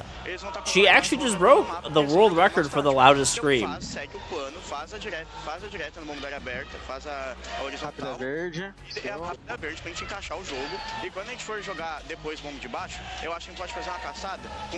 Oh my, like, how? Já acelera, step no server. Eu começou no bundão no server. Já começa a clicar reto, off-time, foda-se, estamos no eu acho que eu posso trazer shield. Guys, agilidade pra vocês aquecer de verdade. Fechou. Vamos botar fogo. Bora, caralho. Fechou, bora. Devagar, fechou. Bora, guys. Bora. Well, if I'm reducting on Furia, I'm thinking, okay, basement's probably not what we're going to get. But what we can get, staff open, and CEO executive essentially look to mimic what FaZe did back in the first half, win the first floor and the second floor site, don't worry about basement. And if it does follow that same path, Furia can get this to overtime. That's got to be their goal from here. 2-5 doesn't look good on the scoreboard, and certainly you don't have a lot of room for error. You're losing the entry battles. You're finding it difficult to really get a good footing so far here on Bank. But win the next 2 rounds, and suddenly it's 4-5. That's crazy. FaZe will then go back to basement, but it's game on. So the next 2 rounds, super critical for Furia. But you lose even one of them, She broke them. Esports Psycho Killer says, nah, I ain't risking my hearing for another. Okay, bro. The record probably has a specific meter pickup range that isn't directly in the person's mouth. I don't know, dude. You're not sorry with this hot take. This fucking shit needs to start when the hours make sense for North America. No other time zones matter. Real. No better start to a round that you could ask for if you're Furia. Real. No, dreams made of this kind of setup to get yourself. Dr. Enzi, we just, I don't think you were here, but we witnessed the loudest scream in recorded history. So FaZe now on the back foot for the or whatever that's ever been recorded. Loudest scream that's ever been recorded. Handy's girlfriend just screamed at 131 decibels on an actual like sound meter. The loudest previously recorded was 129. Despite being available, maybe sensing that with the Bandit and the Kaid available, that may be tricky to contend with. That's insane. Oh, Volps goes deep. Yeah, Volps already inside a janitor. Could the extra background noise have contributed to a higher rating? No. No, it wouldn't. Her screaming was like infinitely louder. Forces them back over towards square. Moira, though, still lurks inside a stock. No elevator presence for FaZe, but they do still have one playing long desk in KDS with a deployable shield. So he actively is still helping Vidiking. Herds, though, gets rid of Handy towards airlock. Volts with the pistol. Finally gets his first kill in the grand final. Hostile tech. Furia making quick work on the top floor, showing what they can do with their chaotic attacking prowess. The Panthers strike flawless on the top floor of Bank. Oh, by the way, I'm actually allowed to, let me double check my guidelines. Maybe. Of course, was a perfect setup with Cyber falling first on the Solace, courtesy of the spawn pick, temp top square, but Furia... Heads up play, though, from Okay, to read into that I could well. upload a crazy-ass Cali clip that I got with the new Cali. I kind of want to do that right now. Top square, courtesy of the Blitz. Lyra followed up nicely over towards Stock. They drew out some util initially, didn't go for the full commit. And then eventually were able to settle, apply meaningful pressure on to the defense, and FaZe ultimately crumbling. Furia still trailing by 2. That's the problem as well. You lose one on that particular site. You just enable the gaps to be opened up for the attack to eventually then exploit. Stock, no one's defending it. Janitors, it's pretty much a 2-on-1, 3-on-1 if you include the Stock player. You have to bring players over to fill these gaps, and that kind of just set FaZe off. That's the crazy thing to me is, if I screamed like that, I would be done, dude. I'd be cooked. An open area. He will go the Blitz again for Volps. It does enable the top-down clear, but also enables, if you want, out of electrical to go straight in towards staff.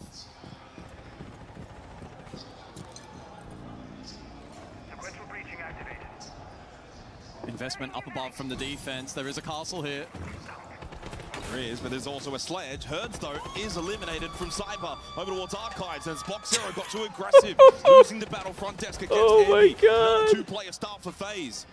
Well, this time the pace for Furia has been met by FaZe. They're more ready for it, more active.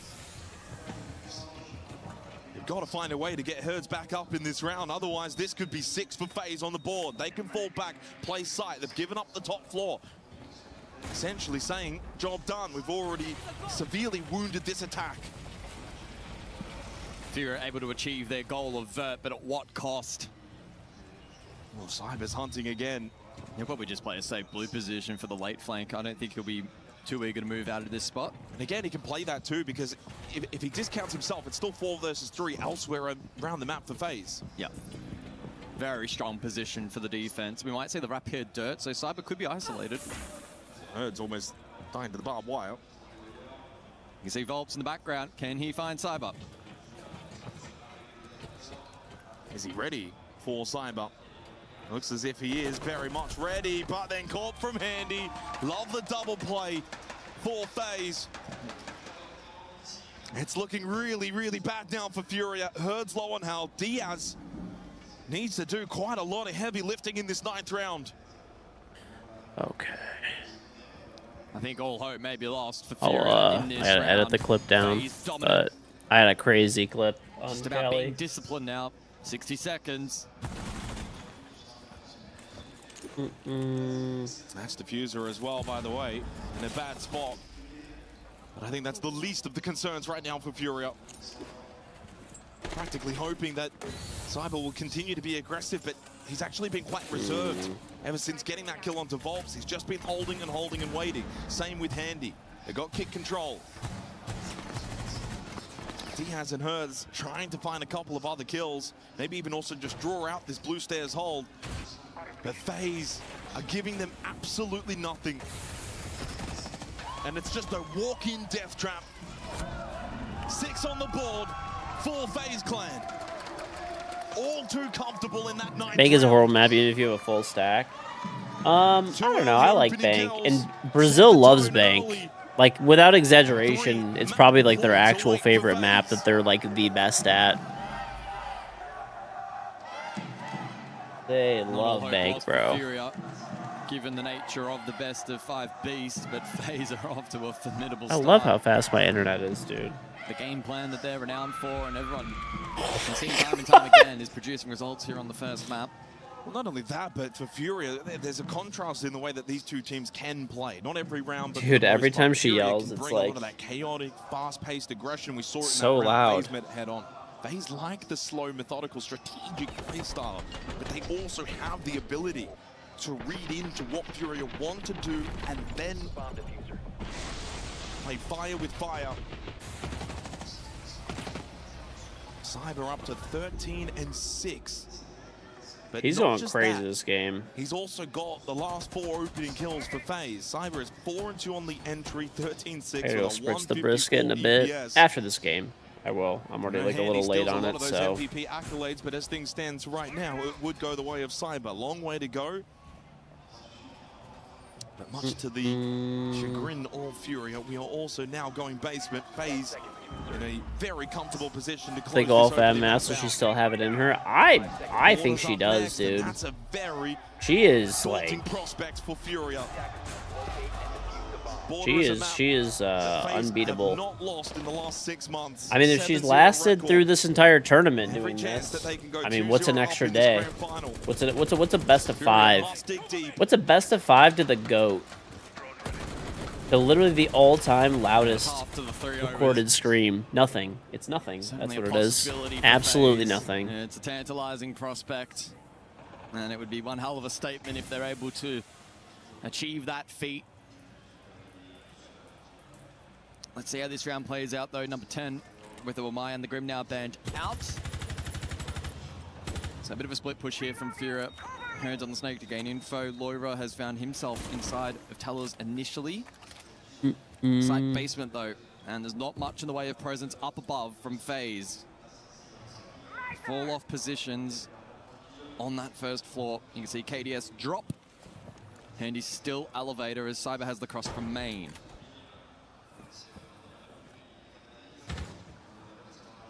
And again, Cyber just knows he can play aggressive. He's hitting good shots. Fury haven't really read into this as well.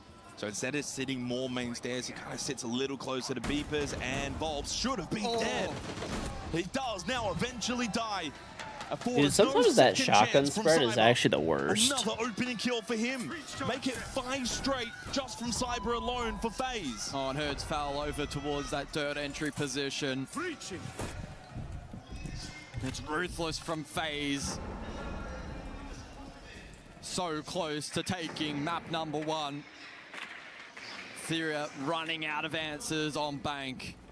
Bringing back this round will be tough. Herds should be brought back to his feet.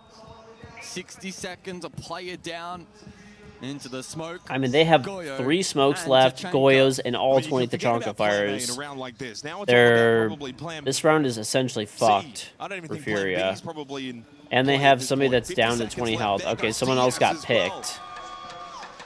Just pick after pick as Cyber goes to 15 kills to start the grand final. Herds may be back up, but I think Furia are down for the count on this map of Bank. Handy, insult to injury with that headshot onto Loira.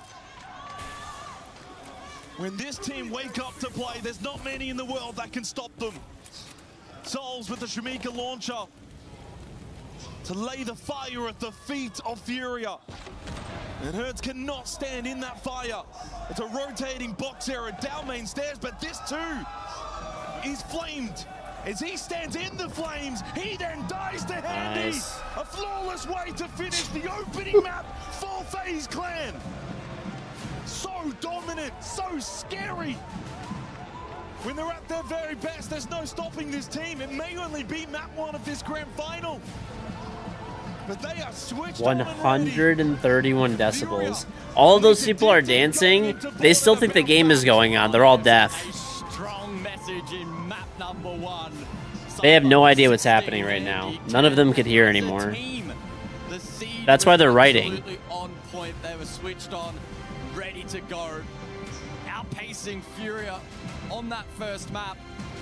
And now it's really on Furia to somehow produce a response. I'm going early here, but what's the kill record for a grand final? Oh. Best of 5. Cyber's got, what, 16 in the opening map alone. And the way that he's been playing, so much confidence. And you can see that with his positioning, his movement, his willingness to go for those early kills, and he got rewarded for it. Cyber's opening kills, round 4, 5, 7, 9, and 10. No other FaZe member in that space and time got an opening kill. It was all Cyber. He finishes 5-2 with a 70% cost, 16-6. And as you said as well, Handy played the perfect foil on that map. 10-5, 2-0 on the entry with a 130 EPS. Cyber and Handy, the dynamic duo, lead the way for FaZe. But who's going to stand up for Furia going into Border? It is such a strong map for FaZe. Undefeated.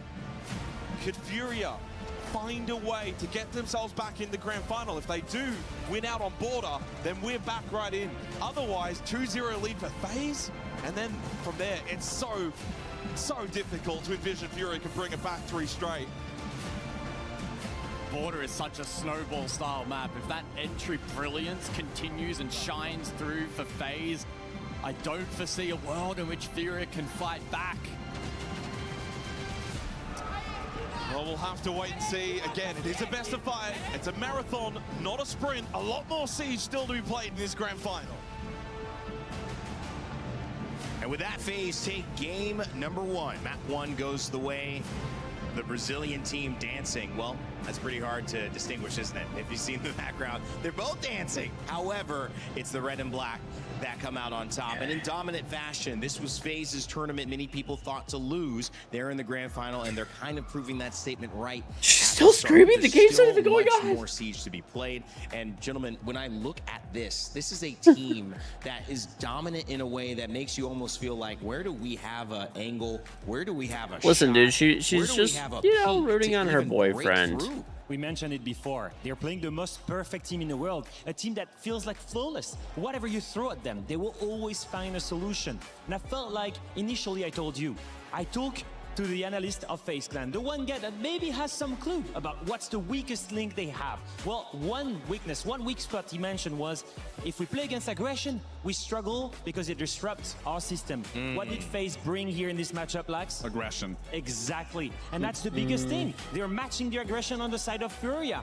And even when it doesn't happen, I felt like Furia was way too passive. In this defense side, they just give way too much space. It felt like we were watching a DZ versus Furia game where they were DZ this time. They were on their back foot. They weren't the one on the precipice of getting aggressive, taking the engagements, winning those gunfights, and then playing into those layers. It was FaZe just right out the get-go, taking every single fight to Furia, where then they were falling back. They were almost questioning their own style, their own play, and that's not what you want to see in a first map. And, you know, as we've said, this isn't a sprint. This is a marathon, so they easily can bounce back. They can go into that second map understanding where things went wrong, but you cannot allow FaZe to be this comfortable going into a second map. So comfortable as well. Vida King standing up and talking about how good they were. You see Cyber there as well, celebrating Handy. Also in the Samba from the family members there. And you see it right there again. This is a moment that they have been waiting for. Listen to They this want to clip. crown I have a really themselves, good clip for you guys. Part of that Triscuit's triple crown going good, dude. conversation. We mentioned Souls I gotta and spritz Handy it a little and Cyber bit. who have the chance to do it. KDS also has a chance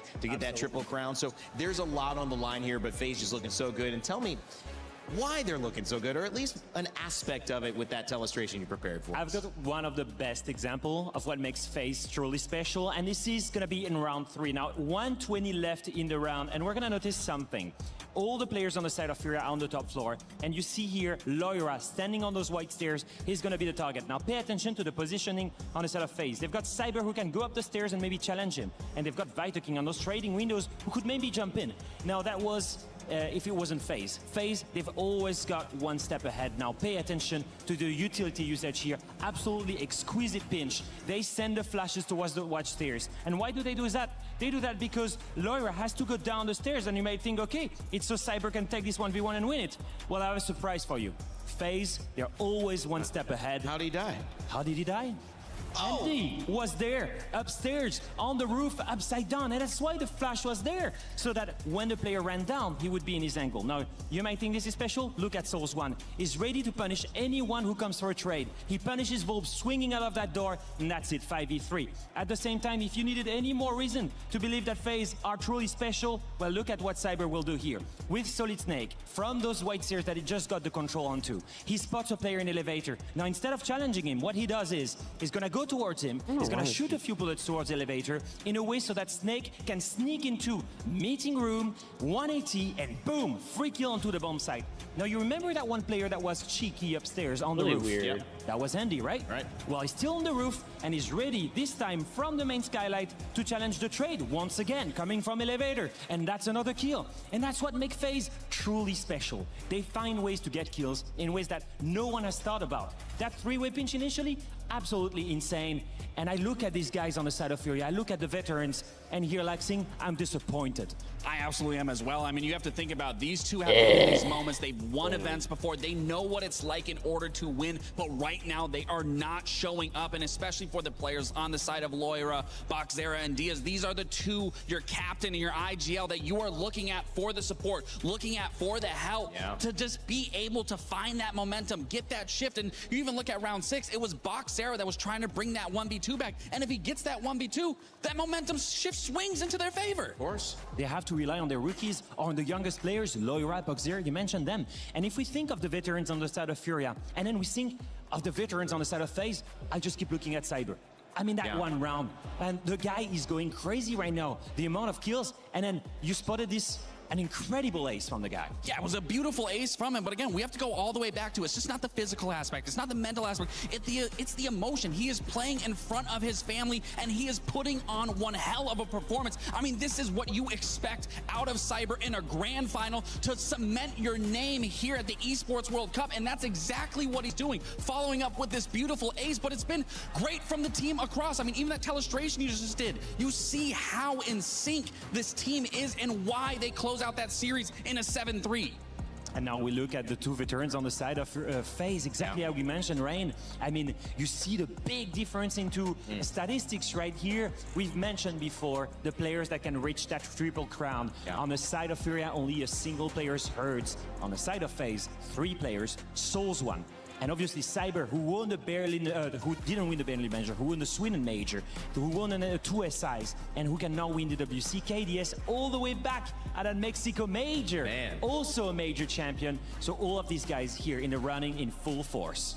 16-6, as you see there. Cyber having a heck of a day. You mentioned playing in front of his family. If you've been watching this tournament up until now, you've seen them celebrate with him on stage or down below in the fans, with the fans. But coming up, it is Border. This is a map that even the casters talked about feeling a bit wary, and especially if you're Furia and a fan of this team, you know, losing map 1 and now going into a map that FaZe hasn't lost in, what, 5-6 months? That is not a good proposition. Yeah, I mean, they're currently 7-0, and out of those 7 matches that they played, 6 of them they beat their opponents 7-2 or 3. So they have absolute dominance on that map. And you even remember, you look back at when they played Liquid, what was the attack strategy or the defensive strategy to go against Liquid? It was to play aggressive towards. Exactly, and what were they doing on Bank to beat Furia? Playing aggressive again. Furia has to adopt a different sort of playstyle if their aggression isn't working. If FaZe wants to play aggressive, they want to take those gunfights to you, then maybe you need to slow down. You need to force FaZe's hand, get that opening kill going into your favor, and then punish them for getting over aggressive. But that's the difference in the stylistic matchup between these two, is FaZe knows how to play both sides of the coin. Coming up next, we've got Fortress as well for this. FaZe going to be defending on this. This is Furia's pick. What do you think? I mean, exactly, you just said it. FaZe is going to be defending on this, and Fortress alongside Cafe, alongside Consulate, some of the most defender-sided maps in the meta. So we might be looking down at this, and we're reminding everyone, right? You just mentioned it. Border, FaZe, 7-win streak, most of those being 7-3, that 7-2, bad boy not up, even close. and then I will have after this, a if they clip win, they of the go new to Cali Fortress. to Defend close out. decided to close it out in full force, full momentum on the most favorite side. I am scared for Furia. I want to see them fight back. Yeah, I'm absolutely scared for Furia as well, and I'm kind of pushing it past the layer and looking at that clubhouse. We need to get to that map 5 to go to a clubhouse to decide the Esports World Cup champion. I mean, it is the Coliseum. I'll do a longer You're one for being tested TikTok on because all of your fundamentals, and if we can get to that best of 5, God, I'll be excited. I should probably try to make my videos over a minute long on TikTok, because then they actually get monetized and they actually get pushed. You don't make them a minute long, they just bury your shit. Is working in FaZe. It's hard to fault anybody because they're playing their role so well, and they're making it so hard for Furia to find an answer. Hopefully, as we get closer to these picks and bans and map 2 on board, Instagram is like, you just gotta have action Furia going. make some adjustments, and maybe it is the aggressiveness that you both mentioned. I think we're needing to see the agile on their side. Vobes step up finally. He's such a good player. He's carried them so far. He's got such a specific vision of the game, maybe a little bit more advanced, maybe a little bit more faster paced. He's exactly the kind of IGL that can be successful on such a small map like Border. We said it's going to be a massive challenge to break that 7-win streak on the side of FaZe, and it starts with the operator back. Again, getting rid of the shields, a great start. We know how pivotal shields can be on the map like Border, especially when you're pushing into that top east, you're pushing into break. They can really be a thorn. Getting rid of the mirror early as well is going to help with that site execute a lot of those fast takes over on Archives. Now Furia, they start in defense. It's a very small map, we've mentioned it before. The way you fight here is going to be so aggressive towards the entry points. And that is the main thing here. It requires confidence, because you're gonna need to challenge some angles that you don't want to challenge. TikTok of the brisket. I'll take another picture of it for you guys before I spritz They it. may think they can take Honestly, FaZe, looking it really starts good. here I don't know by what building I had my This wife roster season rebuilt it. around Herds, and Volps I do not know what leadership is role. IGL needs to get Furia to bounce back in the because rub and the staring seasoning that a she 2-0 did. She said deficit my wife down makes her the own road to seasonings and FaZe stuff a going lot to of another map times. like Fortress So that's just what she isn't did a today good for look. the But of brisket. course, they'll So have the support to do so. Our second map gonna do a lot of work for this FaZe Clan roster if they can get it. But Furia, we'll see if they can bounce back as we head to map number 2 here in our grand finals for our 6 Siege. Let's send it back over to our casters, Xenox and Gus. Well, a massive obstacle in the way for Furia heading into Border. FaZe 7-0, undefeated, and get to start on the attack. For a map, guys, that's been the most attacker-sided map at the Esports World Cup, sitting at a 60% attacker win rate. Not only that, it has the slowest average entry time, but that's a benefit to a team like FaZe and their playstyle. Yes, but FaZe are just a whole different beast on this map. Okay. Arguably the most chaotic that we have in the competitive. I'll be right back. I still gotta spritz this bad boy. And after In the reaching meantime, flow I will state get predictions back up on for you bank, guys, because I'm a good It'll streamer. be a case of trying to transfer that to the second map in this series. As the guys on the desk are alluding to, a 2-0 deficit, as likely as it kind of looks, it's also going to be very devastating for Furia, so they need to fight with everything that they have here on map 2. We'll add for Furia, Fortress, of course, the map that will be played next. They have an 8-2 Right record, back. and it's their #1 preference map, so they'll feel confident going into Fortress. So if they can steal Border, get this back to 1-1, they may even have the chance to lead the grand final going into Fortress, going after Fortress. It would be an almighty steal. But that's It is the thing. a huge asterisk. It would be a big steal if they can win this map. All odds against them. And expect, again, more of this slow, methodical attacking playstyle from FaZe, especially on a map like Border. They want to be surgical. They want to find time to get these picks, use the air jabs, take some space. But that's where for Furia, they've got to be cautious to not go and overinvest in aggression themselves, because FaZe will be ready for it. They're holding these kind of angles. They're expecting for Furia to want to get aggressive, and Lawyer will go down to KDS as he slips into security. Another opening kill for FaZe. That is something Furia will need to work on. Oh, slammed. Completely slammed. Diaz will be next. Dead. Wow. This is FaZe, baby. This is scary for Furia. Boxera had a very good map back on bank as he finds a kill onto Handy and then falls immediately because the space in the site has already been taken. 3 from KDS, make it 4. Well, forget about that slow, surgical playstyle. They can switch it up as well. They're the best for a reason. This is going to be brutal for Furia. That is, by the way, the best defensive site on the map, and they got slammed. They said it perfectly. They got rinsed. Great use of layer security, Capital, Nomad. And whilst the clash did stand for quite some time, didn't have huge impact, Furia then tried to play around Volt standing up. But FaZe were ready and waiting and pounced. Diaz then on an island, and the rest of the defense completely capitulated. Goes down as 4 picks for KDS, so a great start for him. But there was the team player from FaZe that got them the win. I mean, what did Furia even do to adjust here? If you try and pick up the pace defensively on a map like Border, and the way that FaZe like to play it, they'll hold the balcony positions, they're expecting runouts, they're expecting window play. That kind of take that away from you. FaZe want to eat up a lot of the clock, keep you inside of the building, guessing, and then they find the way in.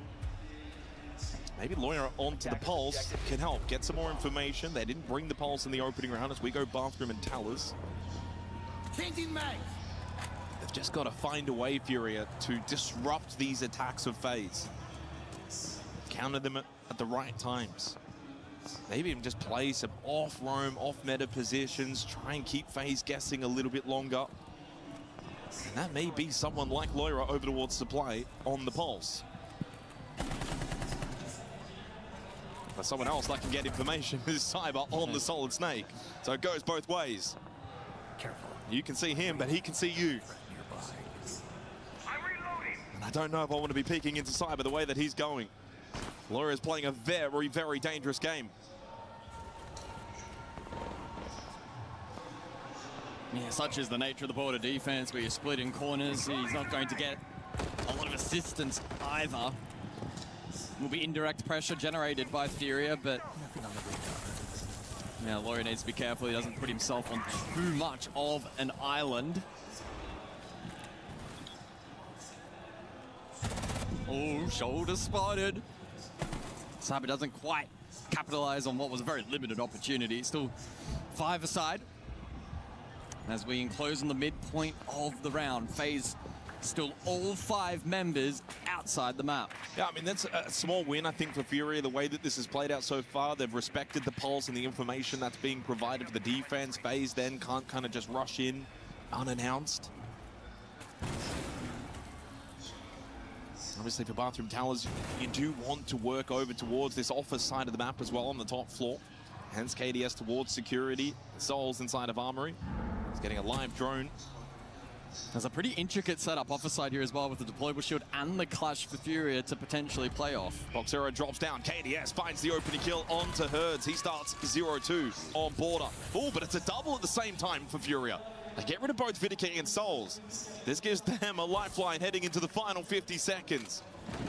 But the way that FaZe are playing, you almost still back them in 3v4. Yeah, peel from Furia largely. Volts will remain above for now. Diaz will eat the jug of payload call from Handy as well. Call now on to Volt is active, and KDS a second kill. He's up to 6. And it started to get a little nervy again for Furia late into the round.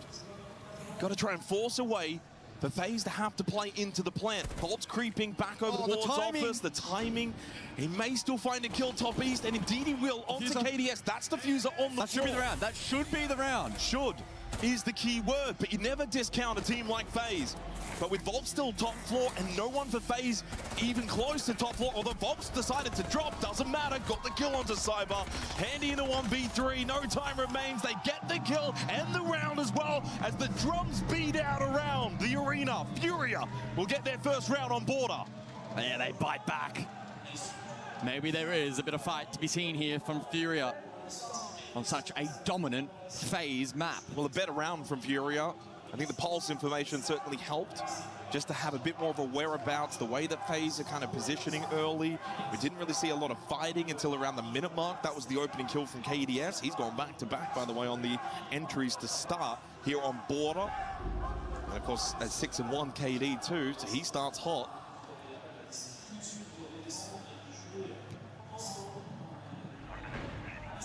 Got a big defensive round win for Furia on that side of Bathroom Towers. That actually sits at a 67% attacker win rate. And they were able to get the round as the defensive team.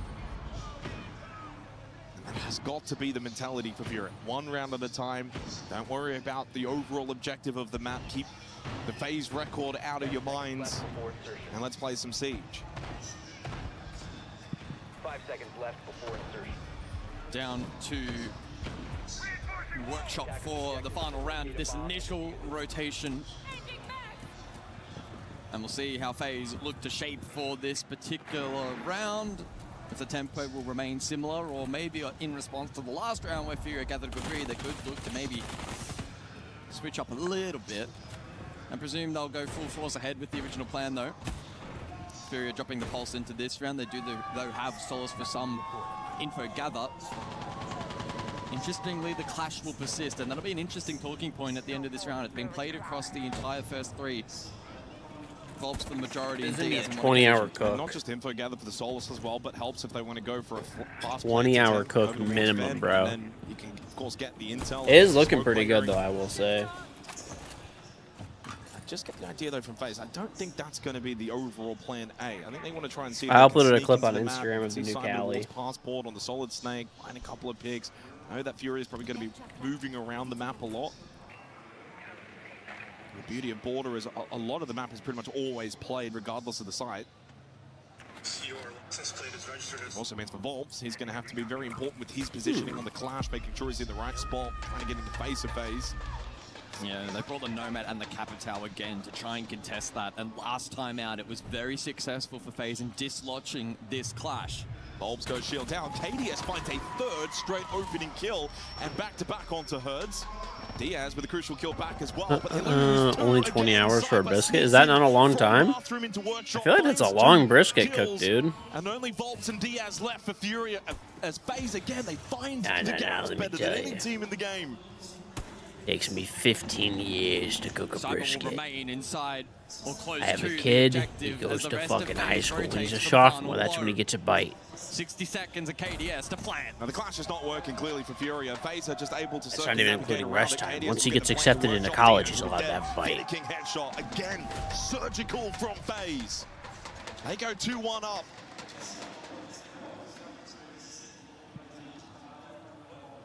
Yeah, certainly better.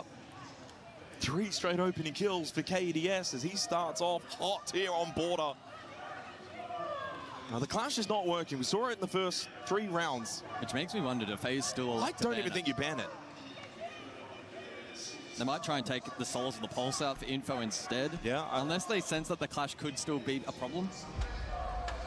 No, they don't. Go Warden instead. So Warden played in every round as well, and that's going to enable some of the more util layering we're seeing. Capitao, Ying, etc. Furia, time out. Sólidos, tá ligado? Porque se eles botarem jab no pique, eles estão jogando muito chapéu morte. Você pode picar o cara do chapéu morte, e se você não picar e os caras jogarem pra leste, você joga batendo notes pra ajudar o Volcom por baixo. Eles vão fazer exato. Não tem problema, porque você tá de sólidos por baixo. O Arquivos vai ficar fudido, e a gente ainda tem as Wincom, que a gente tem double C4 pra Sim, ô guys, outra coisa. Eu acho que a gente joga o jogo que a gente conversou que a gente faz no chalé. Pisou, bateu. Pisou, bateu. Vamos causar agora, que a gente já testou, já jogou safe, agora vamos causar full neles. Vamos fechar uma ideia só. Full time, toda a conversa que a gente já teve agora. Hey, I've officially gotten alt drops from watching my own stream. Let's go. Não, pode ir. Eu acho que eu vou pegar o boi. Yay! Probably the right time if you reduct to talk to the troops here. It's only 2-1 on the scoreboard. Clearly some stuff that they need to work on and improve on and adapt to, and need to do so quickly. And the multi-ban is quite intriguing. 3 rounds to go. We haven't seen it be played yet by FaZe Clan. But I guess just taking away the option. I'm not gonna lie, it's way more peaceful Furia, watching without my headset on. I don't have to hear the streaming.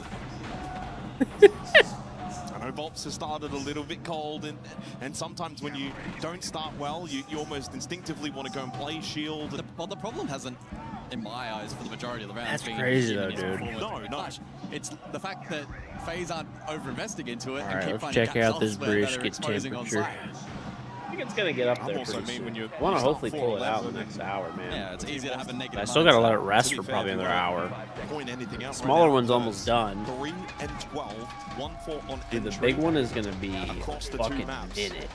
If there's anyone that That needs to bitch is really gonna take stand up fucking and step forever. up for Furia, it is Herds. I'm gonna be We know eating he this can brisket start tomorrow, slow dude. in big matches and then get going. Doesn't want to leave it too late though. But don't leave it too late. It's been a fantastic start from FaZe. They bring the blitz this round. First time seeing Shield play from FaZe. And funnily enough, the first time, of course, Furia will not bring the clash.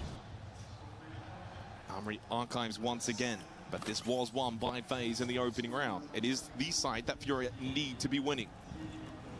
But to be honest, this is set up for a I have a quick pellet hit. smoker. I've got a Go straight Traeger, into buddy. Archives, go for a plant. Glaz to I've got cover. the bad boy on super smoke. Yeah, currently still Super structured smoke for and Corner's defense, largely I haven't good even for wrapped it Furia, yet, so dude. you'll It's at get like them 150 exposed, but something. It's been in there for I know 10 FaZe will hit hours. the go button I too mean, that's early a at a point in fucking which they minute, can't dude. Like, fight back. Well, it also plays into the little Warden ban wild, as well, to because be Warden is honest. a good counter to this sort of setup strategy. Yeah. everyone's telling me that that's like normal, though. I guess if it's a really big brisket, so it's not even a whole. It's actually technically a quarter of a brisket, but it is a like it's a fucking massive thick ass piece. So I guess it kind of checks out. Join his team on the top floor, but Like this is 100% the largest brisket I've ever FaZe didn't cooked. even need to go for plan A. Piece. In terms of like how thick it is. Defend the site, but Diaz will fall after finding that kill onto the glass, leaving poor old Boxera by himself, getting aggressed by the blitz. Clips are overwhelmed. uploaded. Make it 3 for Cyber, and make it 3 for FaZe here on Border. All right, put the clip It really is on incredible YouTube, how many rounds across this series so Instagram, far FaZe have and made it look TikTok. like we aren't So if watching you're a grand final looking because for they the have new just been Cali, so clean, check out how the new so Cali dominant, looks. and Furia just Go to my not given Instagram any kind of tools to or any fight of the other back into platforms. the round. Volps left the blitz unguarded. You will get the Cypher clip. got 2, Hertz is now 0-4, and it was a complete steamroll for the rest of the round. Well, here's a fact. FaZe, in every best of 3 here at the Esports World Cup, have dropped a map. My brisket honestly They looks lost pretty. I took a new 4-7-2 picture of it. It to honestly Virtus looks Pro pretty back much in the upper same. bracket semi-finals in the group stage. Obviously, you ended up winning all of these, by the way, but still lost 7-1 on Lair to Liquid and lost on Chalet to GK yesterday 7-5. Right now, I just don't see them losing the way they're playing. We are somehow seeing FaZe step up their game even more. Spicy Lasagna, thank you very much for the playing some 71-month reset. ruthless Welcome back. Very siege, much appreciated. Giving Furia Thank you, nothing, thank you, thank you. switching up their tempo. They can play fast, they can play slow. 5 seconds left before And it's a repeat bomb site attempt for Furia. They know that Armory Archives should be defensively sound, but it's been already broken twice. They do change up their strategy though. They drop the Goya, they drop the Solus, they'll bring the Thorn and the Allah, so they're going to double down on trap utility. But in response, FaZe will bring the Twitch for the first time. I thought maybe we'd see the double commit from the blitz this round for FaZe. Not the case. Box 0 That's spawn massive. kills. On to KDS as well, who's been running rampant. And if there's anyone to find, might enable a bit more aggression now around the map. with Phase the air the jabs screaming. down. Dude, Cyber wants to win, man. Dude's fragging But out. if you're Fury up 5 versus 4, you probably might just want to shut up shop and look to really lock down that site. Park the bus. Park the bus. But you can't be too negative about it either, because FaZe will take that space and exploit and somehow find their way back into the round. It's a delicate balance for Furia. Gotta find the balance. I'm not gonna lie, I always root for Cyber a little bit extra because you know, he's got kids 11 and 10. and I don't know, he's not like a flashy player. He's just fucking good. Again, this Like, is he where just has for good FaZe, decision they'll slow the making, tempo good down. They'll see positioning. Fury want to play aggressive off that early He's a kill. smart They're fucking trying to player, find the dude. potential. Vidiking spot east at the moment. Thinks his way up. Unlock long corridor, maybe. Volps has just made it safely back in towards Office. Wouldn't want to be peeking into that DMR spray. Volps will go down to Cyber. He finds his way up to 7 kills and overall 23 kills in the 2 maps played already. The only thing that right now that's going to stop him from breaking the record is probably the fact this could be done in 3. Handy shuts down Herds, who starts 0-5. Herds has had no impact in this grand final. And FaZe now with the extra player. So much for bunker down. The bus has been rolled over. It's been flipped. Lawyer in a rough position now, needs to find a couple security. Oh, he looks a little panicky. Lawyer wants to get back to safety, but he does opt for the swing. And the right call made is he collects the kill onto Souls. Evens up the numbers heading into the final 45 seconds of what feels like a pivotal round. If you guys know Furia, Diaz used to be an NA player. A chance. Oh, Diaz, I thought he might have got Played a for good M80 timing. back in the day, for those that don't know. Does get a good timing. Loira obviously used to be NG2. Handy and Cyber, though, no slouches in a 2 versus 2 as Diaz will be finished off. 8 kills for Cyber and plenty of time still for FaZe to take this round. Boxzero at least has Nitro. Could be critical in denying a planned attempt here from FaZe. Smoke's available for Handy. No utility for Cyber. He'll stay gun up. Cyber and Handy together over towards Fountain. Moira and Boxzera. Boxzera's going workshop down below with the Nitrocell. Pre-placed to the bomb chassis. Never mind, rips it immediately. And with that, Handy will fall. Kits on the ground. Cyber will not be given the chance to clutch up. Furia with a much-needed second round. Yeah, it was a good read there. Decision making from Boxzero on point. Elects to go below, higher percentage to go for that play than risk the Nitro being shot at or exposing yourself to Cyber, who was on coverage. Furia just maintained touching distance, but still a shaky round where they had an advantage early and FaZe still found a way to get also close. They're never out of any round, are they, FaZe? That's the problem. You can never feel comfortable. Final round of the half. Seconds to go. As we look back at the end of the round, there was that Nitrocell, and honestly, heads-up play from Boxzera to rotate workshop. In anticipation of the planned attempt at the bomb chassis, he finds a Cyber is cheating, bro. An unbelievable kill onto Handy.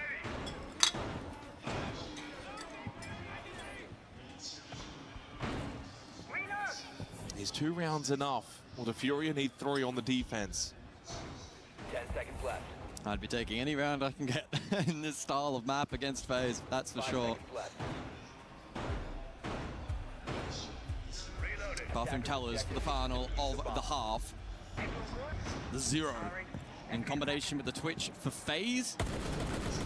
Looking to gain info, clear util, Goyo in play, Razor Blooms and Grismut Mines as well.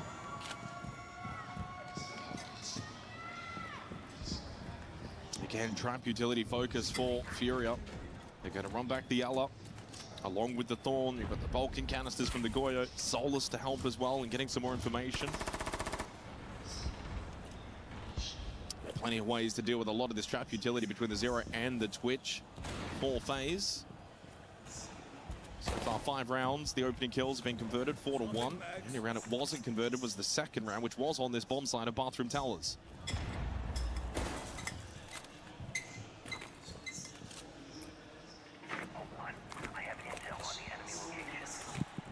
So FaZe will work the map, eager to gain information and potentially exploit an entry point.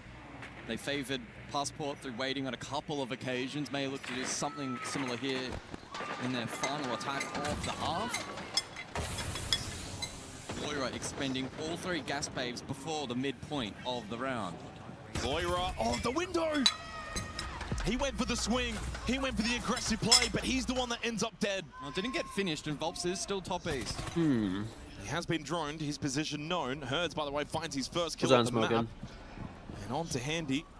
Moira has also been able to drop down to get that revive from Volps. Bro, I've been toughing this out, just eating literally cabbage salad only until the brisket's ready. I had some popcorn too, but... Vidikin keeps the round alive though for FaZe. With that kill onto Herds. And then finds a second onto the low health. All right, we're officially at 194. 9 degrees and we can pull the bitch. Yeah, 2-1 split from the defense. 9 degrees. And on the big boy, we're 7 degrees away from wrapping. I mean, what's the play right now for FaZe as the duo? Vidikin over top waiting. Technically 6.6. Is going to be downed. And then Vidaking, though, wanted to go for the clear, and Boxera had him covered down the hallway. And Diaz will filter back down. A trade site here for Furia. They're playing in Paris right now for the Esports World collects the Cup. kill onto Volps with a 1v2. Not out of the realm of possibility. An impact available for Boxera. And honestly, Boxera has been pretty good in the clutch so far for Furia. Souls, does he think about going back to grab that kit? It doesn't seem like it. Instead wants to play off the yellow ping intel that he has, knowing they're both probably towards bathroom. Knows at least one is, and I do like the way that this is being held over Boxera and Diaz. Souls seeking for a 1v1. Now into red time. Needs to pick up the pace. Needs to find the double. Gets one. Oh, then bro. Diaz has the cover swing. Furia, for the first time in the grand I hope final, FaZe wins. will win back-to-back rounds as they tie it up 3-3. I mean, I'll be completely honest. I don't really care who wins too much. You know, like it ain't that deep. Guys, vamos lá. Vamos só relembrar as paradas que a gente tem, sem medo de jogar rápido, sem procurar problema. A gente já sabe a tática dos caras, guys. Não tem BO nenhum. Ó, vamos lembrar que a gente tem a... Qual que é o nome? Da Bota Fudendo. No primeiro round que a gente pode fazer. A gente vai pegar aquilo das hostias de baixo e vai botar Fudendo, subindo ferro em 2 depois. Guys, sem medo nenhum. Não vamos fazer a play conforme ela tem que ser jogada, no pace que ela tem que ser jogada. Não vamos ficar procurando um monte de problema, prepara mapa, retrô. Fechou? Coragem, mano. Agora é a mesma coisa da DG lá. Guys, vou falar... A gente tá com a confiança agora. Viado, você já ganhou 900 borders. O border você ganha muito mais com o coração do que com a tática, viado. Sim, com coragem. Com coragem, viado. Com atitude, mano. Pô, tu não tá com o boost de cabeça? Pra jogar baixo no arquivos. Lá da reta do arquivo, tá ligado? É o teto? Eu vou pingar lá pra tu.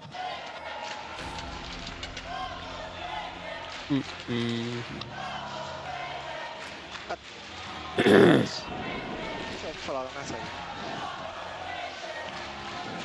Cara, eu tô em choque, pô. O cara tá aprendendo tudo pronto, pô. É. Se eu tivesse ausente daquele cara da Pico, tinha estourado ele.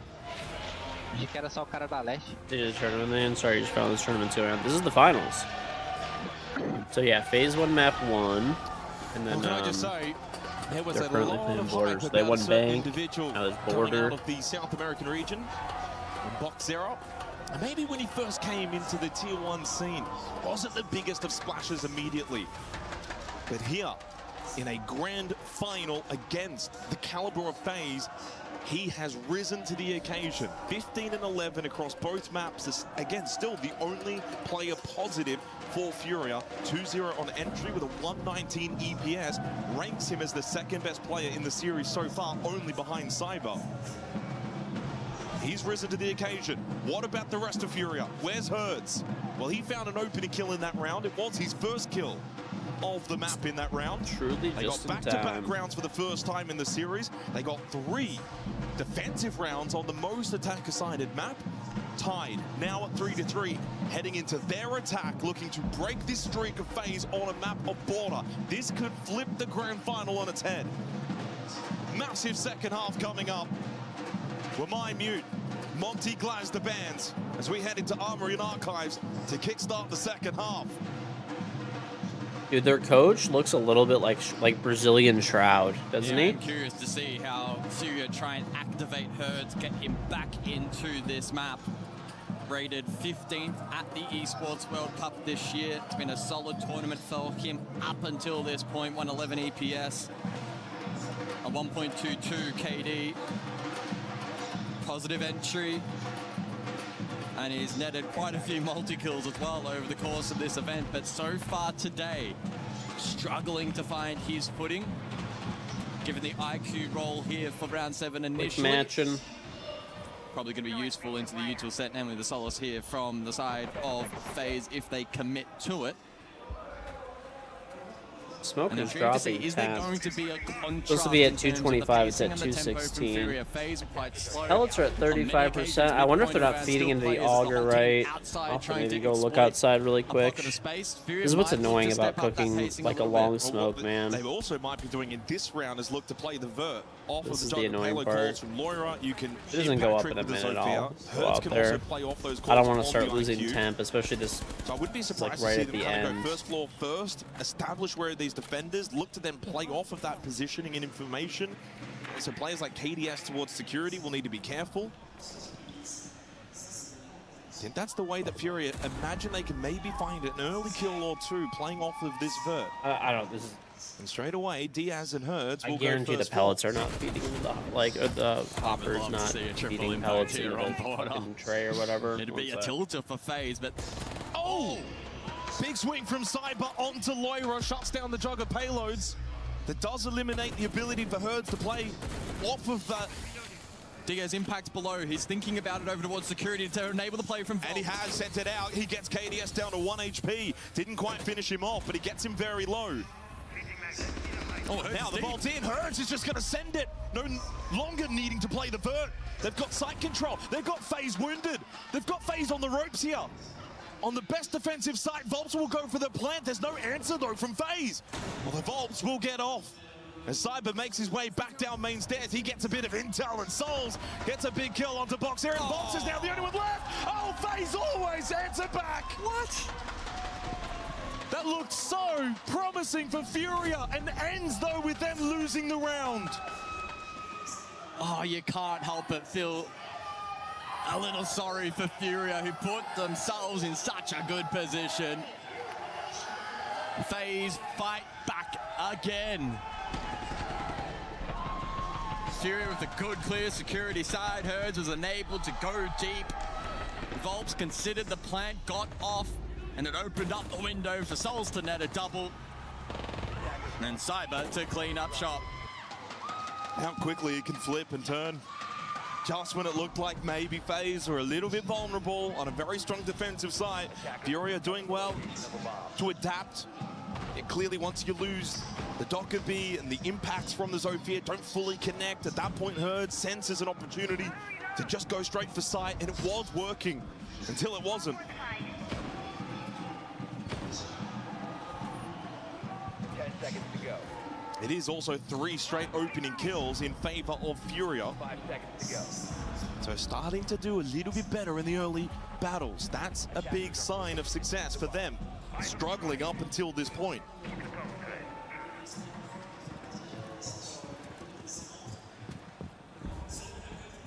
Then Workshop for the 8th round.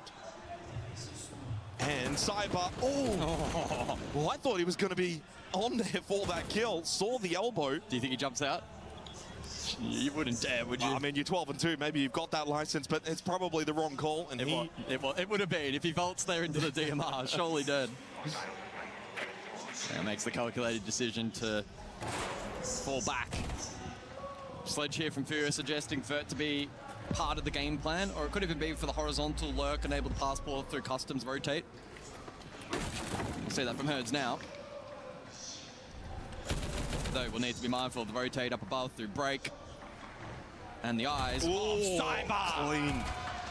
Herd's not ready to take the battle against the man that's on fire. A second quickly from Cyber gets him up to 14 kills on border. He's now up to 30 kills across the 2 maps already. He is such a factor in this grand final.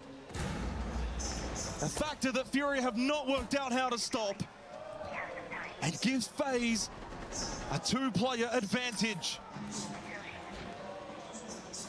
Just when Furia thought they were getting themselves back in on border.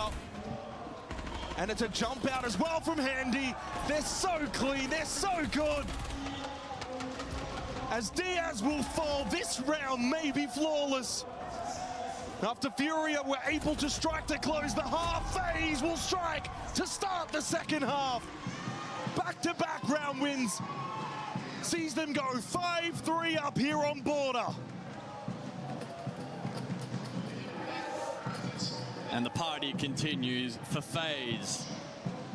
Just when it started to feel like Furia could pull off a massive upset on this particular map, FaZe once again regain ascendancy. Well, the drummers on the chairs and the FaZe fans on their feet says it all.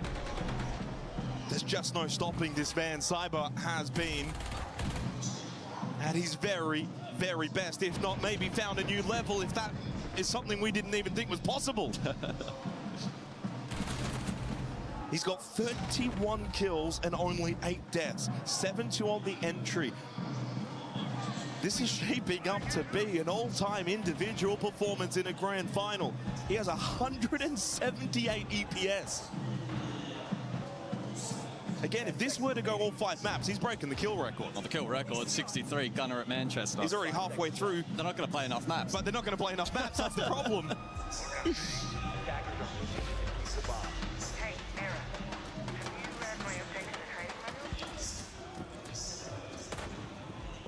Can Furia fight their way back? Tertiary site in play. Bathroom tellers, heavy roam deployed by FaZe. I mean, at this point, you've got to feel like for pretty much all the individuals, maybe minus Block Zero, what's the mental like? Because no one's landing shots, everyone's negative, nothing's really working. The team as a whole not working clearly, but also individually, outside of Block Zero, no one is really finding good shots and feeling good presence around the map. Even a little moment there, Cyber just escapes. Yeah. His timing's been impeccable. Oh! Herds just got stuffed! No! There's no stopping Cyber today. Another opening kill. 8 and 2 across the 2 maps. He's too good for his own good. Otherwise, he'd probably be going for 70 plus today.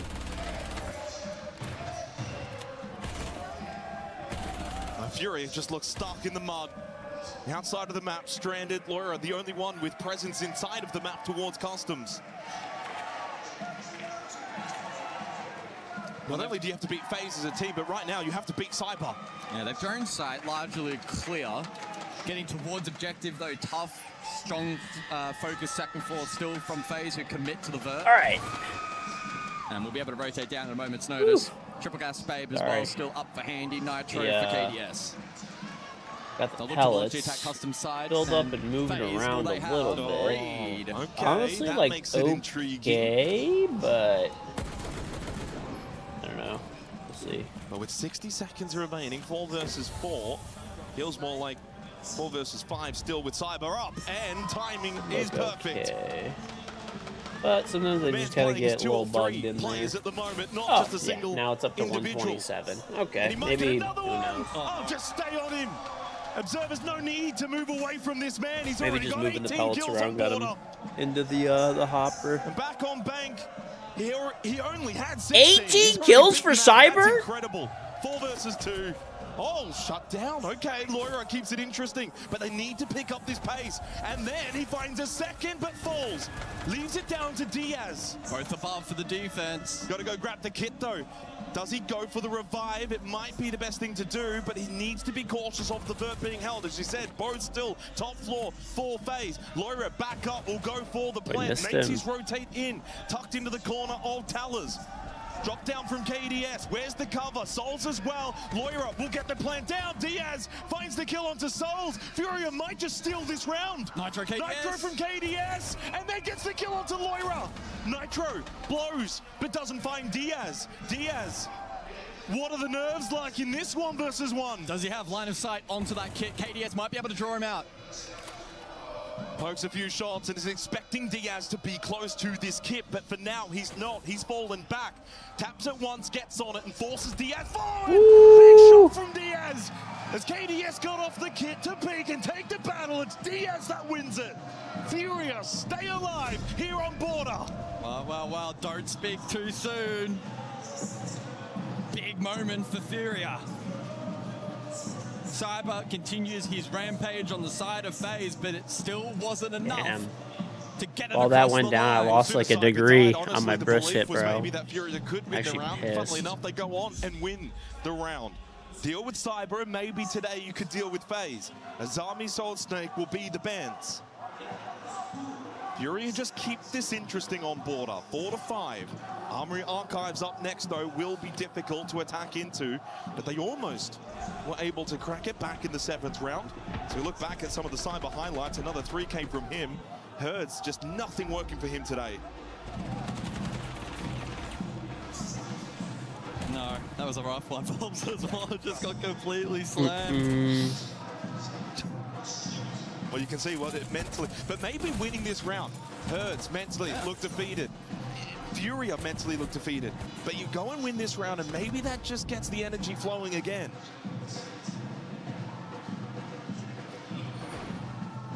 There's still a chance. There's still hope. There's an opportunity for Furia to steal this map.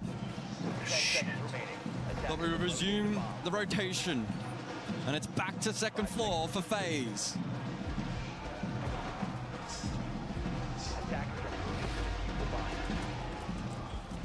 "34 kills for Cyber, and still only in the 10th round of the second map."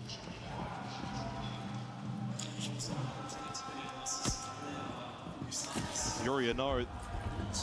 Need to get this to 5-5. FaZe are so good at closing out these maps.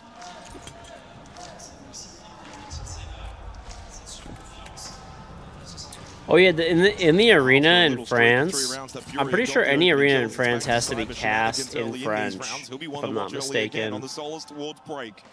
That's not a peak battle, Laura, that you want to be testing. But he may test it. The first shots don't land from Cyber. That is something we haven't seen much of today. And he loses the 1-versus-1 against Loira. It's a perfect start for Furia. They will see that name down in the kill feed and be filled with hope for the remainder of this round. That's the belief, surely, for Furia. Go-to barbecue sauce. I like the Kinder's barbecue sauce. They've got like a lot of different ones that are really good. And they do so rather early, only a minute into the round. This will stretch the defense of FaZe a little bit here. They've actually double stacked towards security, so there are gaps. And those gaps are over towards Eastairs side of the map. Full rotate Archives. I think they just hit Archives here. They should be good. Archives has been vacated. Vidaking, though, is still close by inside of Archives. Handy could, of course, help out as well towards lockers. But that would leave KDS stranded towards security. Souls towards Fountain. Can he get involved? They can push a lot of areas and try and navigate their way into the building. Talkaby IQ Herds to play off the call. The pistol shots aren't fully connecting, so Boxera says, I'll do it myself. Good enough. That's the Warden dealt with. And again, with this second kill, Furia have opened up the map, and Boxera, massive headshot as Souls falls to the Demon. Furia will look to tie up Border and do so in a very dominant fashion, might I add. This is getting very interesting. Handy on call as he pushes up Eastairs now. Also death marked. They know exactly where he is. The drums are just getting a little bit louder here in Paris because Furia... Dude, those drums are so obnoxious. Chat, what's worse, the drums or the yelling?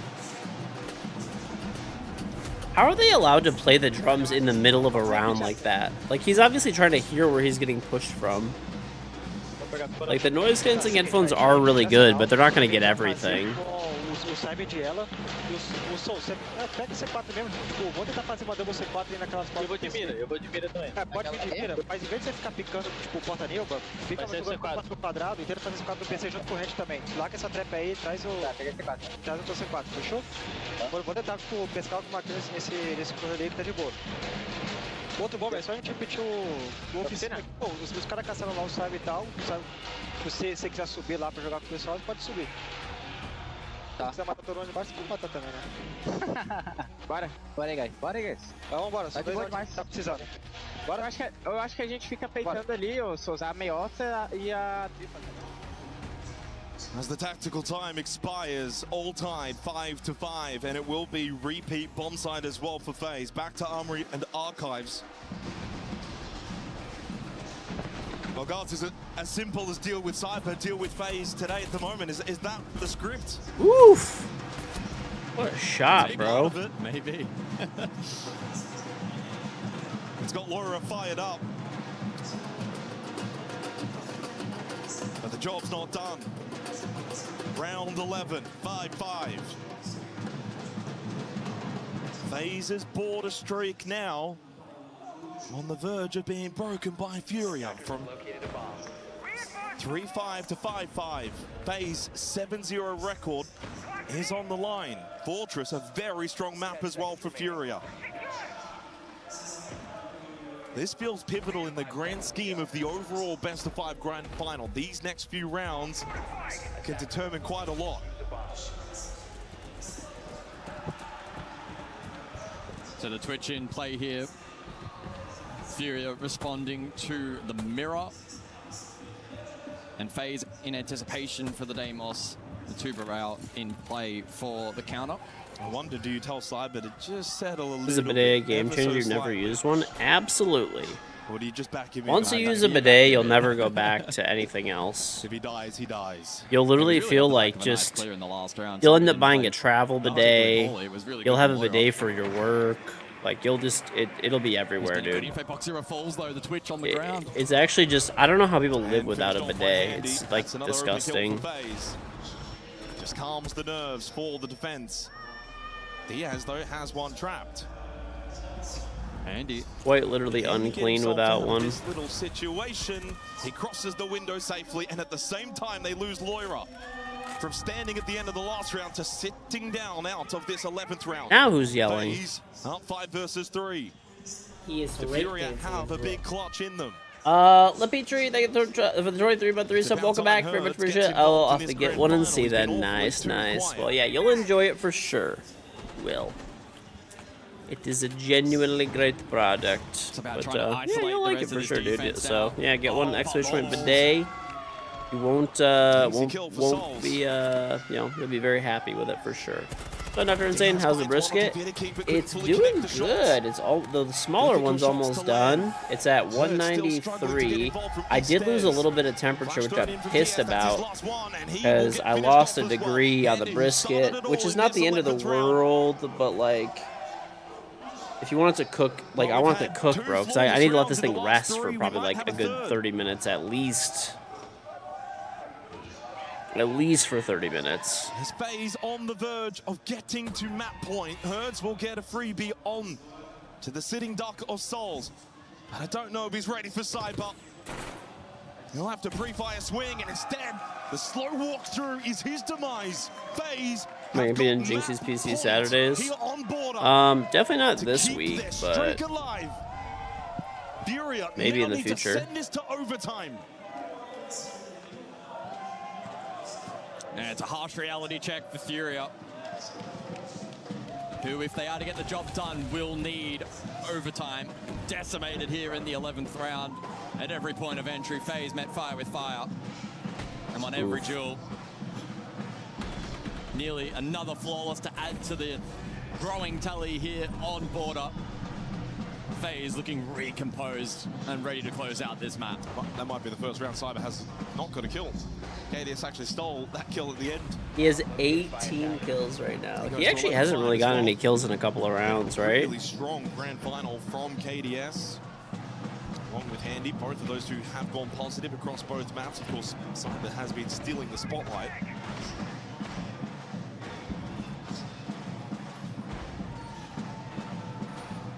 So second go round for FaZe, ends up working on Armory Archives. Now Vent Workshop plays very similar in terms of defending from that Lorca's position. It will be an attacker change up for Furia.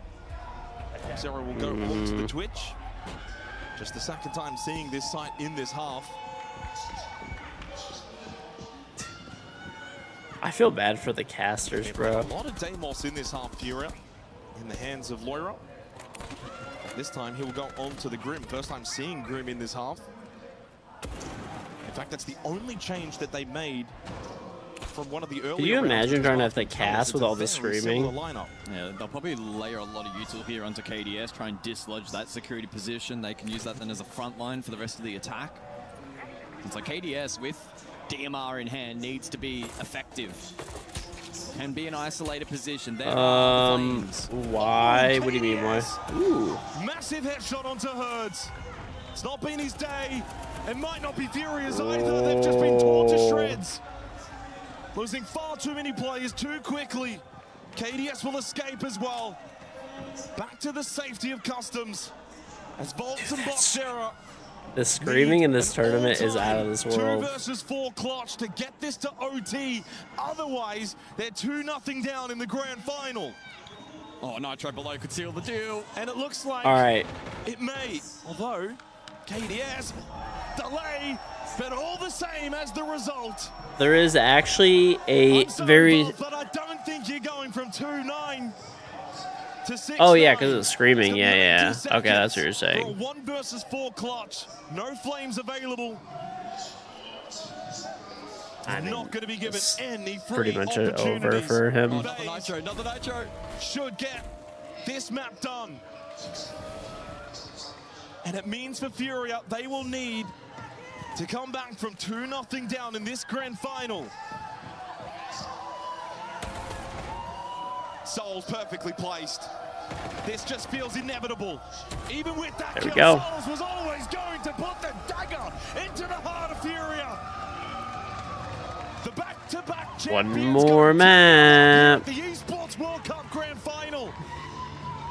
They got tested on border, but they passed that test. They certainly did. It was false hope for Furia. My God, bro. FaZe snap back. A 2-0 lead. And you need a lot of optimism to envision Furia fighting back. Fortress is not a bad map for Furia, but that's 1 of 3 needed against FaZe. Look, you never want to call the grand final early, but FaZe are looking very, very sharp today. They're definitely on point, that's for sure. They look formidable. They look so dangerous. They also have somebody in the crowd that could just. It also wouldn't surprise me if they go for the clean 3-0 sweep. The Esports World Cup for Rainbow Six Siege, it's had a history of fade-out grand finals. This may be another one. Furia will fight back. 750k USD on the line for the winner of this series. They won't bow down without a challenge, but they have fought pretty valiantly up until this point. It's mainly a case of FaZe just being far too good. A guaranteed spot in the 6 Invitational as well, but I don't think that's something FaZe care about. They know they'll be there. If anything, that might have been more of a helping hand for Furia, but to be fair, the way they're playing, I don't think it's too much of a concern. But the brilliance of FaZe today on full display. Like a gallant effort for Furia, and honestly, when they got it to 5-5 and they won those 2 rounds, Bathroom Towers and Armory Archives, I started to think maybe, just maybe, they could pull it off. But as per usual, FaZe, they find that next gear. They have more gears than any other team in this game. 2-0 up in the grand final for FaZe. Their fans celebrating. Let's throw it back to the desk. Well, Vidaking and Handy shaking hands and celebrating. They feel like it's almost theirs, and it certainly is. Not yet. 1 more to go before they lift the trophy here in Paris, France. What a moment for FaZe Clan fans, and what a moment for you at home watching what could be the beginning of these players getting that triple crown, as we're so calling it now. The elusive R6 Invitational, the Major, and EWC. Handy, Souls have a chance to do it. Herds on the side of Furia and KDS as well. But when it comes to Furia getting into this game, it's looked so difficult. It has been all FaZe all the way, despite that last one coming down to a few maps. I mean, I feel like we're watching, it's the beginning of the end for the side of Furia. Newcasters are people who actually the gamers watch enough gameplay. I mean, most of them play a bit. Two players that we highlighted from their previous series of being the leaders, being the captain, the IGLs of both Herds and Bolts, only combined putting up 6 kills in that map. You have to look towards Lawyer. You have to look Wondering if I drink? Yeah, I drink water, dude. Everyone that drink water to The survive. worst thing is, it's exactly the same trend as the last map. Vulps and Hertz all the way at the bottom of the scoreboard. The IGL and the leader, the veteran on the side of Hertz as well. I mean, we need some players to step on the side of Furia, and so far, I'm looking I don't really at the drink youngest that. player. Like, Look you're at talking this about guy getting alcohol, though. animated I on know the it's screen. you're actually Loira, talking about. we've got Not a that flanking much, ball to be He's honest. the one carrying the energy on the side of Furia, keeping them in the game. And that's what I was talking about back in the green room, is Loira is the only one who is getting animated, where we've seen Hertz numerous times standing up, versing his opponents, yelling at them, screaming. Even after their clutch, that big 1v2 clutch from Diaz, nobody got animated outside of Loira. You have to treat every single round when you're in a deficit like that, like it's your last. Everybody has to be getting hyped and feeding off that momentum. It can't just fall on Loira. You have to look to your veterans for this. And in the same way, we do have to come to reality, which was Euphoria staring one map away from defeat. All the work that they've done to get here, $300,000, cool? sure, but you can tell on their Not- faces there's a I've sense of printed some emotion. toys There's for a my sense of kids. an They escalating like them a lot. difference I wouldn't say between they're these two like super teams. cool And now, prints, but 3 maps and my in a kids row enjoy them, and against a that's the FaZe most team that is important playing thing, this you know. well, it looks almost impossible. And when you add what Cyber is doing individually, guys, how hard is that to maintain pressure? Your sense of what willingness to win when a player is popping off like that? I mean, I've been there before. You've been there before. I mean, I've met Prime Joystick. I've met Prime Shaiko. I've played against Prime Pengu. I've played against Prime Kanto. I can tell you when I play against these guys and they're dropping 20 bombs on me, it's so hard because strategically you don't have an answer to this. You can try and target that player. You can try and think which operator is he playing in which area. Maybe your analyst can give you that position, but you can basically pinpoint that player across every round. And it's so hard when he's getting fired up, when he's wall banging you, when everything works his way. It's so hard to shut down. Can we just talk about Cyber's performance throughout these 2 maps? I mean, he's had 8 multi-frags of 3Ks with 1 ace. And to keep in mind, 8 of those 3Ks came from 1 single map on Border. He is playing out of his mind right now. It's something like 57 to 63 for the overall LAN record for how many kills. The only reason he wouldn't be getting it with the way he's playing right now, Alfama, is because we don't have enough maps to play. Exactly, he's at 34 kills after 2 maps. So he's already more than halfway there on the BO5 kill record with only having played 2 maps out of possible 5. That is Cyber that you're seeing on your screen. The multi-kills that you mentioned lacks absolutely crazy. At least 6, maybe 7 multi-kills in that map on Border. 6. Running out of CC doorway. I mean, doing stuff that you don't see. And he doesn't care.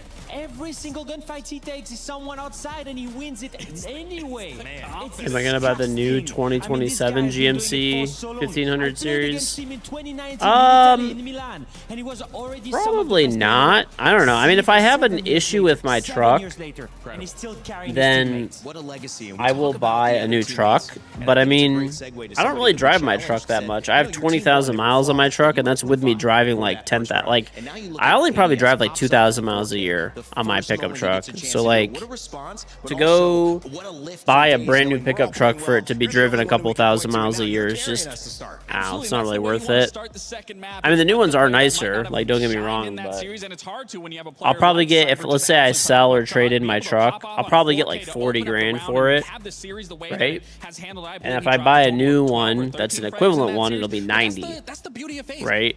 So I basically spent $50,000 extra to have the same truck, just a little bit, you know, just the newer version. So I mean, like I said, when I eventually have problems with the truck that I have, I will, you know, probably buy. I'll probably buy the same truck. I like it a lot. It's good. But until then, I'll just keep my truck. You know, no point of dropping 50 extra grand in a truck for nothing. Handy. Man. Best player in the world in my book, MVP of SAL, MVP of SI, and they did not need him. In this matchup, look at this. Season stat plus 16 KD, 67 cost, plus 16 entries. We look at this match, pretty average performance. They're not even needing the best player in the world to win against Furia right now. That just tells you about just how good FaZe is as a system, as a team. Anyone can play well with this team. There's one stat that's not on there, which is the decibel meter that his girlfriend blew, which is 131. So that's another stat. She also broke a record. Apparently, that's like a jet engine flying by. My goodness, that is some strong support. All right, we've got Chris Tunn standing by with a club championship update. All the stuff happening here. Adam does not play now. Chris, what's going on? You almost bought a desk phone holder there, and you're like, wait, you can print this? That's what ends up happening. You end up printing so much shit. Well, we have 2 cars. We have the new Escalade that just came out, and we have my pickup truck. So my pickup truck doesn't really get driven because the car seats are not in there.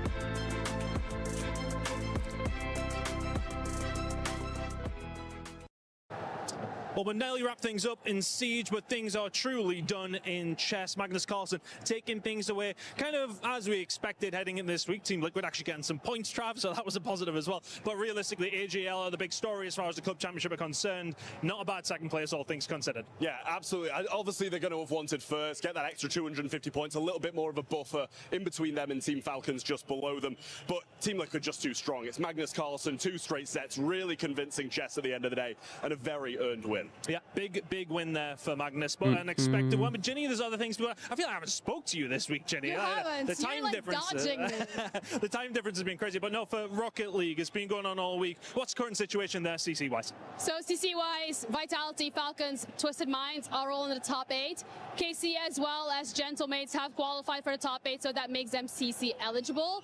Twisted Minds right now playing Falcons. This is an elimination match, so favorites I will say are Twisted Minds, but anything can happen at this point because a lot of the teams in Rocket League that have been losing were not expected to lose a single match, so we're gonna have to wait and see after that. Yeah, everything finishes up tomorrow for Rocket League, so I'm gonna have to catch up with you next week, Ginny. But yeah, I'll do my best to grab a hold of you. But guys, that was all. Thank you very much. Back to you. This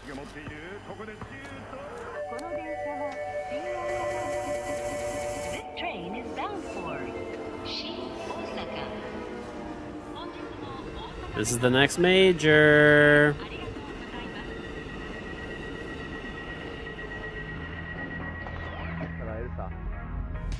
Minasan konnichiwa. APL no Manik desu.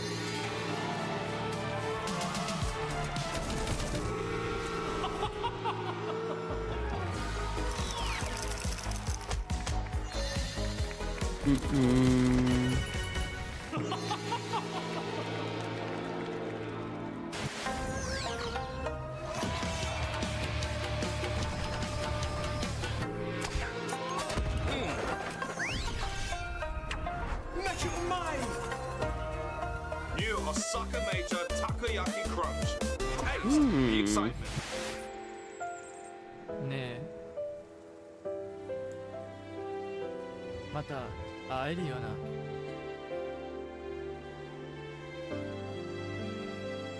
勝ったら会えるさ。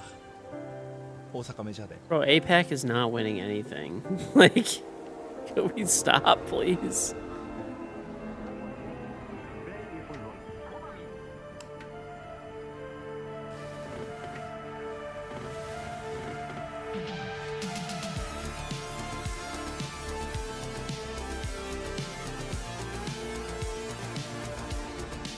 Mag? I mean, I like the APAC players, and, like, I like APAC, but, like, bro, like, let's... Are we, like, really pretending, like, they're gonna ever win anything? Like, maybe in years' time. Maybe Weibo, I guess. I mean, it's just not super likely.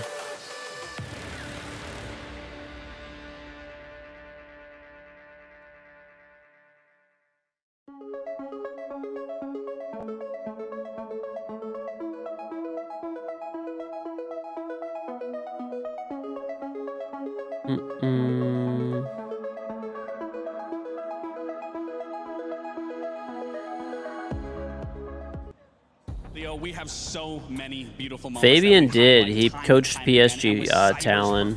34 and 11. There's FPS games have been dead for a while since there's 0 skill required to play them. Nice attempt at trolling, but you're trying a little bit too hard. Able to cement his name in Siege's history, not only with winning a major, not only with winning a 6 invitational, but winning Trying a little bit too hard, buddy. Cup title. He'll be able to be a 3-crown champion after this series. And look at what it means for the family, right? The emotion on their faces. I've just seen the players on the side of FaZe. Look on their left side. Look at their close ones here as they go onto the third map. They could very much win this after this. And obviously, they would punch their ticket. The first team ever to make it to 6 Invitational 2027. That would be in Brazil, 100% in front of their close ones. They could become the first team ever to win not only an SI, a second SI, but a third one maybe in Brazil. On top of winning in WC here today, that would be absolutely crazy. And it all starts here, Rain, by winning this map. You see the faith, eyes closed, hands pressed together, because what FaZe is doing in some ways is a miracle. They have performed so well so far, and that foundation has been set by this organization by being back-to-back 6 invitational champions. Now they look to do it in front of their family. Son in the crowd, husband and proud. And of course the map with one last hole before they lift the trophy will be none other than Fortress. I'm done waiting. Send it over to Xenox and Guz for what could be their final call. Nintero stopped casting. He's not casting this event. Can they get a 3-0? From what I understand, he did not get invited to cast, so Grand finals are best of 5s to give a team like Furia a fighter's chance. he does still cast though. Just Will Fortress be their safe haven? They've got an 8-2 record over the last 6 months on this map. Sorry, I'm just like looking over some stuff. Recency bias, guys, over the last 2 days. How about this? 7-0 against Liquid, 7-1 yesterday against GK. For FaZe, they're more than ready, and they get to start on defense. Sweet. Fury electing to take the Kaid Bandit combo out of play, alleviating some of the pressure onto Hard Breach. And FaZe not wanting to contend with the Monty and the Glaz on the choke points that Fortress will naturally present. Furia might be able to find some salvation on this map, but I think I look at it from the perspective of FaZe getting a complete free shot. The result of this should be largely irrelevant in the context of this series, and so... You say that, but you want to close it here and now, don't you? You want to slam that door shut. You don't want to give Furia hope going into Lair. Certainly a fair counterpoint. You never know what could happen in Grand Finals, stranger things. Yeah, well, a long way to go, and Furia haven't probably shown enough to suggest they could even take this map, and certainly attacking first up isn't going to be easy. Reloading. But they've just got to throw caution to the wind. A couple of Hail Mary plays, try and be a little bit more divisive. A slow start, though, for the attack of Furious. Herbs will make his way through games. It is Command Bathroom, the opening round, so they're going to sweep across south side up to the north side. Think prep phase is too short for Mozzie to set up his drone. If they make him pick up the drone, it would make him more creative, and drone positions would be harder to spot. Maybe. Just all prepped and ready for Cyber. Doesn't quite find the opening kill, but a little damage onto Volp. We're at 195 chat for the small brisket. 195, baby. For the baby brisket. Big boy's still at 155, so we're getting real close to being able, really close to being able to pull the smaller brisket, at least so we can start resting and then I could eat it. Yeah, the use of clearance has been strong here from the Son attack, Rob. but it's a matter of I converting really this want that one, position dude. and finding a route. Shit's taking forever. Still Well, deep. that pellet thing sent me back a little bit, which sucked. KDS trying to win the battle against Volps. As he said, where is that help for the Blackbeard? They did lose Loira. That's one troop down. Volps inside of the site. It's Diaz that will catch out Souls towards the courtyard corridor. KDS hasn't really gotten too involved. As Finneking will fall to Herds. It's a good start for Furia. But when you're 2-0 down in a grand final, such a long way to go. KDS, as Volt's got off the plant, it's box 0 that gets Dude, that shotgun is so annoying, by the way. But it's one round, and you're 2-0 down in the grand final. They've just got to take it one round at a time.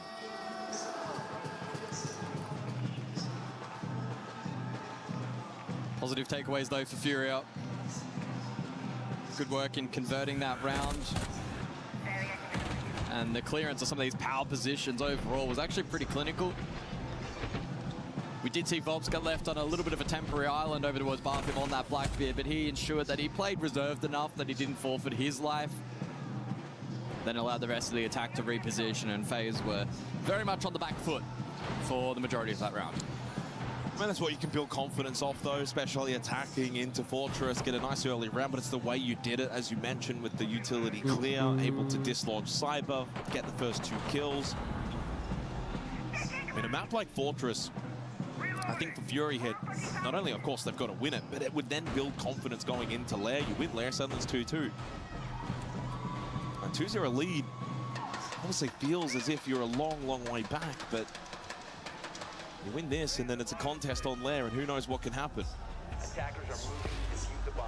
With Furia, they cannot At any point here on Fortress, draw their attention. My favorite cooking grenades back with no. No. Another good start. Never bring back cooking nades. That was horrible. The only people that liked cooking nades were like actual, like, generally speaking, like Plats. Plats were like the biggest fan of cooking nades ever. It's gonna be interesting to observe as because well, they felt like it was a skillful mechanic when it was really easy to master. I mean, obviously, you'd still blow yourself up occasionally, but, you know, very easy to master. It felt like to, like, intermediate to, like, low-level players, like it was a skillful mechanic, but it was not. It's not at all. Like, there's nothing skillful about going below on Villa and, like, throwing 4 grenades and guaranteeing you'll get at least 1 kill. There's nothing. There's nothing skillful about that. I think at lower ranks it wasn't as big of a problem, but at high ranks it was horrible. Horrible, dude. Picking nades up, that was always funny, dude. Picking nades up and like throwing them back through a drone hole when someone was trying to stop you from bandit tricking was always pretty funny. Play directly into games. Handy KDS and Souls will contest on the north side of the map, which is where their push is coming from. Of course I'm hating on cooking nades. I already explained why. Map sweep dependent at the moment from Furia. It was a low skill mechanic for intermediate and lower level players that felt it was a high skill mechanic. Woo! To KDS. Played this nicely in the third as well. Oh my god, bro. Dude does keep the round alive for he and feeling Diaz. himself. 2 versus 3 is not impossible at all. Cyber Nitrosol thrown out. Wow, and stop the wall. He finds his first, I'm sure, of many here on Fortress. There's poor old Diaz now by himself in the 1v3. Yeah, good luck. Has a minute. You two now to be layered, though, from FaZe. Oh, chance. You know, those high skill is rather simplistic. I would agree, yeah. Is winning the first individual one of your favorite memories of the game? Yeah, it's obviously my favorite. Exactly the reason why. It's obviously my favorite memory, dude. I mean, what's better than that? 1-1 on Fortress. What's better than that? That's a little bit better.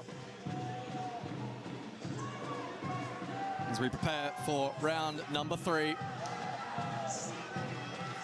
Tertiary site. Will we see a seesaw effect here on this map? As we look back at the replay package from the second. It's KDS to start, wasn't it? And then finds that third to probably almost seal the round. And he didn't even have to do anything overly aggressive. He was mid-peel and just found that window of opportunity to strike.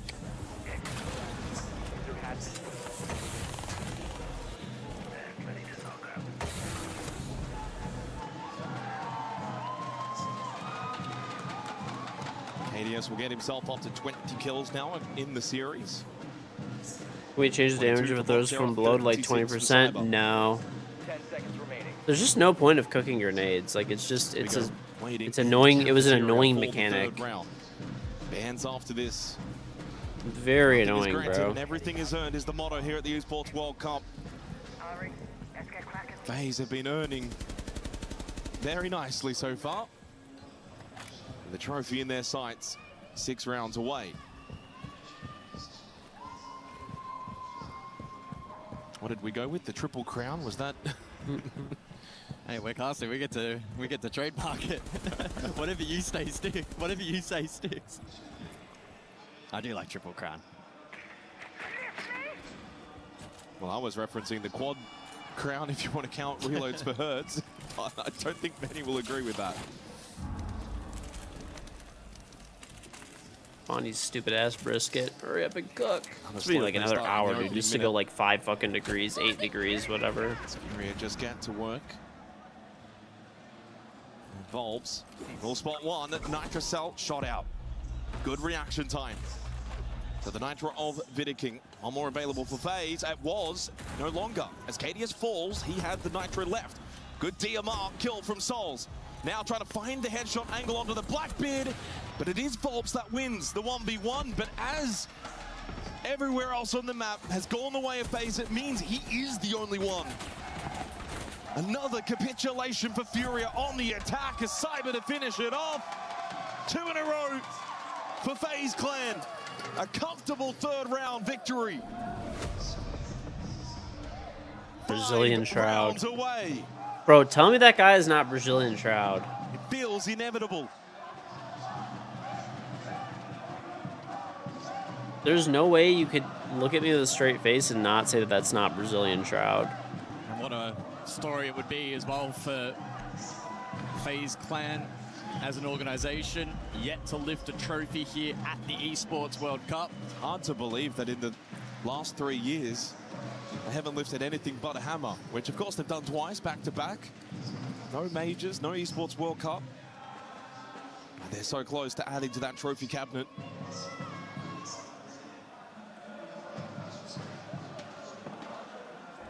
The bans will be Ella and Ying going into the next 3 rounds. Look, if we're being honest, I think 2 attacking rounds for Furia might be enough on a map like Fortress. I don't think they need to get 3 or more. But it's just the devastation that we've seen in the last 2 rounds again from FaZe and what they're capable of. They can just deny your ability to win a round so quickly. 2, 3 kills all in the span of about 3 seconds. 10 seconds to go. 5 seconds remaining. Attackers are moving. So into round 4 we go. Ella, Ying, both banned out. Alleviates some of the pressure for Furia and contending with Shields the front line in particular. And with Ying unavailable, FaZe will be better fortified in some of those key power positions, which, to be fair, Furia have done a pretty decent job in clearing thus far. Once again, posturing for... You thought that was Shroud for a second? And, well, it kind of does look like... It looks so much like him, dude. Currently Laundry down below in a position to pinch Volps. Brazilian... It's like the Brazilian version of Shroud, literally. Damage directly from Souls. Here comes Cyber. It's been his tournament. It's his MVP at the moment. Oh my goodness. We get the overhead view of the damage that Cyber can do. He crosses 40 kills now in the 3 maps. 40 kills in 3 maps is insane. He will be shut down though by Diaz, but in this grand final we've not really seen these 2 versus 4 comebacks. It's not really been something that FaZe have given over to Furia. They do not relent. They don't give up these sort of advantages, these leads in these rounds. We'll take something very special from Diaz and Boxera. Feels like hope is fading really quickly for Furia.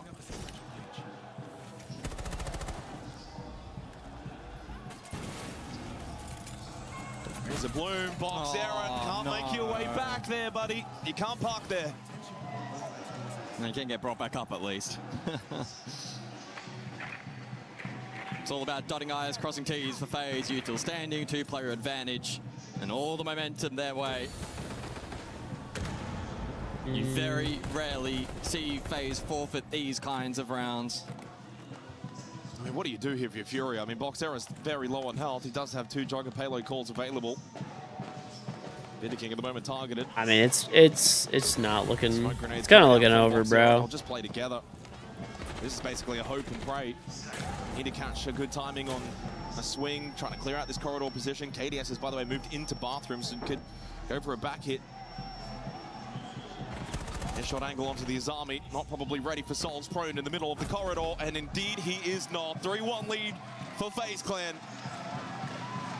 4 away from claiming the Esports World Cup trophy and crushing 1 more key.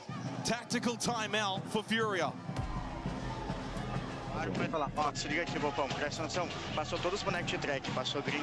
nerf DMRs that bad for Rooney and Tub? Yes. They got nerfed into the dirt. They do less damage, and on top of doing less damage, dude, they have a lot of recoil now. Like, that's the biggest thing is, they say that they just removed the muzzle brake, but it's not just the muzzle brake. They have a lot of recoil.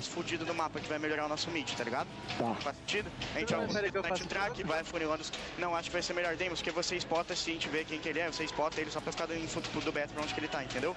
Tá, guys, vamos focar nessa primeira kill e vamos progredir no ataque pouco a pouco, a gente sabe o que tem que ser feito, o ataque tá no metro pra gente. Bora, bora, caralho. Guys, tem puxado. Bora, caralho. Bora aí, caralho. Well, if you're a Furia fan, you better hope that those words from Reduct and the team can look to respond. 2 rounds to go in this half. They're going to need at least one more attacking round. Cyber has been the difference maker in this grand final. Nothing is working for Furia. And it gets to a point as well, and mentally it's so easy to just shut up shop and feel as if you're not going to be capable, that you can't bring this back, that you don't have the ability. But Furia have got to find a way to mentally make themselves believe that they can do something miraculous. Even if it does seem far-fetched, they have to believe it. Yeah, from the perspective of Furia, you have to remind yourself that the other 5 on the opposing team, they're human, just like you. Nothing is impossible. It's going to be a challenge, though, and they'll need to play well. That goes without saying. Gorm's Games up next. You could still get an ACOG on him, yeah. This map. But, like, there's, like, they're not bad. Like, they're not unusable, but I think I'll probably run the SMG over the DMRs from now on, in my opinion. Not going to get the kill record is because FaZe are sprinting towards the 3-0. Cyber's got more kills than Herds, Bulbs, and Loira combined. By the way, Loira's got 18 kills.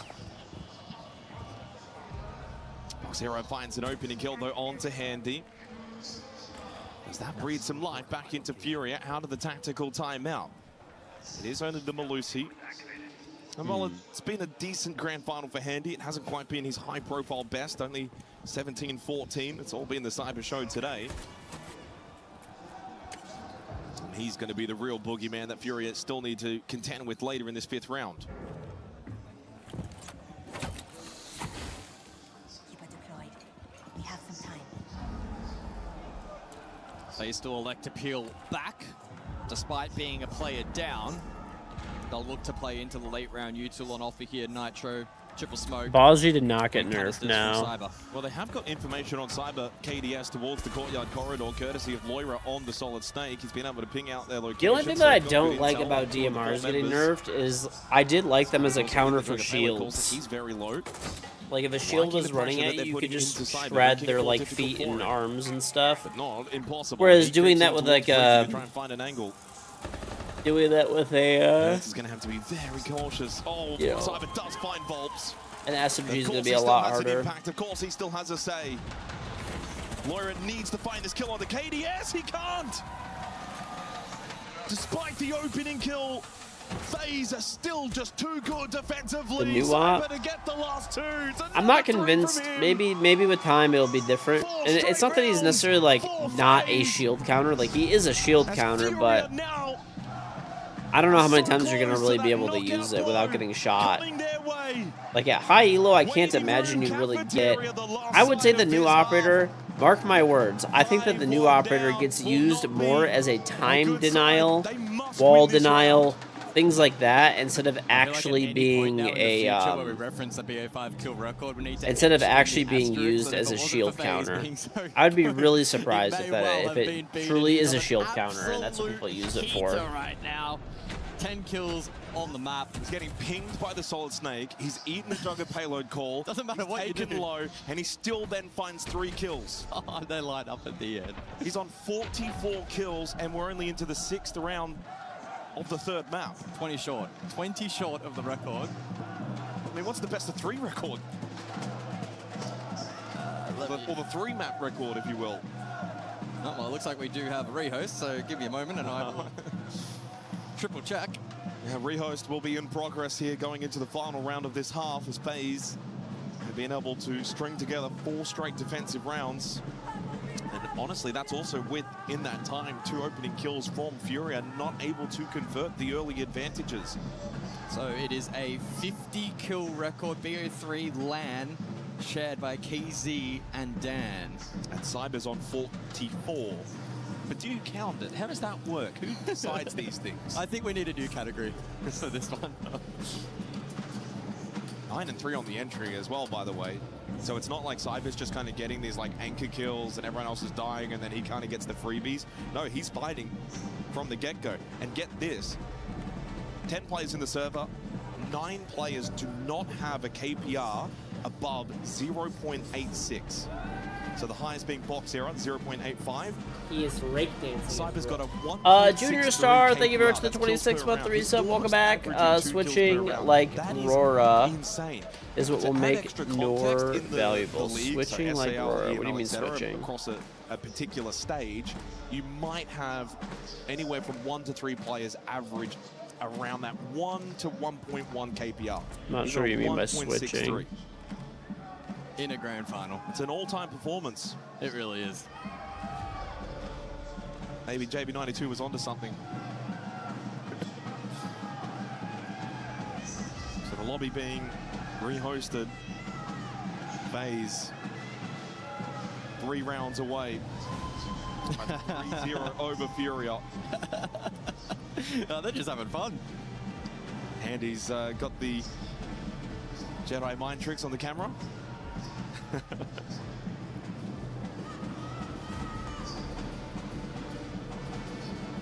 I don't think we're going to see this dancing subside from the FaZe Clan fans. And look, honestly, in grand finals or even just a regular best of 3, sometimes you can kind of see the recipe forward for the team that's losing. You can point to good positives and say, well, if they can just do this a little bit better, you know, you find the avenues. There's just nothing that I can envision here for Furia. Okay. I think their chance. Because the launcher's not part of the gadget. Yeah, I don't know. It's a cool operator. I just don't see him being used for shields all that much. Pretty decent considering the map streak for FaZe. Fortress, look, I will say, if they can get this second attacking round, close the half out, go defense. 3 degrees left for the big boy to get wrapped. That's it. That's all I got. Still 8 degrees left for the other one to we're struggling to find belief. Actually get eaten. And I wonder what's running through the minds of those 5 players on the stage. Do they have belief that they can fight back in this best of 5? We are loading back into the server. It will be the final round of the half. It is must win for Furia. Yeah, I mean, must win. No underestimating that. You win this round, you get your 2 attacking rounds. That's par for the course. That's kind of the expectation on a map like Fortress. You then go into the halftime break. You get another message from Redux. Go onto your defense in the second half and 1 round at a time. That's the path forward. Lose You're this watching round, the stream from a tractor? 5-1 down. That's cool. No room for error going into the second half. And I think mentally at that point, you're probably shot. I don't know. W is still better at breach now instead of Nor. Probably. As we head into the prep phase and head into the final round of the half. Probably.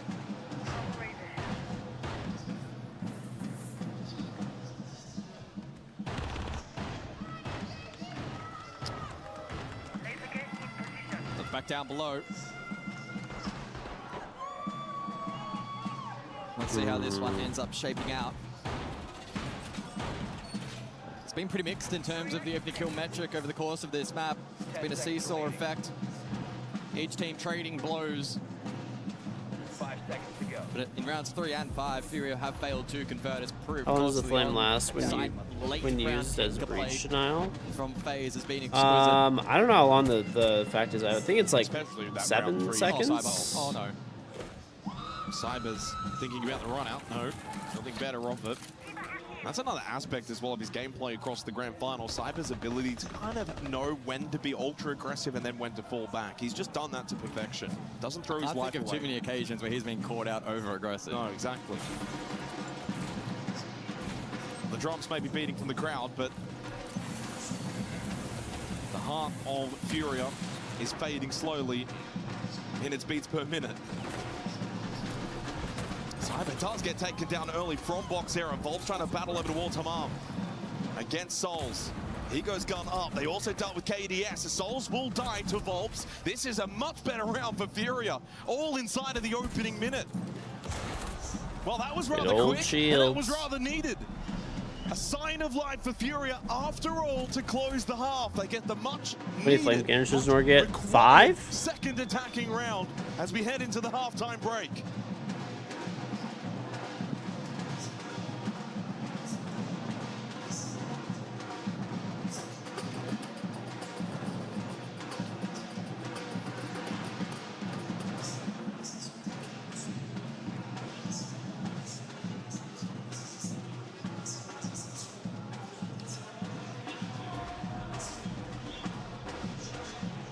fazer cozinha horizontal. Primeira tática que fazer, cozinha horizontal com a comp safe mesmo. O Dias vai de bandit, deixa 2 choques na janta avançado e queima o Hamas, tá ligado? Pra escolher o primeiro step da phase deles. E você de turn, Argino. Aí depois, guys, a gente vai pra banheiro, peito da choque. Mesmo se tiver bandit, a gente vai só com isso mesmo. Foda-se, o bot vai de smoke e o Dias coloca trap no céu e Robinho, tá ligado? Depois a gente vai pra switch, e aí a gente vai fazer a peito da choque também, ordinário de bandit, o Beto vai ficar com 2 traps na mão pra pôr no céu Robinho e colocar uma no cavalo. O Bok joga de boi por causa das ligas, Bok, fechou? E coloca Só lembra que se eu tiver que vai querer fazer essa ordem.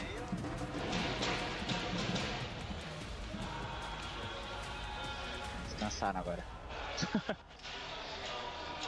É igual o cachorro que fica latindo, mano, só esperar que cansa. Tadinho dos caras que estão sentando atrás lá, velho. Os gringão só queria ver um jogo de boa aqui. Os gringão deve falar, só tem maluco nesse Brasil, velho. Só dá louco. Poxa, o cara ali da bateria com a camisa amarela da Fúria, né? O Yuri do CS, não? Não, né, porra? Meu Deus do céu, velho. Eu sei que não é ele, né, cara? Mas parece, porra. Não parece. Parece não? De Juliette? Idêntico. Parece nem um pouco. Que é isso, pô? Aquele cara lá de amarelo parece o cavanhaque, pô. Aquele outro lá. Não, o Reis tá falando, vamos por aqui. Well, as we head into the second half of this map, to reiterate, this is the most defender-sided map of the tournament so far. It also features the second lowest amount of plants, which most kills I had a tournament. Cyber is close to 45. It's not going to be easy for FaZe. I think Cyber's at 45 on these on this set of maps. I don't know, nothing like that. Give them a platform to build on. I honestly don't remember. Not quite lost just yet, but they need to probably start well. Get a couple of rounds together. That's one thing that's been really lacking in this series. Definitely not anything like 45, bro. 2 together. Back on border, the best they could do was 2 rounds in a row. So they've never won 3 straight rounds and got a good momentum to be built up. Let's see what they can do now heading into the second half to try and stay alive in this grand final. Dude, the Brazilian fans bring so much hype. It's actually crazy. Like their last chance, their last opportunity to get something going. It's great work in the last round. Quick sweep, horizontal, and FaZe given 0 opportunity to peel back towards site. Seems like there's still a little bit of belief on the side of Furia. In a match? I don't know. Who have elected to go in a single map? The maps didn't go as long as these do. We used to play less rounds. I want to say it was 1st to 5 back then. So kind of like ranked rules. I don't know. I had, if I remember correctly, some games where I had like 10, 12 kills or whatever. But in a game, you know, that went like, win percentage, you know, whatever it was, like 5-0 or something. On defense. Or, you know, or 4 or whatever, something. All the metrics are there to support Furia. I think it was like 1st to 5. I forgot. It was so long ago. But the way the FaZe are playing, the way that Cyber's playing, sometimes you can throw a lot of these statistics out of the window.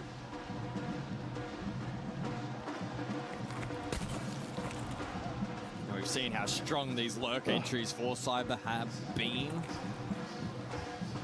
Limited trap util up here for Furia, but they have gone heavy on barbed wire, which may stall out. Cyber's having the game of his life. Cyber always plays really good, but he's just killing it right now, though. Checking his going extraordinarily hard at the moment. Barricades will stall out his initial progress. The game at the moment with the way the drums are going behind us. Oh, for the players on stage, good luck. Oh, they're all dancing now on the stage. I don't know if this is a grand final or a dance concert. Cyber's getting some good information on this radar. 3 players pinged out in Volps. I don't know if people should be allowed to jump to be that close to the stage, honestly. But Diaz wins the battle with the DMR to his advantage. Opening kill for Furia. And it's on to Cyber. That'll be a comforting feeling for the defense, and no direct follow-up from FaZe. Now a little stalled out. Oh, good catch onto Handy as well from Loira. A great start for Furia on the defense, but it's Volb's caught running down the hallway from Souls. Little careless. And it's those kind of kills that FaZe have been getting in the grand final, where Furia probably haven't been getting those sort of freebies. Minute left. You've got to close this round out if you're Furia. You cannot throw away a 5 versus 3. Yeah, FaZe swarming. There'll be a lot of ones to be taken here by the attack of FaZe. Can they win enough out? Herds wins the battle, holding the doorway cover. Captures KDS, Souls, Bitterking together. Bitterking, good headshot on the Boxera. Captures the swinging Herds. Throws his life away. The drums subside a little as they lock in as well. This is now very winnable for FaZe. Can Souls think about getting this diffuser down? Can King cover the cross from him? They know he's They here. know exactly where Diaz is as well, and he's low on health. Need to try and play the clock here, Fury, and force FaZe into planting. Bitterking, Razorbloom active on him towards Infirmary. Lawyer at a swing, hits the headshot, and means now Souls needs to push forward. Still knows that Diaz is close, pre-fire is good, but Lawyer plays for the trade. Furia hold on by the skin of their teeth. Back-to-back rounds, and it's 3-4. Yeah, Vidic Dancing was is better than considering a Banshee rotation screaming. there to try and Real. link up with Souls and maybe play for plant protection, but he did get caught by that Razorbloom. A couple of lives thrown away from Furia in that round. Vob's caught sprinting. Herds with a very delayed trade attempt also got caught, left it in the 2 versus 2. But Loira, he clutches up, hits the trade. Furia now trailing by 1 round. You know Loira can be a demon in the server. He's going to have to activate to his very best capabilities.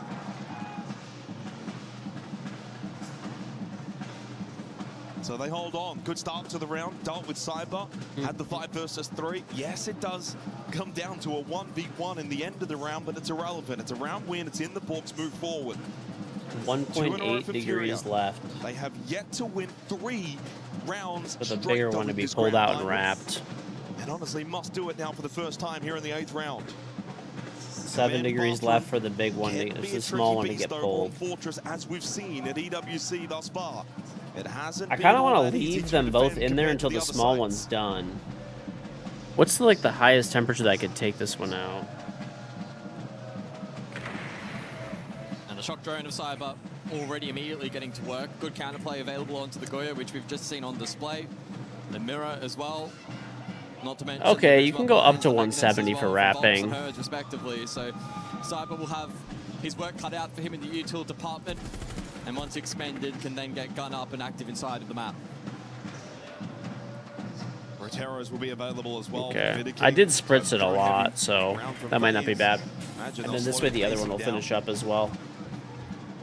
So that's what I'm gonna do. Whenever the small one's finished, I'll pull the big one too, and I'll wrap it at the same time. They've got 4 smoke grenades available, throwing the 2 bolt smokes as well from Handy. It does enable Souls to get quite active on the glass. Can you still get the charm? Yep. Sub to me on Twitch. Get the charm. Also, you'll get the EWC Ultraviolet badge. Pretty legit. So crucial for Furia though. For FaZe, well, they're not sweating at all. Already 2 maps up in this grand final. Every time we have switched to Cyber, he is taking down so much key utility. Dude, climbing ladders with drones is so much more annoying than it used to be. Herds caught by Handy. It's been a really rough grand final for Herds. He just hasn't got going. First smoke pop now for Souls to play off. I think FaZe want to get aggressive. Cyber doesn't catch the angle though, held by Boxera.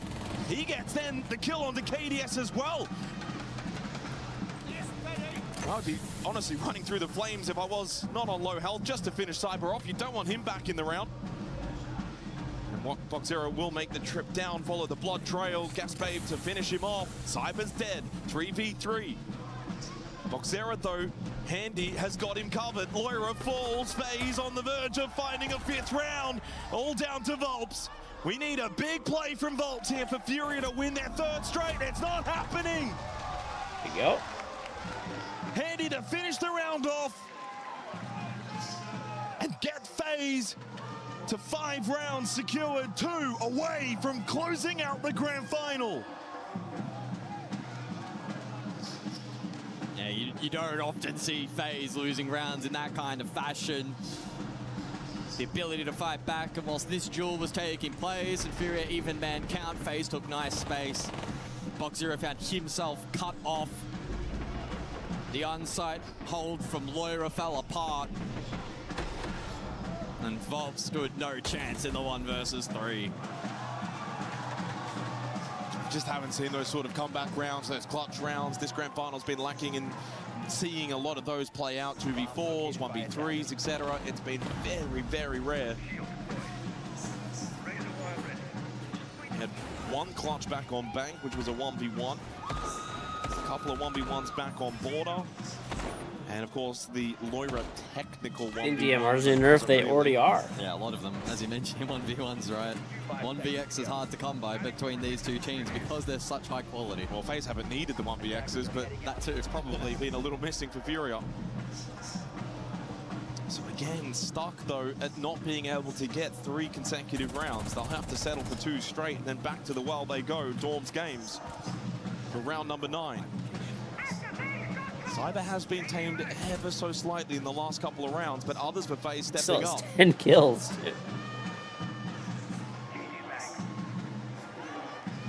Vidiking to resume the Twitch in this round. First shock drone dealt with, still 1 in pocket. Once again, similarly to the last round, a lot of utility that he can counterplay into, enabling a little more versatility around the map for the attack. Rotero's for handy, useful into the double deployable shield here.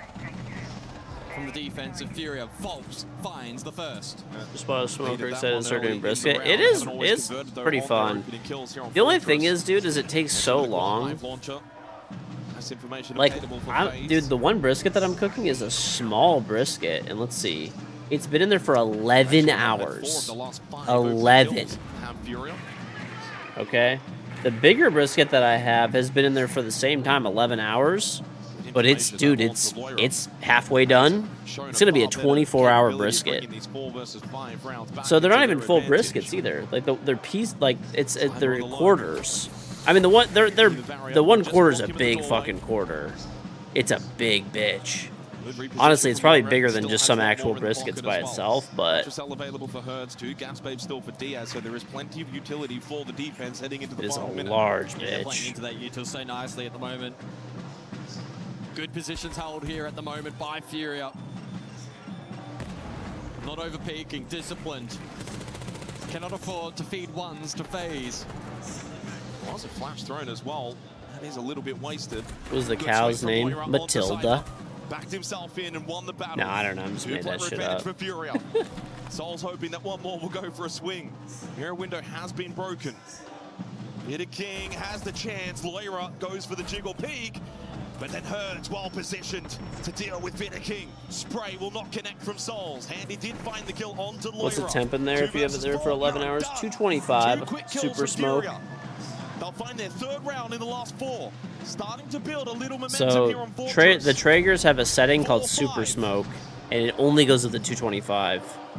So it's supposed to be like an ideal setting to get a really good bark and a really good smoky flavor. It does work good. I've done it before. But what do you get rid of though if you're Furia?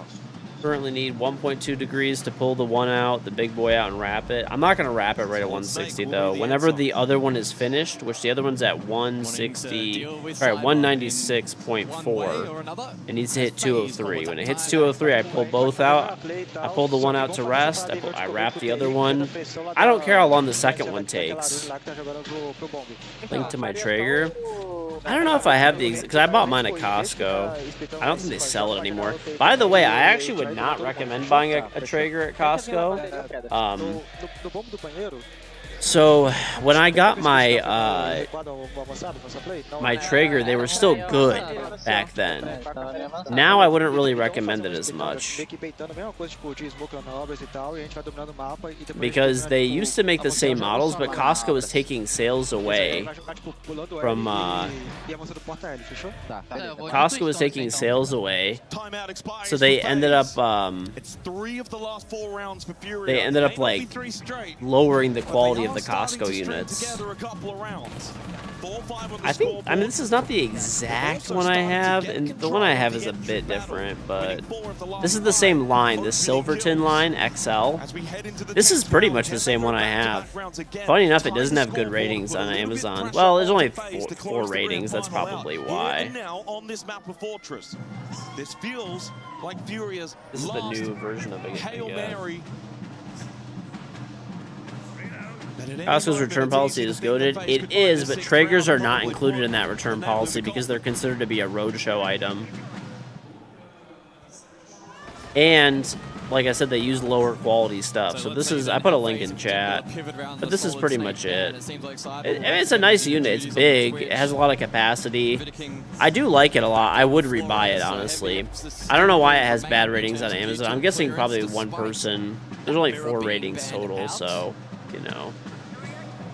Still quite a useful tool in dealing with razor blooms to enable work. So they lose the mirror on this side of waiting cafeteria. Instead, they nade down. I like mine. I've had it for like 5 years, but that's the main change up for Furia, along with bringing the Azami instead of the Goyo. Yeah, the roadshow items are like 90-day returns. Now I think sometimes they have Traegers in the store, and I don't know if those are covered in a roadshow policy or not. Honestly, I don't think I'd get a grill from Costco in the future. They're more like, they used to be better prices and they used to have the same grills. They purposely make a lower line of grills for Costco now. Like normally Costco is like the same grills or better in the past, but not anymore. Various pieces of utility that will naturally slow them down. There is that Twitch onto Thorn interaction mentioned previously. As Souls can get to work hard breaching on the Hammam side of the map. Let's see how this bad boys the attention here of Furia. Let's not blow that straight away, as FaZe are still staging elsewhere. Halfway through this round, but I mean that's the FaZe special, isn't it? Yeah, Kirkland Traeger. No, the real Traegers is just, you know, teams where we don't concern they just make a special version. You know how, like, allegedly they make shittier versions of stuff on Black Friday for, like, Best Buy and stuff, like those TVs that are $99 with pieces of shit? That's basically what they do for a Costco now. They make a lower quality version.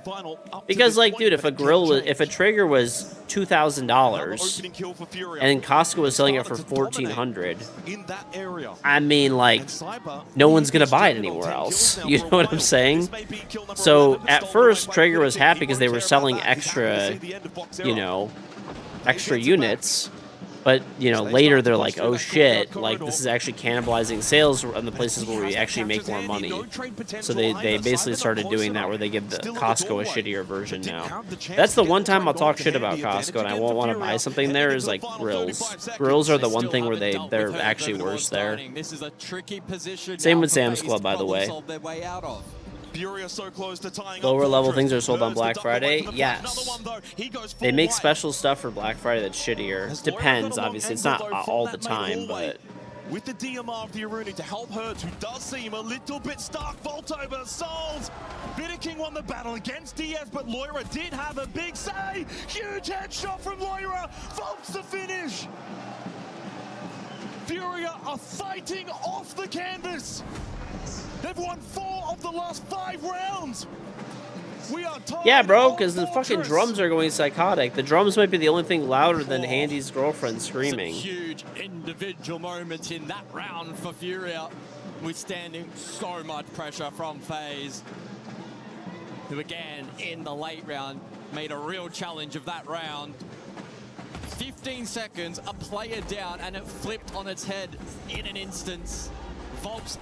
Side note, though, I love these meat thermometers that I got. Like, oh my god, do I love these things.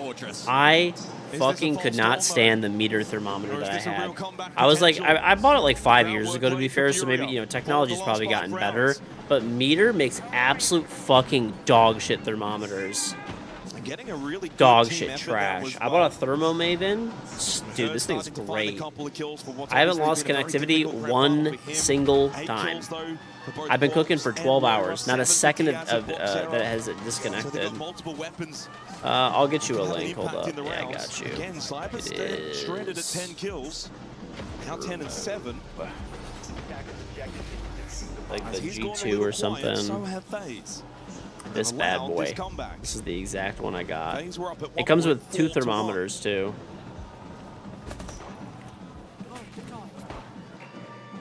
But such is the nature of, I guess, defender-sided Fortress. This thermometer is actually amazing. I cannot speak well enough about this thing. I've been using it. I've had a 12-hour cook going, and the battery is still at like 90%.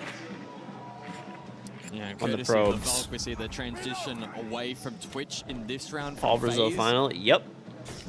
IQ How can you instead. smoke something so long without burning? Well, you're not smoking at a high temperature. You're smoking at a low temperature. So 225 degrees isn't going to burn meat. What it does, and you're also not putting 225-degree fire onto it. It's just the smoke from the fire, basically, is in the chamber is just heating it up. So that's what smoking is. Basically, what you're doing is you're getting the temperature of the meat up and putting a smoky flavor into it, essentially. You can even do like there's electric smokers too if you're just trying to like. I mean, that's kind of like what Cyber does win the initial battle against Loira. Stopping a streak of opening kills for Furia. Now must do it for This one's been 5. good so far. This one's been good so far. Kill conversion in the last 5 rounds sits at It's actually on sale right now too. It's $106 for 2. Brick, thank you 37-month resub. Welcome back. You got me into Siege 7 years ago. Well, thank you. I appreciate it. Glad to have you. Glad to have you, buddy. In this final minute of round 11. Command Bathroom, of course, was won by FaZe last time in the 8th round and are setting themselves up to do it again heading into this last minute. Diaz has got to be so careful, but finds the angle onto Handy. Handy is revivable. Nitrocell available for Diaz, double gas bait for Box Error. Oh, you to layering, Herds down. Cyber on 1 HP, Handy's back up as well, so it's a straight he's set from the 5v3. gas. Gas bait connects and Souls will go down. It's a crucial double from Box Error. 30 seconds, 3v3.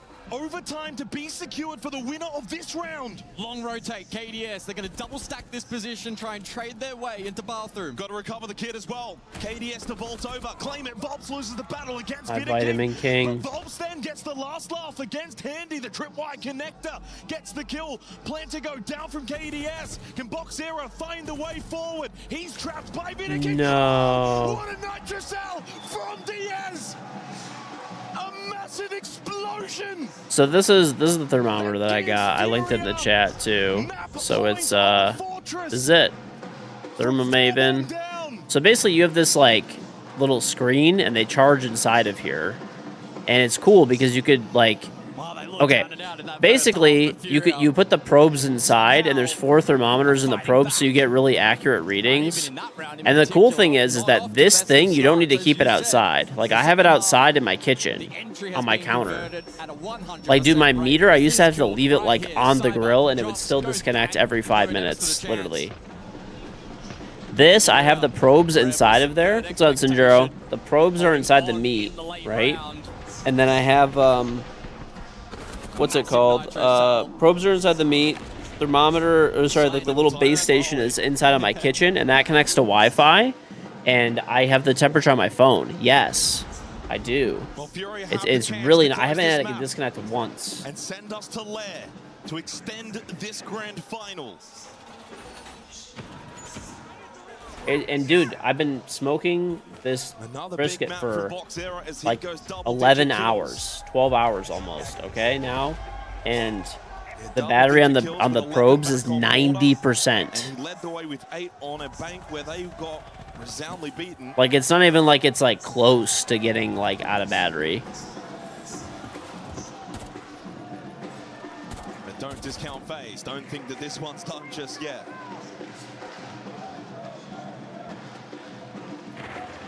Andy spots one on his shock drone.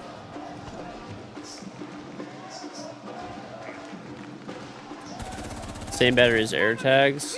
Probably similar technology, I'm guessing. What's on Scarm? Big extension on the opposing side of the map at the moment, perhaps in anticipation for the full clear. An Apple Watch? No, bro. You can't use an Apple Watch. The question then will be, do FaZe actually elect to for that, once and they at least gain for this testing info, the or do they temperature go of for the meat. rotation more direct? Oh, Cyber caught on a timing, but somehow Boxero doesn't get the kill. He had first shot. Cyber, the reaction time is next level. He has been wounded, but it's the opening kill again for FaZe. Oh my god, it's estimated there's 2 hours left. Please God, don't let that be true. Here on the first floor, but he gets I do know the last few degrees that has to cook are a bitch, dude. It takes forever. Pretty good, just watching the finals. Oh, Loira almost dying as well. Furia testing. That'll be tragic, though. That means I'm not going to be... round of regulation. Oh, an Apple Watch for Thermo Maven. Oh, yeah, probably. Again, another fight that Furia I like this thermometer a lot. These probes a lot. They're great. But Hertz has I got have the no information on complaints. Cyber's position towards tower. Handy finishes off Loira. 5 versus 3 for I had a different brand. It was the one that Costco had. It was like an This one is seemingly going to overtime, but that's a big kill. That's kicked down. Gives Diaz a small chance. it was like an IQ or something. You have a pizza oven, you're making crazy pizza? Nice. Improbable. I have a pizza oven that I haven't used. Being able to gain ground. I bought the Blackstone one, I just haven't even used it. Collected. This is where for FaZe, they can just kind of double up. Nitrous Sal, is that going to connect? It does. On drone, they know his games. Double push, but it's Handy that has the angle covered as we go to overtime here on Fortress. Oh, FaZe push back. 6-6, the score line into overtime we go. Furia do at least have defense. The favored site between these two tonight. Are they rattled though? Yeah, well, that's the thing. You lose that round up 6-5. Do you get a little rattled having to do it all again going into overtime? FaZe so clinical. So much composure. Can't help but feel it was a missed opportunity for Boxera onto Cyber. He caught him off guard, got the initial shots. But Cyber so quick with that reaction. Dude, how do they have so much energy? And off the back of that, we go OT. Furia on defense still. Waiting, Cafeteria, the side choice. And this is I don't understand how they have so much energy. It's just impressive, honestly. From 2 opportunities. Yeah, Furia picked it first out. Back on round number 7, doubled down round 10 when it came back into the rotation, and as you are alluding to, winning out on both occasions, found the opening kill on both occasions. Going to bring Valkyrie as well this time around on Waiting Cafeteria. First time they'll do that.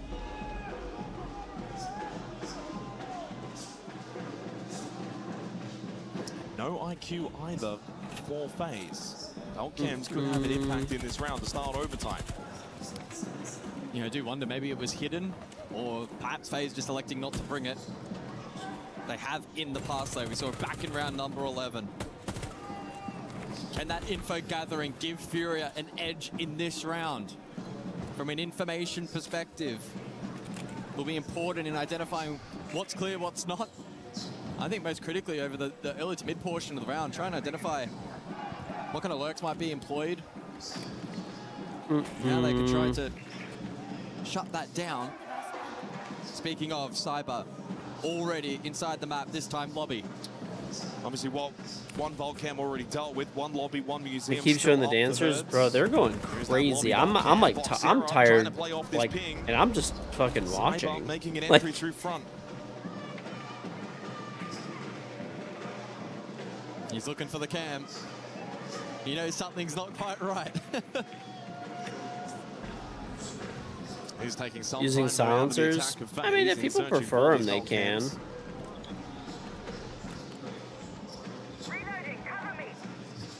Hurts. Can't imagine he's too confident in his swing game at the moment. 4-9 here on Fortress. Lackluster grand final for a man so experienced. Heading towards that final minute again, but as we know with FaZe, as you said it earlier, they don't need a lot of time when they go for that side execute. King to get to work in games, open up the floorboards from above. No one on the top floor for Furia. Full horizontal hold towards the site on the first Look floor. at those Rams, chat. Those are the best Rams. Those are, Yeah, just they're pushes that defense literal a little deeper. world champion level Rams. Use Infirmary now, Use a little them. exposed, and FaZe are circling on that corner of the map. Means you're going to be so careful with your positioning. Danger everywhere. You can sense the uncomfortability of box error. But he does hold his position in Infirmary. He's done a good job. He has been able to stay alive despite the amount of frag grenades thrown his way. Keep it barrier up, and it's Diaz that got the Nitrocell kill onto Cyber. That's kicked down towards the corridor. Yeah, really good from Bugzera, eating all of that utility, giving his team a chance. 25 seconds now for the recovery from FaZe. He does die, but as you said, job done. Diaz then plays off his life with that kill. Trade back from King. Flurry coming now from FaZe. Hertz though, big kill with the headshot onto Souls. 15 seconds, kit will be acquired from King. Back into Infirmary he goes. Wants to get a position for KDS to cover, but Loira shuts that down. As KDS finds that kill, needs 2 more in 4 seconds. Will opt for the plant instead, but here comes Vobs. 7 on the board for Furia. 2 more chances for map 3 to go their way and get us to Lair. Oh, they ate so much pressure in that round. And they're going on Amazon, seeing top reviewed products, buying them, and having them work as advertised. Jeff Bezos should be able to have all the yachts for letting you do that. To win this map. Good old Bezos, And head bro. us to Lair. But what a round for box error. Jeffrey Bezos. Do his best to dodge the amount of utility coming his way. I might honestly go wrap this brisket. Because if this is really going to take 2 more hours to get up to 10, to get 203, I'm at 197. I need 6 degrees left, but allegedly it's going to take 2 hours according to this estimate. And get this to 7-7, and wouldn't that then put the pressure on I might just go wrap this other one.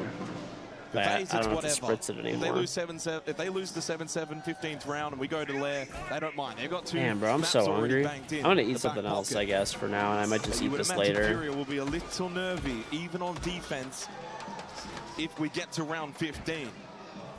But has Furia had the chance to close it out in regulation? 2 more chances here to close it out in overtime. And it looks like they're going to go double shield as well. Blitz and the Blackbeard to be selected for Furia. We haven't seen them attack for quite some time. But there were 2 rounds that they did bring. Both the Blitz and the Blackbeard. Lost 1, that was on Dorms Games. Won the other, that was on Waiting Cafeteria. But we go Command Bathroom.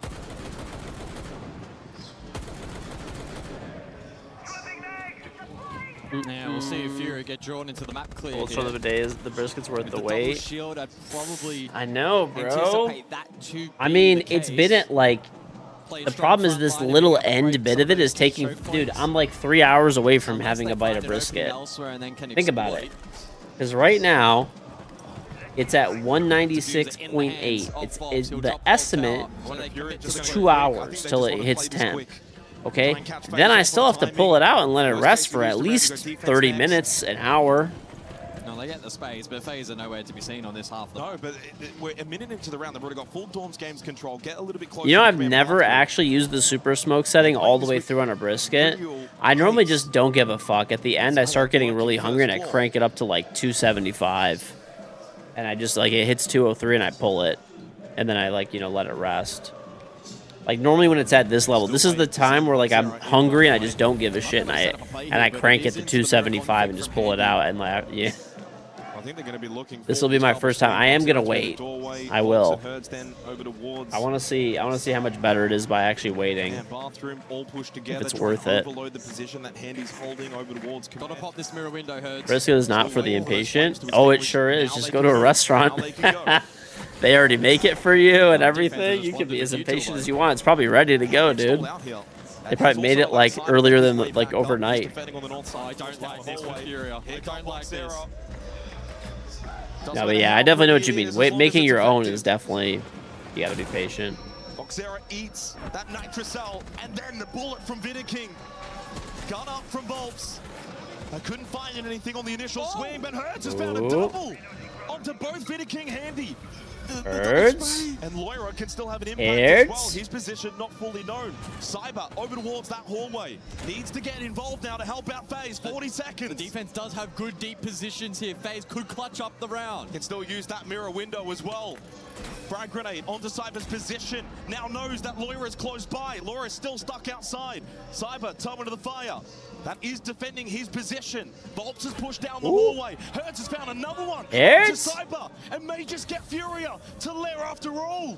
He's been so quiet, but so instrumental in this round. Volps to go for the plan, gets off it, shield up. KDS, and Solzade hits the headshot. Will they crumble? No, they will not. Wow. Combine. Furia will get themselves to Lair and will not bow out. Okay, I'm gonna go wrap the big brisket, and then, because if the little one's not gonna be done for like 2 more hours or whatever, I'm not gonna let the other one be unwrapped for that long. All right, let me go wrap this bitch. I also need water, and I think I'm gonna grab a little something to eat. And who else? This way I'm not tempted to dig into just crank the brisket and eat it. Sad Banshee. Alright, I'll be right back. They need him for the rest of this series. Hertz will be eager to carry that momentum Predicciones. Border. Well, Border was FaZe. No. Basic land. Alright, be right back. His own self-belief back up. Well, who's to say they can't go and win Lair? It's not impossible. They can build the belief. And then from here, it's just one round at a time again. Get this grand final back to 2-2, head into map 5, and have all the confidence in the world at that point. A really solid fight back from Furia. Don't forget, they were 4-1 down. They looked completely at sea. Missed their chance to close in regulation, but when afforded that second chance, did not mess around in overtime. As they closed this map out, they did so winning 5 of the last 6 rounds. That is momentum. That's a platform they've built to now launch themselves into Lair. Ahead with confidence. Who knows what this grand final may just bring. Yeah, Furia played a great brand of Siege on that map. The question will be, how well will it translate to the rest of the series? FaZe will bounce back. They will not be deterred. Furia need to play even better for the rest of this best of 5. Is it even possible? FaZe have been so good, so clinical. Furia just get the edge past them on Fortress. I think you're right. They might even have to play a bit better than going into Lair. But Lair is exactly where we are heading, courtesy of Furia. Let's see what the boys think back on the desk.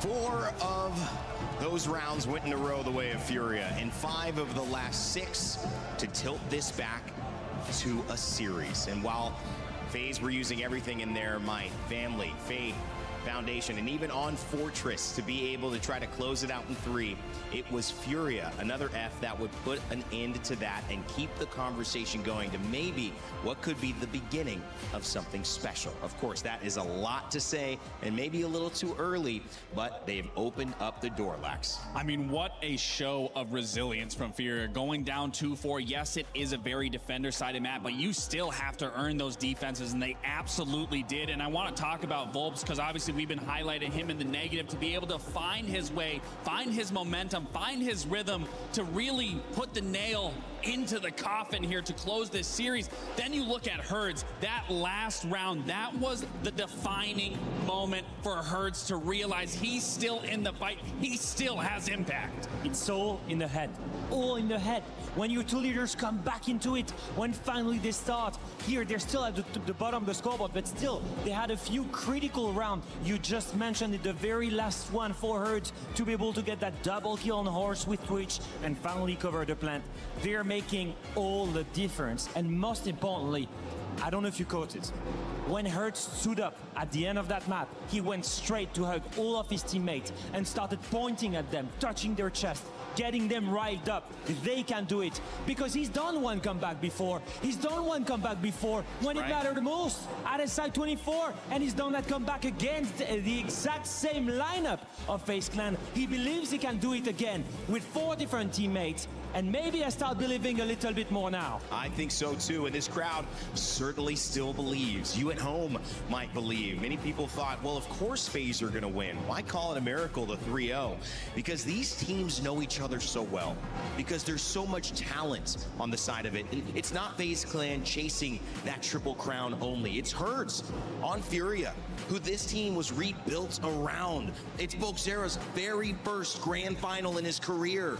And to do this in these moments, he's played phenomenally, by the way, and I think been a shining light even in a couple of dark maps for Furia. We absolutely have to give Volkzera praise. I mean, this being your first international event, going against the likes of FaZe here on a main stage in front of a grand final and still putting up the performance and the numbers he is, that's not something you expect out of a rookie. That's something that catches you by surprise, and I am so happy that he has been able to play and keep the level of consistency that he continues to show each and every single map. And not even Hertz, not even, Volkzera. Think of Volps. I'm taking you down a trip in the memory lane here. 2023, Atlanta Major, W7M, with Volps at the rim, wins his first major. That's almost 3 years ago. He's fighting ever since then. He's never gotten close to it. Finally, he becomes the IGL of this brand new Furia, and he can do it again. Grasp a victory, even more cash prize than that major, even more prestige, and most importantly, SI spot on the line. For Volps, what it means today is so much in front of his girlfriend here in the crowd. Close ones are here on both sides, but finally the hope is there. And just to think about it, I mean, when you look at him being the IGL, yes, he's not having the most beautiful performance, but to be able to find his way back into the game, and you have to think about being the IGL, you are taking the brunt of everything that is happening to your team, and to still maintain your focus, maintain your composure, allow yourself to find your comeback into map 3. This is setting us up for getting into this game 4. Look at the difference between these maps. Absolutely crazy. Look at the EPS. He doubled his EPS. He's finally back here in the server. It's the impact they and need. That is, in my opinion, the main win condition. UIGL is there. He's back, finally. And as we're seeing here, a couple of highlights on the side of Furia. I look at Loira. I look at Diaz. I look at the backline that's been there, that had the late round composure. They're still very much there. But on top of that, Hertz, the entry, the one flip coin player that gets aggressive and that is chaotic is finally working. Volps, the IGL, on the shield, is making the right calls. And that's it. I can start believing in them. That's it. Finally, they abuse the defense side on Fortress and they bring it back against FaZe. They have that little bit of gumption that they need. I love the way that this team has fought with belief. They fought with something bigger, because many people would have counted them out. That's not what's happening here. This is the atmosphere for a great historic comeback, and it's one map at a time now. Switching over to Lair after an incredible defense, forcing overtime, winning 5 out of the last 6 rounds. Furia have a chance to keep this momentum running, and a team that clearly operates best, Alfama, when the momentum is in their favor. FaZe gonna try to stall them out, try to make a staccato rhythm out of it, but if they keep listening to the drums, it's gonna be hard to not keep dancing. No, absolutely, and I just look at these players and I think, looking at especially Diaz and Loira, these two guys that are on your screen, they've been basically the nail and the hammer. Diaz is the one player responsible on the back line for winning all of these rounds where they're not at a man advantage. And that's because Loira on that side, Volps, Hertz, they're really aggressive players. They will take risks, and then sometimes, very often because of that playstyle, Furia will be on the back foot. Diaz is the one that's able to clutch that. Diaz is the one that's able to win those late round situations. And so far, I'm seeing Furia beat FaZe at their own game. It was a much slower paced Fortress. It was a strategic Fortress where everyone was close to each other, where most of the time you would see late round executes. And who is usually winning at those late round execute in a very tactical way? That's FaZe. That's the heart of their play style. And Furia, they're beating them at their own game, and that's beautiful. We talked about adaptability, and because these teams know each other so well, and because we rarely get best of 5s in Siege, when we get the chance, you almost want it to go the distance because you get to see layers of adaptation that just aren't available. Not just the extra games, but now the familiarity with these two teams. And identity is a word that I want to pick on, because they kind of disrupted FaZe's identity, and they took it on themselves. Whether it was being aggressive or not, not, maybe even being more passive, but they seem like they were in control of this. Is that the answer now, Lax, as they head into Lair, and how can they repeat that? I mean, it's absolutely it's the key. It's the reason why they won that series, is that they didn't give up. They believed in one another, and I think the big key for me also is, again, we have to look back at Loira hyping up. He never faltered. He never gave up on his team. He was always trying to get everyone hyped and get them back into the moment. And a really defining moment outside of Herd's big 2K was also the moment you said after that series is when Herds gets up, looks at everyone, hugs them, points to them, lets them know you are the best. We're going to win this. Let's get this next map. Those are the keys that is going to be the element that is going to get them back into this series, get them back into the fight, and bring it to FaZe's doorstep. We started speaking about it when it began, right? It's all in the flow state, all in the head, especially in these moments. Very often, it's not really tactical. But if I have to say 90% is the mental, then let's focus on the 10% tactically here. We've just seen a Fortress that is heavily defender-sided. Now, everyone here, you know it. When you defend on Fortress, you have the advantage. Now, that was great on the side of Furia. They could finally play towards that time crunch. When they were in defense, they were trying to bait FaZe into losing as much time as possible and then win on the last minute because of time. Great. You go on Lair, completely different setup. Lair is much easier to attack. You have multiple ways to go and execute. You can pinpoint multiple weak points all around the map. It's like a big square. You first get the initial control, and then you have 2 minutes to start working the bomb site. Playing that very slow, laid-back game and just holding site against a team like FaZe, against a team that 100% of the time is super good at execution, it doesn't work. So the same playstyle that got them to win the last map is not going to work on an S1. And this is where we go back to what Herd said in an interview with Anne. When he began, he said, I believe we have something that they don't. We have more depth. We can play even more different styles than FaZe does. I need to see the proof right now when they're going to go on Lair, because they need to change that playstyle. And in a way, the map sometimes I've seen has changed the playstyle and dictated it. But with this setup, I feel like it has to be Furia that, just regardless of the map, and especially now, one map away, they are out. It is no longer their game. That has to change the playstyle of FaZe, even if the map isn't the same as Fortress to be heavily defended, where they get to pick defense in overtime because they were able to see that, you know, in terms of their pick rotation, who picked first and who did that. I think the bigger thing, Laxo, is my question to you. What person, what star that we've seen, because both of these teams have stars. You mentioned Loira. We talked about Volps, DS in the back line. Who needs to show up? Who is the biggest impact here? It has to be Herds. Herds has to be the player that I'm going to be looking at on the side of Furia, being their captain, not their IGL, their captain, the leader of this team, to be able to get that momentum, get that rally, get that ferocity. When you look back at the 6th Invitational that he won, he broke kill records. We need to see that exact same Herds going into this map 3 to push it, map 4 to push it into a map 5. And now we're going back to FaZe. What do they need to win? Well, let me take you into another memory, and that was SI, just a couple months ago, in front of a French crowd, in Paris, exact same location. These guys are playing SI Grand Final, and they're facing a really good Team Secret. And they're leading. And then suddenly, they stumble upon a problem. They lose Fortress against these guys. They've been here, exactly the same spot. Wow. One map away from winning, suddenly they lose Fortress. And they bounce back. They bounce back. They won the map after that. That team mentally has everything they need to bounce back in this. That's why I'm saying the pressure is on the side of Furia, not of FaZe. Currently, it's 1v01 to make it and to win. They still have a life. They're not worried. On the side of Furia, I need to see that tactical depth that Herd has been speaking about. One of the reasons it's so difficult to come back from these 2-0s, these 3-0s, is because the other team hasn't won a game. But 3-1, there is a possibility if you isolate it to, we just have one map, and then it's anybody's performance. But the amount of adaptation that is required to take FaZe 2 more times to the distance, it is going to be tough. There is pressure on Furia here. A comeback starts with a single round. That's right.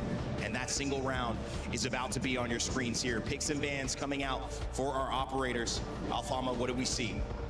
It's going to be an important one, I think, because we've mentioned it before. The playstyle is not the same. The way the map is being played is not the same. And on the side of Furia, you want to once again stick to the game plan that worked. Remove the shields from Vita King. Don't let him get comfortable in there. And then remove the one execute operator that is the strongest in the meta right now. If you remove Glass, that is Ying, and that is done already. They're making sure they can play into that late round, especially starting in the defense. But when you go into Lair, you don't know who's going to come out. And that's exactly what we have here. Furia trying to push us to a 5th game. And FaZe Faze trying to close it out and lift that trophy on stage. Cyber and the rest of the squad has been phenomenal. Can they do it? We'll find out here as we send you over to Lair, back with Xenox and Guz. Well, the beauty of map 4 means it's one of two things. Either FaZe will claim that trophy at the end of Lair, or Furia send us to map 5. It's one or the other in terms of heading into Lair. A 3-2 record for Furia, but most importantly, of course, a win versus Dark Zero. Just yesterday, 7-3 on this map. And on the flip side, for FaZe, if you recall, a few days ago in the quarterfinal, they got decimated by Team Liquid. 1-7 loss for FaZe. That's the last 2 times these teams have played this map in such a short span of time. Furia begin defense as well. Can they carry that momentum from Fortress into this map of Lair and seek out that 5th and final map of Clubhouse? I think a good opportunity as well to be mindful. We are now entering map number 4 of this series. Best of 5s, a rarity in Siege, often only played in the most important of games, especially in this kind of environment. And so that's naturally going to give FaZe an advantage. The stamina of Furia is really going to be tested to its absolute limits. They did well to grind out Fortress. Lair's going to be a whole different story. So Master and R6 top floor to begin with the defense of Furia. They'll bring the clash in Diaz to hold over towards Ops at the moment. Right now the focus for FaZe opening up balcony side breach.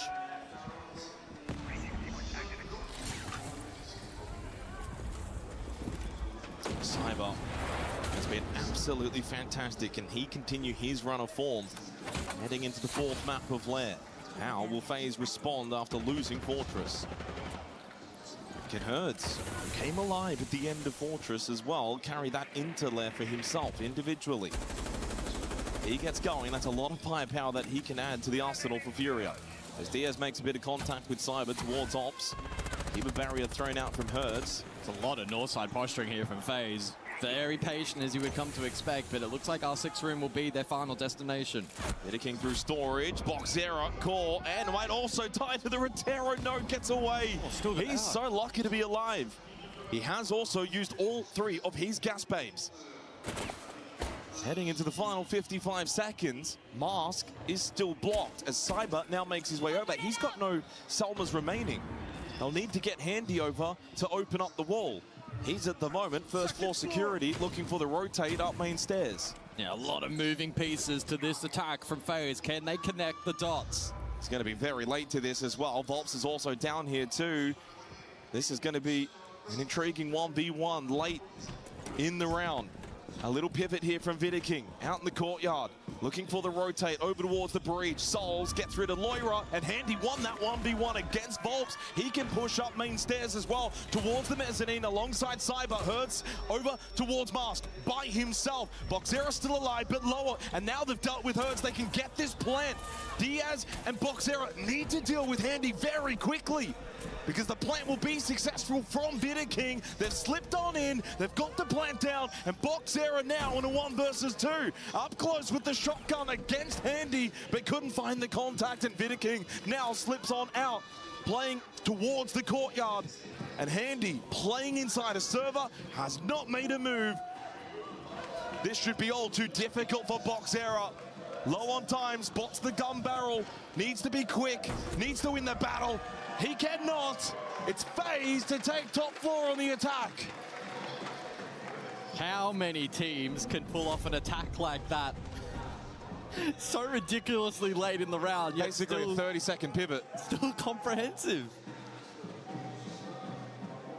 They are one of the few teams, if not the only one, that can pull that off at such a regular basis. I mean, a very solid round, though, in bringing a lot of that attention server side, and then left Hertz by himself towards Mask in a 2 versus 1. You kill Hertz, suddenly Mask is a plantable position, and that's the win con then for FaZe. This battle here, though, was crucial, because what this means is by Handy beating Volps, he's straight up main stairs. That's more pressure server side. He didn't go and double down with Cyber over to Mez because they already had someone coming from the balcony.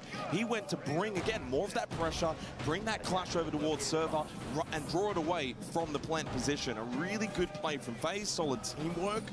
Gets them an attacking round on the top floor of Master and R6, which usually is the defender-sided site on Lair. And they're firing on full cylinders. That style of attack, you have to be so in sync as a team. The comms need to be spot on and everyone reacting with really, really good timing. A great display. And it could be giving us an insight as to just how strong FaZe may look here on Lair. It is only one round though. It is, and Furia, interestingly, will head us over to the tertiary for the upcoming round. Bunks briefing their side of choice. And the defense electing not to bring the Solace. A common tool for the denial, but the Warden, though, is in play if FaZe were to go for the U-tool layering. But you look at the lineup. There's no Capitao. Are they going to go for the top floor clear? Bunks briefing featuring one of the highest plant rates in the entire map pool, not just on this site. It's beaten by Reading Fireplace on Cafe, and that's it. They don't bring Descends, which usually does highlight the plant from green. Diaz goes to Nitrocell. Does get a good chunk of damage onto Vidaking. Volps will be the first one to fall to the Pistol of Cyber, and now FaZe will pick up the pace. They've just got that ability to flick that switch, go from slow pace to then brute force in your face.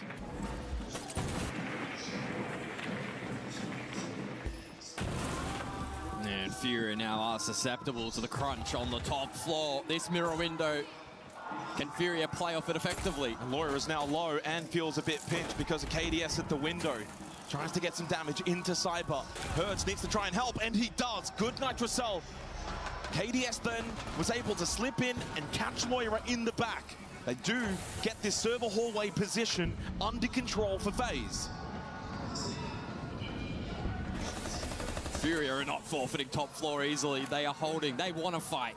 They want to win the round right here, right now. No one going towards the site for neither team. No fallback from Furia. Oh, that sound was big. It's going to force Herds out. Diaz and Herds still playing close by together inside of R6, but a good clear onto Herds. With that wall being opened up, he was stranded. Bit of a rotate from Vidaking. Diaz caught though. Falling apart for Furia. Down to Boxera. As he gets one kill, 3 more required with 30 seconds. Maybe the best play for him would be to rotate to try and deny this plant, but doesn't be afforded that opportunity. Right. Finished off in the end by Souls. It's a 2-0 start for FaZe. Okay, we'll do predicts. We'll do predicts. Don't you worry. For Furia.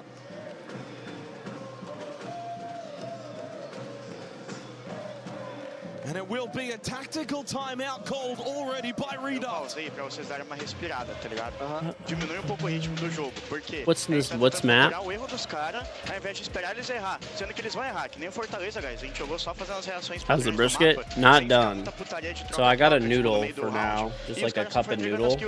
Hold me over because I mean, bro, this thing is telling me it's only like 5.5 degrees off of, you know, the temperature it should be, but it's telling me that it has another hour left. So I mean, if that's the case, like, a gente vai fazer a pessoal, depois a gente vai banir esse e vai seguir o plano com as táticas de mira. I'm gonna eat something. Layer. Mentioned that earlier. We spoke about Furia needing to bring the momentum of Fortress into Lair. That has just not been So the I'll case. eat this cup of noodle for now. That'll put me over the edge for like, 2 straight you know. attacking rounds on Lair. I'm not fucking dying, bro. I've been cooking this thing for 12 hours. Don't forget, it's And the the only thing I've eaten is I ate like I think 3 bowls of cabbage salad. Like it's literally just red cabbage. And as we saw back on Fortress needing 14 rounds of action, There was only 5 attacking rounds found. There's not going to be probably that many either on Lair, but the way things are going for FaZe, it's all too comfortable. It's all too easy. Back-to-back opening kills. They got plant down in the opening round. Didn't need it in the second. And they brought pace and aggression, which is rarely seen from FaZe in that second round. And I think it caught Furia off guard. Now, it looks like Furia looking to experiment here in round number 3. It's the Scopos in play. That's a brazen call. It is. Probably sensing that, especially on site, FaZe are just too strong in being able to lay that util and break down those positions, try and disrupt elsewhere. I honestly feel like I put the thermometer in the wrong spot. In the series. Because there's like a specific way you're supposed to put these thermometers in. And the RAM or the bump, which does mean for FaZe they can. I think I put it in wrong in the smaller one. Because I moved it on the bigger one and the temperature immediately went up 10 degrees. Leaves them flexible in this third round. Because I thought like, basically I jammed them in and then when you like open the app, it shows you exactly how to put them in. I'm like, oh shit. I'm like, it'll be fine. So this one might actually be ready. I don't know. Whatever. No surprise to see him. I mean, it's right through the middle, so it shouldn't really matter, to be honest. So far, it's all been. But then again, I guess this one did. So. Nah, I'm not gonna eat grilled cheese. I don't eat cheese. By that death mark. Cheese is not the play for me. That is me getting crazy diarrhea. At the moment is directed Ooh, towards look at this. basement. And you can see the vert set up here from the Scopos. It does also, though, limit the play for Volps. Happily with the weight and thickness of the meat. Probably. I don't know. Location. It does, though, mean for He pulled too early one of the tenders. Real. He can be the one to backflank. I'm gonna wait. I'm gonna wait till it says 203. He actually has transferred back down into basement. Oh, that's a timing though from Boxera onto Cyber. Catches the timing on the rotate to find the first kill for Furia. Feels desperate. He's up to 5 kills. He does not want this grand final to end just yet. Into the final minute, Herd's taken low, but Volv Stars find contact on the Scopos, dealing with the Blackbeard of Souls. 2-player advantage for Furia. These are the rounds you absolutely must be winning. Herd's into the corner, flashes coming his way. Couldn't avoid the second, but hasn't been cleared. The push through not just there yet. He will get cleared though by Vidaking. Finds the tight angle, but trade immediately comes from Diaz on the smoke, leaving Handy and KDS by themselves to try and snatch this round for FaZe. In this grand final, no cheese explains the cold Blackstone. What do you mean? No, I can't eat cheese, bro. If I do, it's just diarrhea city. It's bad. It's diarrhea city. It ended up being quite one-dimensional there from FaZe. The lockers all in. Brute force play does not work out. Furia, they withstand that pressure. Isolate a couple of picks in their favor. They still had good roam presence in play. Boxera caught a good timing as well. They hit the scoreboard as the additional bans will roll through. It's the ace. You make pizzas without cheese? Now, the mirror I just don't has eat been pizza. Certainly causing some. I mean, I haven't. Oh, you're saying I haven't used the Blackstone. Blackstone? I gotcha. The pizza oven thing I got. Not a rerun, no. And it might aid in some time management as well. I mostly bought it for my kids to make like homemade pizzas, and I figured if I'm eating one, I'll eat it without cheese. The one-dimensional nature of the push here from FaZe meant that Furia are able to stand tall. And some solid on-site ankle work. They've just got to keep pushing the boundaries, though, for Furia.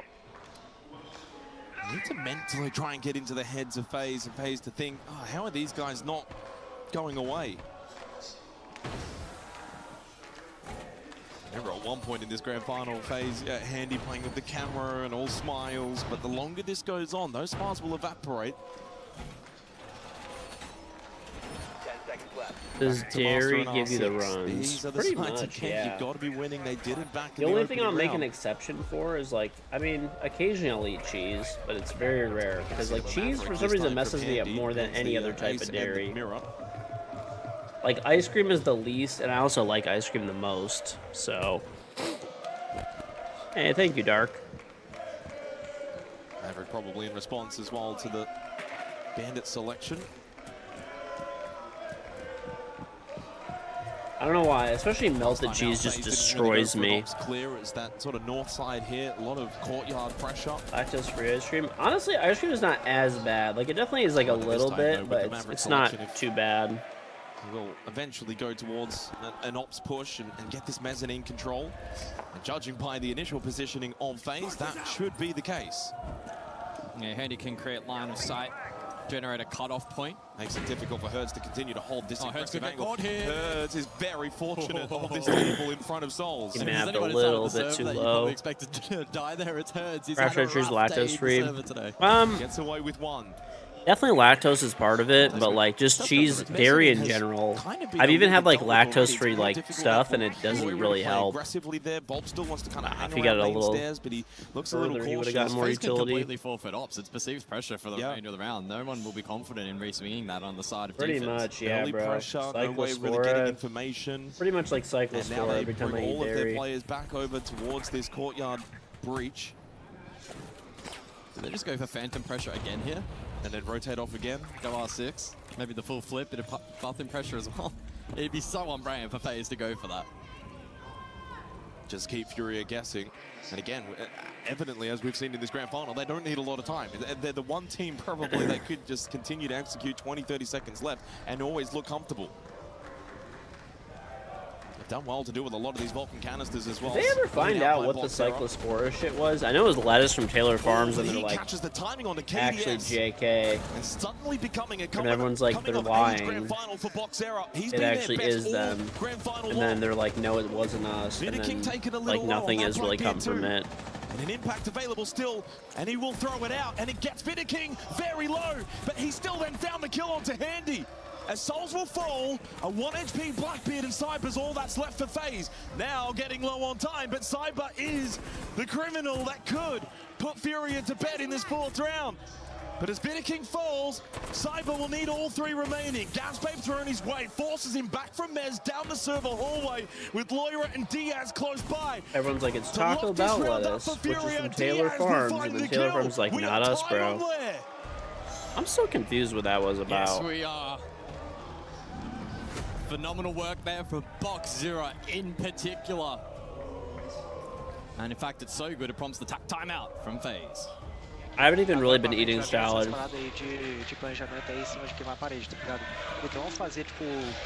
Or lettuce in general. I have eaten lettuce a few times in foods. Like if I'm at a restaurant and I order it and it has lettuce, I'm like, whatever, bro. I'm just gonna eat it. But I've been trying to avoid lettuce if possible. Until clam chowder and sourdough bowls, that is, yeah, that is good. Causes diarrhea though, so I'd probably rather just have a chicken noodle, you know? A gente pode abusar de glass também, tá? A gente não pegou nenhuma vez glass. Bom, vamos pegar de baixo pro Tosco comer o lab. Tá, pode ser. Pela direita. Bora. Bora, guys, bora. Well, the Cyber has crossed across the 50. I actually have fresh sourdough upstairs. My wife made like 4 loaves of sourdough yesterday. Getting a little close behind him in Box Era. He's up to 36 kills now. You know, here's the thing too. Even remotely close to, I used to really miss dairy a lot when I first started getting heartburn and like diarrhea from eating dairy. But after I got bad enough heartburn and diarrhea enough times, I honestly don't like dairy anymore. Like I like, he has not been frightened on the I don't know. Maybe it's like the fucking trauma of like eating it and, you know, being in pain. But I just don't even like it anymore. A standout performance for him today, but also by extension. Oh, dude, I got such bad heartburn, it was insane. An opportunity for him to prove that he has a spot at this level. And it's not like this is just any kind of grand final. You're playing a dynastic team in FaZe Clan, and what they've done over the last couple of years, this is a difficult task. You found yourself 2-0 down early, and he's risen to the occasion rather than being, let's say, shying away from it. I've only thrown up all tied up, 2 rounds to go in the half. Rafadel's time 2 times in my adult life outside of over drinking too much. Already used his. Which that's like a personal problem, you know, that's self-inflicted. Both times I ate dairy and just died. And it got heartburn that was so bad I threw up. Yeah, again, no Capital either. They also dropped Blitz. Furia not bringing Solace. Probably anticipating again, early breach open, maybe some phantom pressure courtesy of this Maverick, and then FaZe to invest elsewhere, force a flush, and try and play the round on their terms top floor. Drone activated. Lactose free. Oh, lactose free years now? I don't know. No, Pepsi doesn't even help me anymore. Ends up formulating as a direct hit from FaZe. So here's the thing. The first time I ate positioning at the Domino's, funny if I had a sponsorship with Domino's, Or is it back to that and I ate the pizza and it gave me such bad heartburn, I canceled the sponsorship with them. I didn't do it. Saw that back in the last round. I told them, like, I'm sorry, but I just got, like, super sick from this. I didn't do it. And then the other time was I went to Italy and France with my wife, and I'm like, fuck this, dude. I'm in Italy, I'm in France, they have great cheeses here and cheese dishes and everything and butters. I ate every piece of dairy there was, and I was dying when I was there. I was just, like, annihilating Tums and anti-acid stuff. When I got home, I fucking puked up stomach acid like crazy. Lowest trade potential, handy down below. That was like a combination of the highest save and the tomato sauce and the dairy. Probably. Taking a bit of contact, so they are wary of the positioning. It's King that finds that kill on the Diaz, and the second on the Herds, who tried to play off it. That's forced Volps back as well. He got droned out towards R6, and this is opening a big gap now for FaZe on the attack. So the thing is, here, a challenging position. Couldn't win the 1v1. If I eat tomato sauce, I'm fine. Who then makes his way a little bit more forward for Volps to find the kill in the trade. Like, I ate plenty of Italian dishes, the time and the space to go for that revive onto Loira, just without cheese. No, fish is fine mostly. The window, but that shot from below. Finds an angle. Wow. Here comes Boxera. He only gets the one. 3 to go. 30 seconds. Could this be an all-time highlight moment for Boxera so early in his career? It will need to be. As he gets tagged yeah, up, it might be the that combo, doorway is bro. not gonna be safe to Might be enter. the combo. The One wombo below. combo. Cyber to make his push in with the kit as we enter the final 10 seconds. Can FaZe cover this plant on the vert? Yes, they can. No entry found for Boxera. Out of the timeout for FaZe, they retake the lead. A third attacking found on Lair. 1 round to go in the half. Back in front. Again, the way they're just able to creep those chess pieces into position and then pounce. It was King in that one. A swift double. They put so much pressure then on that second layer of defense. Loira was forced to swing. He dies. Volps got caught with the keeper in hand. And whilst he still found one, it wasn't quite enough. Boxera isolated green. And Something like cheesy garlic bread? Yes, that still fucks me up. They hold two Trust me, I love garlic bread. And I like cheesy garlic bread, but I don't like cheesy garlic bread anymore. FaZe surely marching towards a series win. That feels as if that's the script that's presented before us. 3 attacking rounds on Lair. There's a pretty darn good half. And sets them I mean, up I still perfectly have, going like into the one that second does it half the of least where is they will ice be cream. difficult Ice cream is, like, to not as attack bad. into for Furia. Maybe because it's cold and it, like, the stomach acid is for the not as first time bad. in this grand final, but this feels must win for the Panthers. They need a third defensive round. Down to basement where they were successful back in the 3rd round. And it was a very good round for them. Lactose-free ice cream is pretty good, but this will be a little bit more top-down though for FaZe. Ice cream with actual dairy is way better. It was all too one-dimensional last time, too direct. They bring KDS on the ramp. Now look to get that first floor control. Yeah, speaking of first floor, Furia investing the clash currently over towards Armory. You could eat steak and you're fine. You could drink red wine and you're fine. But if you eat steak and red wine, you get the runs. Again here on map Maybe. 4. It's probably just a combo thing this then. as an opportunity for him to transfer momentum that was gathered at the tail end of Fortress. But today, so far, has been a real grind. All eyes now on Cyber, who's been deadly on the entry in this series. Once again, resumes proceedings on the Solid Snake. Greenside should be clear for him. Opening kill conversion so far on Lair sits at 100% all 5 rounds. The She's first so pick. loud. That team has then gone World on to record win the holder. round. We'll see if that will Her follow loudest through to close scream. the half. Cyber on the Solid Snake will ease their ability to get this first floor control. Still one the auto breacher available for KDS. They test Herds and his hold towards blue stairs. It's not been the day for That's Herds. my usual breakfast. Outside of probably one round back on Fortress. I don't know. Mostly like, day to forget so like far. these like beef sausages that we get, makes and his way eggs, up to or help him nothing. out towards blue stairs. I normally just skip On breakfast. Shield at the moment, the way he's been playing in this series for Furia. But as we know in this modern age, the Clash can still have an impact. What a Nitrocell from Herds, though. With the safety of the Clash and more information found from Boxera, he goes shield down. But then immediately loses his head to Handy. Maybe overcooks. Puts Herds on an island.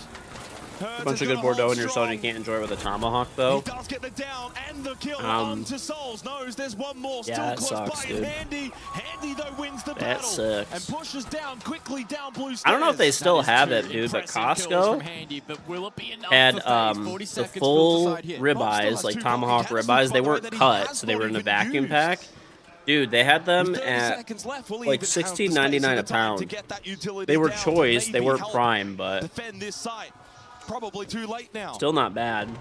20 seconds, 3 versus 3, the most crucial round of this grand final so far for Furia. Must win. KDS will fall. Volps finds the kill. Diaz to follow up. It's only Handy left with 10 seconds. Needs all 3 kills in such a short span of time. And Volps will find the kill. Tied again. We are on this map. Yeah, no, it's good. Dude, Costco's actually had some really good deals on steak. Like, I still get my half cow from my guy, but the problem is that my son, my middle son loves steak. He like literally eats like, he eats fruit and vegetables, and he'll eat like cheese. Okay, so yeah, he actually has a very balanced diet, believe it or not, but he eats fruit, vegetables, cheese, like on the side, like he'll have it on the side or as a snack. But for food, he only eats pizza or steak. He doesn't eat anything else pretty much, like for his like main food. Like he eats that like every day for every meal. So I've had to buy extra steak. So I've been buying it from Costco because they have like big things of New York strip. They have New York strips there, like the whole New York strip, like uncut, for $9.99 a pound.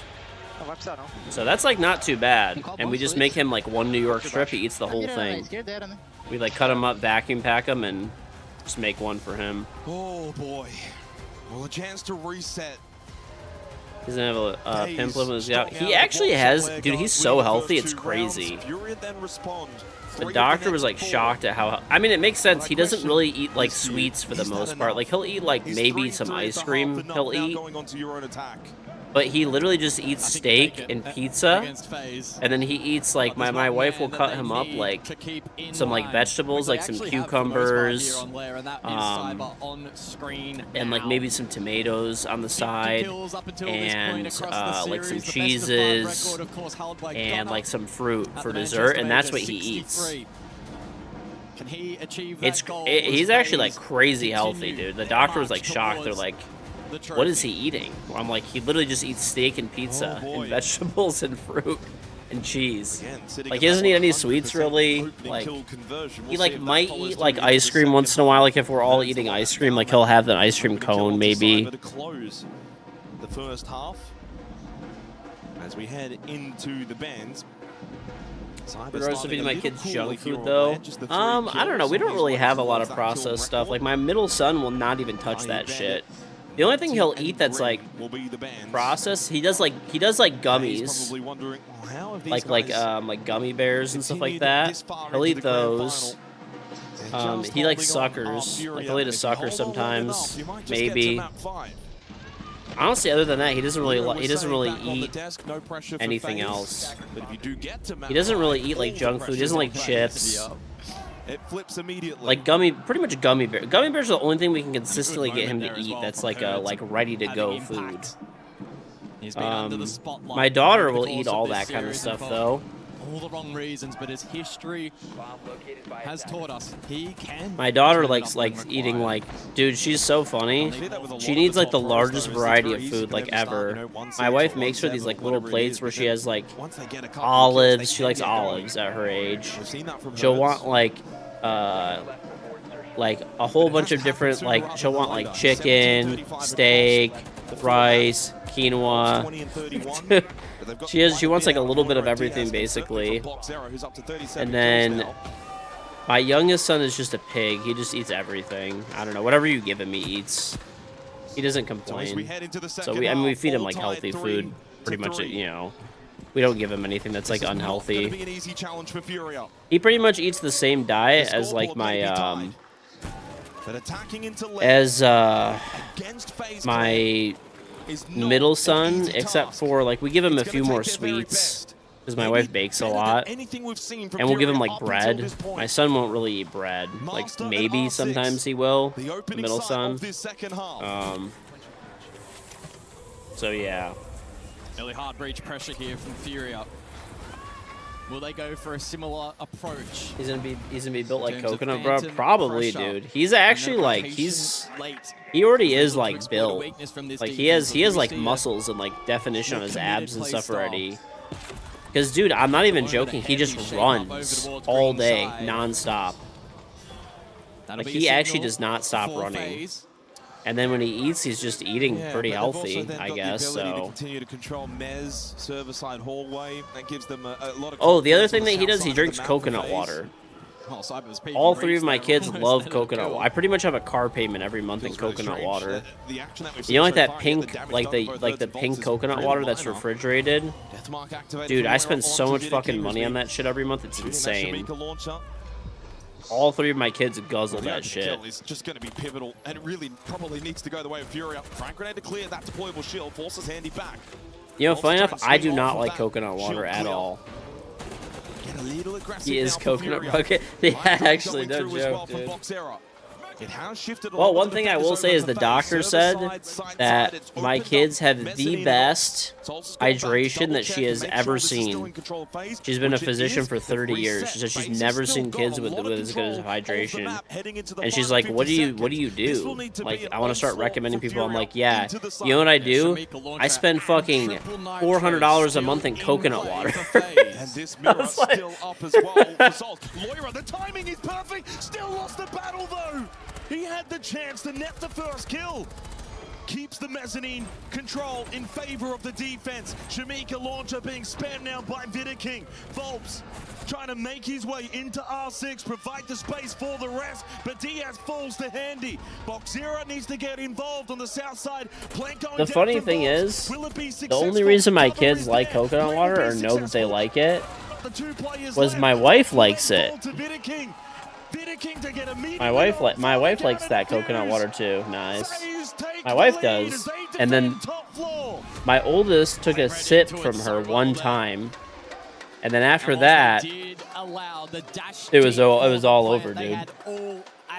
It was all over. But they just run around the house or outdoors? Both. Yeah, both. We have like a pretty big backyard and a swing set and like a jungle gym on the play set, so he just like runs around like crazy. Like my wife will, like me and my wife will take them outside. We take them places too. We take them to the park. We take them to like, there's like, you know, the pool, stuff like that. Gets that kill. He's got ops control, can push Mez, can force that's you know, pretty much these. He actually does not stop moving. He actually drives me crazy though. Because like I'm constantly, dude, I'm chasing after him. Like he'll just keep going. Like he won't stop. It's like, okay, there's like a park. Okay, go run to that tree. Don't pass that tree. Come back when you're hit. Dude, he'll just keep like running, and then I have to go run after him. Basement sitting at a 68% defensive win rate, the highest of any of the sites on. All my kids are on a swim. They don't really know how to fully swim yet. Like my oldest, like kind of does. The middle, the baby obviously has no clue what to do, and my middle son like kind of does. You have neighbors nearby you can let them loose safely? No, we just go out with them. That's it. I mean, we have a room in our house that's like massive that they can run around to in the basement.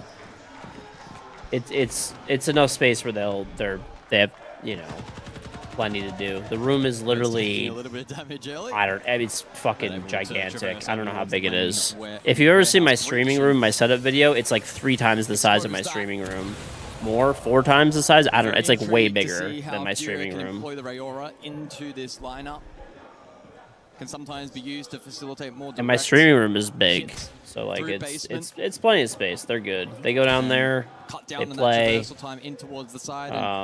In some instances as well. That's it. Or we take them outside. One of the two. Counterplay of that. The nitros, the impacts as well. Likely to be a lot of moving parts to this attack for Furia.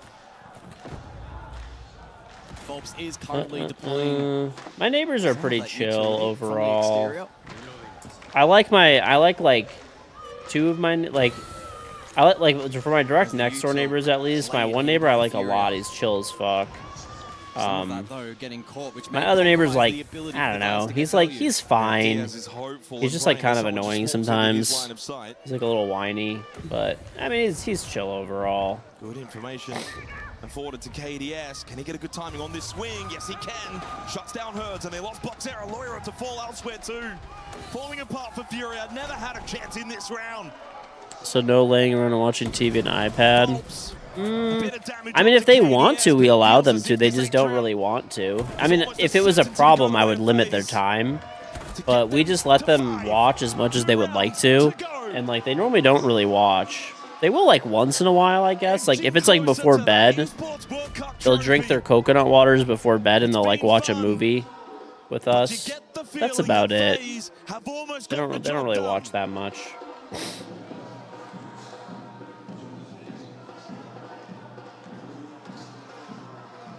It's an unnervy feeling for Furia. Completely outmatched so far in this. Dude, they're still going. Can you guys imagine?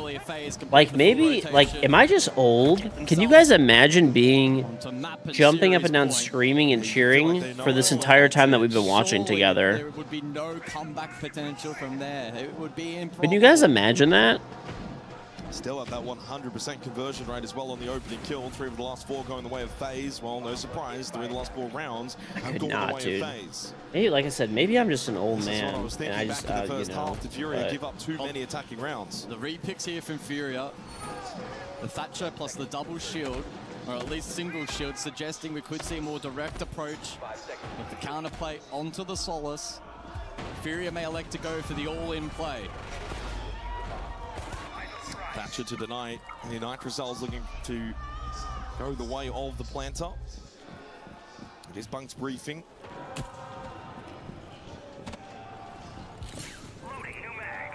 Oh, how crucial of a round this is now for Furia to deny FaZe match and series points. As expected, it's a full investment second floor from FaZe. Plant denial in position. They've got 3 Nitros, they got 3 Gas Babes and the Solus. I don't know if Furia have the ability to go for the rush plant. I'm most concerned about the Solus. The Thatcher has to land. I think this needs to The be crowd is so loud. They can still use There's literally like 20 Brazilian fans that are making all this noise, which is crazy. I mean, it's not a bad thing. It's good. Like they have, dude, they're so passionate. It's crazy. All the time for the reload, but now will be afforded said space and time. Reload successful. Gets Diaz back on his feet, but low on that blitz. It may be 4 versus 3, but don't count out FaZe. But Vineking falls. Angle found from Vault. Straight immediately from Salt, but Boxera 1 step ahead. Furia have been able to win this top floor battle, leaving KDS by himself and found and caught by Boxera. A 4th round acquired. Brazilian crowds are the most energetic crowds in all of esports. It's not even close. Get those drums banging. Good pivot. And a rather clean clear up above from Furia. They maintain touching distance. First rotation done. Let's see what the next 2 bands entail. Intrigued to see what Furia elect to shield take off the board. Yeah, the mirror. Understandable here on Lair. Being played in every round. Well, the Ying ban is interesting as well. Haven't really seen it. Yes. I'm actually really excited for the Invitational to be in Brazil because it's just they have the. I'm sorry. Listen, I'm from NA, but EU crowds and NA crowds just don't even come close. I've been to Siege events in all 3 places, and Brazilian crowds blow every other crowd out of the water. It's crazy how like energetic they are.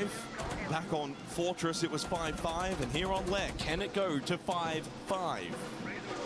Bank really, now in hindsight, is the only map that's been incredibly one-sided, and that was still a 7-3. 7-3 to FaZe, 7-5 to FaZe, 8-6 to The Brazilians are. Fury, Oh, I forgot my water upstairs. That's what I forgot. Esports World Cup in the Siege folklore has not provided, let's say, the best of grand finals, but this one's been pretty decent. How much longer will we go? 10th round, can Furia get it to 5-5? Or can FaZe get their first grand final points?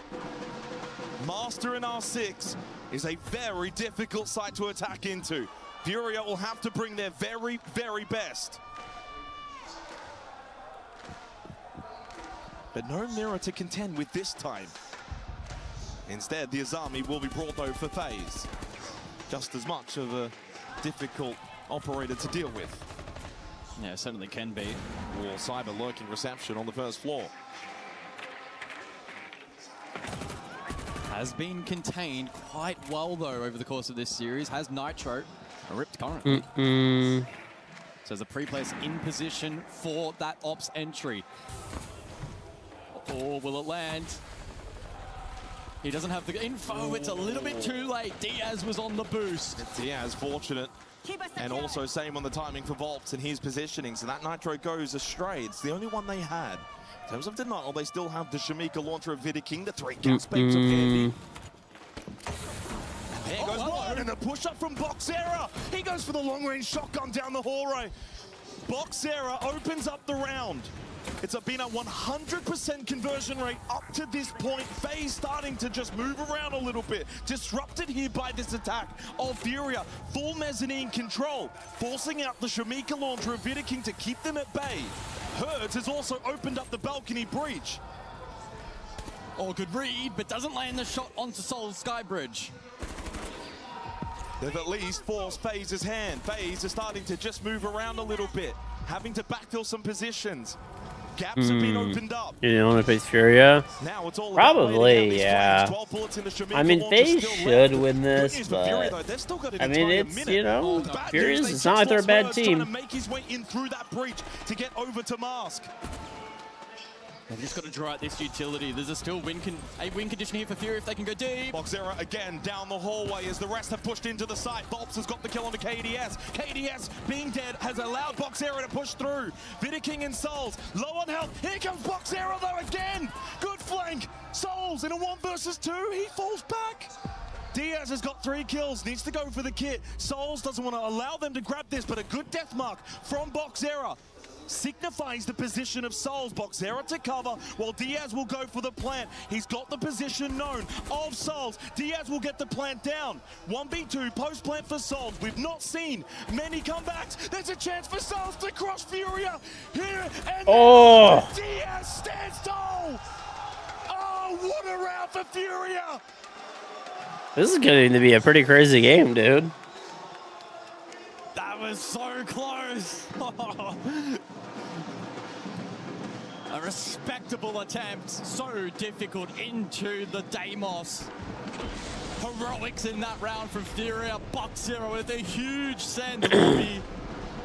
What a grand final. This feels like a coming of age for Boxera. Volps as well with a big send on the Blackbeard in that round. They had to make some big calls in round 10. It's breakpoint. For the 3rd map straight, we're tied at 5-5. The first time it went the way of FaZe. Then Furia eventually in overtime got the job done, and here on Lair, round 11, 5-5, and basement we go. Could Furia do the unthinkable and win 2 maps straight to get us to map 5 and give themselves a chance, a fighter's chance at completing a full reverse sweep against FaZe. They're so close, 2 more rounds and they can get to Clubhouse and do that, and all the pressure goes back onto FaZe.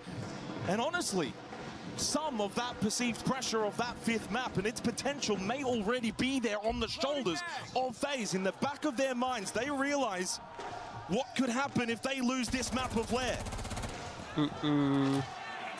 The AI summer shit Twitch does is so bad. It says we're on map 5. They'll back themselves in though on this basement site, which has been very difficult to attack Most into. accurate Twitch AI summary. The 2 straight for Furia give themselves a chance. Still, by the way, 10 rounds in, the opening kill. Oh, by the way, this is kind of random, chat, but you know that Twitch is training their AI on me and all of you guys, right? So if you go to account settings on your shit, and you go to security and privacy, and you scroll all the way to the bottom, there's a thing that says training for generative AI. Turn that off. Over towards Blue Stairs, but the clash is there. Good decision from FaZe to put Souls on the clash, anticipating aggression towards Blue Stairs. Yeah, the clash. There is a team would use both of its timeouts in one game. And the Blackbeard for Furia. See if that sees whether sees who used it and asked whether it was opted. Yeah, because nobody would use it. Of Herds on the sledge. And you can go direct here on a potential pivot later, so perceived pressure, open up the floorboards, and look for the more direct hit. Still X-Kyra is available for Diaz. Oh, can Laura find a timing hit? No. Hell yeah, he was honest, you know, I gotta give him credit. Outside in courtyard. Oh, this is a good job. I figured it would just be some corporate speak that was like, well, we wanted to make it easier for everybody. And, you know, for those users that do want to get rid of it, you could turn it off. You know, I was expecting more of that. When he was just straight up like, yeah, no one would use this shit. I'm like, damn. Finding grand final point. The back-to-back champs have been tested well and truly, but now have the chance to land the knockout blow. Round 12, grand final point for FaZe Clan to add the Esports World Cup trophy to that cabinet.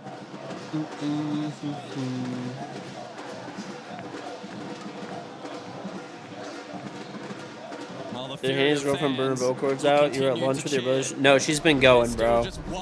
Did you see Dro though? She has the loudest scream that has ever been recorded in human history. They had a noise meter, and she screamed into it, and it hit 131 decibels. The highest recorded scream in human history is 129. I mean, granted, like, oh yeah, you were here, that's right.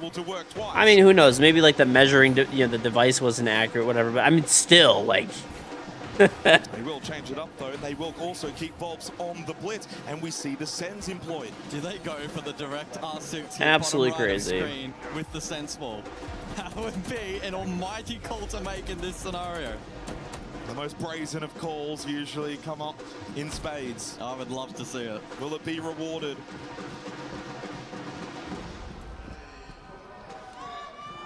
Grand final point for FaZe. They only get one chance at this, otherwise we go overtime.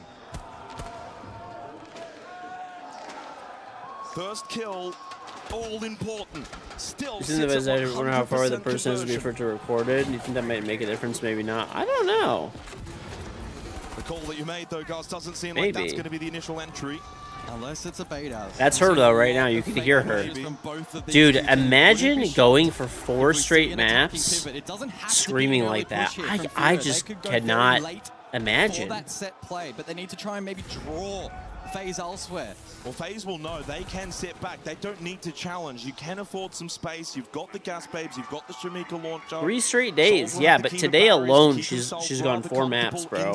They do commit though ups at the moment. They certainly are. It could be the ROU for the Mez stall out instead, and then cut side in half to make denial a little more challenging. Smoke grenade to cover the Salma charges, making sure Handy can't swing Mez and potentially deny. The But as every second ticks down, more and more nervous, but it's Loya that finds the pick over towards Server. That's drawn KDS over, but that's allowed Boxera then up main stairs. The gap has been opened for Furia. They find the crucial opening kill, but it's the follow-up that now is more important. Deathmark activated from Boxera onto Cyber. But it's Phelps that will fall to Souls. The answer back is swift from FaZe. Will we see Furia freeze? I don't know, dude. Now in the lead. Well, I have to say, The next two good for after Handy, losing the you first know. onto Handy. And Loira's She at probably, half she health. must love him Come a down to lot, Boxera you know, to be the hero, the to newfound be screaming hero like for that and going Furia. crazy. 60 seconds So, remaining. you know, not many people get to find that in life. So you gotta look at the positives. Good for Boxera given him. no other option but now to join the rest of the attack over towards Mez. First cross made, shield screen goes up. Souls can't play off it, but he vaults. He may elect to push, avoiding a lot of utility. Nitro! Plane going down from Diaz. Nitro shell from Cyber. Loira got the